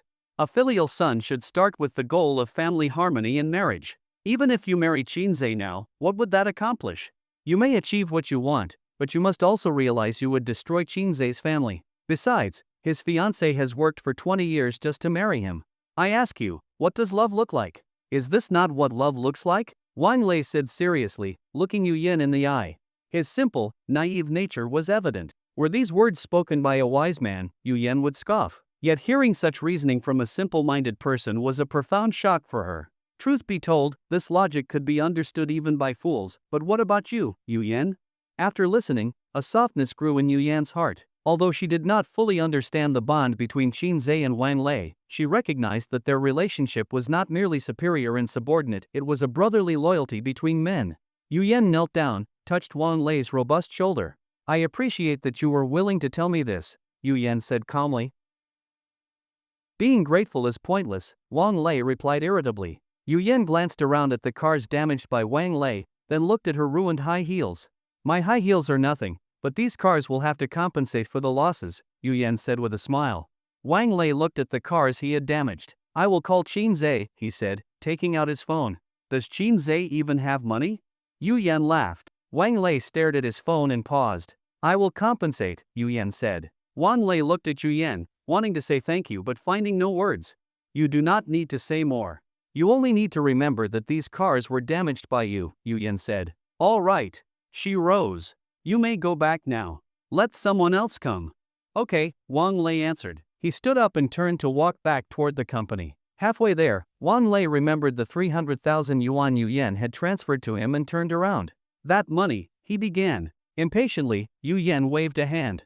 I have a good relationship with Uncle Andrew. This is our first meeting and I did not prepare much for you. Take it and spend it as you wish, she said. Wang Lei nodded and walked away. Yu Yan watched Wang Lei's bear-like back walk away and could not help smiling. Thinking that Qin Zhe had such a good friend in Wang Lei, she felt sincerely happy for Qin Zhe. Oh, by the way, Yu Yan called after him. Wang Lei turned with a puzzled look toward her. Let me guess, she said with a light smile. The first Chinese phrase you learned was probably Chow Lima, right? Wang Lei froze. How did you know? He asked in astonishment. Just a guess, Yu Yan replied. Go back now. As he walked away, Wang Lei tilted his head, still puzzled at how Yu Yan knew. He found it extraordinary. Watching his distant figure, Yu Yan shook her head with resignation, sighed, and muttered, What did Qin Zhe even teach you? Little did Wang Lei know that the only person who dared to call Yu Yan that phrase in front of her was himself, and that in Yu Yan's mind, that phrase was amusing, absurd even. When Wang Lei returned to the office area, everyone immediately swarmed around him. How did it go? Zhao Haogan asked. Wang Lei said nothing. Speak up. Did you get the money back? Zhao Haogan asked anxiously. You mean the money? Yes, I got it back, Wang Lei replied. Zhao Haogan slapped the desk. I told you so, he laughed. I will go too. Saying so, Zhao Haogan rolled up his sleeves and left the office area. Wang Lei, seeing Zhao Haogan go, called after him, Hey, wait. Before he could finish, Zhao Haogan raised his arm and, turning his back to Wang Lei, made an okay hand gesture. Brother Lei, don't worry. I will not go all out, Zhao Haogan said confidently. Then Zhao Haogan headed to the parking lot to find Yu Yan. And then, Zhao Haogan got beaten up as well. Not long afterwards, Zhao Haogan returned. The result was the same, he too had recovered his own money. But Xin Jingbing's eyes shifted. He realized this issue was not as straightforward as it seemed. Unexpectedly, Zhao Haogan came directly to Xin Jingbing. She told you to go down, Zhao said. Me? Xin replied with a bitter smile. I do not really need to go. You got your money back, that is fine with me. She said, if you do not go down, tomorrow you truly need not come to work anymore, Zhao Haogan said. At this point, Bystanders who had not known began to urge him. Brother Bing, come on, just go once. Our financial situation does not allow for changing jobs now. Yes, yes. Brother Lei and Brother Jen both managed. Okay, you will be fine. Shin Jingbing protested in vain. He looked with a bitter smile at the crowd, thinking, do you really not see what is going on? Yes, the money was returned. But look at their expressions, clearly they did not win. Perhaps one reason was Yu Yan's request, another was their pride as men. None of us can admit publicly that we could not beat a woman. There was clearly something fishy. Going downstairs to see her now is more likely a disaster than anything else. Hey, go light. Just let her know the gap in strength. That is enough. Yeah, Brother Bing, show them how it is done. Pressed on, people began shoving Shin Jingbing outward. He looked at Wang Lei and Zhao Haogan. Neither spoke, but both shared the same expression, sympathy. Though silent, their eyes told him, brother, good luck to you. Before leaving, Wang Lei sighed. Brother Bing, Wang Lei called. Ha! Shin Jingbing turned. Under no circumstances swear at her, Wang Lei said gravely. Shin Jingbing forced a wry smile and said nothing further. When Shin Jingbing reached downstairs, Yu Yan stood leaned against a car, shoulders slightly raised. Mr. Yu. President Yu, Shin Jingbing smiled nervously. What are your orders? As I said before, you are a smart person, Yu Yan said calmly. Yes.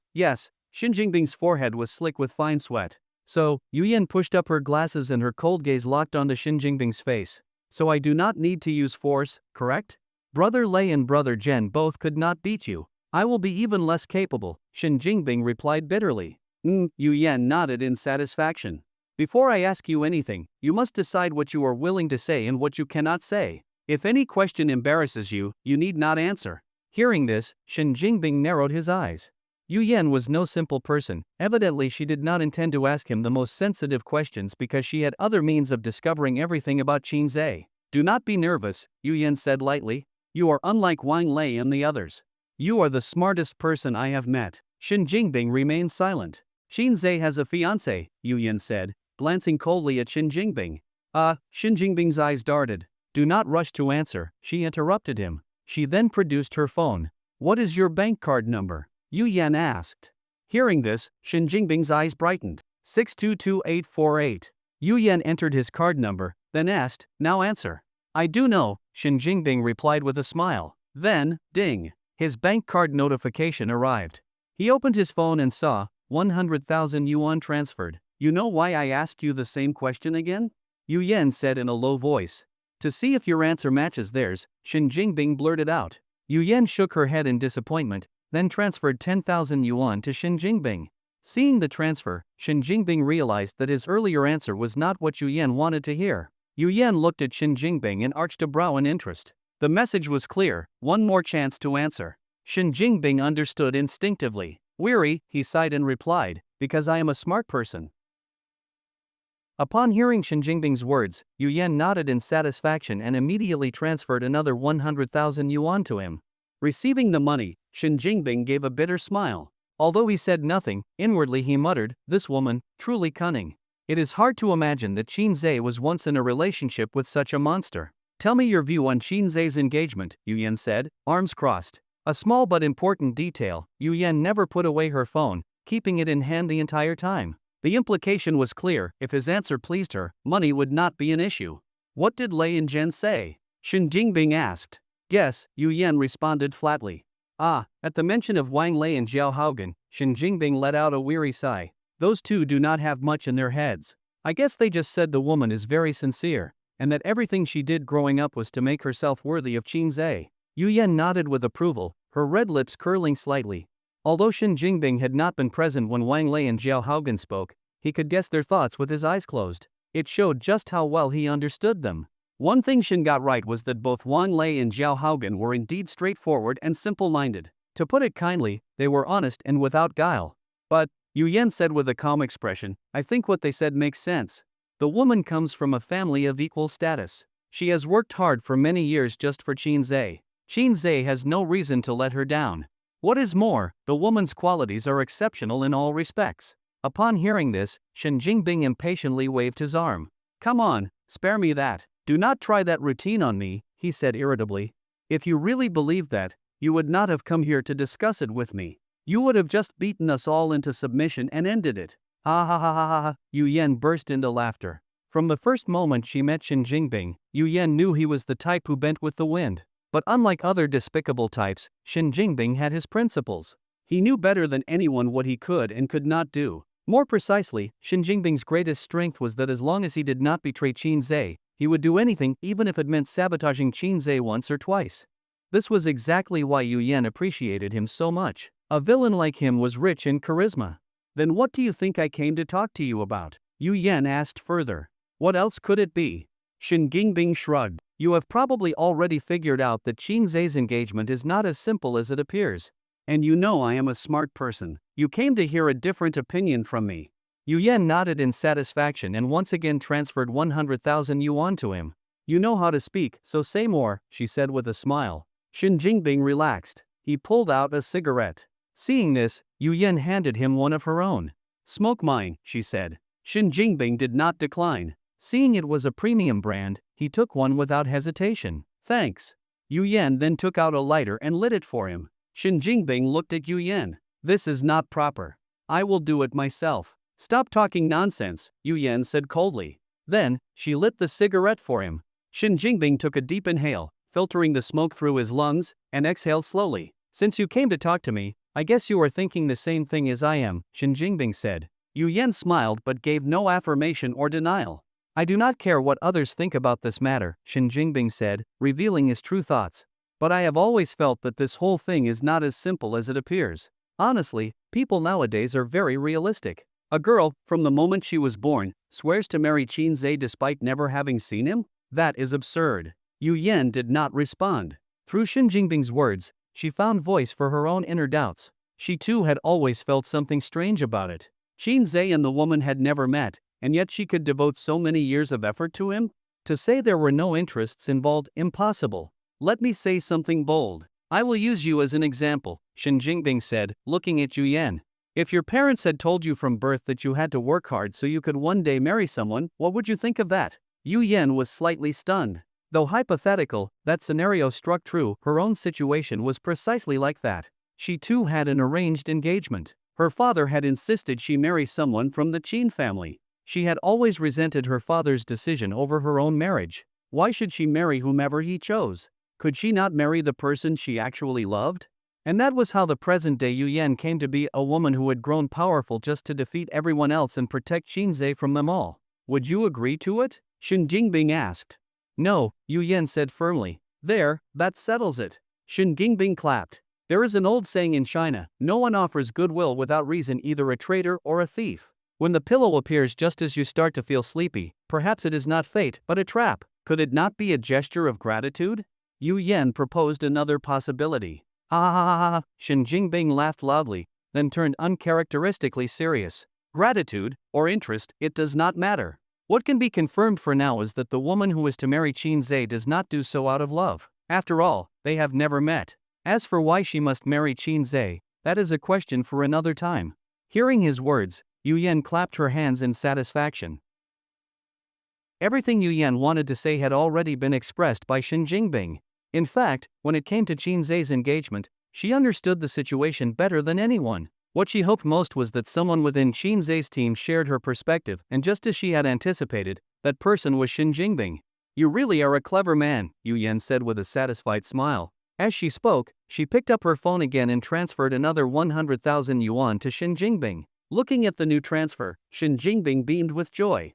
After following Qin Zhe for so many years, he had been living on the edge of poverty. To suddenly receive so much money in a single day, how could he not be thrilled? I still have a question, Yu Yan said.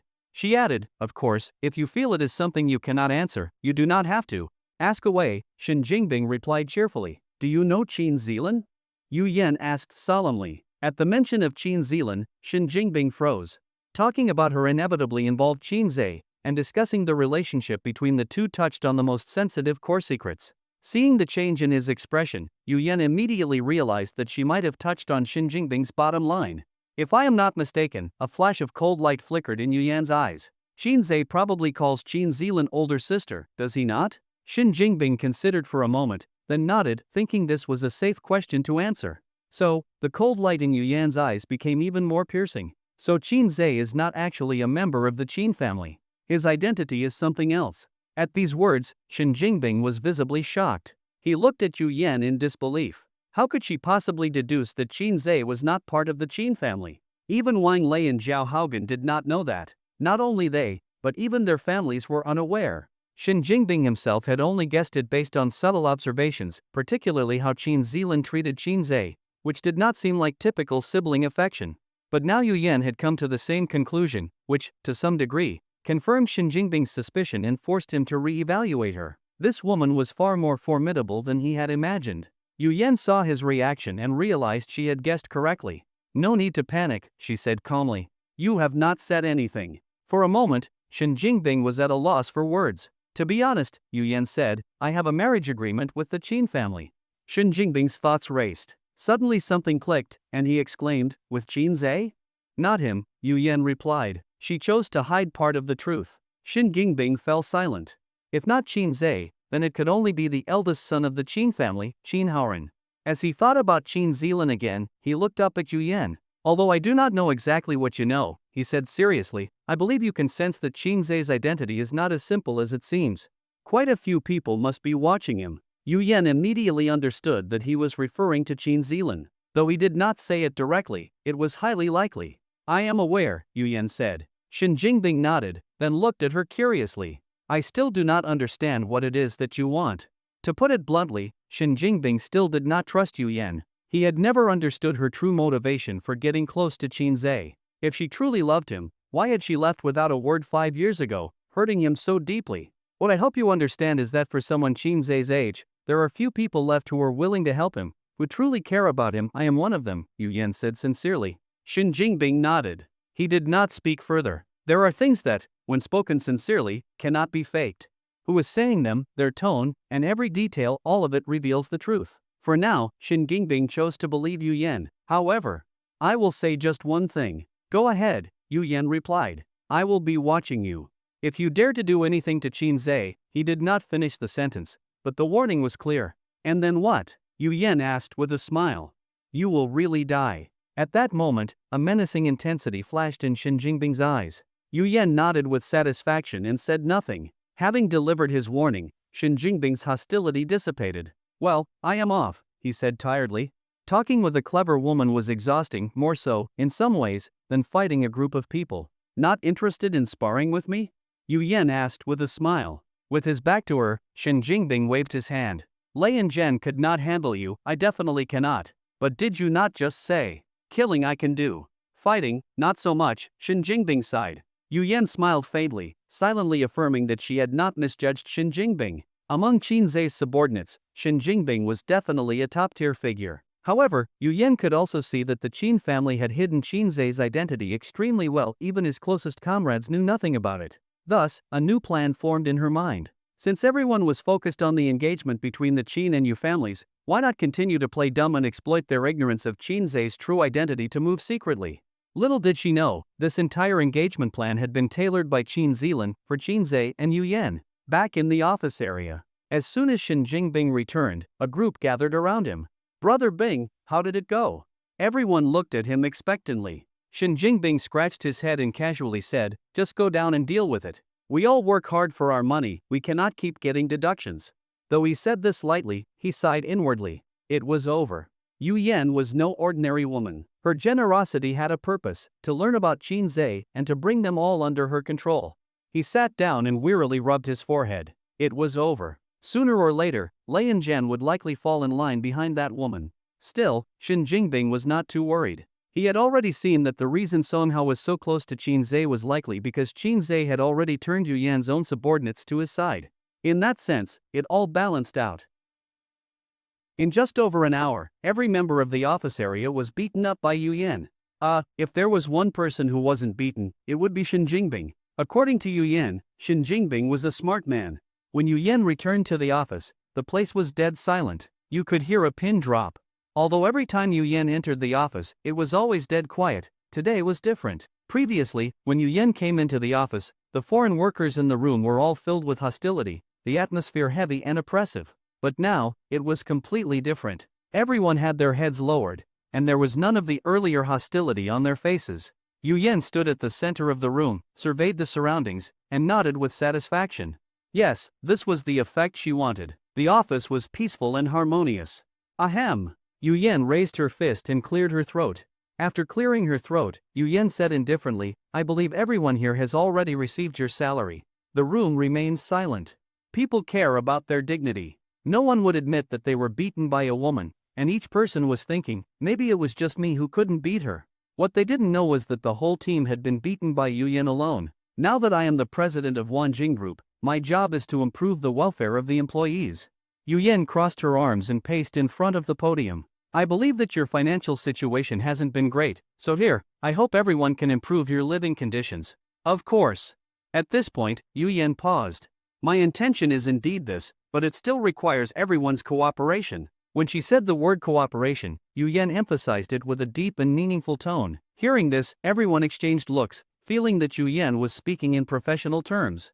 Although she didn't explicitly say anything, it felt like she had said everything. Shen Gingbing smiled helplessly. This was what he admired about Yu Yan, this woman was truly dangerous. Oh, by the way, Yu Yan suddenly remembered something, I don't have any other intentions. The company's matters are the company's business. Your personal affairs are none of my business. You don't need to worry about that. I just need your cooperation with my work within the company. What Yu Yan said sounded simple, and it seemed reasonable to outsiders. But the deeper implication was about Qin Zhe. After all, these people were Qin Zhe's subordinates, and Yu Yan promised not to do anything harmful to him.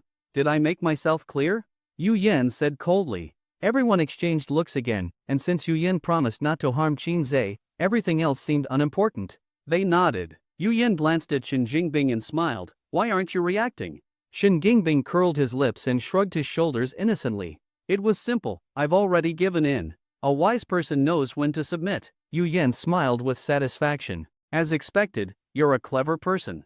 Well then, Yu Yan looked at everyone and asked, it seems like one person is missing? Everyone was silent. Where is Qin Zhe? I'm here working for everyone's welfare, and he's not here? This doesn't seem right, after all, it's working hours, Yu Yan said slowly.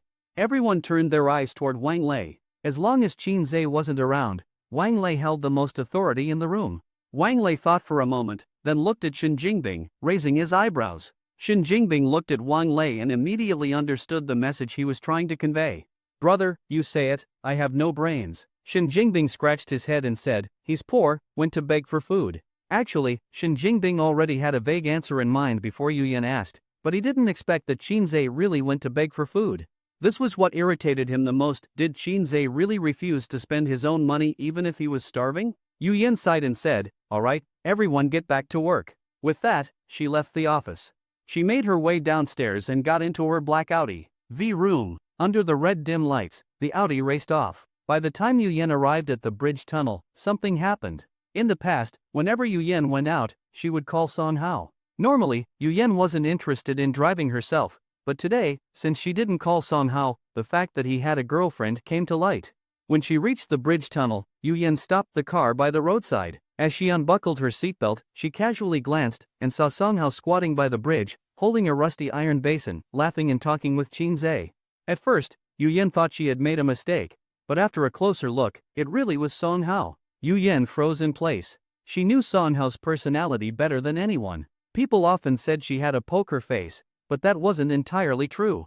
For the past 5 years, Song Hao had always kept that expressionless face. Yu Yan appreciated Song Hao, partly because of his rigorous work attitude, which was closely tied to his serious demeanor. On the other hand, she also worried about him. He acted like a robot, lacking human warmth, and she wondered how he would ever find a girlfriend. However, recently, Yu Yan often noticed Song Hao sneaking silly smiles in empty corners.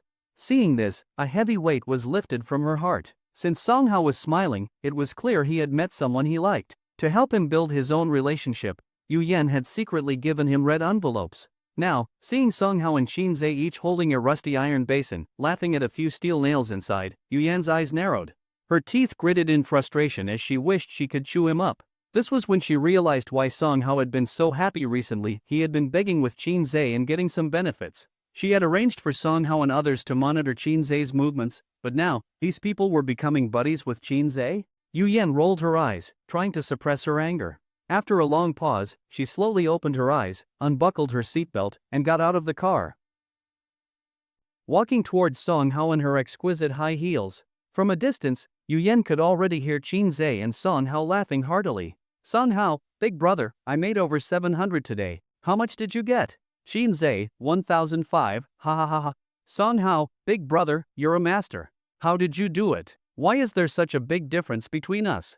Qin Zhe looked at Song Hao's iron basin full of loose change and laughed heartily. You fool, look at all the change in your basin. Who's going to give you money when they see that? Look at mine. Saying this, Qin Zhe showed Song Hao his iron basin. Song Hao focused and saw that Qin Zhe's basin only had 5 or 6 coins. Then, Qin Zhe showed Song Hao the money in his pocket. Song Hao looked into Qin Zhe's pocket and saw it stuffed with bills. Oh, Song Hao exclaimed, suddenly enlightened. Qin Zhe laughed even harder, explaining, let me tell you, your iron basin can't have too much money, but it also can't have none. If there's money, it shows that there are many sympathetic people in the world, which easily appeals to their sympathy. But if there's too much money, it means you're living better than them, and they won't want to share. Got it? Song Hao heard this, quickly grabbed the change from his basin, put it in his pocket, and gave Qin Zhe a thumbs up. Big brother, that's why you're amazing. Ha ha ha ha ha. Qin Zhe laughed so much his face twisted. Let me tell you, your big brother understands life the best. Ha ha ha ha ha. Song Hao laughed joyfully as well. The two of them, shoulder to shoulder, were talking like children. It was completely out of place for adults. But often, adult happiness is this simple. A few boastful words or kicking a stone 50 meters away, the simpler, the happier. As they were laughing, a delicate, white hand appeared in front of them, holding a coin between slender fingers. Ding dong! The coin dropped into Song Hao's rusty iron basin, spinning in circles for quite a while before coming to a stop. Song Hao and Qin Zhe looked up, realizing their benefactor had arrived. Instinctively, they both said, thank. Before they could finish speaking, when their eyes met the beautiful face in front of them, they were both stunned. OL. OL. Song Hao panicked. Rather than greeting her, Song Hao quickly realized what was happening. His eyes widened, and he immediately threw his iron basin on the ground, pointing at Qin Zhe's nose and started shouting, I've told you so many times. If you follow my big brother, do you really have to beg on the streets? Song Hao yelled. Qin Zhe, not one to be oblivious to the situation, knew that Song Hao also had his reasons, and that this little act was something he had no choice but to perform. Ah!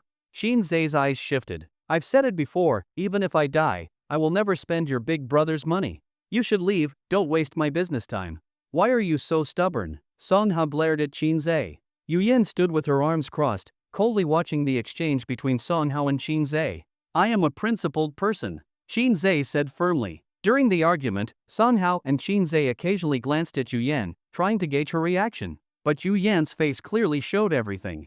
Keep acting, go ahead. Deceiving someone is like this: if the other person falls for it, it's fine. But if they clearly don't buy it, it becomes awkward, and there's no desire to continue the act. The interest just disappears.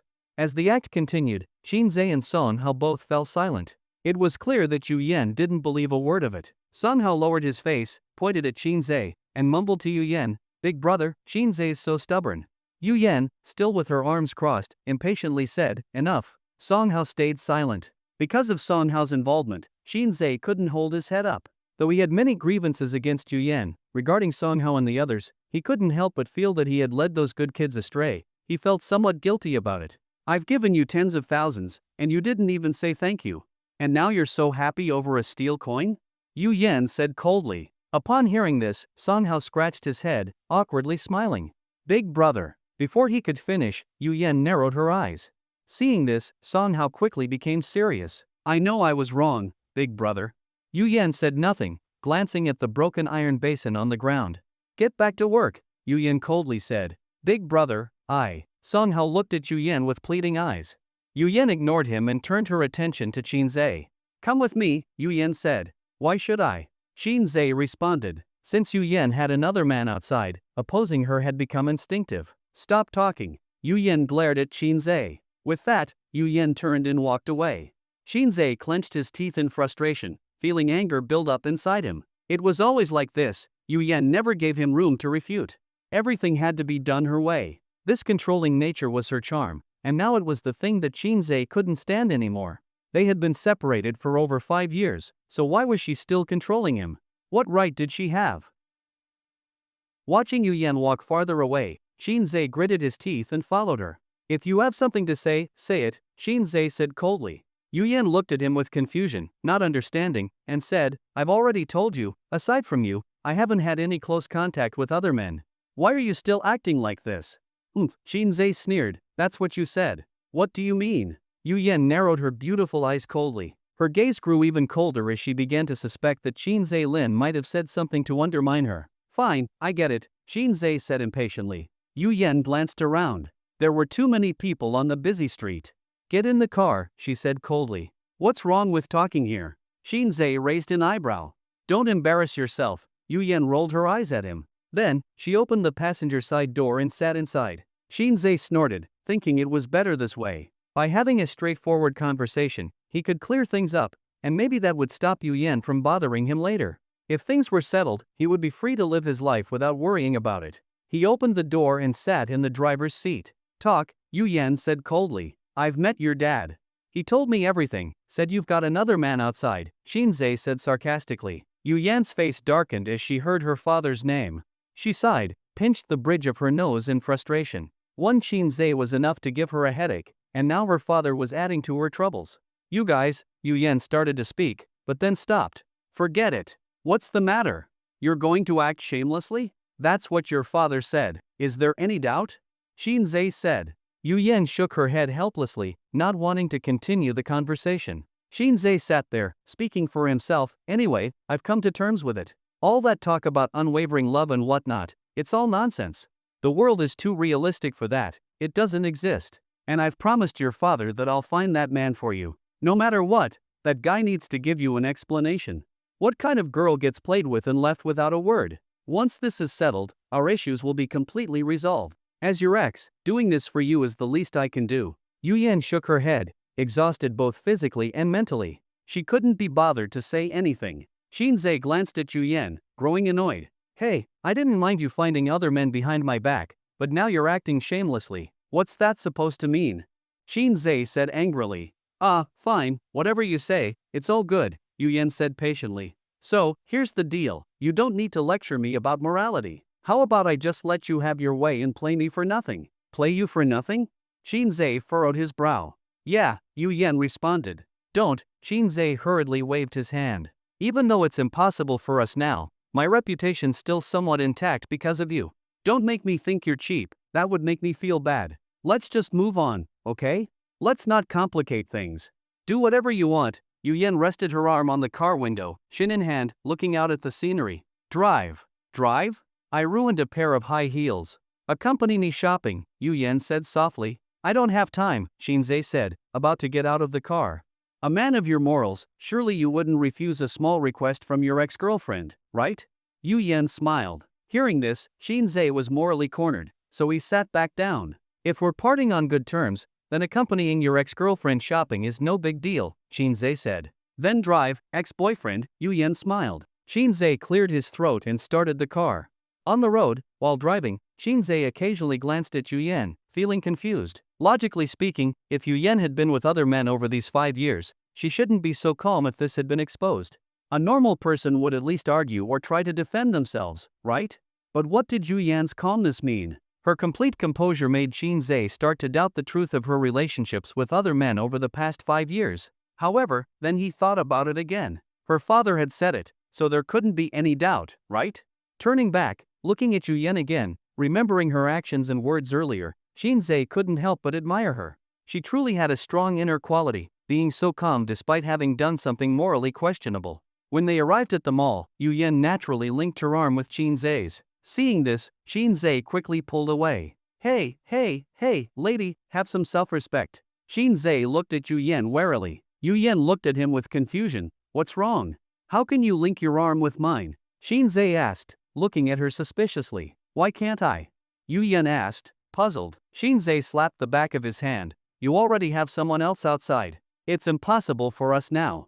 Do you understand? My ex-girlfriend. Whether I have someone else is something you all said. I never said anything, Yu Yan said casually. Your father said so, what's there left to argue? Shinzei said angrily. There is no evidence right now, and you and my father are still investigating, but until the truth of the matter comes to light, hasn't it been the case that, unintentionally, I have become the victim? You can suspect that I have someone outside and you can investigate, but the issue is that during the investigation, you cannot strip me of the rights I already had. If the truth really is as you say, that's one thing, but if the truth is not as you imagine, what will you do to make up for the mistake you made today by not letting me hold your arm? Yu Yan said slowly. He was instantly speechless. Although he didn't want to admit it, he had to acknowledge that Yu Yan was very objective and reasonable in her statement. Wait, how could you not know what's really going on in your heart? Xin Zhe said. Is it useful for me to say anything? You go ahead and investigate, Yu Yan said softly. After that, Yu Yan linked her arm with Xin Zhe's. Let's go, Yu Yan said, pulling Xin Zhe toward the mall. As they walked, Xin Zhe still felt that this wasn't right. Well, Xin Zhe gently pulled her hand off his arm. I think, no matter what, we are still in a separated state. Until things are clear, I think we need to keep a certain distance. It's better for both of us. No matter what, you are a good girl in my heart, and you can't just hold a man's arm in such an unclear way. The way Xin Zhe spoke made it clear that he was still quite a well-mannered young man, not like those rich second-generation kids who indulge in luxury, having ambiguous relationships with any good-looking women. However, Yu Yan wasn't buying into it. Yu Yan glanced at the hand that had been pushed away, and her beautiful eyes filled with a chilling glare. I have limited patience, Yu Yan said coldly. It's not about your patience, Xin Zhe began. Before he could finish, a man suddenly rushed towards them from the mall, stumbling as he approached Yu Yan and immediately dropped to his knees in front of her. The sudden appearance startled Xin Zhe greatly. What on earth is going on here? How did this guy just slide into a kneel? Yu Yan glanced at the man. She recognized him. It was the same man who had confronted her in front of the school before, using the excuse that her child might have a problem with their brain to send the child to the hospital. The purpose, as one could guess, was either to swindle a large sum of money from her or, if she couldn't pay, to resort to more extreme measures. In fact, that's exactly what happened. When the man brought his child into the hospital, he smiled, thinking of how beautiful Yu Yan was and imagining scenarios where she would beg him for mercy. He even planned what hotel she would stay at and what kind of outfits she would wear for him, fantasizing about how he would manipulate her. But as they say, ideals are full, while reality is harsh. When Sung Hao brought the child into the hospital, he started with a full set of tests, including a complete brain CT scan that cost over 2,000 yuan. The man watched the expenses rack up, grinning to himself. He knew that Yu Yan couldn't withstand this kind of spending. He figured that after some time, she would come to him for help, and that's when he'd be able to raise the price. However, at this point, the man had no idea that this was only the beginning of his nightmare. He had overestimated his own abilities and underestimated Yu Yan's massive financial resources. From that point on, the man's child never stopped undergoing tests, repeatedly going through brain CTs. It's important to note that brain CT scans have side effects, primarily the radiation that harms the body. Prolonged exposure to large doses of radiation can lead to blood disorders, brain tumors, and other health issues.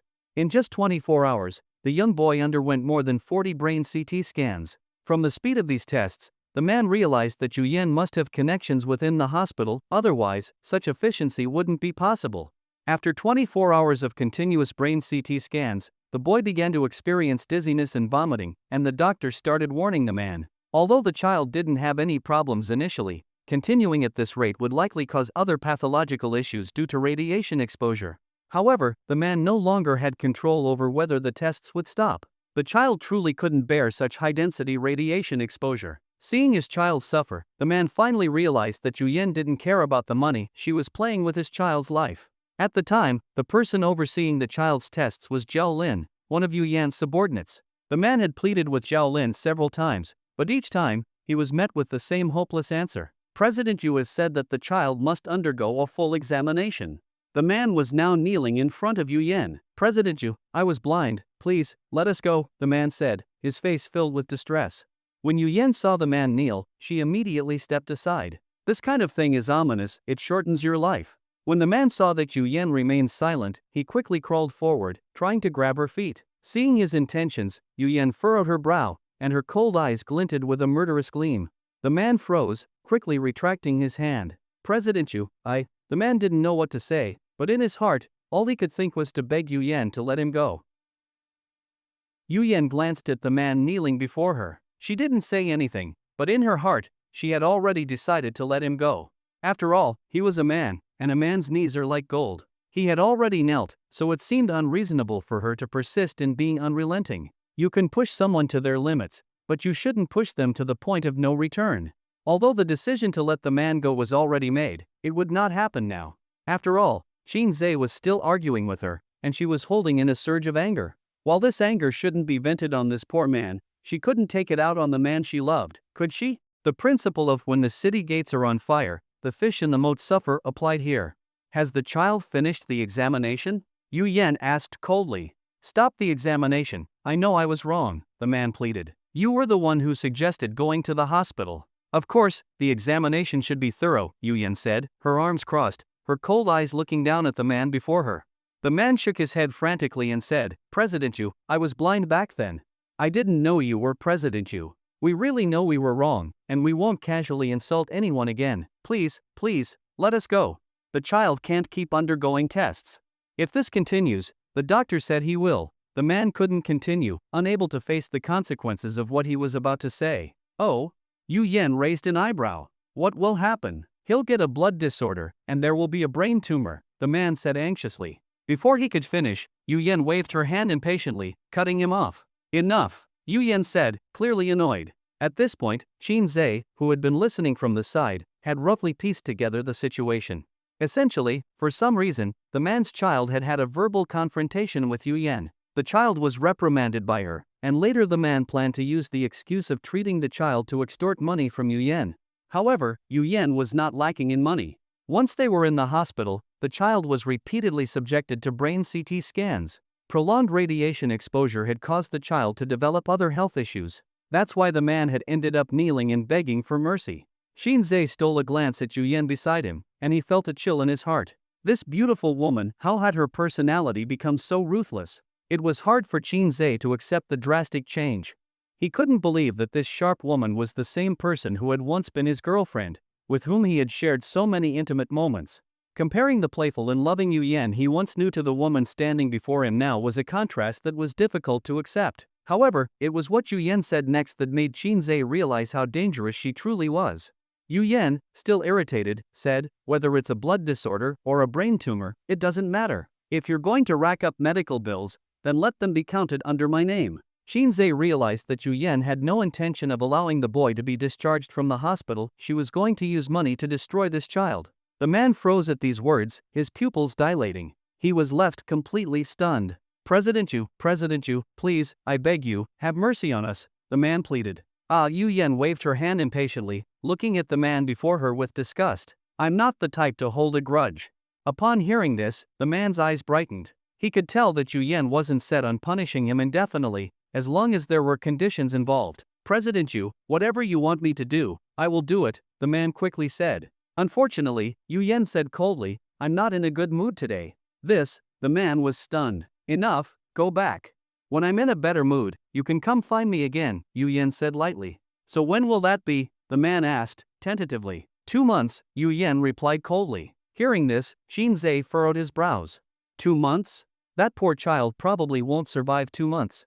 By the time this man comes back in 2 months, the child will likely be dead because of her. I'm just saying, Yu Yan. Shinzei cleared his throat, if you ask me. I've already said it. Yu Yan's cold eyes immediately locked onto Shinzei. I'm in a bad mood. I know. Shinzei replied. Since you've already relented, maybe we can.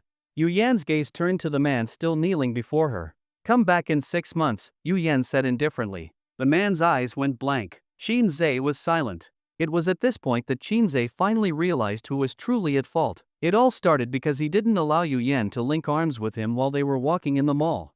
Then, this unfortunate man appeared, and the wrath that should have been directed at Shinzei was now falling on the man's head. It seemed a bit unreasonable of Yu Yan, but Shinzei couldn't help but admit that this was indeed a very calculated move on her part. Soon, the man kneeling on the ground realized where the focus was. He quickly turned to Shinzei, crawling over to him and grabbing his pants leg. Brother, please, help me out. You must be President Yu's lover, right? Shinzei struggled to speak. Shinzei knew full well that this had nothing to do with him, but... Faced with the desperate pleas of the man, Shinzei closed his eyes and pondered for a long time. After a while, Shinzei slowly opened his eyes and said, Brother, don't do that. If there's something you need to say, just stand up and say it. Brother, please, help me, the man pleaded pitifully. Helpless, Shinzei could only glance at Yu Yan beside him again. Yu Yan, Shinzei began. Before he could finish, Because Qinze refused to acknowledge that Yu Yan was his girlfriend, Yu Yan directly interrupted him. 1 year, Yu Yan said indifferently. When the man heard this, his emotions completely unraveled. He nearly went insane as he desperately grabbed onto Qinze's pants leg. Brother, please, I beg you, I'll kneel before you, the man said. Without hesitation, the man tried to kneel before Qinze. Seeing this, Qinze quickly grabbed the man's shoulder. What the hell, if I let him kneel, I'm probably going to lose years off my life. Kneeling? Does he think he can send me off before his child? Qinze sighed and adjusted his emotions. He cleared his throat, though he was reluctant, and he stiffly grabbed Yu Yan's delicate hand and gently placed it on his arm. When Yu Yan saw her hand resting on Qinze's arm, a faint flush appeared on her otherwise cold and icy face. Qinze patted her hand gently and whispered, Yu Yan, forget about it. It's not a big deal. Yu Yan thought for a moment. Though she was somewhat satisfied, she still felt unresolved because Qinze refused to admit in front of others that she was his girlfriend. 6 months, Yu Yan said softly. When the man heard this, his eyes lit up with joy. Brother, the man wanted to ask Yu Yan to reduce the time even further, but he didn't dare speak. He knew very well that if he said the wrong thing, Yu Yan would only extend the time. Qinze glanced at the pitiful man and understood what he was thinking. Qinze also knew how to reduce the 6 months, but it would only take the man's words. You must be President Yu's boyfriend, right? As long as Qinze nodded, the matter would be settled. The problem was that Qinze was a man of principles. Given the current situation with Yu Yan, it was very hard for him to give that nod. While Qinze was deep in thought, Yu Yan let out a cold snort, as if her patience had worn thin. The faint flush that had once appeared on her face disappeared in an instant, replaced by the usual cold, distant, and unfeeling demeanor. Forget it, Yu Yan said flatly.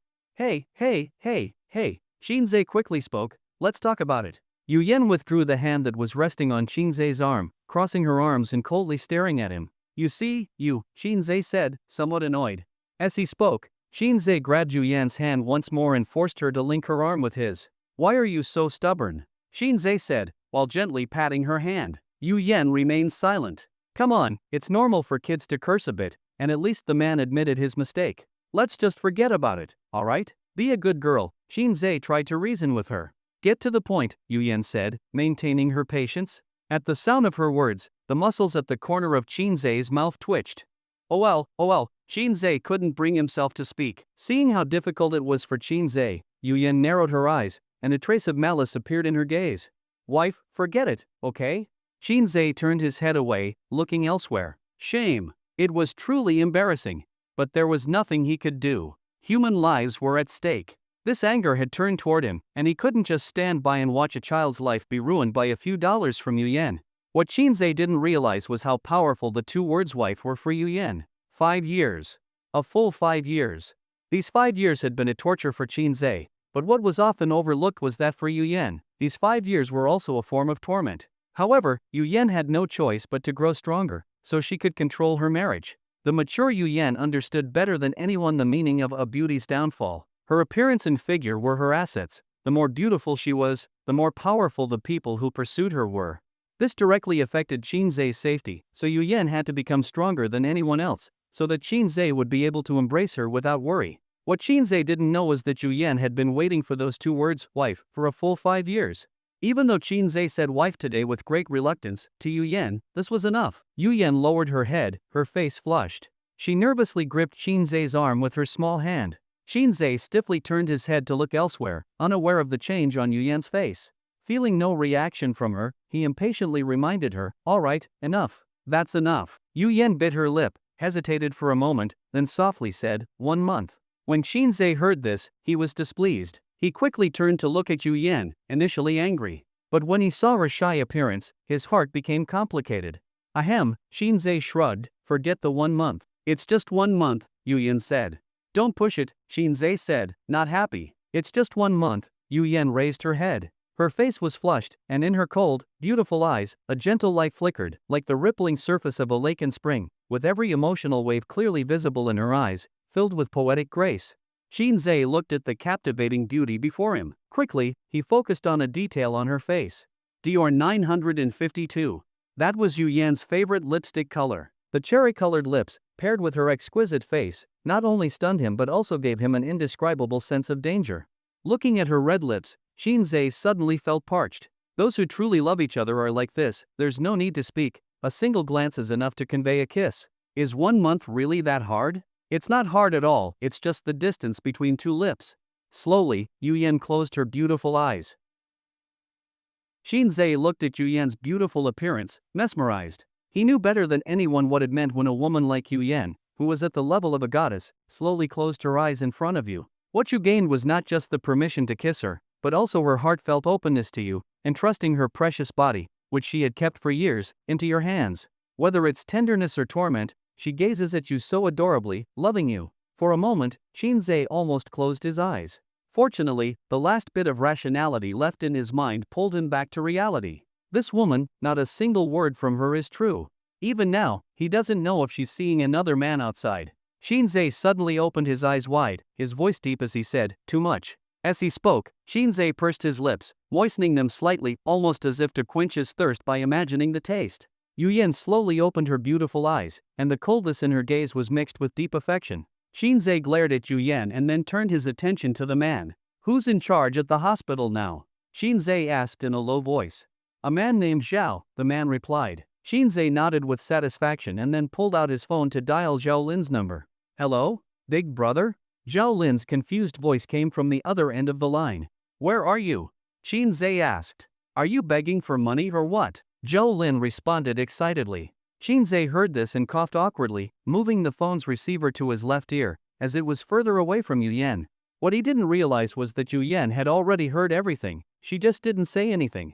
"What the hell are you saying?" Shinzei snapped. "I'm asking where you are." "Ah, the hospital, what's up, big brother?" Zhao Lin asked, puzzled. "Are you checking on a child?" Shinzei asked. "Ah, how did you know?" Zhao Lin responded, confused. "Discharge the patient," Shinzei said.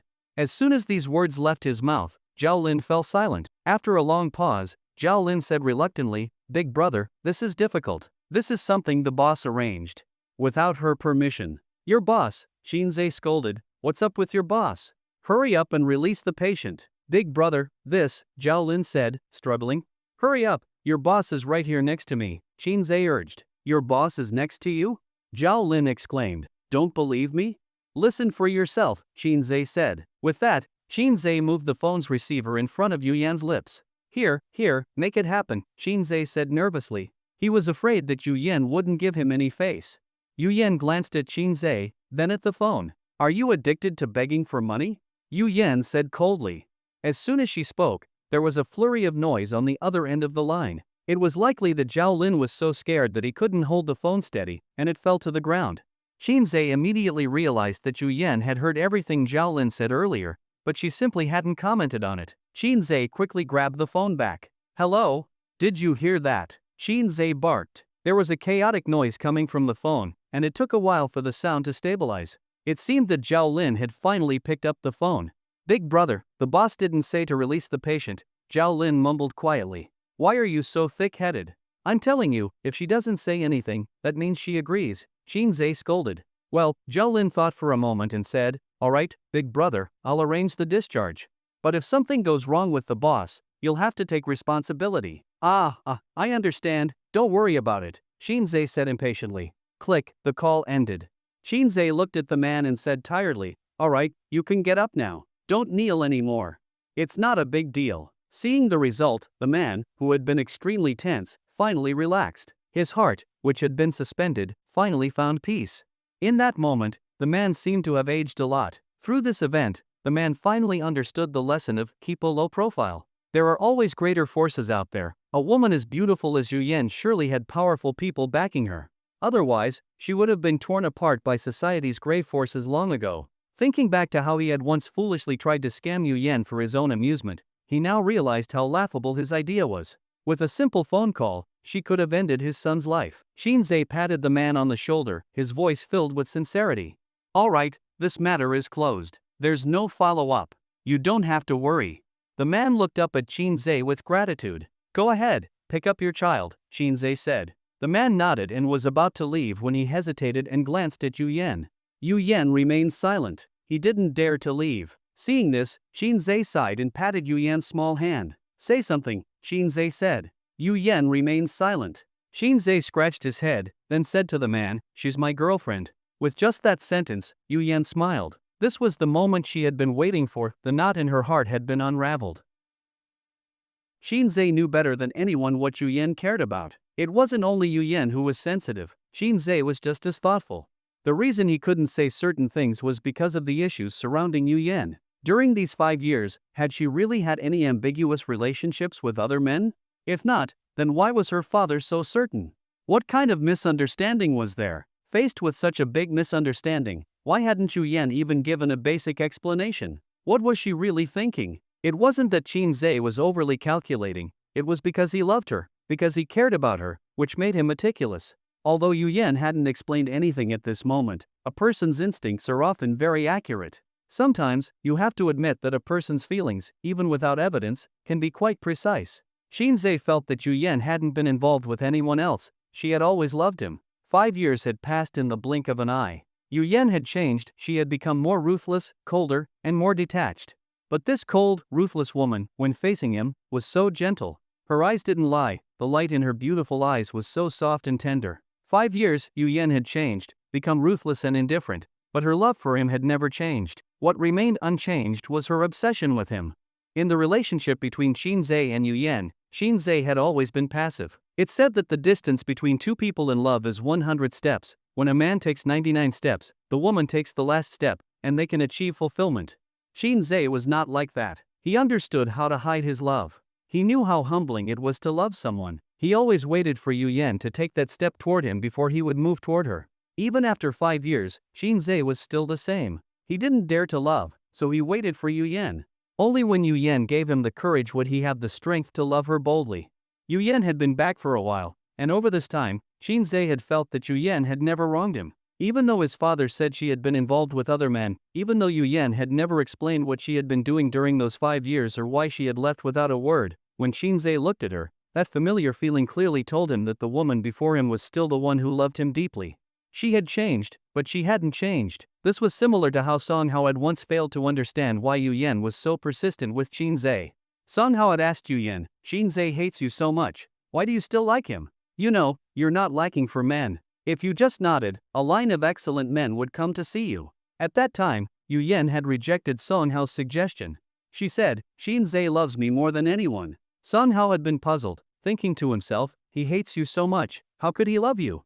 She replied, "I've seen how he loves me. When he doesn't love me, I can feel it." This was Yu Yan, and this was also the Shinzei standing here right now. Misunderstandings and prejudices aside, compared to any strong explanations, what mattered more at this moment were the eyes that were full of you. When you love someone, your mouth might lie, but your eyes never will.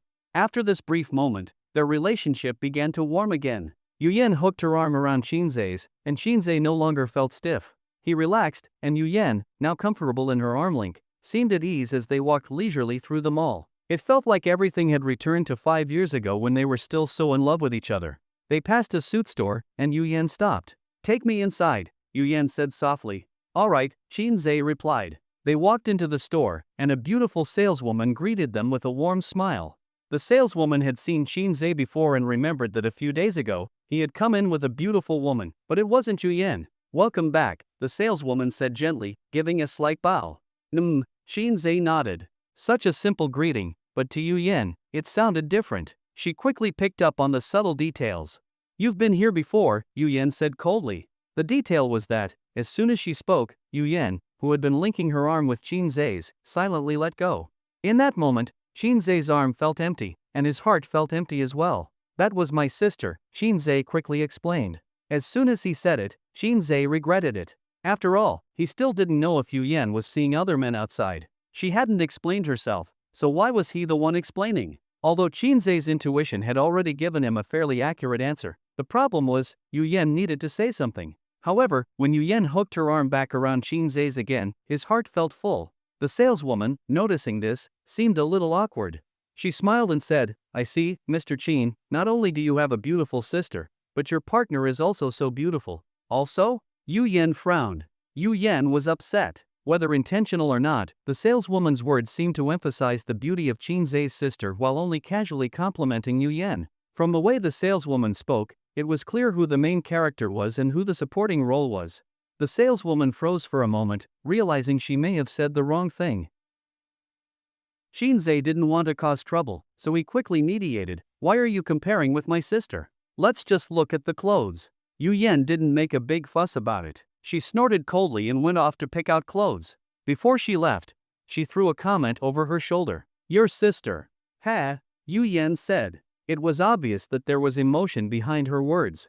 The reason she said it, and the emotion with which she said it, were worth pondering. However, one thing was clear, Yu Yan knew something about the relationship between Shinzei and Shinzei Lin. Shinzei froze for a second, feeling that something was off, but he couldn't quite put his finger on it. So, he decided not to take it seriously. Yu Yan picked out several suits.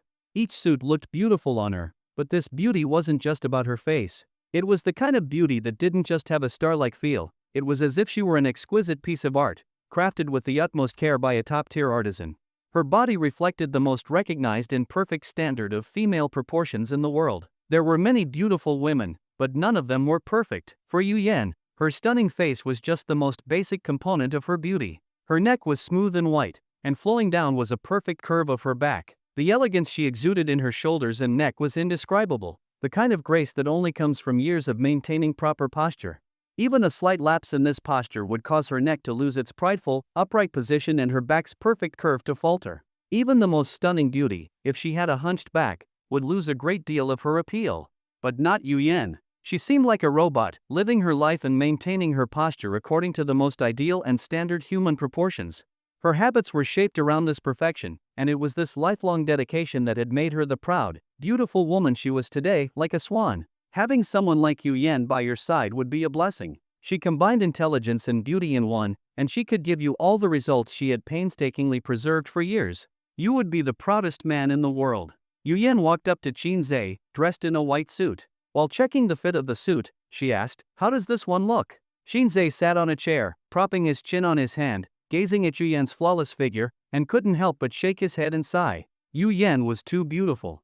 It wasn't just her face, it was her whole body. There's a saying that overly thin people aren't attractive, and this idea comes from the differences in the male and female body structures. A woman's beauty is often reflected in her well-formed chest. An overly thin woman tends to have very low fat content, and with low fat comes? This doesn't align with a man's most primal desires. Because of this, the phrase overly thin women aren't attractive has evolved into another saying, a slightly plump woman is the best. Why is that? Because being slightly plump allows a woman to have more fat in the places that should have it, without making her waist and legs look too thick. It maximizes the natural S-curve that women should have. But Yu Yan's body seemed almost unnatural. You see, the areas where the body most easily stores fat are the abdomen, upper arms, and thighs. But not Yu Yan. Her delicate, smooth arms were firm and slender, and her legs were the epitome of perfection. What was most astonishing was that she had an exaggerated chest size, yet her waist had not an ounce of excess fat. Simply put, the fat had settled exactly where it should. Shinzei couldn't help but feel some sympathy for this beautiful woman, a sympathy that came with a sense of pity. Every woman desires a proud chest, but only those who actually possess one understand that it's both a beauty and a burden. The beauty it brings is disproportionate to the burden it imposes. Human muscle is divided into the anterior and posterior chains.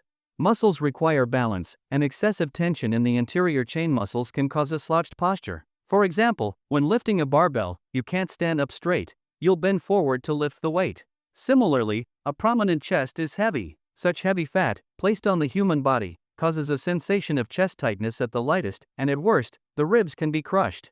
But for Yu Yan, in order to maintain the perfect curve of her back, she had to carry the weight of her exaggerated chest every day, for 1 year, 2 years, 5 years, 10 years.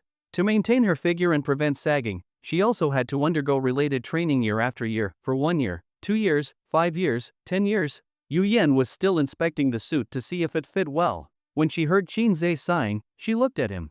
At that moment, Shinzei was resting his chin in his hand, watching her with a complicated expression. Is it not good looking? Yu Yan turned around. Shinzei snapped out of his thoughts. Ah, no, Shinzei said, faintly. I won't take this one, Yu Yan told the saleswoman. Upon hearing this, Shinzei hurriedly explained, no, I was just thinking about something else. It looks great. As soon as he said that, Shinzei regretted it. Why should he care whether she buys it or not? It's not his money. Why did he have to explain? And even now, he wasn't sure what was really going on between them. Yu Yan thought Shinzei was just brushing her off, so she said to the saleswoman, forget about all the white suits. "Madam, you really have great poise in white," the saleswoman persuaded. Yu Yan snorted coldly, a sarcastic smile on her lips, and said, "Do you think I'm wearing this for you to see?" Upon hearing this, the saleswoman wisely kept silent. Yu Yan's cold gaze shimmered with a chilling light, her aura overwhelming. Shinzei understood Yu Yan very well. Whenever she was angry, she would vent it on others. That man earlier was a perfect example of this. Shinzei stood up and walked over to Yu Yan's side. "The white one looks great," Shinzei said softly. "It's too late," Yu Yan responded coldly. "I was really thinking about something else earlier, and your clothes have nothing to do with the saleswoman." "Don't be so harsh," Shinzei gently advised. "Am I being harsh?" Yu Yan looked at Shinzei. Shinzei gazed into her eyes, which were filled with a cold, piercing light, and sighed in resignation. "I was thinking, you must be very tired," Shinzei said. There was a brief flicker in Yu Yan's eyes. Shinzei scratched his nose awkwardly, then explained, "I mean, with your figure, it must cause you a lot of trouble in life, right? As the saying goes, the one who ties the bell should untie it." No matter how much the saleswoman said, it would have no effect, but Shinzei's words had the power to immediately calm Yu Yan down. Yes, as Shinzei had deduced, Yu Yan really was exhausted. Perhaps her figure was the dream of every woman. Many women would go so far as to undergo breast enhancement surgery just to make themselves sexier. But this was truly, really heavy. The weight pressing on the ribs could cause chest tightness. Even a little exercise could cause pain due to the jostling. The worst part was that the weight could cause sagging, which was every woman's biggest worry. Once that happened, it would be a great loss. More than once, Yu Yan had thought about having surgery to reduce it. It truly affected her life. But the decision wasn't entirely up to her because of Shinzei. Yu Yan's body was no longer solely hers. Every decision needed his opinion. If Shinzei liked it, then it really couldn't be changed. Sometimes, it was like this. Many people admired Yu Yan's face, her demeanor, her figure, but none of them knew how to truly love Yu Yan. They were all blinded by her perfection. Only Shinzei knew the struggles she faced. This was also the reason why Yu Yan loved Shinzei so much and why she made the decision to leave him for 5 years to protect him. Rather than being enamored with her appearance and body, he knew how to cherish her. Yu Yan sighed. "It's still all for you to have fun," Yu Yan said flatly. It was hard to imagine that such an embarrassing sentence came from Yu Yan's mouth, but she said it with such nonchalance. The saleswoman nearby was blushing, yet Yu Yan's face remained as calm as ever. Upon reflection, there was nothing wrong with it. It was just the truth, and Yu Yan was merely stating the facts. What was there to be embarrassed about? It was Shinzei who became flustered, his face turning red as he quickly stepped back. "Why you, Shinzei stammered. Yu Yan picked up the white suit again and handed it to the saleswoman. "Wrap it up," Yu Yan said. The saleswoman respectfully took the suit from Yu Yan. She wanted to say thank you but couldn't bring herself to say it. She understood that whether or not this beautiful woman bought the suit, her words meant nothing. Whether the woman wore it or not, it wasn't for anyone else's eyes but the man standing beside her. In terms of sales, she had just been lucky to make a small profit. Yu Yan picked out a few more suits, and then the two left the store. Usually, there's a food court on one of the floors in a mall. As they headed downstairs, Yu Yan passed by the food court and glanced at a milk tea shop. She paused for a moment, hesitated, and then walked on. 5 years.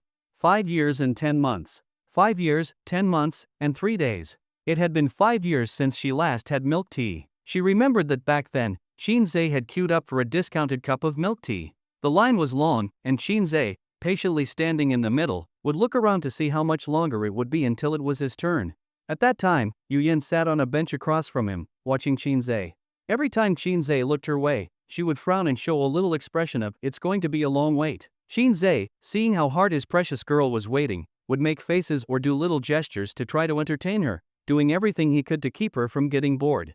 In truth, Yu Yan wasn't in a hurry at all. In fact, she enjoyed sitting there, watching Shinzei from afar, seeing him anxiously stamp his feet. "It's just milk tea, but he's so anxious. He must really love me." That's what Yu Yan thought back then. She even wished the line would get longer so Shinzei would keep trying to cheer her up. And she wanted him to always love her. Like the long line. 5 years later, Yu Yan had transformed from a delicate girl into a proud career woman. Her hair was neatly tied up, exposing her smooth neck, and she wore a suit, simple and understated. The colors were always so monotone, and with her cold, distant eyes, she appeared like a lotus frozen in ice for 1,000 years, untouchable. Yu Yan had become even more beautiful, more alluring, but the cost was that she had sealed away her youth. She could never have milk tea again, for it didn't suit her image. The moment she held that cup of milk tea, a more playful side of her would emerge, and people would mistakenly think that she was approachable. Many would try to get her contact details, which would annoy her. Yu Yan walked off and noticed that Qinzhe hadn't moved. Yu Yan looked at Qinzhe in confusion. Qinzhe looked at Yu Yan seriously. His eyes were fixed on her, and his expression was serious, but Yu Yan could clearly feel that he was deep in thought. What exactly he was thinking, she couldn't tell. Yu Yan tilted her head in confusion and raised an eyebrow. Her expression seemed to ask Qinzhe, "Are you okay?" Qinzhe looked at her, sighed wearily, as though he had made a concession to fate. "Come here," Qinzhe waved. In front of Qinzhe, Yu Yan often found herself in a state of giving up on thinking. She walked over. Qinzhe led her to a bench nearby. "Sit for a while," Qinzhe said. "Do what?" Yu Yan asked, still puzzled. She said this, but she still obediently sat down. She was curious about what Qinzhe was going to do. "Is it the sweet potato flavor?" Qinzhe asked. At the sound of this, Yu Yan finally understood. "Do you still think I'm a child?" Yu Yan's eyes turned cold. "Yes, or no?" Qinzhe replied patiently. "How old am I now? Still drinking that kind of thing?" "My actions now don't just reflect my personal matters, I'm the face of Wanqing Group," Yu Yan said, her tone sharp. Qinzhe sighed. "So, it's the sweet potato flavor." Without caring about Yu Yan's attitude, Qinzhe walked directly toward the milk tea shop. Yu Yan watched Qinzhe's back, biting her lip. "That one," Yu Yan said, her cheeks slightly flushed. Qinzhe turned around and followed her direction with his gaze. "That one has the longest line. Let's go then." Yu Yan stood up immediately. I got it. It's so annoying," Qinzhe conceded. Qinzhe walked to the shop and stood at the end of the line. Yu Yan sat back down. She watched Qinzhe's impatient expression and found herself wondering how he could tell she wanted milk tea after just half a second of hesitation. The thing is, she really did want the milk tea, but whether she could have it was another matter. What annoyed Yu Yan the most was that Qinzhe could tell so quickly. How did he see through her thoughts with just that brief pause? It was really frustrating to feel like someone could read your mind so easily. But there was a small part of her that felt touched. Qinzhe stood at the end of the line, looking at the people ahead of him, impatiently standing on tiptoe. How much longer would this take? He glanced back at Yu Yan, and this time, she was looking at him. Qinzhe paused for a second, as if thinking of something. "Oof," he snorted, glancing at Yu Yan, then turned his head back. Yu Yan felt a little disappointed, but also relieved. She was disappointed because the line was still so long, and Qinzhe didn't make any funny faces or gestures to help pass the time. But she was also relieved because if Qinzhe had actually made faces or tried to cheer her up, she would have felt uneasy. After all, he was the man she loved most in the world. About 20 minutes later, it was finally Qinzhe's turn. He bought Yu Yan's favorite, sweet potato milk tea, just as she had hoped. Returning to Yu Yan's side, Qinzhe reluctantly handed the milk tea to her. "Here," Qinzhe said, turning his head away, his lips pouting. Yu Yan took the milk tea, holding it with both hands to warm her hands, sipping through the straw, warming both her body and soul. Qinzhe couldn't help but glance at Yu Yan, holding the milk tea with both hands. She was still so cute. Why did she have to hold the milk tea with both hands? It annoyed him. How could this cold woman be so cute? How old was she? Was she a child? Why did she have to be so adorable? Because his brain was overly fond of Yu Yan, it needed to maintain balance. At this moment, his brain sent a message to Qinzhe, signaling that he needed to say something contrary to his feelings to balance things out, otherwise, he'd go crazy from how cute she was. "I'm telling you, I'm in no position to be doing this. You'll have to claim the milk tea expenses at the company," Qinzhe grumbled. "You weren't in a good position before either, or you wouldn't have been buying discounted milk tea," Yu Yan replied coldly. Qinzhe was at a loss for words. After a long while, Qinzhe finally came up with a response. "Back then, I was poor, but even if I had to sell my blood, I would still buy you milk tea," Qinzhe said. Yu Yan heard this and smiled, not saying anything further, continuing to sip her milk tea. The two of them fell into a state of silence. It wasn't awkward though. More often than not, when two people's personalities match, even silence feels comfortable. They enjoyed this unique quiet time together, unlike those whose personalities don't match, who would feel awkward if they didn't say something. "You're poor now too," Yu Yan said. The sudden remark caught Qinzhe off guard. "Hey, no, you," Qinzhe was furious. However, seeing Yu Yan's stunning face, with both hands holding the milk tea, her red lips around the straw, the fragrance of the sweet potato flavor lifting her mood, even her feet kicked happily. A professional woman in a suit, her hair neatly tied up, holding milk tea, sitting on a bench, kicking her feet joyfully. Forget it, I won't argue with you, Qinzhe said, clearly irritated. After saying that, Qinzhe turned his head, trying not to focus on Yuyan. This damn woman seemed to have some kind of magical power. Every little detail about her was so captivating. A little while later, Qinzhe spoke up. Yuyan was sipping her milk tea, silent. Ahem, Qinzhe cleared his throat and shrugged. What I mean is, if there's any misunderstanding between us, you don't need to hide it. Just say it. Actually, when you asked me, you already had the answer in your heart, Yuyan said indifferently. True, but you still need to say it. Explain it, Qinzhe looked at Yuyan. What's there to explain? Yuyan replied calmly. My dad already said I have another boyfriend outside. As she said this, a mysterious smile appeared on Yuyan's lips. This made Qinzhe uncomfortable. Deep down, he felt that Yuyan was intentionally making him overthink, and the more this happened, the clearer it became that Yuyan hadn't betrayed him. Her carefree and confident face gave him the best answer. I said it before, I don't trust anyone, but I'll only listen to you, Qinzhe said seriously. Yuyan also looked at him seriously, her beautiful eyes blinking. Together with my dad, you couldn't figure out who that man is? Yuyan laughed. Wait, are you not getting it?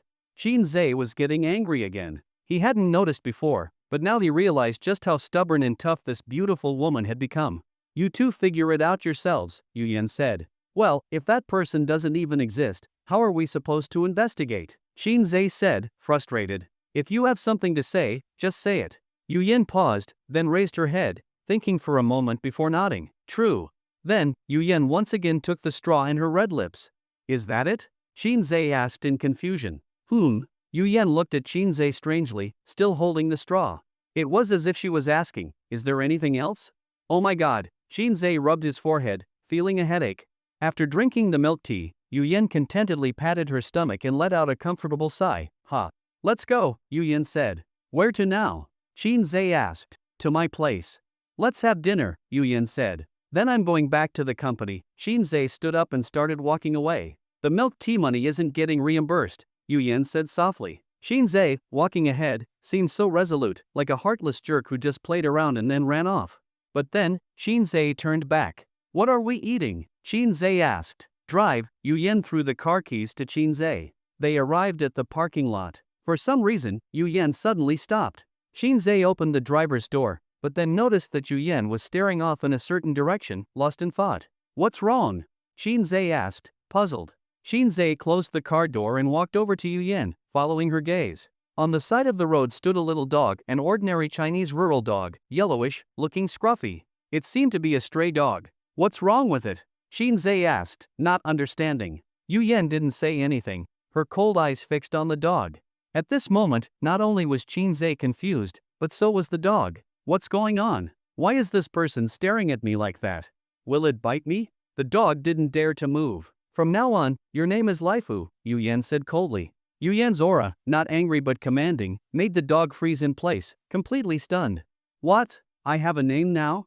Qinzhe was speechless. What the hell is going on? Laifu, Yuyan called out. The dog didn't react much, but its gaze remained fixed on Yuyan. It was clear that it had heard her call. Sit, Yuyan said coldly. The dog thought for a moment. Although it couldn't understand human speech, seeing the woman's stern face made it think, maybe it should sit down? Not knowing what was going on, it sat down to test the situation. This woman seemed pretty scary. And so, the dog obediently sat down. Qinzhe was dumbfounded. Holy shit?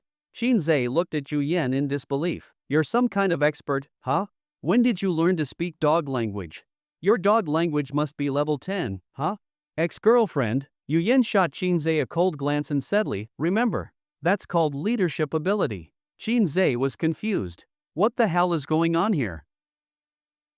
Unbeknownst to him, there was another matter tied to this. When Qinzhe's sister, Qin took the position of vice president at Wanqing Group, Song Hao had remarked that Qin was not someone to be underestimated. Her leadership skills were incredibly strong, and her aura was intense. She was definitely not just a pretty face. This left Yuyan feeling dissatisfied, and a knot formed in her heart. With this, her mood lightened a bit. The dog occasionally glanced at Yuyan. Can I get up now? Should I get up and try? The dog started to lift its rear, but seeing Yuyan's expression, which seemed to be slightly off, it sat back down and licked its nose to hide its embarrassment. Yuyan glanced around and then locked her gaze on the little shop in the distance.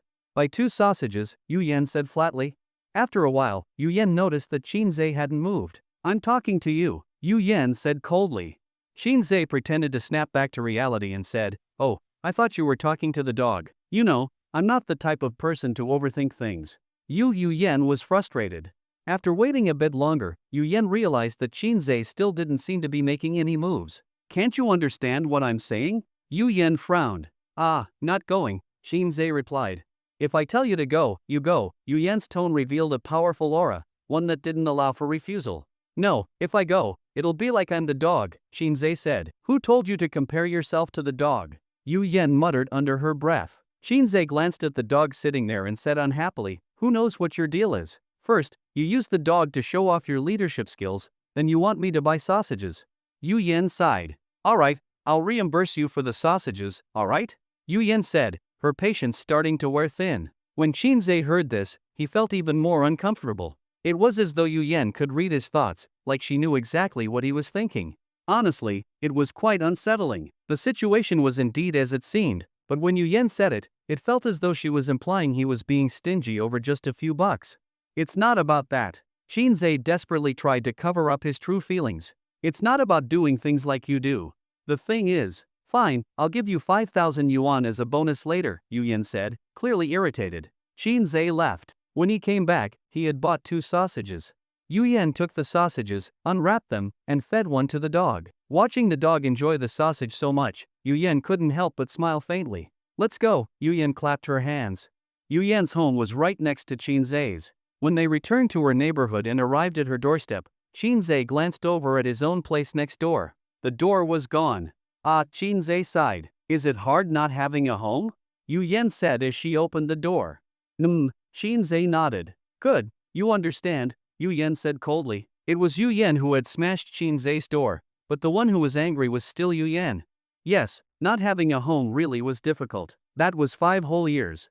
When Yu Yan had finally grown into a woman who couldn't be broken by anything, when she stood in front of the man she loved again, the first look he gave her wasn't one of joy and tears, but one of suspicion that she had other men outside and that today she had come to him for him to be a rebound guy. During those 5 years, Shinzei was the victim. But wasn't Yu Yan also a victim? It was just that Shinzei didn't know.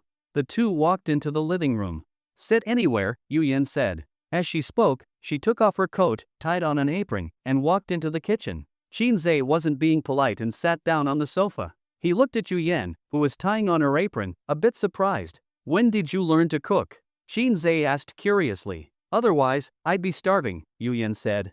I mean, with all your money, you still cook for yourself? Shinzei mocked. It seemed like wealthy people were just like that.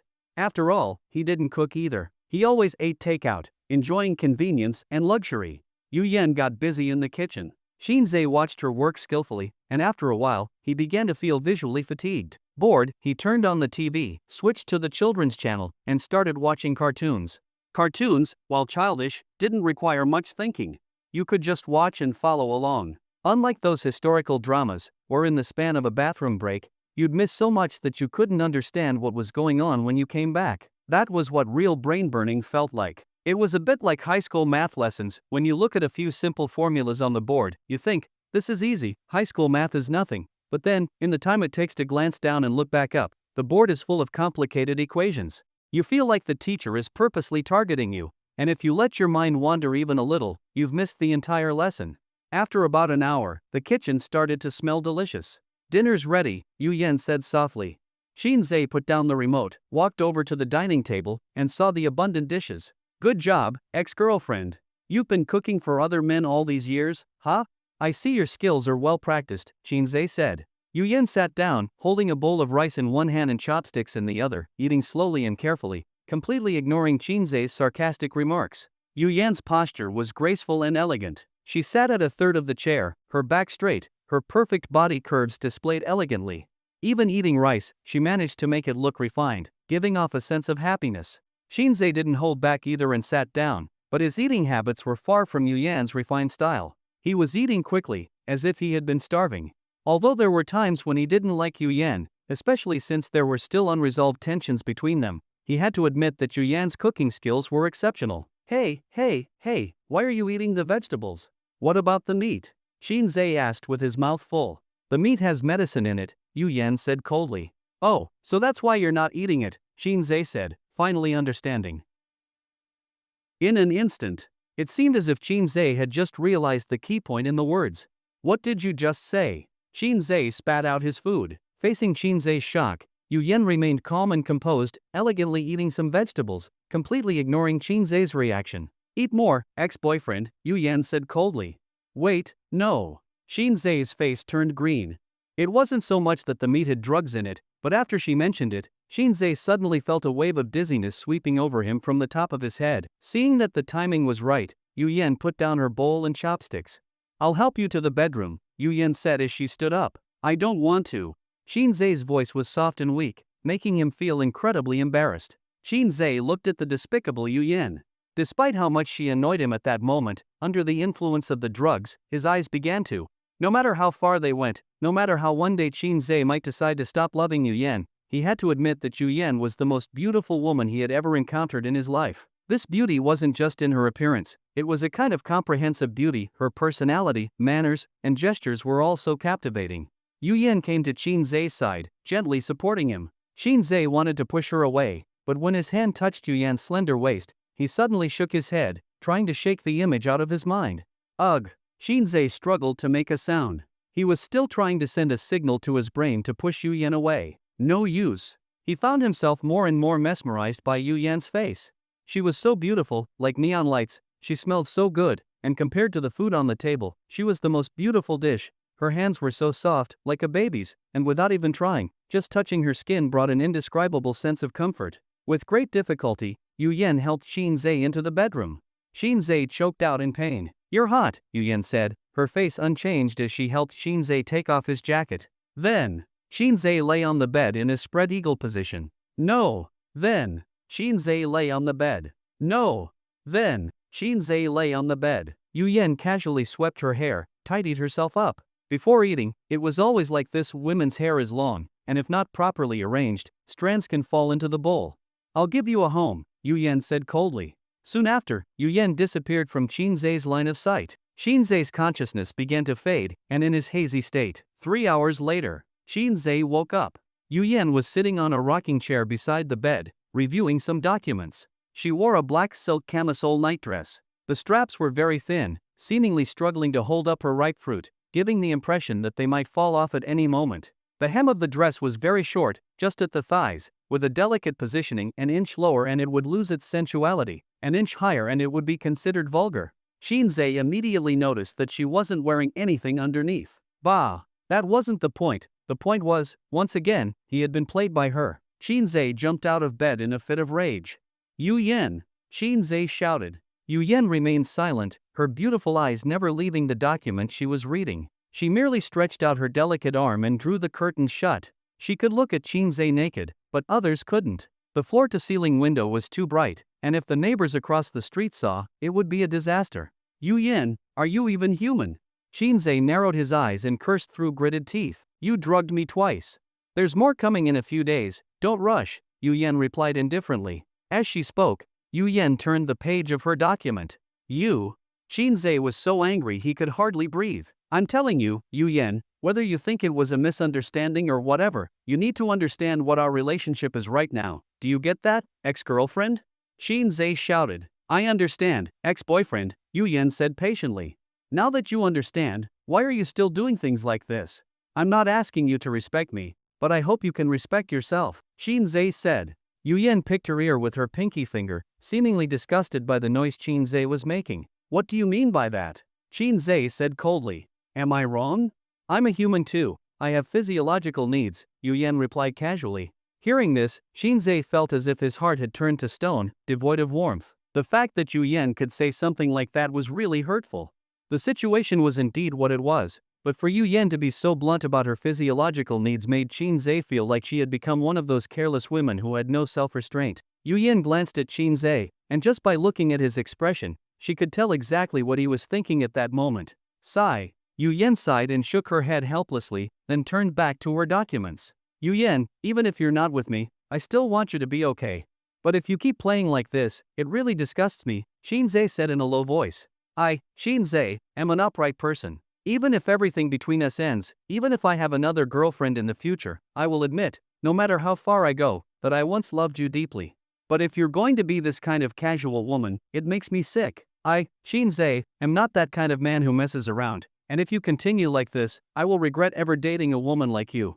Do you understand? Before he could finish, Yu Yen seemed to have grown tired of him. I've been holding it in for 5 years, Yu Yen sighed. Holding it in for 5 years? The implication was that for the past 5 years, Yu Yen had had no way to satisfy her physiological needs, which meant she hadn't had any other man? So, you mean to say you? Shinzei asked. Shut up, Yu Yen said coldly. No, I mean, this thing, it's fine, Shinzei said impatiently. We're adults, some things are understandable, but you can buy those small toys online, you could. Yu Yen said coldly. Shinzei awkwardly tried to say something. Shut up, Yu Yen frowned. Seeing this, Shinzei wisely kept his mouth shut. However, deep down, Shinzei felt a sense of relief. Nothing made him happier than the thought that Yu Yen was a well-behaved woman after all. Alright, if there's nothing else, you can go back to the company, Yu Yen said calmly. Shinzei laughed bitterly in anger. What's this supposed to mean? You just use me and tell me to leave? Be careful on your way. Yu Yen didn't even look at Shinzei as she spoke, her eyes still fixed on the document. In a good mood, Shinzei didn't want to argue with Yu Yen about unnecessary things. He had been away from the company for a while, and it wasn't ideal.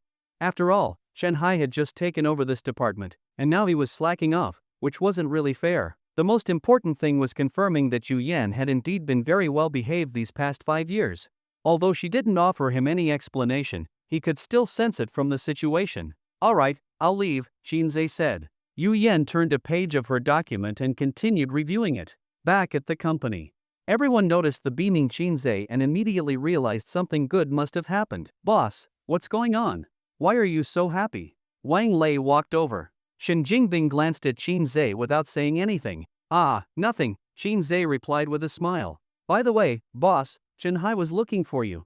He asked about your whereabouts when he saw you weren't in the office, Wang Lei reminded him. Oh, Shinzei didn't take it to heart. Just then, Shinzei's phone rang. It was a call from home. Shinzei answered the call. Hello, Dad, what's going on? Shinzei greeted. How's everything, son? His father replied with a teasing tone. Everything's fine, just the usual, Shinzei said calmly. Really? From the sound of it, you seem to be in good spirits, his father joked. What, has begging for money been going well lately? Shinzei casually tapped his leg, brushing off a bit of dust, and said nonchalantly, it's just the usual. Right, I almost forgot. Shinzei suddenly remembered something. Dad, there's something I need to talk to you about. What's up? His father asked with confusion. My fiancée, what's the deal with her? Shinzei asked.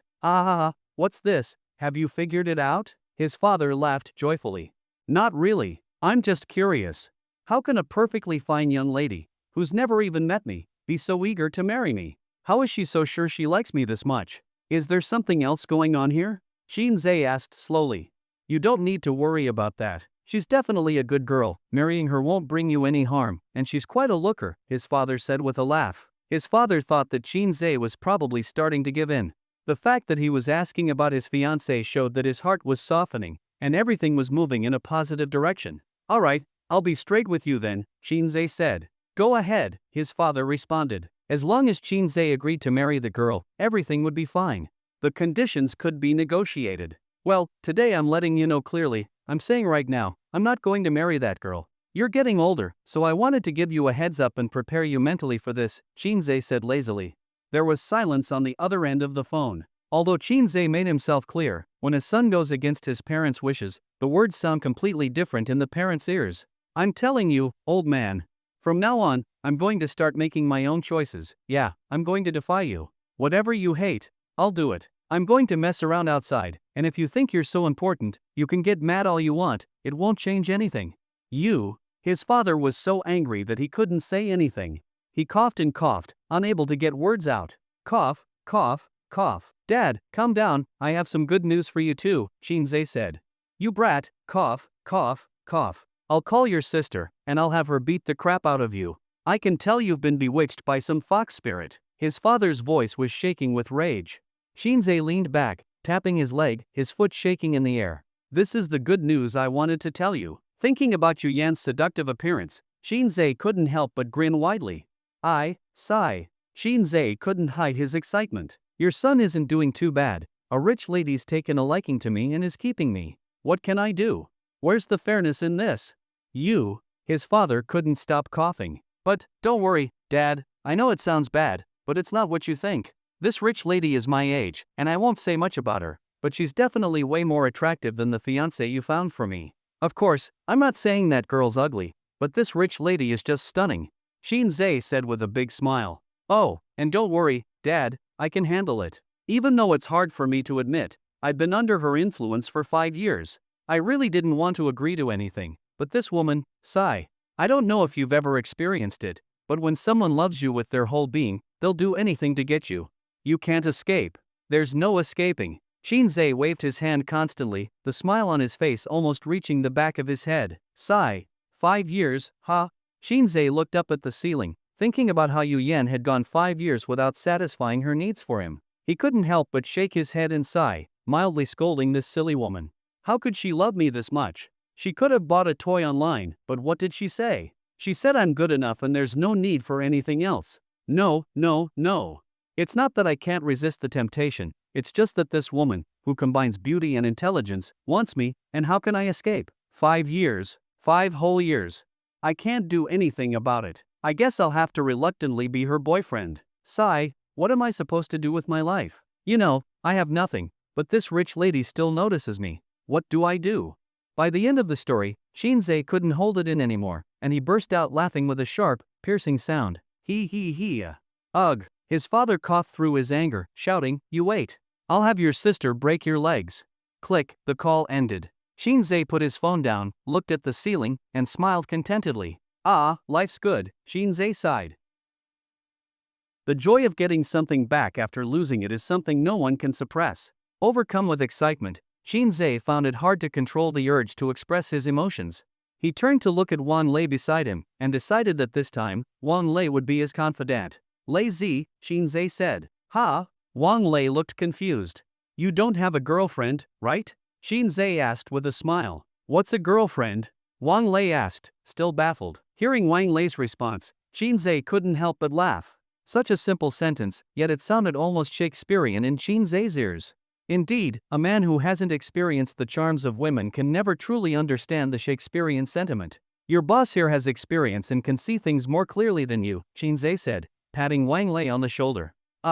Wang Lei responded, still unsure of what Shinzei was trying to say. From now on, when you start seeing someone, remember, never let a woman pull you around by the nose, got it? Shinzei advised. Aha. Wang Lei answered, still not understanding. No. You won't be able to fully understand what I'm saying. Shinzei shook his head, feeling like he might have started this conversation too early. Wang Lei, without any emotional experience, couldn't quite digest such a concept yet. Ha? Wang Lei asked, completely puzzled. But, Shinzei said with a grin, maybe you can't understand what I'm saying now, but one day, when you start dating other women, I hope you'll remember what I told you. Oh. Wang Lei nodded. Shinzei reclined in his chair, throwing his feet up onto the table, and sighed. Women, you can't spoil them. Look at your boss. He's been calm for 5 years. Do you know why? Why? Wang Lei asked. Because you're an idiot. Shinzei shot Wang Lei an irritated look before confidently continuing. Because your boss already knows, once she's hooked on me, she can't get away. I see. Wang Lei nodded, now understanding. Don't you want to ask me why she can't get away from me? Shinzei asked. Nope, Wang Lei answered. Shinzei raised an eyebrow. Oh, I get it. Wang Lei's face lit up as he realized the point. I want to know now. It's simple, Shinzei said with a confident smile, because 5 years ago, I was absolutely certain I was the best man in the world. Her leaving me would be a good thing. She needs to go out into the world and see more. Only then would she realize how perfect I truly am. It's like a product, no comparison, no harm. Understand? Shinzei shook his head with a sigh. 5 years, and she's back. What a mischievous woman, really troublesome. With that, Shinzei put one hand on his forehead, looking dramatically frustrated. Wang Lei nodded, not entirely understanding, but it seemed impressive to him nonetheless. However, Wang Lei's mind was on something else. Boss, can I ask you something? Wang Lei said. Speak freely. Shinzei spread his arms, adopting a classic, fearless stance. Even though you're a bit slow, if you don't understand something, just ask. We can take it slow and learn. Well, Wang Lei thought for a moment. I remember 5 years ago, when you were drunk, crying and holding onto my arm, asking me something like, Lazy, have you ever felt the kind of heart-wrenching loss? Hearing this, Shinzei jumped up from his chair in anger. Bullshit! Shinzei yelled, his face flushed with embarrassment. Wang Lei, who was never one to think too much, was just casually asking a simple question he remembered from the past. He didn't mean to embarrass Shinzei. Seeing Wang Lei's naive demeanor, Shen Jingbing let out a sigh, slapping his face in frustration, his expression turning dark. He didn't know what to say at that moment. In this awkward situation, someone had to step in to save face for Shinzei. So, Zhao Haogan stood up. You! Zhao Haogan kicked Wang Lei. Wang Lei stumbled and humorously fell to the ground. After kicking him, Zhao Haogan finally cursed. Clearly, Zhao Haogan was quite upset. Go away, Zhao Haogan angrily shouted. Though the kick looked hard, it didn't hurt Wang Lei in the slightest. He rubbed his bottom, looking confused, and stared at Zhao Haogan. If you can speak, say something. If you can't, then shut up. Zhao Haogan pointed at Wang Lei and barked, I was there too. And things didn't happen the way you think. Shinzei, who was initially angry, felt his anger dissipate the moment he saw Zhao Haogan's frustration. One who understands the situation is a wise man. Shinzei looked at Zhao Haogan with approval, thinking to himself that Zhao Haogan's emotional intelligence had clearly improved over the years. Zhao Haogan turned to Shinzei with an apologetic look. Boss, don't listen to Lazy's nonsense. His head is full of meat and he speaks without thinking, Zhao Haogan said. We're brothers, this is no big deal. The problem is, you can't just kick Lazy like that, Shinzei said, feeling a bit guilty. It's fine, boss. You can't do it, but I can, Zhao Haogan replied. With that, Zhao Haogan turned his anger back onto Wang Lei. He pointed at Wang Lei's nose and began yelling, stop speaking nonsense all the time. Was it really like that back then? I remember, Wang Lei said, feeling a bit wronged. Remember my ass. Zhao Haogan yelled. Wang Lei lowered his head, fiddling with the hem of his shirt, quietly enduring the scolding. After that, Zhao Haogan turned to Shinzei. Boss, don't listen to him. Let me tell you how it really was. Alright, if you can talk, go ahead, Shinzei said, nodding with satisfaction. Lazy, listen carefully. This is how it happened, Zhao Haogan began. At that moment, Shen Jingbing quickly interrupted. Gengzi, don't, Shen Jingbing said anxiously. Before he could finish, Zhao Haogan waved his hand and cut him off. Shen Jingbing sighed in frustration, his face turning dark. Zhao Haogan continued, at that time, the boss wasn't holding your arm at all. Shinzei nodded in satisfaction, thinking to himself that he hadn't misjudged Zhao Haogan. His emotional intelligence had really improved over the years. Well, the damn truth is, he was holding your thigh, Zhao Haogan said. Shinzei, still nodding in approval, froze for a second upon hearing this and then his face immediately darkened. Shen Jingbing sighed and thought to himself, I told you to stop talking, but you can't even keep up with Lazy. Zhao Haogan continued, also, the boss wasn't at all like you said. What the boss actually said was, Lazy, I'm being sincere here. Tell me, have you ever experienced a love that made you reckless? You threw yourself completely into it, and then, lost it with all your heart. Have you ever felt that? To fully trigger Wang Lei's memory, Zhao Haogan even reenacted the scene, mimicking Shinzei's blurry, drunken gaze. Every time he spoke a key word or phrase, he would pause dramatically, especially when saying the last line, have you ever felt that? His sigh evoking the helplessness of someone in love. Wang Lei, hearing Zhao Haogan's recollection, suddenly had a flash of memory and stood up. Wang Lei pointed at Zhao Haogan, exclaiming, yes, that's exactly what happened. Remember now? Zhao Haogan said, looking quite pleased, crossing his arms. I just realized, Gengzi, you're really a genius. Wang Lei said, laughing happily. Of course. Zhao Haogan replied, smiling. The two of them grinned and high-fived in celebration. Let me tell you, your head is full of meat. How can you remember anything? Zhao Haogan said, slinging an arm around Wang Lei's shoulder, teasing him. Yeah, I still need to learn from you, Wang Lei said, feeling a little ashamed. You can't even remember something. The boss sang heart-wrenching pain back then, sang it all night. And you can't even remember this? Zhao Haogan continued. I remember now, I remember everything. Wang Lei said happily. Do you remember the lyrics? Zhao Haogan asked. Forgot, Wang Lei replied. Useless fool. Come on, let me remind you, Zhao Haogan said. Then, Zhao Haogan spontaneously started singing. Love you pierce my heart, gave you the only piece of sky, fragments of memories, crashing against the fire of longing in my heart. Shin Jingbing watched these two geniuses, speechless. You two, sigh, it's like putting a straw hat on a pig's nose, truly unable to see the higher meaning. At this moment, someone in the team couldn't hold it in anymore and let out a pft of laughter, but quickly stifled it. This person awkwardly stood up and said respectfully to Qin Zhe, "Boss, I'm going to the restroom." With that, the person quickly fled. Shin Jingbing glanced at Qin Zhe, whose face had turned green, and immediately realized that it was too late to say anything. Forget it. It's all ruined. Shin Jingbing turned his head away, unwilling to watch the upcoming carnage. Zhao Haogan and Wang Lei, still sitting there and discussing, were suddenly enveloped by a dark shadow. They both froze for a moment. Is it cloudy now? Zhao Haogan asked, confused. Without thinking, both of them looked up behind them. And then, the office was filled with the sound of Wang Lei and Zhao Haogan's pig-like screams. What saved Wang Lei and Zhao Haogan was Chen Hai, who walked into the noisy office. Hey! Hey! Hey! This is an office. What are you making a fuss about? Chen Hai shouted. At the sound of his voice, Qin Zhe stopped, realizing that Chen Hai had just taken over the department and, if nothing else, he should show some respect. How old are you? A little kid? Chen Hai said, annoyed. After that, Chen Hai adjusted his collar and gave Qin Zhe a cold glance. Qin Zhe, Chen Hai said. Qin Zhe turned to look at Chen Hai. Chen Hai's gaze lingered on Qin Zhe for a moment before he spoke again. Honestly, he still didn't have a good impression of Qin Zhe. Come to my office, Chen Hai said. With that, Chen Hai turned and walked toward his office. Once Chen Hai had walked far enough, Qin Zhe, feeling humiliated, glared at Wang Lei with a cold snort, signaling that this matter was now over.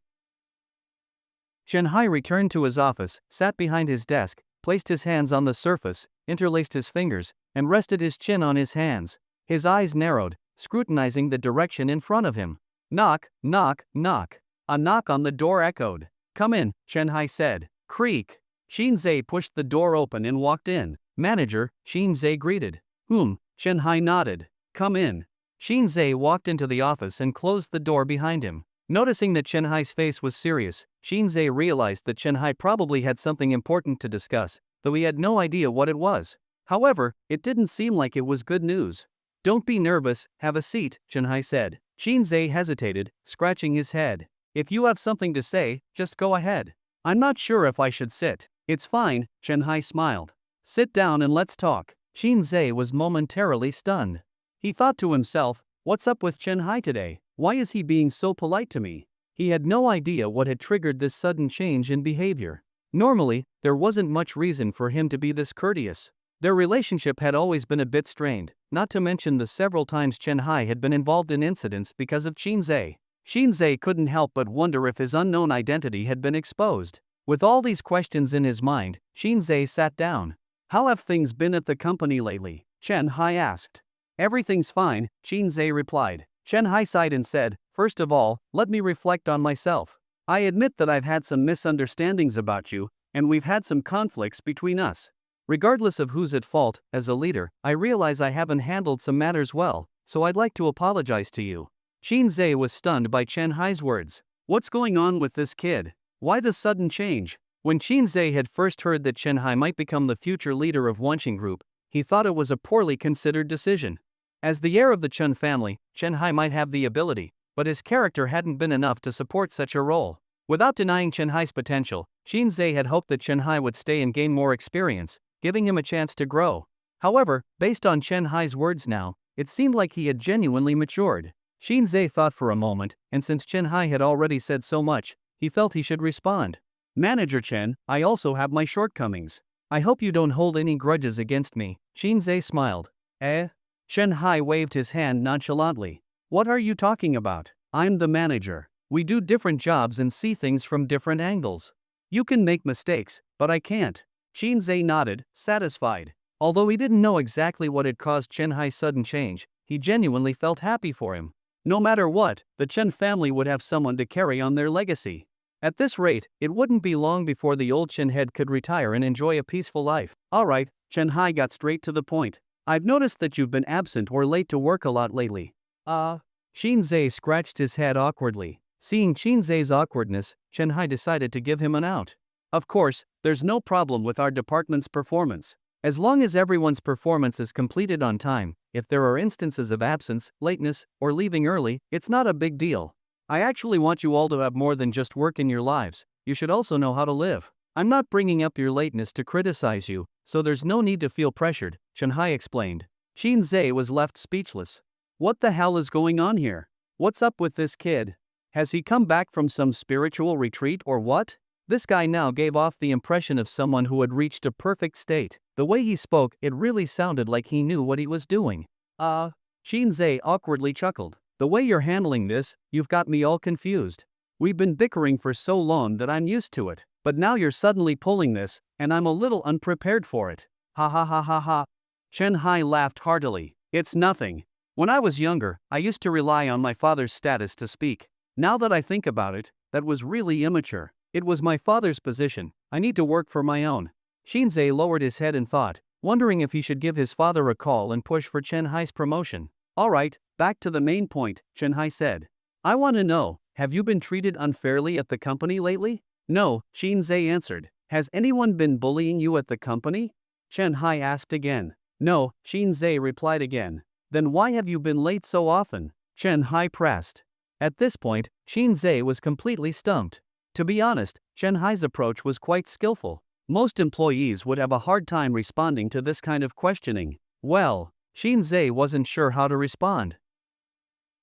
Do you have any plans for your future? Chun-Hai asked. I've been thinking that I don't have enough money right now, so I'm planning to earn more, Shin-Zae replied with a bitter smile. Your current work situation is not ideal. Since you have certain expectations for yourself, you really need to put in more effort in your work, Chun-Hai said. Yes, Shin-Zae nodded. Although he said this, Shin-Zae was actually thinking something entirely different. At home, he was under pressure from his family, and sometimes even Yu-Yan added to it. Finding money had become incredibly difficult for him. It could be said that his situation was like starting in hell.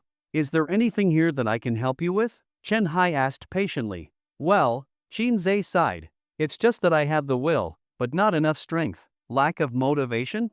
That's easy to fix, Chun-Hai laughed. Shin-Zae knew that Chun-Hai misunderstood, but he wasn't sure how to explain himself. Have you ever had a girlfriend? Chun-Hai laughed. I have, Shin-Zae replied. Upon hearing this, Chun-Hai clapped his hands together, his mind clearly made up, feeling enlightened inside. See, that's settled, Chun-Hai said. Shin-Zae was confused. What's settled? Do you know why your ex-girlfriend left you? Chun-Hai asked. After speaking, Chun-Hai realized that his words weren't well thought out, so he corrected himself. No, that wasn't the right way to put it. I apologize, Chun-Hai said, his tone now more serious as he looked at Shin-Zae. Let me rephrase. First, tell me why your ex-girlfriend left you, and how long ago did it happen? Why she left me? Shin-Zae thought for a moment, then lifted his head and smiled bitterly. Honestly, I don't know why she left. I never asked her. But as for how long it's been more than 5 years. I see, Chun-Hai adjusted his posture, now more serious. Let me tell you something. When a woman leaves a man, it's usually for one reason. Think about it, what do you think that reason is?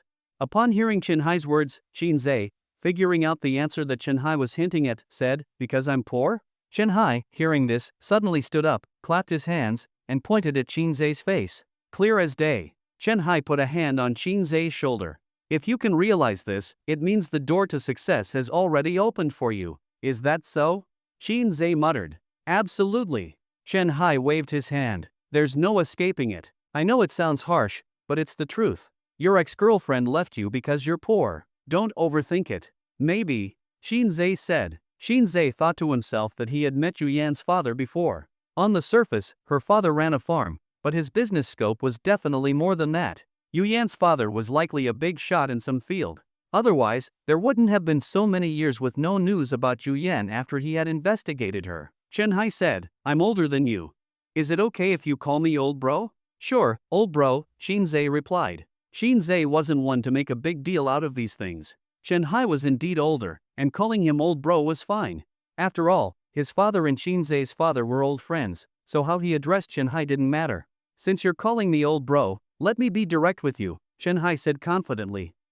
Shin-Zae nodded, looking at Chun-Hai seriously. Chun-Hai. Although I'm not a big shot, not everyone can call me bro like that. You've been with the company for 5 years now, and I've seen your abilities. I genuinely want to help you grow and keep you around in the future, Chun-Hai continued. He paused for a moment, then looked at Shin-Zae with determination and said, I can tell you with confidence that your abilities are far more than what you're showing right now.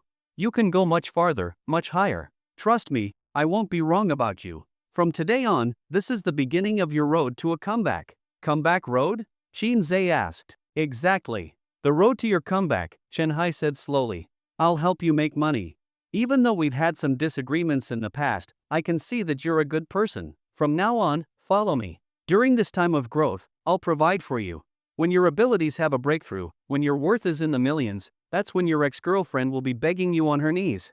Old bro, Shinzei sighed. My situation is a bit complicated right now. It's okay. I'll take care of it. Shenhai confidently patted his chest. You just need to decide if you want to make money. I do, but... Shinzei wanted to explain his reasons. You want to? Good. No buts. Shenhai interrupted Shinzei's attempt to explain, closing his eyes and cutting him off. If you want it, that's all that matters. No excuses. Shenhai pointed firmly at the ground, commanding, from today on, I'll guide you. Just follow my direction. You have 6 months. In 6 months, you'll be on top. This. Shinzei hesitated. What? Don't believe me? Shenhai looked at Shinzei, dissatisfied. It's not that, Shinzei smiled. Then that's settled, Shenhai said, placing both hands on Shinzei's shoulders. He looked at Shinzei with sincerity. Old bro, the only thing you need to do now is put a picture of your ex-girlfriend on your work computer screen. Every time you see her picture, remember how your beloved one left you because she thought you were too poor. Turn that pain into motivation and start your day afresh. Ah, Shinzei looked pained. This, stop hesitating. Shenhai shook Shinzei, seemingly trying to steady his resolve. Trust me, old bro. Well, the thing is, putting my ex-girlfriend's photo up might. Shinzei started to explain. Don't be shy about it. Be bold, face the past head-on. There's no shame in it, Shenhai said sternly. Shinzei could tell that Shenhai had truly had an epiphany. When he called him old bro, it was clear he was genuinely invested. Should I give it a try? Shinzei asked tentatively. No need to doubt, Shenhai shook his head, both of them looking at Shinzei with unwavering determination. Little bro, you need to understand, I'm older than you. I've been through it, I know exactly what I'm talking about. Trust me, you won't go wrong. Alright, Shinzei said. To be honest, seeing Shenhai so confident, Shinzei felt a bit bad about discouraging his enthusiasm. Go ahead, Shenhai patted Shinzei on the shoulder. Well, I won't disturb you any longer, old bro. You're busy, so I'll head back to the office, Shinzei said. Okay, Shenhai smiled widely. Watching Shinzei walk out of the office, hesitant and unsure, Shenhai couldn't help but smile again. He remembered his father's advice, when you're looking for someone to lead, don't look for someone just like you. You need someone different, someone who can complement your weaknesses. Now that he thought about it, his father had been right. As a qualified leader, how could he have conflicts with his employees? It's not about who's right or wrong. As a leader, you shouldn't have direct confrontations with your employees. You should set aside personal biases, analyze their value from a neutral point of view, and help them grow, growing together along the way. Shenhai took a deep breath, feeling at ease. It was like unlocking a new achievement.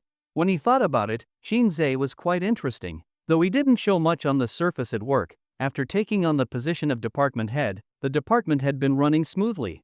This shows that the position wasn't the limit of his abilities, he could reach higher positions. Fortunately, he had several reliable subordinates. Just as Shinzei was about to open the door and leave, Shenhai snapped back to reality and called out to him. Little bro, Shenhai said with a smile. Shinzei turned around, staring blankly at Shenhai. Trust me, old bro, I've been through everything, Shenhai winked. Alright, Shinzei responded. He opened the door and left. Back in his office area, Shinzei sat down in front of the computer and stared at the desk, lost in thought. What's up, boss? Wang Lei walked over. Nothing, Shinzei said. Did that kid Shenhai say something unpleasant to you? Wang Lei asked, his eyes wide. No, nothing, Shinzei replied absent-mindedly. Wang Lei gritted his teeth, clearly upset. Boss, don't say anything. I know that Shenhai. That idiot has such low emotional intelligence, he says things without thinking. He's gonna get beat up sooner or later. Shinzei, hearing this, glanced at Wang Lei in surprise. He sensed something was off. Wang Lei, usually so simple-minded, couldn't possibly say something so reasonable. No matter how it sounded, it seemed like the kind of thing Shin Jingbing had said when he was teaching Wang Lei and Zhao Haogan a lesson earlier. So, Shinzei looked over at Shin Jingbing in the corner. Seeing Shinzei glance at him, Shin Jingbing cleared his throat and quickly turned his head away. Boss, I'll go teach him a lesson. Wang Lei said angrily. I'll go too. Zhao Haogan stood up as well. His emotional intelligence is too low, he definitely needs a lesson. Qin Zhe sighed and, irritated, pushed the pair of young geniuses aside. You two geniuses, just stop talking, Qin Zhe said in an exasperated tone.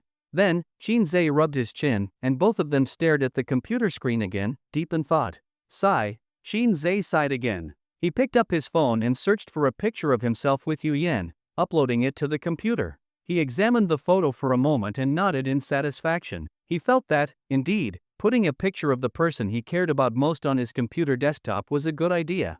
It instantly made him feel more motivated to work. As for whether Chen Hai's advice to turn pain into motivation was correct, that was something he couldn't confirm for now. After all, Yu Yan was a good woman, and she had always stayed true to herself. Qin Zhe nodded again, satisfied. Qin Zhe got up and patted Wang Lei on the shoulder. I'm going to the restroom, Qin Zhe said. Okay, Wang Lei said, busy fiddling with his earphones. As soon as Qin Zhe left, Chen Hai entered the office area with a cheerful expression. He surveyed the room, smiling, busy, huh?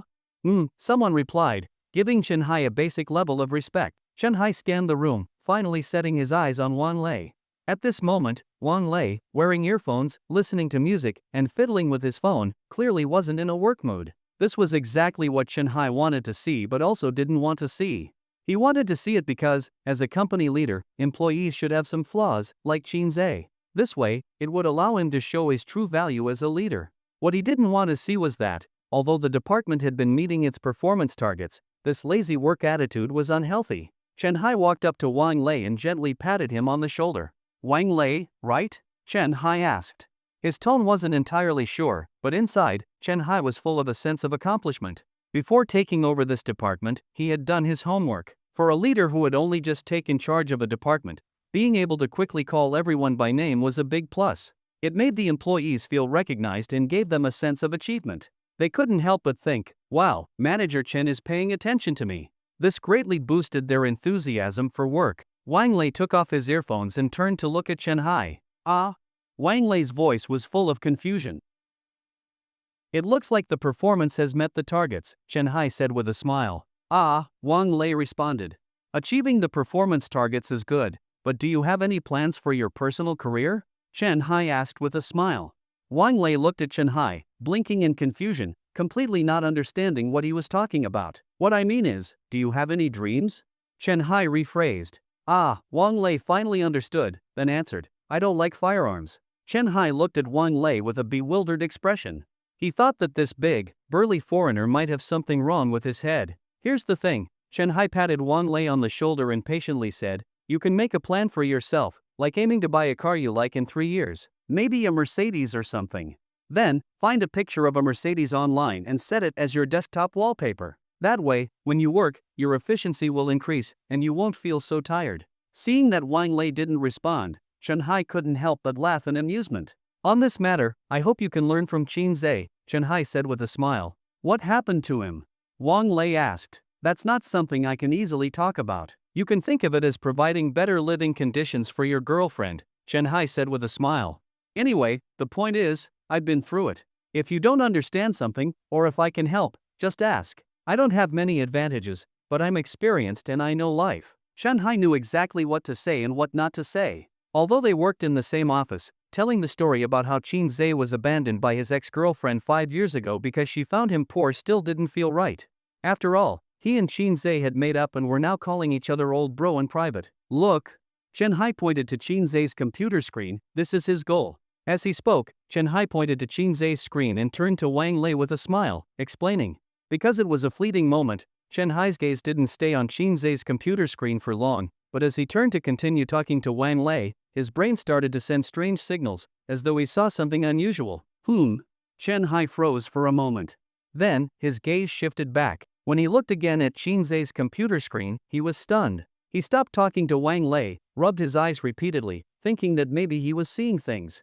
After focusing and looking again, there it was, on Qin Zhe's screen, a photo of Qin Zhe and Yu Yan together. It was spring, everything was coming back to life, the sky was blue, and there wasn't a cloud in sight. Cherry blossoms were fluttering in the wind, painting the spring air pink. Under a cherry blossom tree, a couple stood together. The woman was breathtakingly beautiful, her smile radiant. She held the man's head in her hands, happily pressing it against her chest.